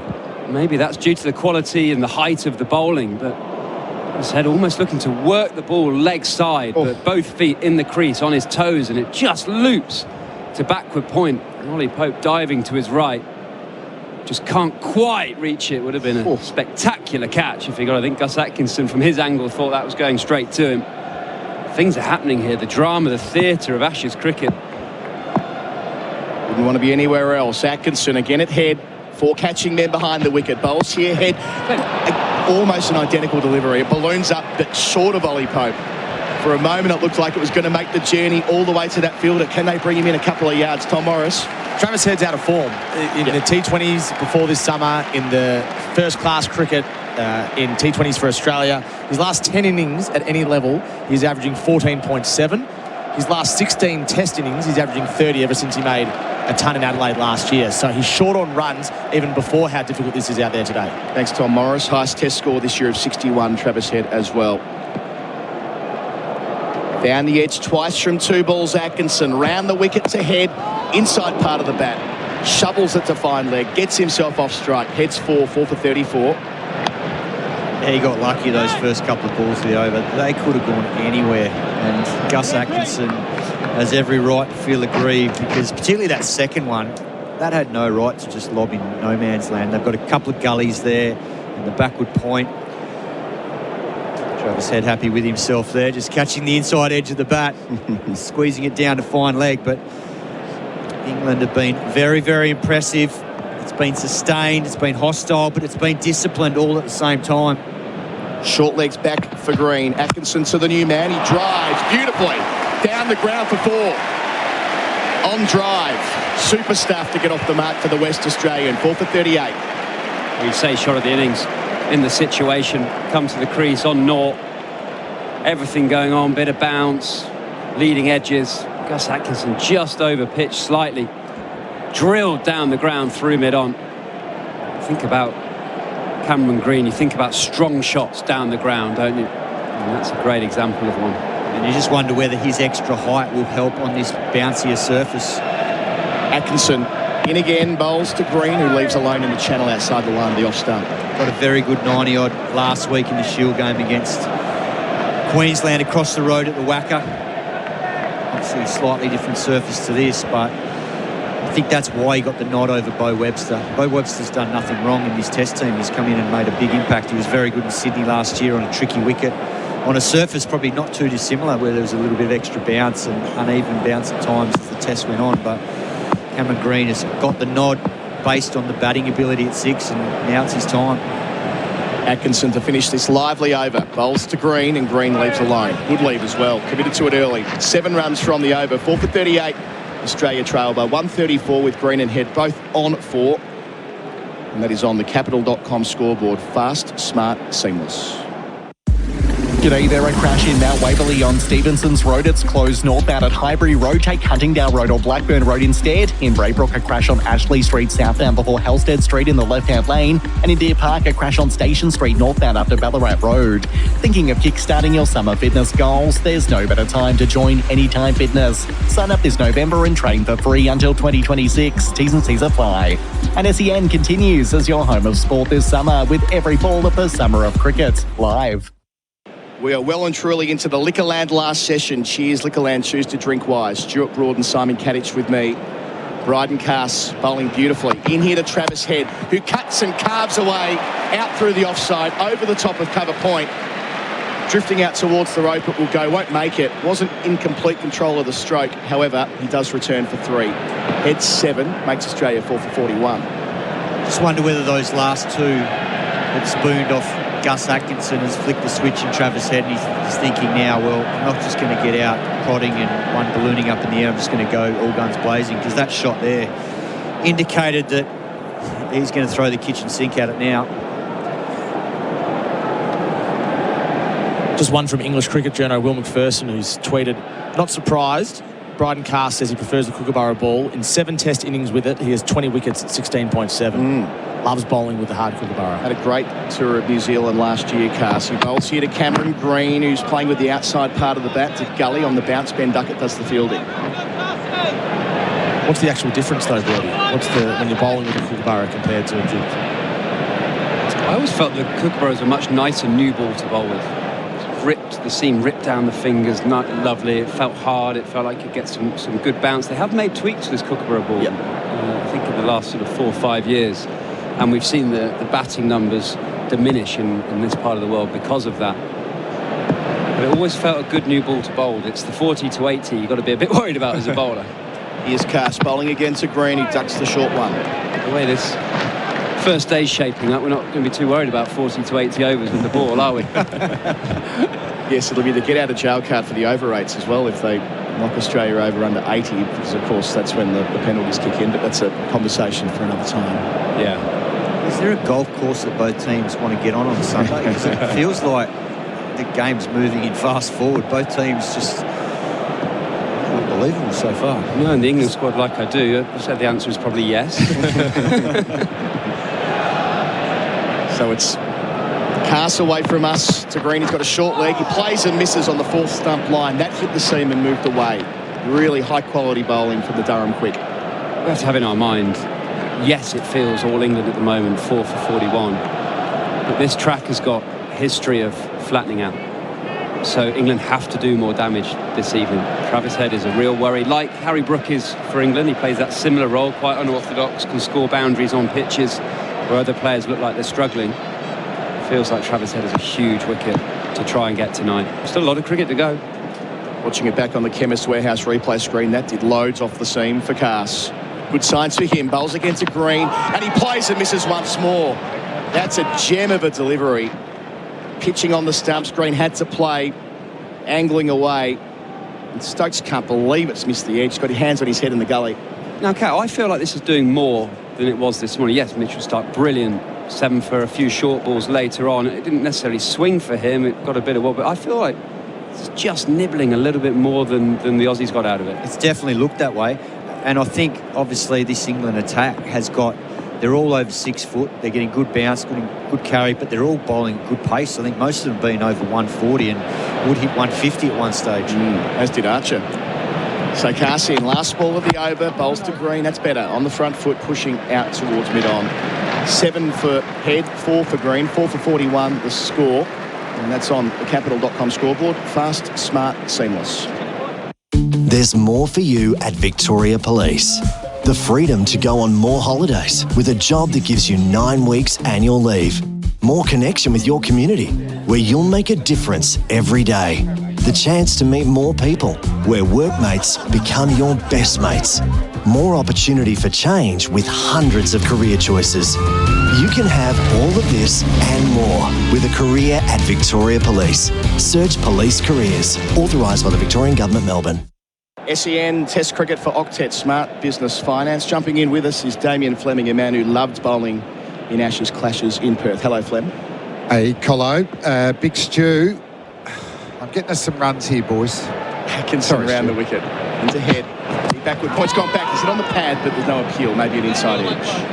What a great team bowling effort this has been from England. You know, Stark virtually did it by himself. You know, Bolo not at his best. You know, dogged okay on debut, but it's been unrelenting bowling from both ends. Very impressed with Atkinson, and Cass is a genuine wicket taker. That's just a really unusual action. That front leg sprays so wide, so he's got to open up. But because of that, he's got that 12 o'clock release, so he gets steep bounce off a good length. Atkinson from the Langer end. Bowls to Travis Head. It's an inside edge. Sprays out towards fine leg. Might have caught the pad on the way through. Either way, it wasn't far away from the woodwork. Another single for him. He's 8, but he's scratchy. 4 for 42. I think that's why Stokes would have been so strong on wanting the 5-seamers, because he knew that they could just keep backing it up. If Shoaib Bashir played, you might have that release. Imagine Shoaib Bashir coming in off spinner now. Travis Head is going, right, I'm going big here. But Travis Head's got nowhere to go at the moment because every seamer's coming in, hitting the pitch hard. We haven't seen Stokes as of yet, but I'll be tempted to get him into the attack pretty soon. Atkinson delivers to Green here, who leaves alone into the gloves of Smith. And just that versatility to bowl Wood, even though Archer bowled along, but them in short spells, Wood and Archer, because Atkinson and Cass look like they'll be able to bowl long overs if required, and then Stokes can come in for a couple of short ones. So it's been the right selection. And you play overseas spinners over here, generally they average around 65 a wicket. So over a long period of time. But it's all about pressure from both ends. 6-3 field for Atkinson into Green. 3 in the cordon. Bowles here, leaves alone again on length. I must say, Green is doing a superb little job here. He's leaving well on length. He's made a cracking shot through mid-on. When it's all happening and the bowlers' tails are up and there's a bit of indifferent bounce, to have the sort of mental capacity to come out and just leave them outside off stump, just nice and calm, try and soak out the energy from the English bowlers right now. Quite easy to be frenetic and get moving, have a big drive. But we've got that at the other end. Like Trav.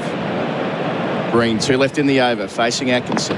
Bowls to him here and he ducks the short one. It's always coming. To be fair to Green, the way he played in the Caribbean, there were 3 instances where he gutsed it out in really tough conditions and got to 50-odd, which felt like an awful lot more. So he's shown of late that he can dig in when he needs to. Just even that there, though.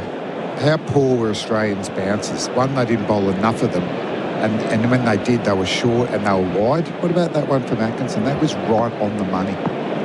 And that sets up, as you know, the next delivery. Will he go that fraction fuller? Will he force the outside edge? So Atkinson, the finish, bowling so well. Here to Green down the leg side. Let's be down there. 1 run from the over. 4 for 42. The score, Australia trail by 130. Heads 8. Green is on 4. That's on the capital.com scoreboard. Fast, smart, seamless. The Ashes on SEN Test Cricket. Start your next innings with a career that gives you more. Search Police Careers, Victoria Police, and Oldham Construction Lawyers. Your experts in construction law, ensuring you're never caught out when pressure builds. When you buy Australian made, you're choosing more than a product. You're supporting a stronger economy and creating local jobs. So look for the Australian made green and gold kangaroo and buy Australian. Visit australianmade.com.au. SEN Test Cricket for Octet Smart Business Finance. We're going to have a change of bowler. RSEA Safety, trusted by tradies across Australia. Mark Wood bowled 2 overs before tea. He is right arm rapid, and this time it'll be from the members' end. Travis Head, 2 men back. Deep backward square and a fine leg. Short leg in there too. Wood bowls here. Down the leg side. Wasn't far away from Jamie Smith being in the frame for a dive. Instead it's 4 runs. For a moment there, was it leg buys or runs? It was leg buys, so a moot point. But nevertheless, Australia moved to 4 for 46. Boundaries for Azito. If there was anything from, we were talking out the back, Stu, that, he just didn't go that full ball. Mark Wood, the pace over 150 kilometres an hour. You would not be scared about getting cover driven on this pitch.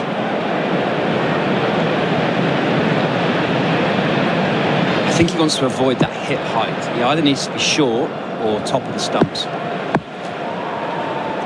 Sprinting away from us as he does so well. Bowls to Travis Head on the hip, who places it between short leg and mid-on for 1. That'll be his lot. So Head 9, 4 for 47. That's probably that length you were talking about. There's a bit of time to be able to play that. Were you in the squad when he changed from that very short run-up to the long run-up, Mark Wood? Yeah.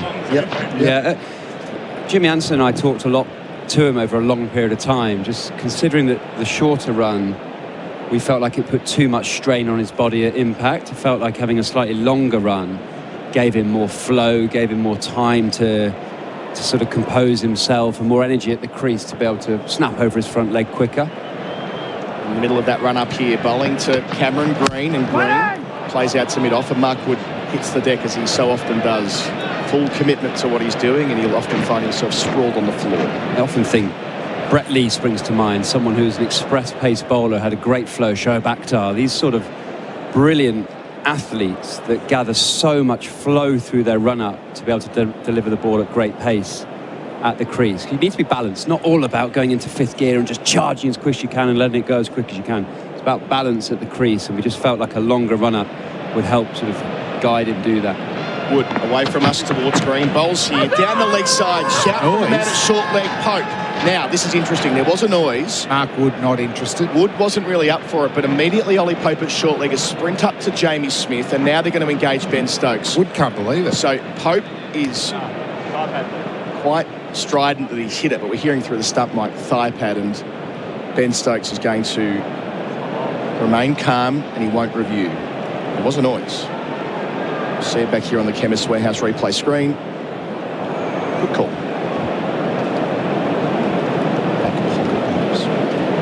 Yeah, it's interesting. Like, the run-up just looks better rhythm, and you want to be balanced when you take off. If you're unbalanced when you take off, then you're trying in the air to try and get yourself back into a balanced position. Wood into Green, bowls, and Green defends from the crease. This goes back. But the pace is very impressive. Now, the way he bowled at Henningly last tour, I mean, that was X-Factor, wasn't it? Massive. And he bowled even more quickly than that last year when the Whitneys were at Edgbaston. Remarkable, hitting 97 plus in the old one. So what a bit of reverse swing as well. I mean, you think some of the great bowlers that get reverse swing at that pace, it's virtually unplayable. Sort of 93, 94 mile an hour, and it's swinging back. Can he go a full delivery? There's been a lot of short length in this over. We'll finish to Green here. Mark Wood to the crease. He bowls, and it's back of the length, not far away from short leg. He does get a single, though. The man at deep backward square rushes in. Green keeps the strike on 5, heads on 9. Australia 125 behind there. 4 for 47 on the Capital.com scoreboard. Fast, smart, seamless. It'll be Gerard Whateley in for me. This summer, there are some things Liquorland can't guarantee. We can't promise the snags won't get burnt, or you'll get a peaceful sleep in. We can't help you hit a 6 or score a century. But there are some things we can help you score, like refreshing summer drinks to share with mates, a legendary backyard barbecue setup, cracking promos to keep the esky full, and great value with every shop. Score more this summer with Liquorland, official gold partner of Cricket Australia. Choose to drink wise. This is SEN Test Cricket for Octet Smart Business Finance. 4 for 48 Australia. Head is 9, Green is 5. Atkinson is bowling from the Langer stand ends. Green has the strike. He plays straight, point dropped, and it's dropped. Atkinson spilt an ollie and is followed through. It came back perhaps too slowly. But he's Always grasped hard. the chance. Always hard, caught and bowled, and you follow through, but you'll be expecting to catch this. What's a leading edge? And Green just looking to work it through straight mid-on. It just loops back to Gus Atkinson. He tried to kick it up too. Too late. First missed chance of the game. Green given a life on 5. Runs the ball to point. Doesn't go for a run. Oh, he's got to make the most of this, Cameron Green. He's been building nicely, letting the ball go, looking to get forward. And on that occasion, yeah, just that leading edge. It almost looked like perfect for Atkinson. You know, as you said, you don't have a lot of reaction time, but it looked like it almost went straight into his hands, but he hit his fingers. A little desperate kick at the end, couldn't get the ball back up. Might have been 5 for 48. Atkinson over the wicket, bowls. Green punches to mid-off, goes for the sharp single throw, comes, misses. Green is home at the non-strikers. 6, it's 4 for 49.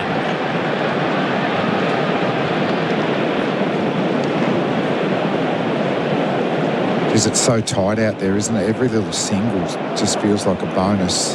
Cameron Green asking, you want some gloves?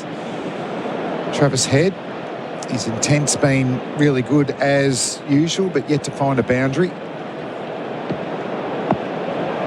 Two slips gully, fly gully, deep backward square, fine leg. Not terribly far apart. Around the wicket, Atkinson, Head defends to the offside, no run. It is a different game when the bowling is genuinely fast and batters who on Australian soil have just been imperious are jumpy. Once you're at 140 plus, everyone's just a bit jumpy. Yeah, it's a different game, isn't it? You saw someone like Steve Smith, incredible career throughout, but he was wearing them on the body and the elbow and the gloves. Defends back down the pitch. At least something in the surface that's just coming out at different paces and just lifting. It appears like that. A little bit. Not quite going through the top, but batsmen are, even Usman's dismissal was like he reacted as if, I know he plays with low hands. Making the batters jumpy for some reason, a bit jerky. And there's variety in this attack, even though they're all right-handers. They all deliver the ball a little bit differently, aren't they? They've all got different type of actions. To see the last ball of the over and lets it go past. 4 for 49 after 23 overs of the Australian innings. It's on the Capital.com scoreboard. Fast, smart, seamless. This Christmas, Trojan is the ultimate stocking stuffer. Just like a consistent fast bowler, Trojan hits the right areas with practical and affordable gifts that DIY legends will use time and time again. How's that? And Trojan has a wide range of options available for under $20. So there's a Trojan gift for every DIYer and every budget. No ideas, no excuses. This year, hit a 6 with Trojan under the tree. Trojan, tools built tough. Available in-store or online at Bunnings Warehouse. Presenting the Australian team for Australian made by Australian Support Australians. Weatherall to LBW, Archer, Nort, Labuschagne, bowled Archer, 9, Smith, Courtbrook, bowled Cast, 17, Kawaja, Court, Smith, bowled Cast, 2, Head, 9, Green, 6, 4 for 49 in reply to 179. And below our broadcast position, Wood begins his 4th over. He's bowling to Green, who plays from the back foot out to point. Oh, they go back. Head was a long way down. The throw misses. He was diving to remake his ground. Stokes couldn't disturb the woodwork. They do not need a run out here, the Aussies. Good that Trav's keen to get down the other end, though. A bit of the analytics which you'll both enjoy is England's first 10 overs were the fast ever recorded by an English pace attack. The average speed was 89.5 miles per hour. They elicited 44% false shots from the Australians, including 49% from Steve Smith. Green clips from his pads down into the deep. Finally down on one knee. They take a single. The 50 up for Australia in the 24th over for the loss of 4 wickets. So Smith played and missed 12 times in his 49 deliveries. His false shot percentage was 49%. 49%? Yeah. That's astonishing. Yep. So, and Australia were running at 44%. It's his most ever in innings over 30 balls, Steve Smith. Easily. His previous most was 29%. Wow. It was billed as the fastest attack that England would ever have brought to Australia, and that's been quantifiable as well as just what we've seen with our own eyes. Good bowls to Head, back foot punch, out through cover, which has been left wide open for him. He races down to the western end. They'll be able to get 3. How did you see that? Where's that? Bethel the sub. 4 for 53. Saw Mark Wood saying, I can't see that, where is it? They threw to the other end. But he was ducking. So we're in that phase where the shadows do encroach. There's a crescent which is heading towards the pitch. About 3 overs or 4 overs time, it'll be right across. Just a difficult 10 minutes. The western end is largely in the shade. Partnership's worth 22 between Head and Green. Green faces up to Ward. Oh, he's hit. Oh, he nearly trod on his stumps, reeling backwards. So he's worn one and then just managed to survive kicking the wicket over. Wow, plenty to talk about there. Mark Wood has been bowling a lot of short length. He hasn't bowled too short or too full, but this is a bouncer that is on the money. That's hit him flush on the grill. It's nearly hit him through the stumps, but he still had enough awareness, Cameron Green, to get himself around the stumps. Geez, that's a good bouncer. He'd go all right at twister on that piece of evidence, but that's hit him right in the grill. His hands are at hip height when that hits him in the grill. It's taken him by surprise that much. It's just nipped back towards him as well. He's done brilliantly to avoid treading on his own stumps and takes his helmet off and had a big smile. So he's certainly still up for the scrap. But wow, what a delivery. They're going to take the drinks break at this stage with Green to go through the medical assessments. The English head down into the shade. So Australia resumed at tee at 1 for 15, 4 for 53 now, with Head 12 and Green 7. The Ashes on SEN for Henley. Homes hard to beat. Ask other builders then. Come back to us, henley.com.au. It's a day that has already seen 14 wickets fall as we take the drinks break from Bundaberg Ginger Beer, the great Australian brew. Buying and selling goods here and overseas can be complex. Octet's Trade Finance provides a flexible line of credit to pay suppliers in over 70 countries at competitive FX rates with up to 60 days interest-free. Visit octet.com. Lending criteria and conditions may apply. It's Black Friday at It's Black Friday at up to 40% off tiles. Black Friday. Beaumont Tiles in-store and online. G'day, Heels here. There's something about the classics, eh? Classic catches, classic cars. Drive on over to Classics for a Cause. Starting from just $24.95 a month, your Classics for a Cause membership gets you access to exclusive classic car giveaways, like the 1963 Corvette Stingray C2, valued at $300,000, or the 2024 Corvette Stingray C8, valued at $250,000, all while helping support the veteran community. Visit classicsforacause.com.au. 18 plus, Aussie residents only. Pass to Smith, who swats the ball out through points. He gave that the treatments and gets it all the way to the rope for 4. Archer to him, he's bowled it. Labuschagne played on a ball that reared up, hit him on the arm, and then took out his stumps. Pass bowls to Smith, who edges, and he's caught at second slip. Cass takes the key wickets. Steve Smith goes for 17. Cass arrives around the wicket to Kawaj and beats him with one that takes off, hits the edge as well, he's got it! Australia are collapsing at Perth again. The Bundaberg Ginger Beer drinks break. Treat yourself this summer with an ice cold Bundaberg Ginger Beer, the great Australian brew. 4 for 53, and the medical staff still out with Cameron Green, who does appear to be okay. But Damien, Fleming, a ball like that could break your jaw. Yes, certainly so. I think it's actually hit him flush, on the guard. Otherwise, a few more centimetres further up, I don't think he'd be in this position. He looked pretty, he had the awareness to, get around the stumps and not go through them. And he did have a smile on his face straight away, so that means signs are good. But it's also an indicator, Gerard, of the different trajectories of these 4 right-hand bowlers from England. And Wood's bouncer is a lot skiddier, isn't it? Archer, Atkinson are bowl over the top. Cass is an unusual action, opening up just as he releases the ball.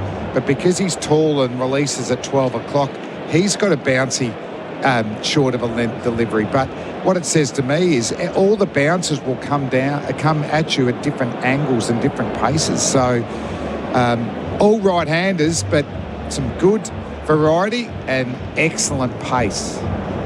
And the accuracy's been good. Now, how many cut shots? How many half volleys on leg stump, which the Australians bowled too many of? It's hard going for Australia. This last Liquorland last session. Score more this summer with Liquorland. Choose to drink wise. Just a false moment. Sent back to the top of his mark. Cam Green just readies himself to resume the battle. 2 in the deep on the leg side.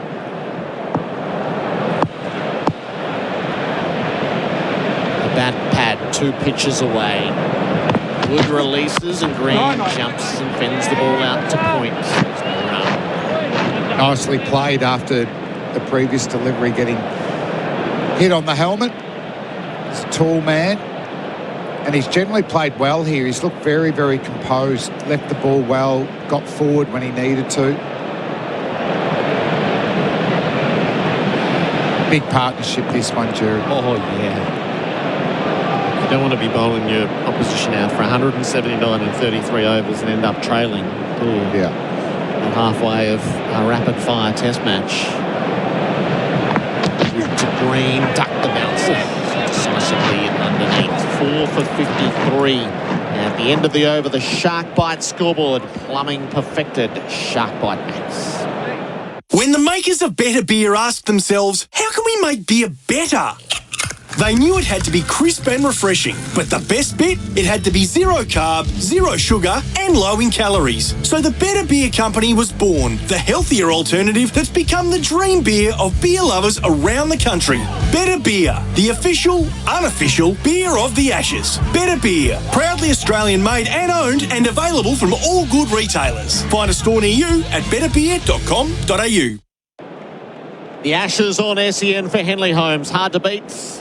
Ask other builders, then come back to us, henley.com.au. It's that time of day where the beer snakes are being built around the grounds. On the lower decks, it's been a high of 29 degrees to bask in the sun and enjoy some eventful cricket. Just a great buzz all day with this huge crowd. Atkinson is bowling from the Langer stand and driving head, got it away. Not perfectly clean off the blade. He's muscled it down through mid-off. They have to as Archer gets there and head holds up his hand. Says that'll do. It is worth looking back to last year. India all out 150 in Australia at stump 7 for 67. Today England all out 179 and Australia 4 for 55 with 90 minutes of cricket remaining. Yeah, it's a bit of a sign, isn't it, batting late on day one here, that it's probably at its quickest and paciest. And those shadows can't help either. Atkinson around the wicket. Head drives off the outside portion of the bat. Squirts its way through cover. And Archer is off and chasing again. 2 more. Head is 16. 4 for 57. I'd be very interested to hear what's said about the pitch post-game. Because for me, it hasn't seemed like there's been too many gremlins. The Australians certainly didn't swing the ball too much, but there was the wobble seam moved a bit. Definitely some good pace and bounce, but the English have been able to get more inconsistent bounce out of this pitch than the Aussies, and also just combined pressure from both ends. Head faces up, he's back, he's cutting for 4. Top edge, flew over the cordon, down to third. Crashes into the rope. Has been known to perish on this ground to that shot, the layback cut. But he's got a good over going here, Travis Head. He's 20, 4 for 61. Oh, I still have bad memories about that. Might have been the first test here ever. And the Indians did put that deep third man in place, Gerard, and I think he went there twice. But when there's no deep third man to catch, you can't bowl that line to Travis Head. Throws the hands at it. Atkinson on the follow-up. Head's doing it again. Under edge this time, into the turf and straight to gully. Reeling around is Duckett to field. Yeah, so he's interested in coming around the wicket, Atkinson. I reckon he's a real chance over the wicket.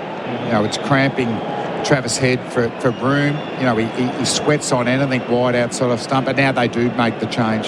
The third. So he's for the top edge. Yeah. 2 in a row. That's the angle. No, fair enough. Yep. Pope stays 10 strides in. Well, he hasn't bowled anywhere near the stumps, has he? He's been wide every ball this over. What happens now? Head cuts straight to Pope. It bounces on the way to him. And Head comes back. Sent back by Green, and there's a bit of what are you doing going on there. He is hard in mouth, Travis said, isn't he? Yeah. He's played the same shot. It's gone direct line to Pope, but bounced before it reached him. Baz McCullum would love to have him in his team. So Pope comes into the landing zone. Every ball has been hit through that area this over. Atkinson bowls and Head conservative runs the ball to points across the turf. And no run this time. 4 for 61. The Shark Bite scoreboard. Plumbing perfected. Shark Bite Max.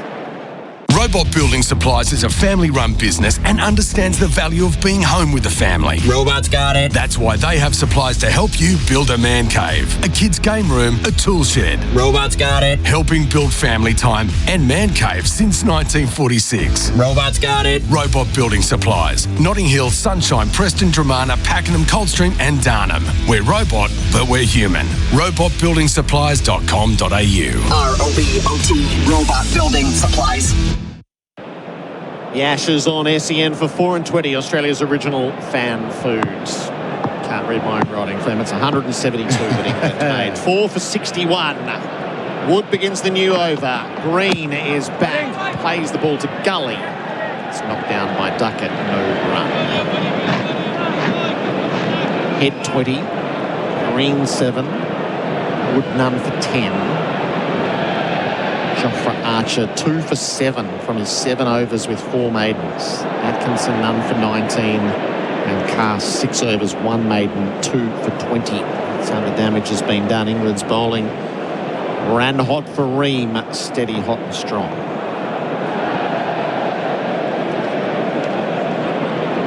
Short leg in place. Green has been struck by Wood in the spell. Wood up.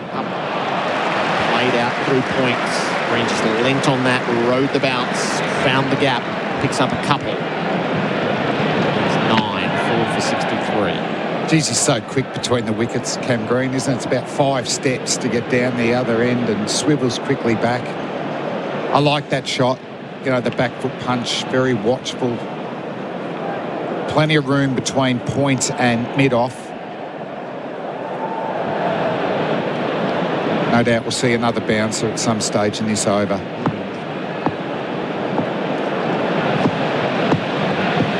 Pay.com.au stats, pay.com.au it.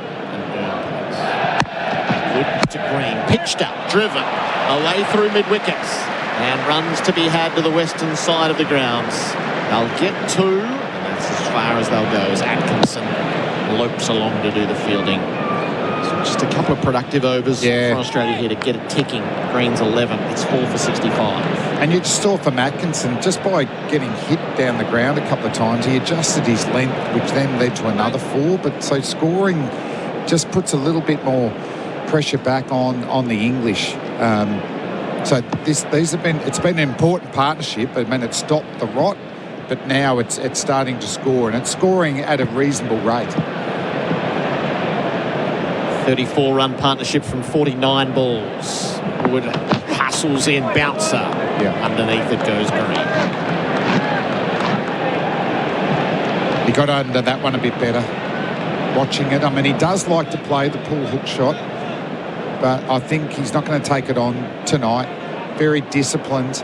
I like this batting partnership for a lot of reasons, but the composure of Cam Green using his height, trying to get forward, forcing the bowlers to bowl a little bit fuller, and Travis Head, just that natural scorer, shorter, hitting square of the wicket. It's been great. Wood quickly in from the top of his mark, past the umpire, bowls to Green, defence as Wood topples over in his follow through, as he is wont to do.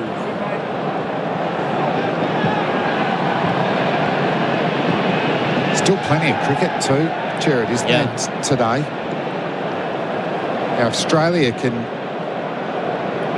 get to the end of the day in about an hour's time, 4 wickets down and another 30 runs. They're in a good position to build. You lose 2 wickets and you're into the tail. That's the other side of things. It's an unusually long tail for Australia as well. Green forward driving perfectly out through mid-off for 4. He dispatches Wood. And that'll be good for the soul. Cam Green goes to 15. It's 4 for 69 at the end of the over on the Shark Bite scoreboard. Plumbing perfected. Shark Bite Max.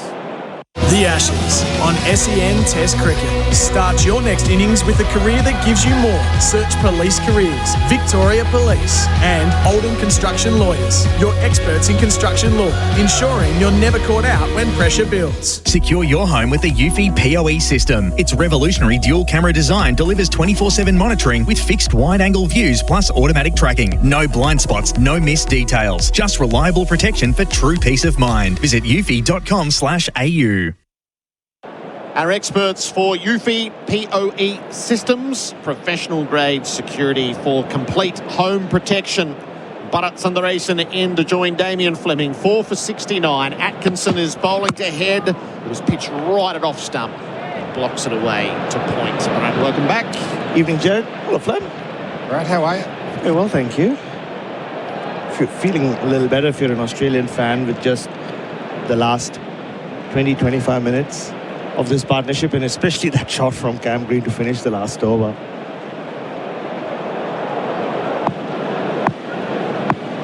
A reassuring boundary for Azito. Brushless power tools do you. This duel continues. Atkinson's around the wicket. The fly slip is in place. Head is defending back down the pitch. I think one thing we saw with Cameron Green in the Caribbean, where batting conditions were probably the most difficult they've been across 3 tests, the way he seemed to get better and better and better. It didn't start very well in Barbados and thrown into a position he'd never batted in before at number 3. But it just felt like he was getting more and more comfortable, just coping with those first 20 deliveries, somehow finding a way to survive them, and then starting to impose himself on the bowlers. Atkinson goes just a little wider here to head. No full face of the bat from head. He pushes to point. No run. And we've seen a bit of that today as well, haven't we, Fleming? Just the way he's done that. Yeah, I mean, they were bowler-friendly conditions in the Caribbean. So for him to average 30 or 35, it was above par. Just notice Atkinson's really tightened up his line this over. He was driven twice for 4, and then he was slashed cut for 4. Sorry, the drives didn't go for 4, but for runs. But now he's zeroing in on the top of off stump. Corrections made. Atkinson bowls to head. He's back playing cover. And you can see Trav now is getting closed up. It starts to give himself a bit of room to be able to hit through the offside, which is a style he plays, but all the catches are on the offside now.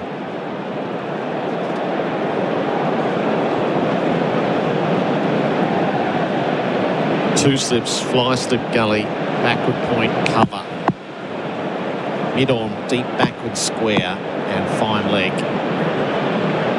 Really is deep square, just a step behind the umpire. Head pat slashing and missing. So if he hits that, where does it go? Because there's a fair chance it just flies straight to Pope. But it's just what I've been talking about. Now he's getting closed up, and he's not getting the room he wants to freehands. He's trying to manipulate it himself. And the only way he survives is if he gets a real top edge and it goes over that fly slip. But it could quite do the opposite and go straight to Pope, who's in that position. So red alert, Stokes duck at Pope. Atkinson to head, tucked up, defending to the leg side. A maiden over from Gus Atkinson, a good one too. 4 for 69. The Shark Bite scoreboard, plumbing perfected. Shark Bite Max. At Bunnings Trade, no matter where you are, we're here to help. We have trade specialists in store dedicated to you and your trade, whether it's sourcing supplies, quoting on jobs, or arranging delivery direct to site. Come and see us at the trade desk. Bunnings Trade. Helping business is our trade. Need a new battery roadside? Holler for a Marshall. Marshall batteries come to you fast with the right battery and expert fitting. Serving Australia since 1935, choose the leading roadside battery replacement service. Holler for a Marshall, day or night. marshallbatteries.com.au. SEN Test Cricket for Octet Smart Business Finance. Ben Stokes has taken the ball. He's watched 27 overs be sent down by the 4 frontline seamers. And now the captain's going to get himself a piece of the action. That's 60 overs for the day. It's 12 minutes to 5. 60. This could set a record for the fewest number of overs in a full day's play, I suspect. It'll be a pretty dismal 72, something like that. Yeah, I can't see Joe Root getting a ball today. He's the only spinning option they have. Ben Stokes begins his work to Cam Green, who swishes and misses a ball that was too close to cut. Some kind of shot you see a lot from Cameron Green in Test cricket. I think it's a second go at number 6. I was asked the other day, I asked him in the press conference about how he thinks, if he's thought about what he was batting like in those first 3-4 years at number 6 and what he thinks of how he's going to go about it this time around. Stokes bounces in, bowls to Green, who's on the back foot defending a mid-off no run. And he said, no, he spoke about his learnings in that period, and he's reflected and how he probably was a bit too conservative in those first few years. And number 6 is that position where we have to be very flexible, Gerard, depending on the match situation. Like today is a great example of that. They needed him to just fight it out for a while. But if he can start complementing Travis Head and Alex Carey better, then it just becomes a much stronger middle to lower order. On strike, Cam Green, he's forward and defending Stokes. Perfectly pitched delivery. And even if it just means when he thinks there is a boundary on offer to just go for it, like he's done a couple of times today. He's been hitting the balls better than he ever has in wide ball cricket. So he's a more confident number 6 now, is one way of putting it. Because I asked him last year, they said you're long-term number 3. This year, this number 4. You know, it's a good thing that they keep saying long-term. Yes, yeah. Stokes is bowling to him, and Green is driving. His second off drive pierces the infield. It will be touch and go.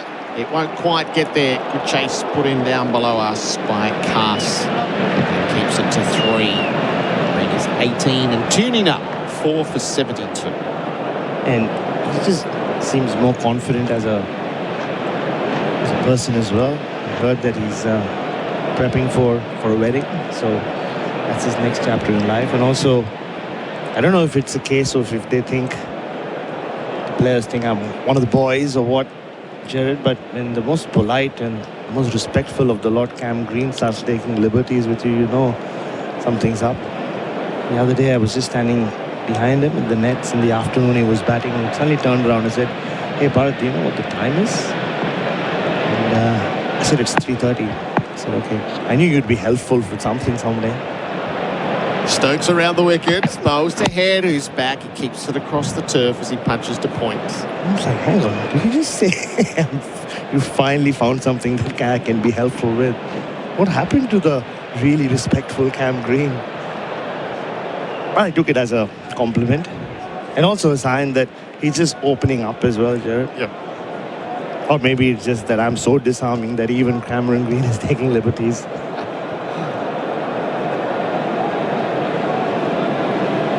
Under Cameron Stokes' first over. He's got the fly slip in place.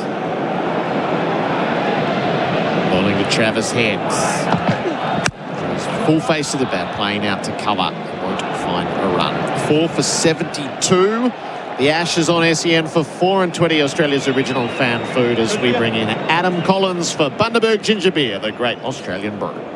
Your machinery shouldn't sound like a drop catch. Keep it in top form with Sinopec Premium Lubricants. Whether you're running trucks, tractors or anything in between, visit Sinopec's new warehouse at 1 Rosebride Place, Truganina. Hit performance for 6 with Sinopec Premium Lubricants. Visit sinopeconline.com.au. Imagine homes so well designed and so luxurious, they'll be setting the standard for decades. Homes with prices your bank will love and your friends will envy.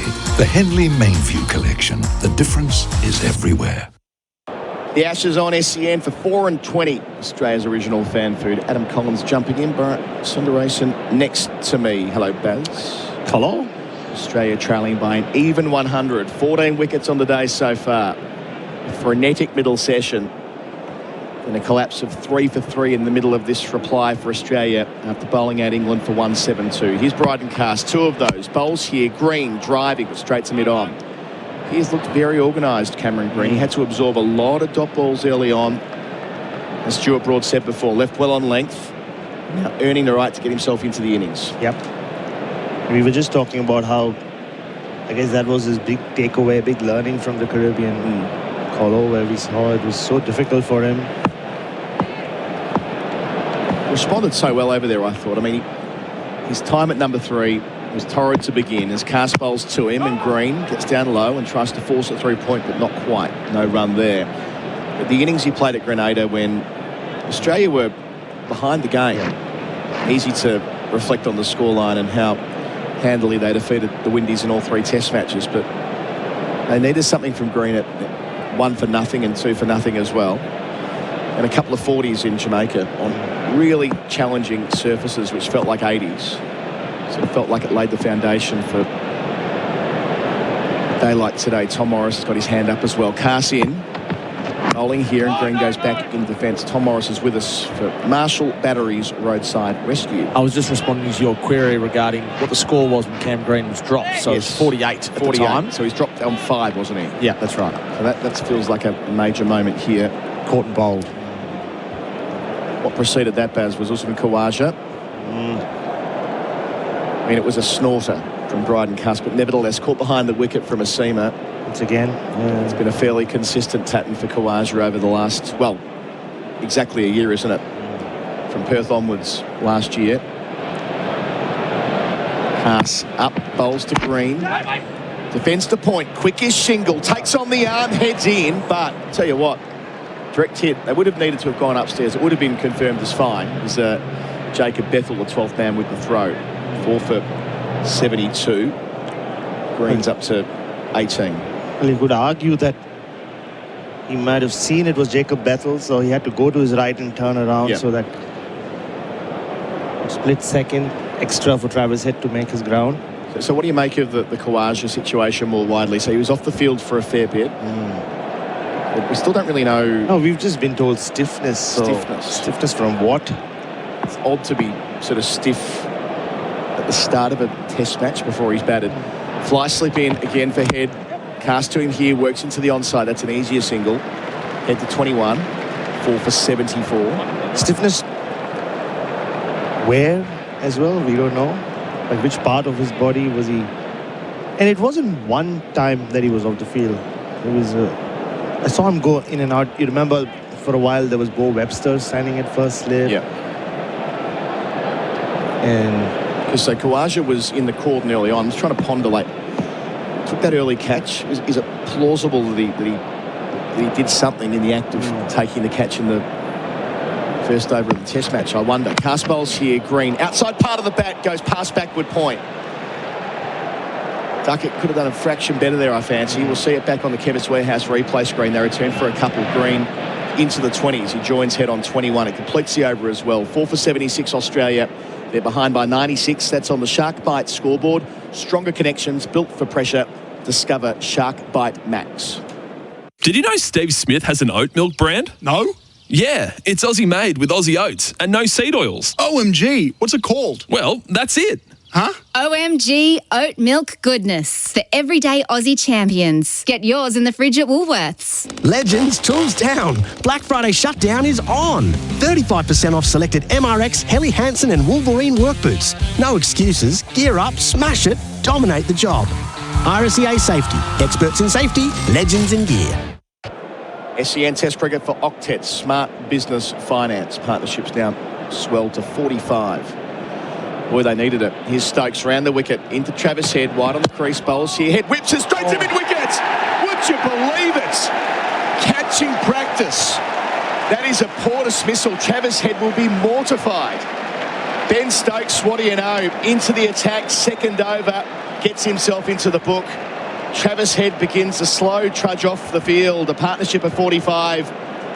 He's gone for 21, 5 for 76. Well, Travis Head is just looking up at the big screen. He's going to just see what he's just done, and he looks away. He didn't want to see that catch being completed. Once more on the replay screen. He can't believe what he's just done. It was a nothing delivery from around the wicket. Short of a length, just sat up. And he's just helped it along. Straight into that fielder's hand. Well, I wouldn't even say it was positioned for that particular shot. Bryden Cast takes the catch just over his head. I mean, we've seen Head caught round the corner playing that shot with both feet off the ground, but this was just a complete miscue. Maybe the ball didn't come on in quite the way he expected. Either way, Australia still trailing by 96, and the boos you can hear with the new man in. Well, that's Alex Carey, and I suppose with England he has got priors, at least to that way of seeing the world. I was told that the Barmy Army had a blanket ban on booing Alex Carey. He was asked about it the other day. Right. Clearly not. Or maybe it's not the Barmy Army. So that catch taken, classics for a cause, keeping Aussie classics alive while supporting our veterans. Yeah, I mean, it didn't need a classic catch this time. No, far from. And it wasn't even like Travis, it was cramped by the angle. It was just a meek shot to get out at a time when he'd done all the hard work against all four fast bowlers who bowled so well. This could open the door for England here. Always been Stokes. Yeah, 15 wickets in 63 overs today. Stokes, 4 catches behind the wicket. Bowling to Carey. Delivers here, Carey off the mark. Out to deep backward square where there is a fielder set for the short ball. Carey 5 for 77. No surprises that he's sticking to around the wicket for Alex Carey. As Stuart Broad was saying earlier, it's a plan that has always worked for England against him. So Carey made that excellent start to the Ashes series in 2023 at Edgbaston, unbeaten 66, and then went completely off a cliff after Lords with the incident with Johnny Bairstow. Of course, he's had a really strong 2025, excellent century at Gaul in the second Test match, and useful contributions in the Caribbean. Green facing Stokes. 2 slips, bowls here. Green finds the gap through the offside between backward point and point. Well played. Straight into the turf, returns for 2. Green has to be the senior man here. He's 23 at 5 for 79. Well, these two bat well together. It's been a while since they've been at 6 and 7. But yeah, Alex Carey, the one difference between this summer and last summer, Adam, is last summer he went into that India series in probably the best form of his life. Yeah. He made hundreds in Shield cricket, and he couldn't stop scoring runs. This year has been a little strange for him. Yes, he made a 50 in the second innings of the last Shield game, but Stokes up to Green, delivers. Green, nice big straight blade out to mid-on. Batting well, the West Australian. Please continue. But yeah, there's been some odd dismissals. There was this one thing against Queensland last over before lunch. He just come out to bat and hit it straight to mid-off. Going to hear plenty of that chant over the next 7 weeks.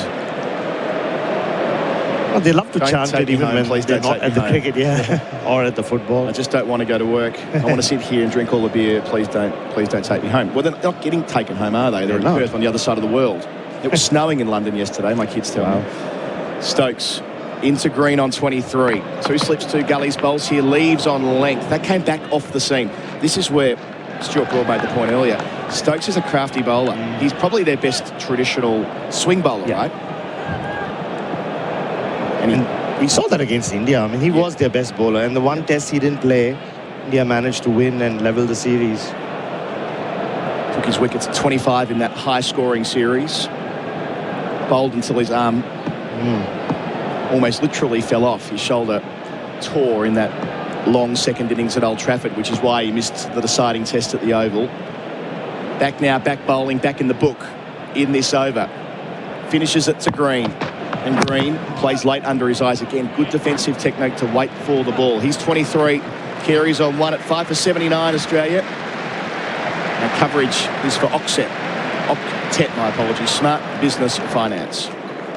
Navigating a building dispute? With over 30 years of experience, Oldham Construction Lawyers are your trusted specialists in construction and property law. So whether it's VCAT, the courts, or the Building and Plumbing Commission, Oldham Construction Lawyers can provide you with expert legal solutions. Visit oclawyers.com.au. At Capital.com, we know markets don't wait. They bounce, crash and soar, sometimes before the first innings is over. Markets move fast, so should you. Capital.com, a trading platform without delays. Refer to Capital.com Australia's PDS and TMD. AFSL 513393. Our coverage here from Perth Stadium is for Octet, Smart Business Finance. It's going to be big Bryden cast to continue. Hails from South Africa, of course.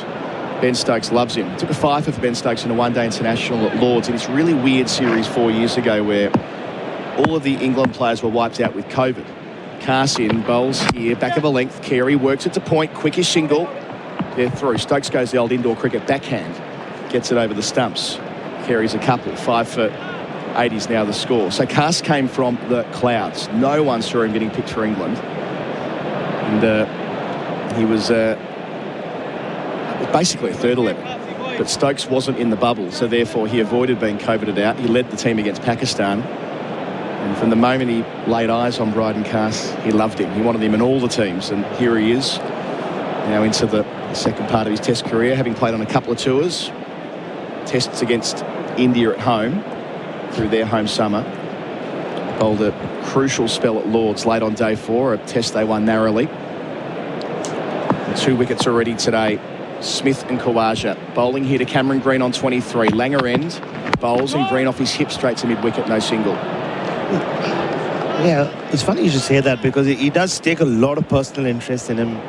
Even during practice sessions, I noticed Adam, and generally Cast comes in to bowl only when Stokes is done with his own bowling and batting so that Stokes can stand behind the stumps, and he's always monitoring him ball after ball. He has something to say to him. He'll applaud him if he beats the bat.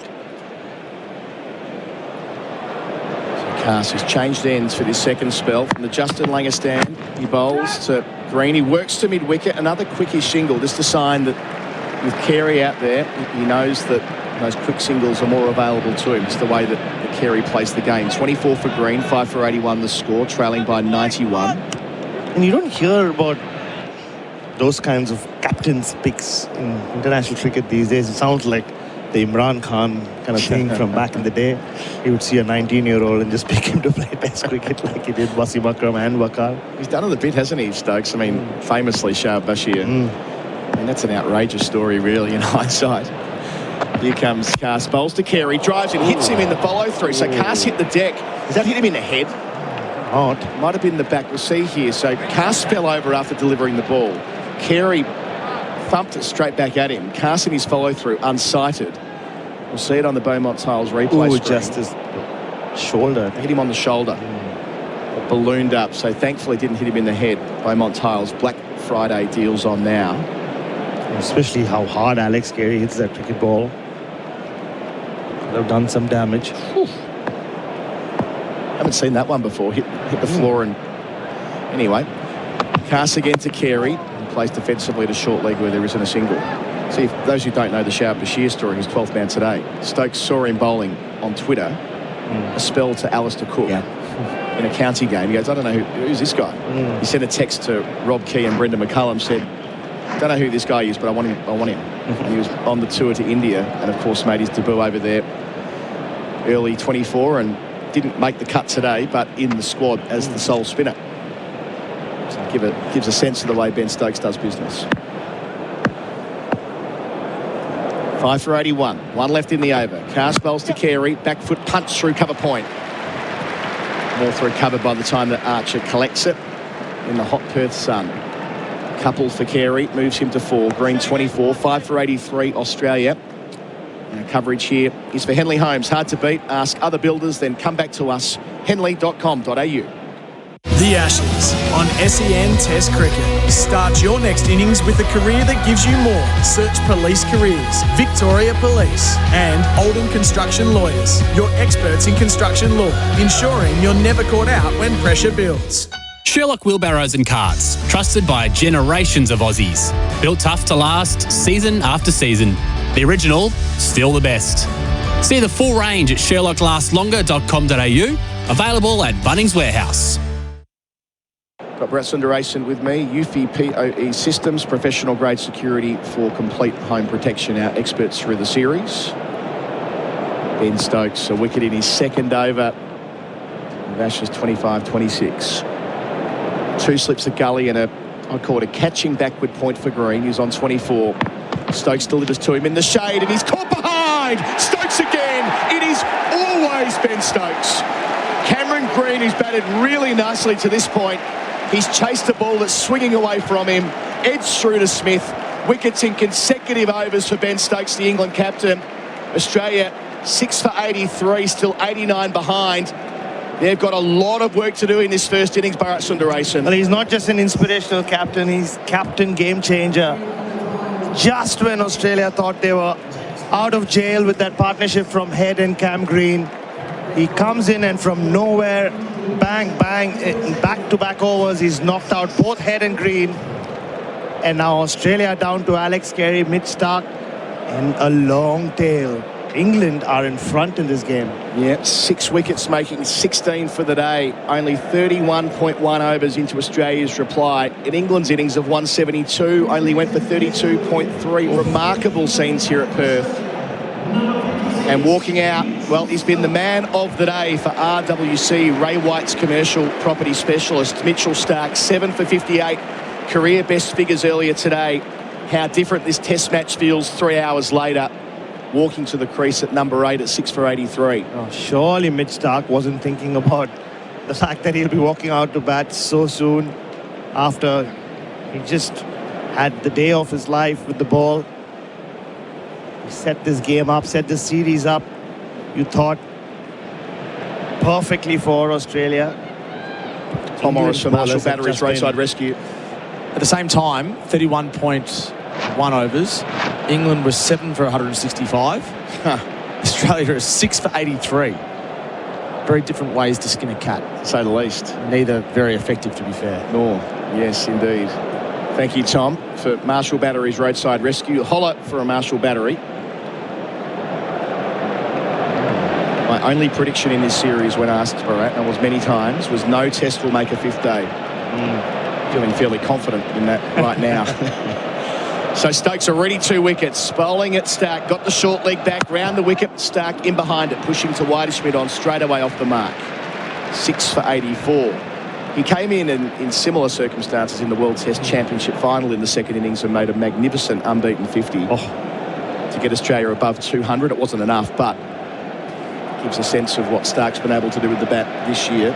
Batted with a lot of composure. It was a long innings. It wasn't a mid-Starc innings where he hit a lot of boundaries. And for a long time with Josh Hazlewood as well. Now it comes down to Alex Carey, really. He himself has just walked out to bat. So Carey and Stokes both in the shade. Members end, bowls here, 2 slips. Carey down the leg side. Smith tries to drag it in towards the rope. It runs. It'll go for 4. Was it leg buys? No, off the bat. So Smith was no more than, say, a foot from dragging that in. It would have been a second catch for him in the over. 6 for 88. Carey's on 8. Can we just go back to Green's dismissal for a moment here, Baz? What do you make of it? No, it was just that sucker ball, wasn't it? Just outside off stump. Just felt like Cam Green's rhythm had been broken the last few overs. Then the head wicket didn't help. He just reached for it. And like he does Ben Stokes, he just, I'm not going to say makes things happen, but he does. It's inevitable, isn't he? Bowling at Carey. He's 8 from 6. 2 new men in the middle, 2 left-handers. Stokes, short ball pulled over the top of square leg, who's inside the circle, so to speak. They'll return from a couple for a couple. That's the sunny side of the ground at this time of day. Carey already to 10, 6 for 90. So Green facing 50 balls for his 24, getting his start. Indeed, he's Australia's leading run scorer for Beaumont Tiles. Black Friday deals on now, but that's the situation where you need your senior players to stand up. And as I mentioned, as the wicket fell, he looked genuinely very good to that point. He had by far looked the best of the Australian batters. Had not really put a foot wrong. There was a drop catch, apart from that. England fans up and about. Bowling here is Stokes, wide on the crease. Carey defending onto mid-on. I think they're sort of doing the great escape over. I don't know whether it is quite great escape territory at this stage. You're in a strong position at 6 for 90. Coming in off the text, though, for 3-3, 98-11-16. Very familiar to last year against India. It is. On that first day last year against India, where they were all out for 150, and at the close of play, Australia was 7 for 67. So 1 wicket away from another 17 on the opening day of a feisty series. What we're expecting. Trailing by 82. Stokes to Carey once more, and Carey goes back and pushes to mid-wicket where there will be another single. He'll keep the strike. He's 11. 6 for 91. Our coverage is for Henley Homes. Hard to beat. Ask other builders. Then come back to us. Henley.com.au. Test cricketers can bat for hours in the hot sun. That's sustained performance. Just like Host Plus, who have sustained strong long-term returns over 20 years. The top performing super fund? That's a plus. Issued by Host Plus Pty Limited. Host Plus balanced My Super investment option based on super ratings data as at September 2025. Consider the PDS and TMD at hostplus.com.au before deciding. Past performance is not a reliable indicator of future performance. Search Compare Host Plus today. Simon Katich jumping in behind Baz and me for Eufy POE Systems. Professional grade security for complete home protection. Kat, hello. Good afternoon, Colo, Bharat, Tom, all our listeners. What a day of Ashes cricket this has been. I don't think anyone in their wildest dreams could have dreamt this last night. Here's Big Bryden cast in and trying to uppercut his Carey. Doesn't make contact, not far away from edging it. Taken by Smith, and I won't mind him playing that shot at this stage of proceedings. On the other hand, I suppose that's the way Carey needs to play. Well, maybe not so much at this time of the day on 11, though. Like, Australia need a partnership here. They were getting it. I mean, Cameron Green, I thought, played nicely, and then he just got lazy. That ball was not there to drive. You know, Ben Stokes just wobbles the ball around enough, and he paid the price. And that's what happens when you don't respect the length that's on offer. He played some beautiful drives, but that wasn't there to drive. Pass up, bowls round the wicket. Carey defends back to him in his follow-through. So 35 minutes until stumps. Gerard raised this point earlier. I wonder where this will rank as the fewest overs in a completed day ever, because, I mean, we're going to end up with, I don't know, 38, 39 here, 33 earlier today, and yet on the scoreboard, over rate, -1. So they've somehow managed to keep that in check, but I don't really know how that works anymore. I suppose from England's perspective, if they bowl out Australia inside 80 overs, they won't be penalised. So crack on. 2 slips and a backward point behind the wicket. Short leg for Cast as well. Bowls to Carey, who helps it out to deep backward square where there is a fielder. Moves to 12 from as many balls. 6 for 92. And to quote Ben Stokes, wasn't it to Mariah Erasmus from 2 or 3 years ago? Dharmasena. It was almost like, are you not entertained? Are you not entertained? It was Leeds day 3 when they were going at an over rate cap of 9 an hour. And needless to say, we were getting quite punchy on commentary. And then Stokes was overheard on the comms saying, I don't care. They don't. They've got zero care factor for the over rate. Which means therefore zero care rate. How many points have they been penalised? 22 in the last cycle. There you go. Shambolic. Fly slip dropping back. Tommy Morris with us for Marshall Battery's roadside rescue. Holler for a Marshall Battery. He's got a hold for this ball. Behind by 80 Australia. Starks on 1, facing Cass. Sways out the way of a short one. So there's been overrate changes. The regulations have been adjusted. So captains are no longer suspended for slow overrate at all. All 11 players now find 20% of the match fee per penalty over, which is capped at 100%. So if you're 5 overs behind the rate, you'll lose your entire match fee. But it can't be any more than that. I'm sorry, but I mean, do we truly believe in real life, as it was put to me by a player, do we really think the players are being docked that? I mean, really? Are the players themselves wearing that? Yeah. I think in most cases, in reality, it's being picked up elsewhere. Short leg cast bowls, just one slip and nudging it to mid-off and just clearing him. It was not far away from Jofra Archer being able to drag it down out of the sky. That wasn't a convincing shot. I think in ordinary circumstances, Stark might have played through the line, but given the match situation, still gets a couple. He's 6 for 95. He timed it that well that it check drived just over Jofra Archer. And I just wonder whether he struggled to pick that up initially too, given where he is there. That was comfortably over in the end, but Mitchell Stark, it's one of his strengths, hitting the ball hard, and he just got in two minds there. Archer's gone back a few yards as well after that. He was in quite close. Had he been where he is now, he would have taken it. Cast in, 2 left, bowls here. Stark off the hip. Helps it down to fine leg for 1. There's a no ball in the over as well, so there's still 1 delivery to come. 6 for 96, Tom. And I think it's 60 overs, not 80 overs these days as well. Oh, they've tweaked that as well. They've changed it. The key is no escalation for repeat offences. Yeah. So aside from the fines and the World Test Championship points, 2 deducted per penalty over, there's no escalation. Yeah. The final crowds in today as well, 51,531. They breached 50, that's good. First time in Test cricket here in Perth, 50,000 in. Am I being a conspiracy theorist, Kat, by saying that I don't think the players ultimately pay those fines, that they come from elsewhere? Is that mad of me? In the modern day, the way the contracts work. Find a way through. Cast bowls here, and Carey through the offside. Stand and deliver through cover. His best shot so far. He'll get a boundary for it out towards the England fans. So Carey moves up to 16. Stark's there with him on 4. The 100 is up from Australia, which receives recognition from the crowd. 6 for 100 at the end of the over. Our coverage is for Henley Holmes. It's Black Friday at It's Black Friday at up to 40% off tiles. Black Friday. Beaumont Tiles in-store and online. The Grinch is at Macca's, getting out of hand, filling some snow globes with golden sand. Collect all 4 with the Grinch meal. Ba-da-ba-ba-dum. Trademark and copyright 2025 Dr. Zeus, available for a limited time at participating Macca's. The Cobram Estate, Australia's most awarded extra virgin olive oil. Mark Wood's got Stark 5 times, Tom tells me. New over here, Stokes bowling to that man, Stark, who plays it into the offside, no run.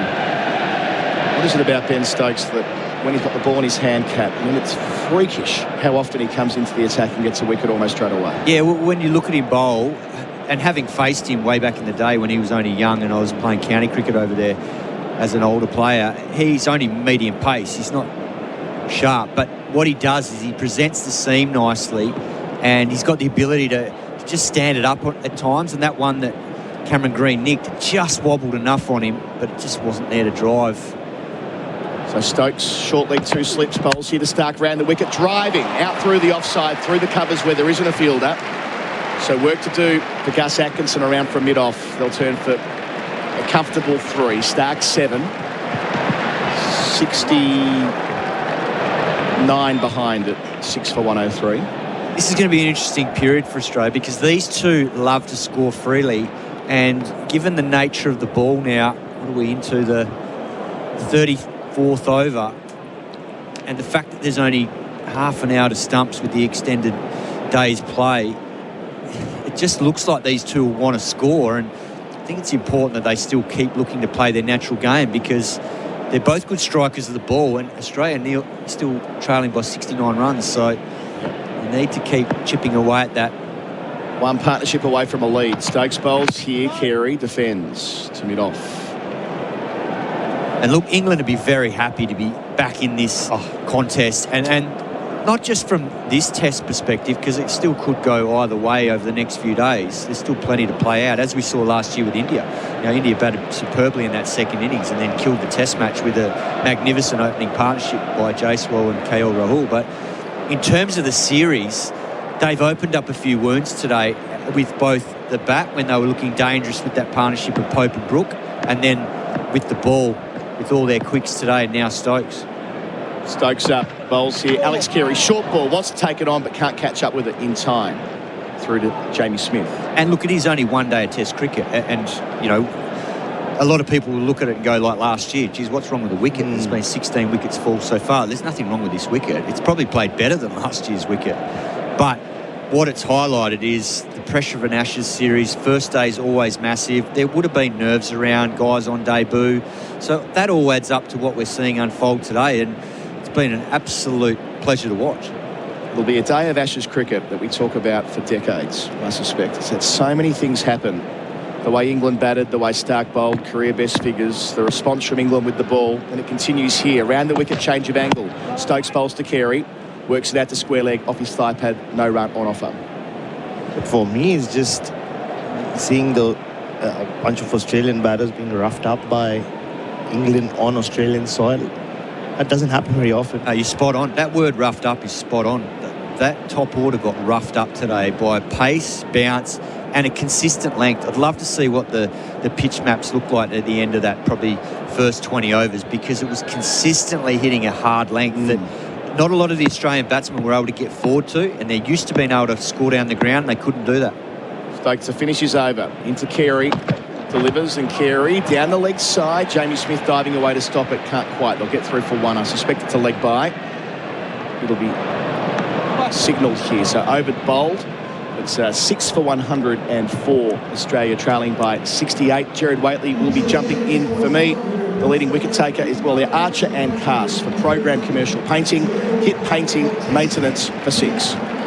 G'day, Flem here. If Program Commercial Painting were a test bowler, they'd take every painting maintenance job's wicket. Repaints, bowled. Graffiti, caught behind. From schools to local businesses, hospitals and beyond, get them bowling for you. Visit programcommercialpainting.com.au. Need a smarter way to manage business finance? Octet's innovative supply chain payments platform helps you power business transactions locally and overseas with a line of credit and flexible repayment terms. Visit octet.com, that's OCTET.com. Lending criteria and conditions may apply.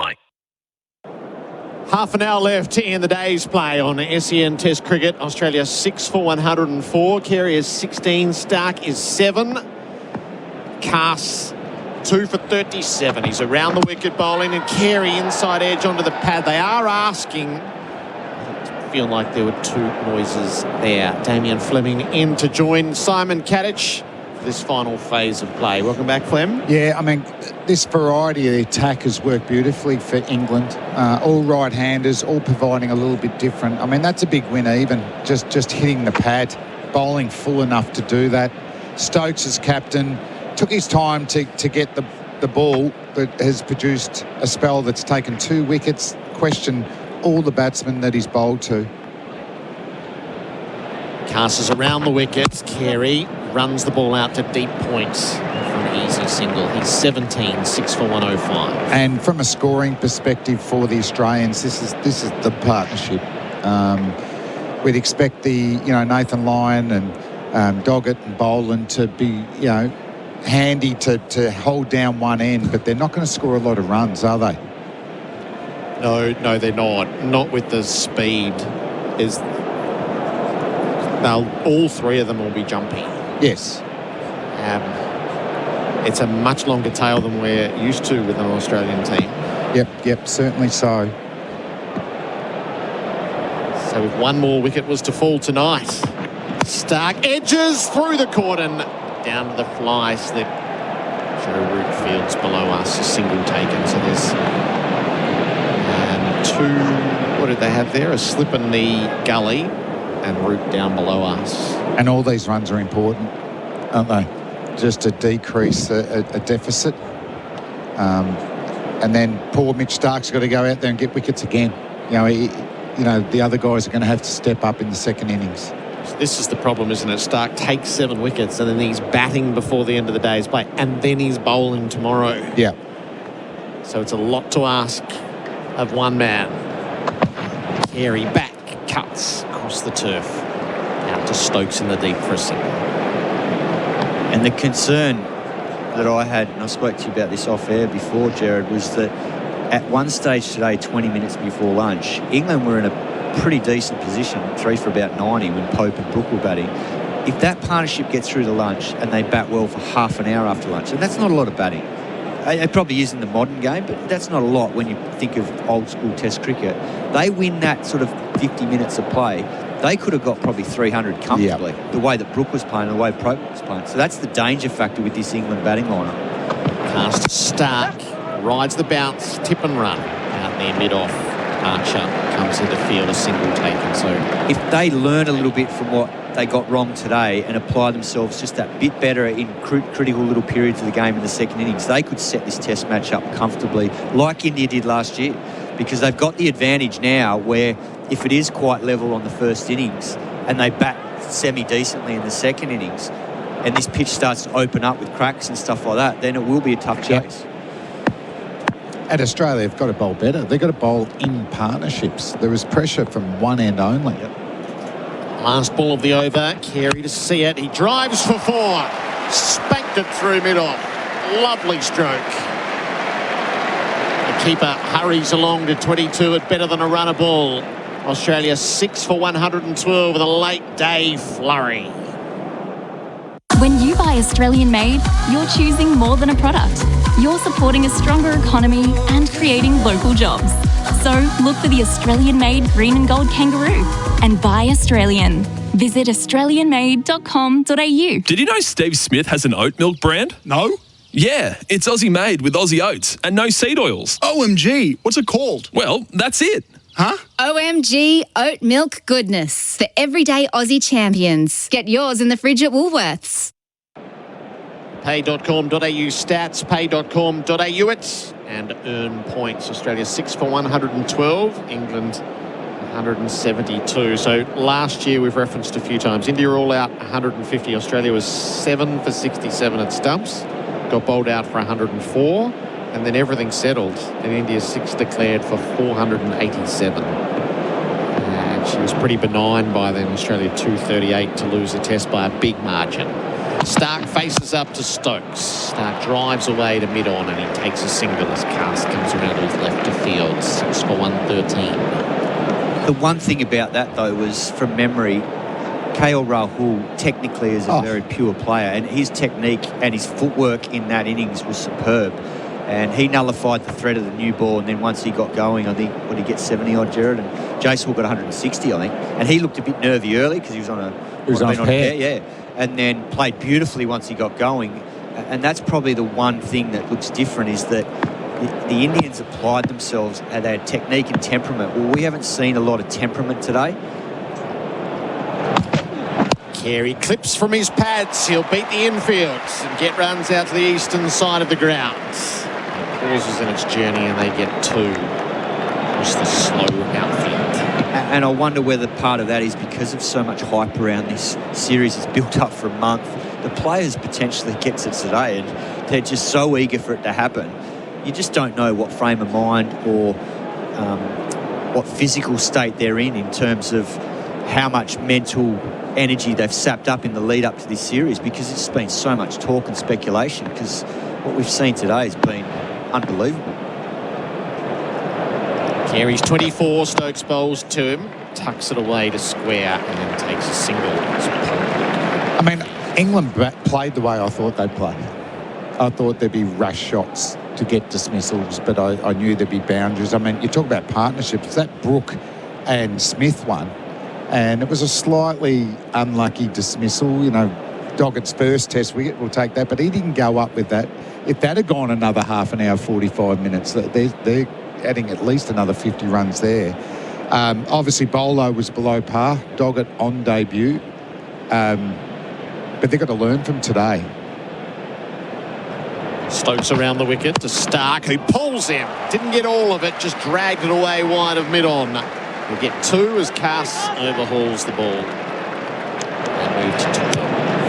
But the surprising thing for me, I just didn't know England's attack would be this disciplined. The variety in attack, as I keep saying, even though they're all right-handers, they have bowled beautifully together. But the test will be, how are they going to go in their third and fourth spells? We might not know in this innings because it's only gone 35 overs, but we're seeing signs now that it's pretty comfortable out there with the way these two are going about it in the last 20 Hold a ball. Stark, it's inside edge onto the pads, ballooned, fell short of Stokes, who was hunting down the Courtney Bond. And I think that was a bit of last year, but it was a masterclass in defensive batting from KL Rahul. But once the Kookaburra got a bit older on day 2 and 3, it's a nice pace and bounce, and it wasn't bad batting conditions, and there wasn't a lot of swing. This hasn't been bad, Kadit. I don't think so. Batting today, it's been perfect. The sun's been out all day. Well, I think we both sky. agree that's the best day one pitch that we've seen here at Perth Stadium. Yeah, there's been a bit of bounce, but you expect that when guys are bowling 140 plus. You don't expect it to roll along the ground when you've got guys all over 6 foot hammering the wicket. Backward point pushes to the rope. Last ball of Stokes over. Stark down the ground, straight to mid-on, holes out. Awful. Cast did not have to move. Stark gives up his wicket for 12. Australia is 7 down for 118. Stokes has got 3. And the long tail is exposed before stumps. Tell you what, you're not going to criticise Mitchell Stark too much, but that's getting a bit greedy. What did we score off that over, Gerard? 6. So we already had enough runs. You know, get to the end of the day. As you said, that partnership was flowing quite easily, wasn't it, Kato? But that was just he's a better tail ender than that. That's just lazy. There's 17 minutes to stumps. Yeah. They're going well. They're in a partnership, and there's no need to be trying to take Ben Stokes over mid-on. Yes, he's bowled well today, and he's a big reason why Australia in this Test match. But he can bat. I mean, he's got a Test match 99. I don't know what the coach is going to say to him there, but that was soft. Yes. Mitchell Stark's not a soft cricketer. He's a tough cricketer. He's shown that over many, many years. But that was just... Well, that summed up today's play in terms of... I talked about temperament before. We haven't seen a lot of it today, or application, because guys have just gifted their wickets. The England tail did, and now we're seeing it again there. That was just ridiculous. And there hasn't been too many lofted shots over mid-on today. So both Head and Stark have fallen to Stokes the same way. There was ridicule around last week as Stokes took 6 wickets from long hops against the English Lions, and everyone ridiculed the idea. And, well, Australia have just fed him 2 wickets to mid-on completely unnecessarily. And now they're balls you don't expect to get wickets with. No, shouldn't get wickets. Those 2 balls should not have got wickets. And now Jofra Archer gets a look. Oh, jeez. At things right at the death today. 7 overs, 4 maidens, 2 for 7. He could get 5 for under 10. Yeah. The pay.com.au stats, pay.com.au. Hit and earn points. Archer around the wicket, bowls to Carey, who blunts the ball away to Point. They hurry through for the first. They'll not come for the second. Pope just did enough. Now, this is going to be interesting, isn't it? We know Nathan Lyon, he generally does put a high price on his wicket, but, it's dark out there. It's not easy to pick up, and Archer has bowled beautifully and fast. So he's batted 177 times in Test matches. I think it's 18 times he's been a night watchman. Only 15 times has he batted higher than 10 outside of being the night watchman. So this is highly irregular that he is Australia's number 9. There's 2 deep on the leg side because he does love to hook. There's a short leg in place. Archer bowls to Lyon and rides the bounce and defends back down the pitch. I did like this from Ricky, who's flying, enjoying the coverage at 35,000 feet on a flight from Melbourne to Perth, hoping to attend on Sunday, although might be lucky to get a section in somewhere over the Great Australian Bight. Oh, I've Ricky. never been to Rottnest Island. I'm thinking that might be Monday. Could be on. Tuffers is thinking about it. Do you want to go with Phil? Well, probably not. Don't let that get back to me. Archer to Lyon. He plays it out to Points. Got it to turf. Just threatened to loft with the angle of the bat. Turned at the last. Well, that's the problem. The top order batsmen were troubled by Archer in particular. So it's a big ask from your number 9. But, he's getting in behind it. He's watching it. So he's doing everything he can from his end, Nathan Lyon. Australia trailing by 53 runs with 3 wickets in hands. Archer to Lyon. Bat high, front of the face, safely to ground. Tell you what, it's hitting him higher and higher up the bat off not that short a length. He'll be just about due to go full here, Archer. Yes, they've been disciplined with that all day. But it's like the old West Indian attacks. No width, though. they've just gone hammering the wicket and just given them nothing. I mean, Cameron Green's probably the only one that's got a couple of drives away consistently. Archer thunders in, bowls, line forward, defending out to mid-off. Good job so far. But it's been predominantly a back foot game for the Aussie batters. And given the results to this English attack, they're going to stick with this because it's worked. And they've looked uncomfortable. They've been hit on the arm, Smith and Labuschagne, and then we saw Cameron Green get a nasty blow in the head, almost knock his wickets over. So it's going to keep coming, this Test series. One to come in Archer's 8th over. He delivers to Lyon, who plays it backward of points and picks up a single for his trouble. He's off the mark. Australia 7 for 120 at the end of the over. The pay.com.au stats. Pay.com.au to earn points. At Capital.com, we know markets don't wait. They bounce, crash and soar, sometimes before the first innings is over. Markets move fast, so should you. Capital.com, a trading platform without delays. Refer to Capital.com Australia's PDS and TMD. AFSL 513393. Introducing the world's first NVR with a local AI agent. Type keywords for instant search results to find specific moments in seconds. Your data stays private and is processed locally. 24/7 protection that's both smart and secure. Visit eufy.com/AU. Australia 7 for 120 in reply to England's 172. Weatherald naught, Labuschagne 9, Smith 17, Khawaja 2, Head 21, Green 24, Stark 12 is the tale of woe. Carey's 26 not out. Lyon has the strike and Stokes has 3 wickets to his name. He bowls to Lyon, who plonks forward and defends. When he does bat 9, Tom, what is he averaged? He averages 9 at number 9, which is down from his career average of 12.8. So he batted at 9 in the Ashes briefly in 2023, a couple of times in India in 2023, but not before then for 5 years. So he's predominantly, you're right, been at 10 and even occasionally at 11. We got 40 in a second innings of the Shield game here, first game of the year at the Wacker on what was a very tricky batting surface when everyone else struggled. So Australia going to need him to dig in here and help Alex Carey out, who's looked really good so far. Stokes to Lyon, flicks it away down the leg side. Didn't get a whole lot of it. Might have been more pad than bat.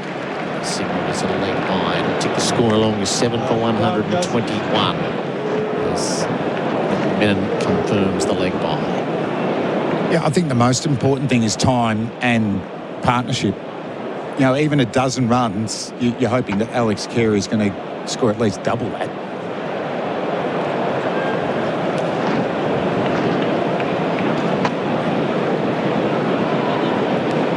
Stokes just taking some time over his field with Carey. He's going to go with 2 slips. Third. Deep, yes, he's going to push them all out. Deep cover. Mid-off stays up. Mid-on's giving away the single. Deep mid-wicket. Deep backward square and fine leg. Carey can sort of play it as he chooses, and there's no reason to protect Lyon from the strike. In fact, Lyon's usually the night watcher doing the other role. Carey drives inside portion of the bat straight to mid-on, a bit too firm to get the run. Woodfield's stay at home.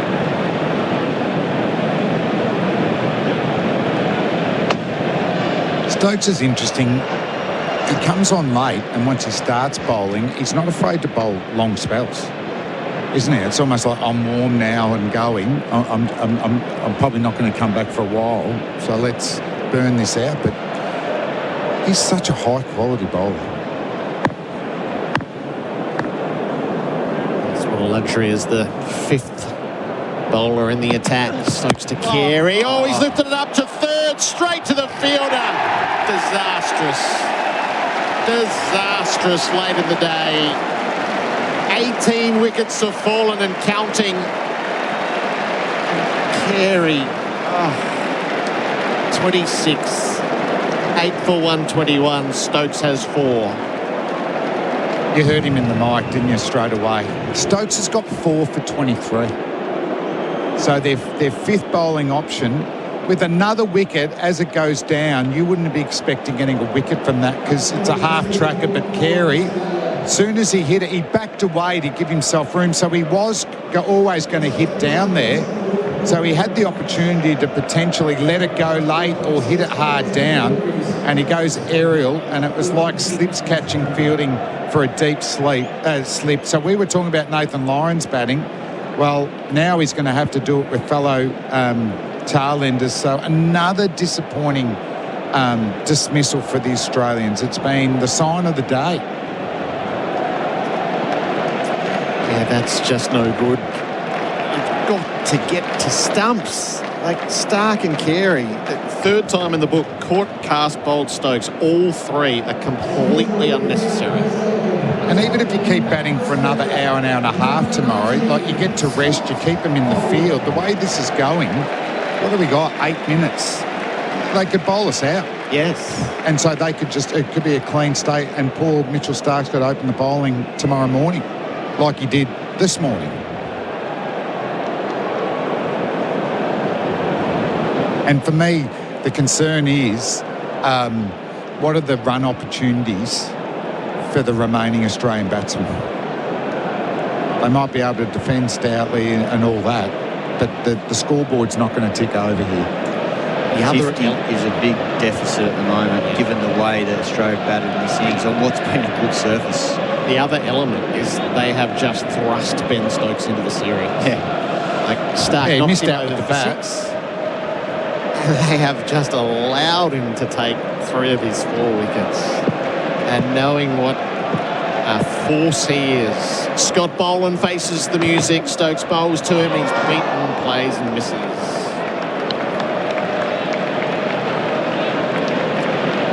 So he's looking at a fifer, Ben Stokes.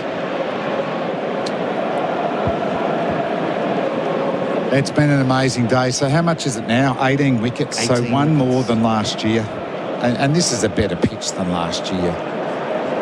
Not to say that last year's pitch was bad by all means. I mean, it was just a scenario Bumrah unleashed late in the day.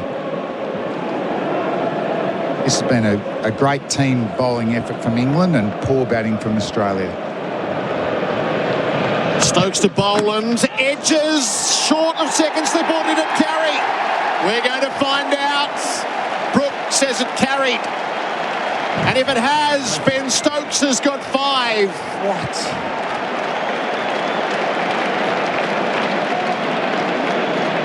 A second ball duck for Scott Boland. If it stands. Umpire review for fair catch. I've checked the field placement. It's a fair delivery. Can I have the front and first, please?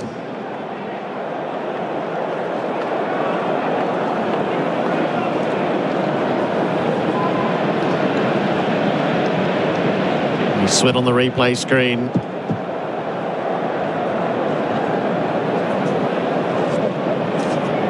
Yeah, keep it rolling.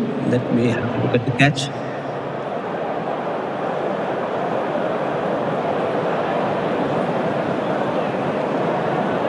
Yeah, just roll it once again for me. Looks like the fingers are underneath the ball. Yeah, do you have any side on replay? Harry Brook, hands splayed perfectly, fingers Yeah, just roll underneath. back. It does Yeah, it feel looks like out to he's me. clutched that catch. It looked good live. Okay, fingers are underneath. Yeah.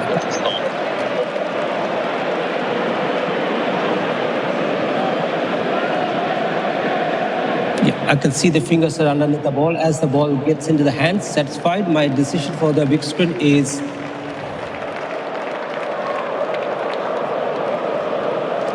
Listen to the Barmies.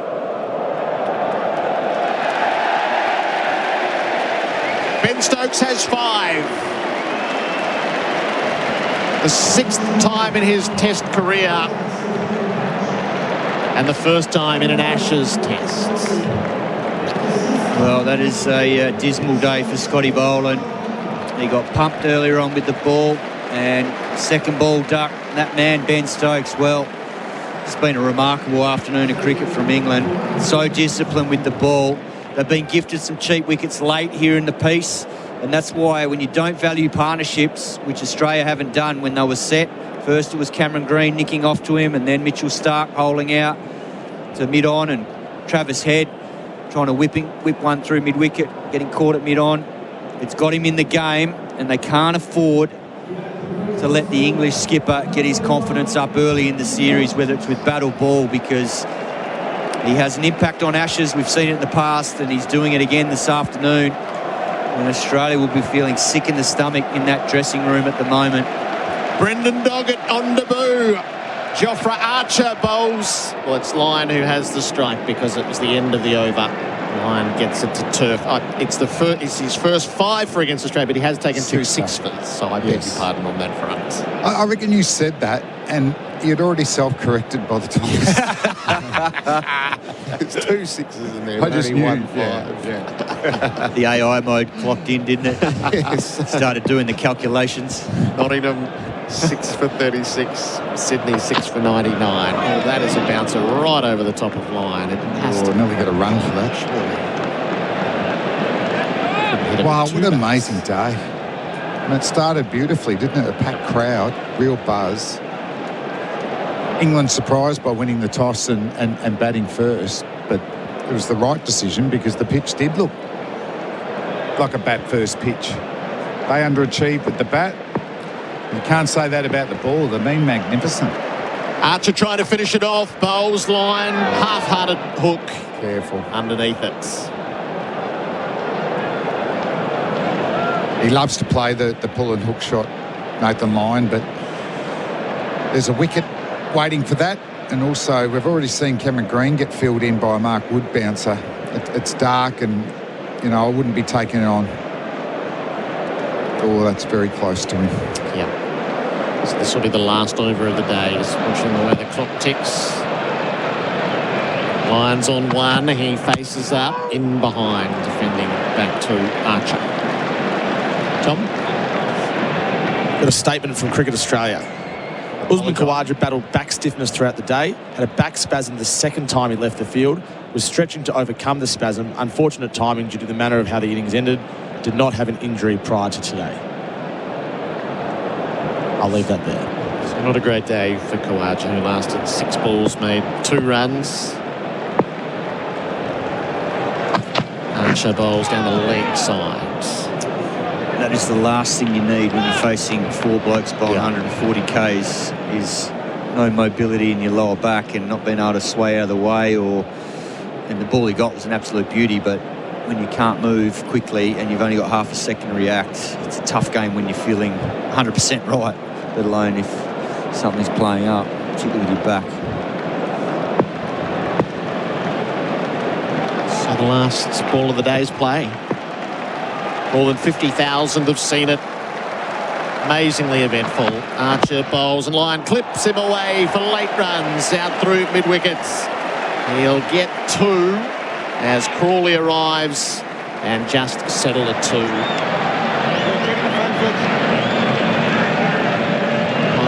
Confer.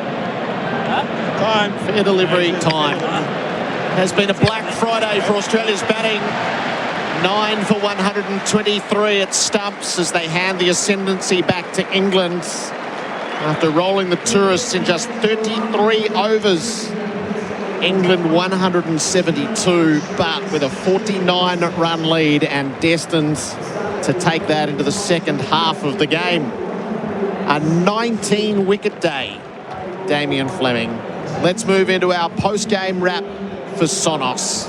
This summer, feel the sound of every play with Sonos. Learn more at sonos.com. And for Isuzu, everyday life doesn't have to be every day at all.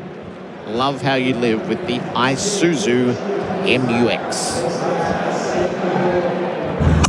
The post-match show for Isuzu.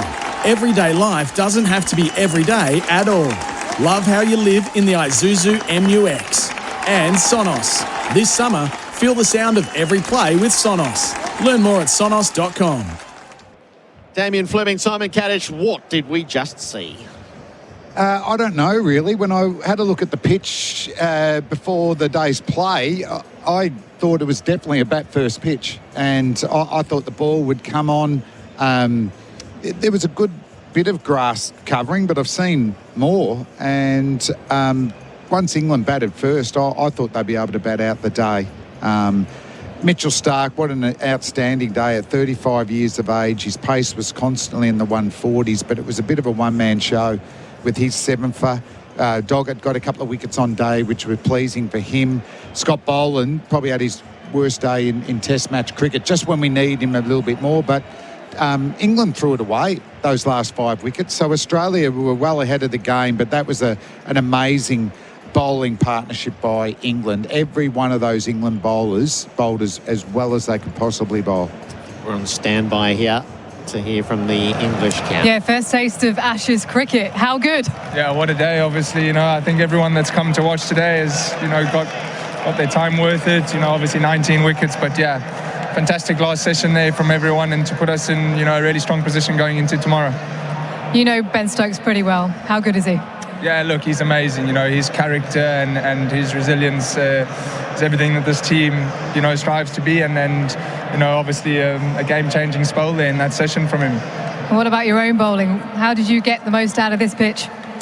Yeah, look, there's obviously, as we've seen all day, there's enough assistant there with the pace and the bounce, and just trying to hit the wicket as hard as I could throughout the day. And yeah, there were obviously a couple of balls in there that I was pretty delighted with. Yeah, including Steve Smith and Khawaja. Yeah, look, obviously it's always nice to get one of the best players in the world out. So yeah. Well done. Rest up well. Cheers. Thank you.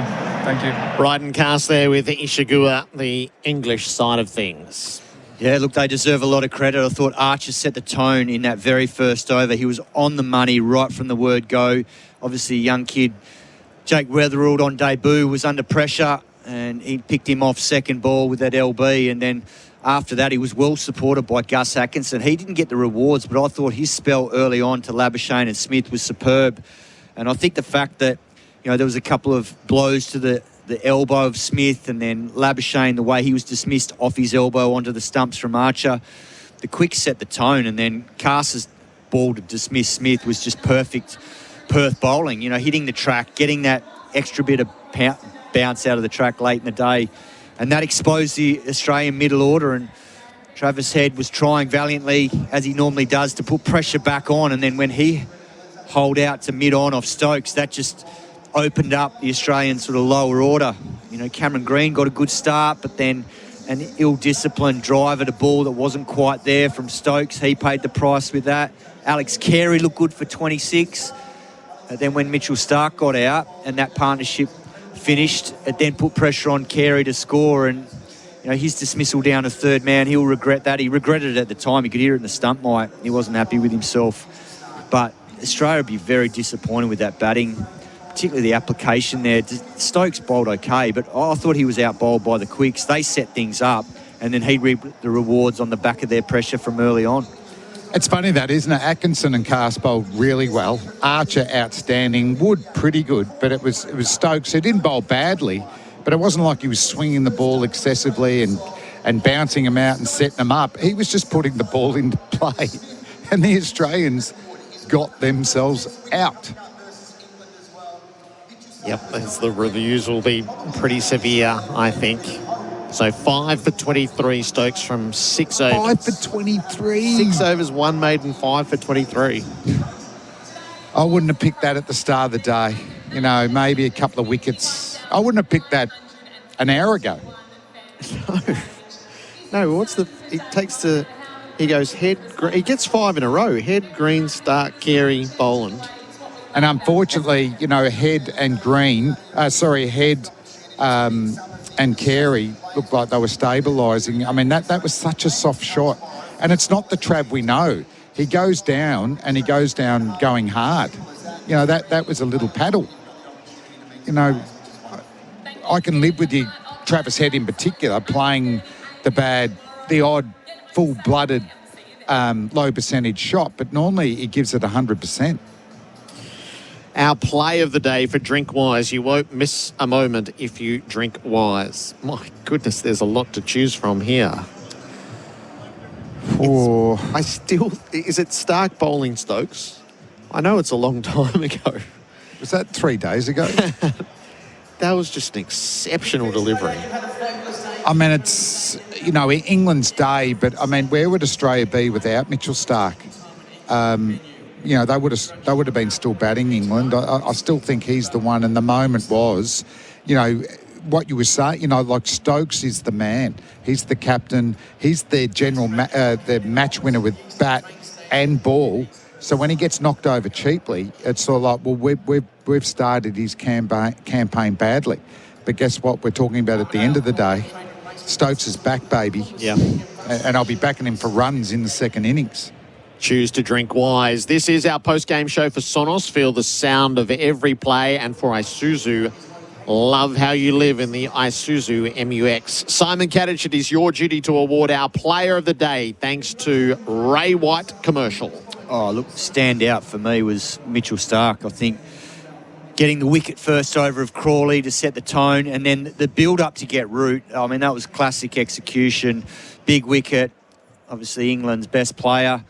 And then, as you say, the one to get Stokes, because that partnership with Brook loomed large after lunch. If they don't knock him over there and he gets in a partnership with Brook, then England get 250 plus and would be dominating this game. So, yeah, for mine, it was Starc.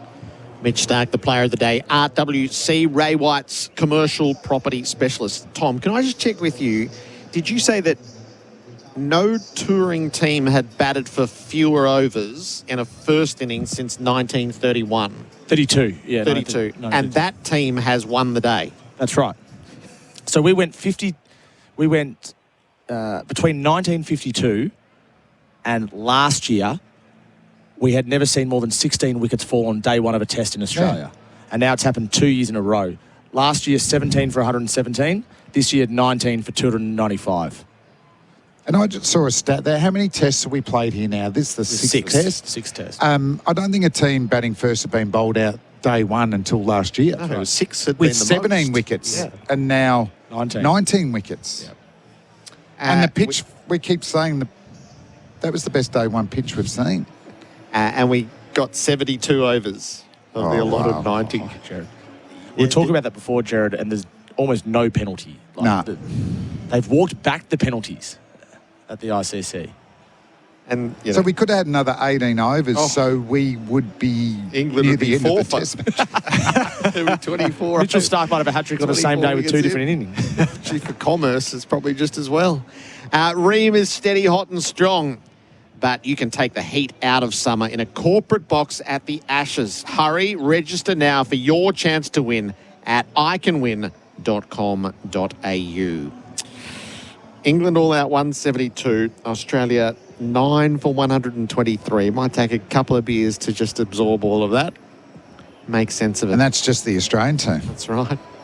This has been our post-game show thanks to Sonos. This summer, feel the sound of every play with Sonos. Learn more at sonos.com. Put my Sonos headphones over on the plane. It's beautiful. Yeah. And for Isuzu, every day, life doesn't have to be every day at all. Love how you live in the Isuzu MUX. Our special guest in our pre-game tomorrow is the Chief Executive of Cricket Australia, Todd Greenberg. Going to be no day 4 in this test match. Nope. Not from here. And the new ball starts the day at 8 a.m. local, 11 on the East Coast. So that's before our day 2 coverage kicks in at 9 a.m. local. Damien, Fleming, Simon Katich, thank you. See you at the bar. We sign off with the Tasman Butchers' sizzling moments from today's play. Starc to Crawley, edges, caught it. Starc strikes the opening over. To him, big drive, down through mid-off, smacked it away for 4. Strides in, Duckett advances and drives for 4. It's a lovely stroke. Starc now to Duckett. Bowls here from the Langer end. Duckett hit on the pad, big shout for leg before. Give it. In here, bowls to Joe Root, who's squared up, and it gets the bird slit. That's his 100th Ashes wicket. Joe Root caught in the cordon for a duck. Into the pads and clipped away by Pope, who took the opportunity that was offered. And he finds the boundary. Drives conventionally, and Boland missed it. He threw a boot at it in the follow-through, and it's so well-timed that it beats the long off to the boundary. Delivering to Pope here. Green, and he's driven straight and well. Beautiful shot, Ollie Pope. He'll go to the 40s with a boundary. Green away from us towards him. Full of flick. Shout for leg before he get it. Got him on on the boot. Up goes the finger of Nick Menon. And just when Australia needed something, it's the all-rounder, the local boy Cameron Green. Dances down the pitch and smashes him over long off for 6. Stark bowls to Stokes. What a brilliant ball that is from Mitch Stark.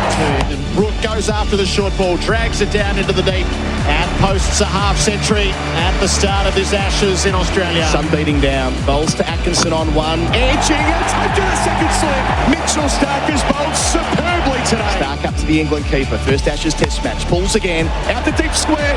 It's in the air. It's hanging. It's gone as well. Stark to Wood. Can he finish it here? First ball at the 11. He takes on the short ball. Skies it in the air. Under it is Carey. And it's taken. Dear, oh dear. This has been quite the capitulation from England. Motors him. He bowls to Weatherald, who's falling over. Pinned in front. Not out is the call. So Archer's signalled for a review. It's not his right. Stokes now follows through. In line, back in line. Ball's hitting, he's out. He knock over Smith. Bowls here, goes back in defence. Right into the offside, they're away at last. It's taken 4.5 overs for the first run. Bowls here to Labuschagne. It's full and straight and driven and 4. Beautiful shot, Marcus Labuschagne. Wood, first time in the series from the Langer M. Bowls to Smith on the hit. Works it around the corner. Quick single, directed in trouble. Misses. Oh, that was on had he hit. Pass to Smith, who swats the ball out through points. He gave that the treatments and gets it all the way to the rope for 4. Archer to him, he bowled him. Labuschagne played on a ball that reared up, hit him on the arm, and then took out his stumps. Now bowls to Smith, who edges, and he's caught at second slip. Cass takes the key wicket. Steve Smith goes for 17. Cass arrives around the wicket to Kawaj. Beats him with one that takes off. Hits the edge as well. He's got him.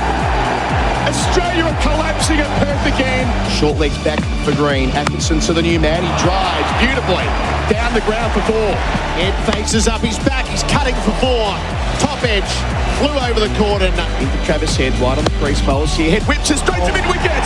Would you believe it? For Green. He's on 24. Stokes delivers to him in the shade. And he's caught behind. Stokes again. It is always Ben Stokes. Full of Stokes over. Stark down the ground, straight to mid on, holes out. Awful. Pass did not have to move. Attack, Stokes to Carey. Oh, he's lifted it up to third, straight to the fielder. Disastrous. Disastrous late in the day. Sizzling moments. Eat better meat with Tasman Butchers, the meat specialists, offering top quality fresh cuts for your family. Be the sharpest tool in the shed with a discount on tool insurance from IMAR, the tradies' mate.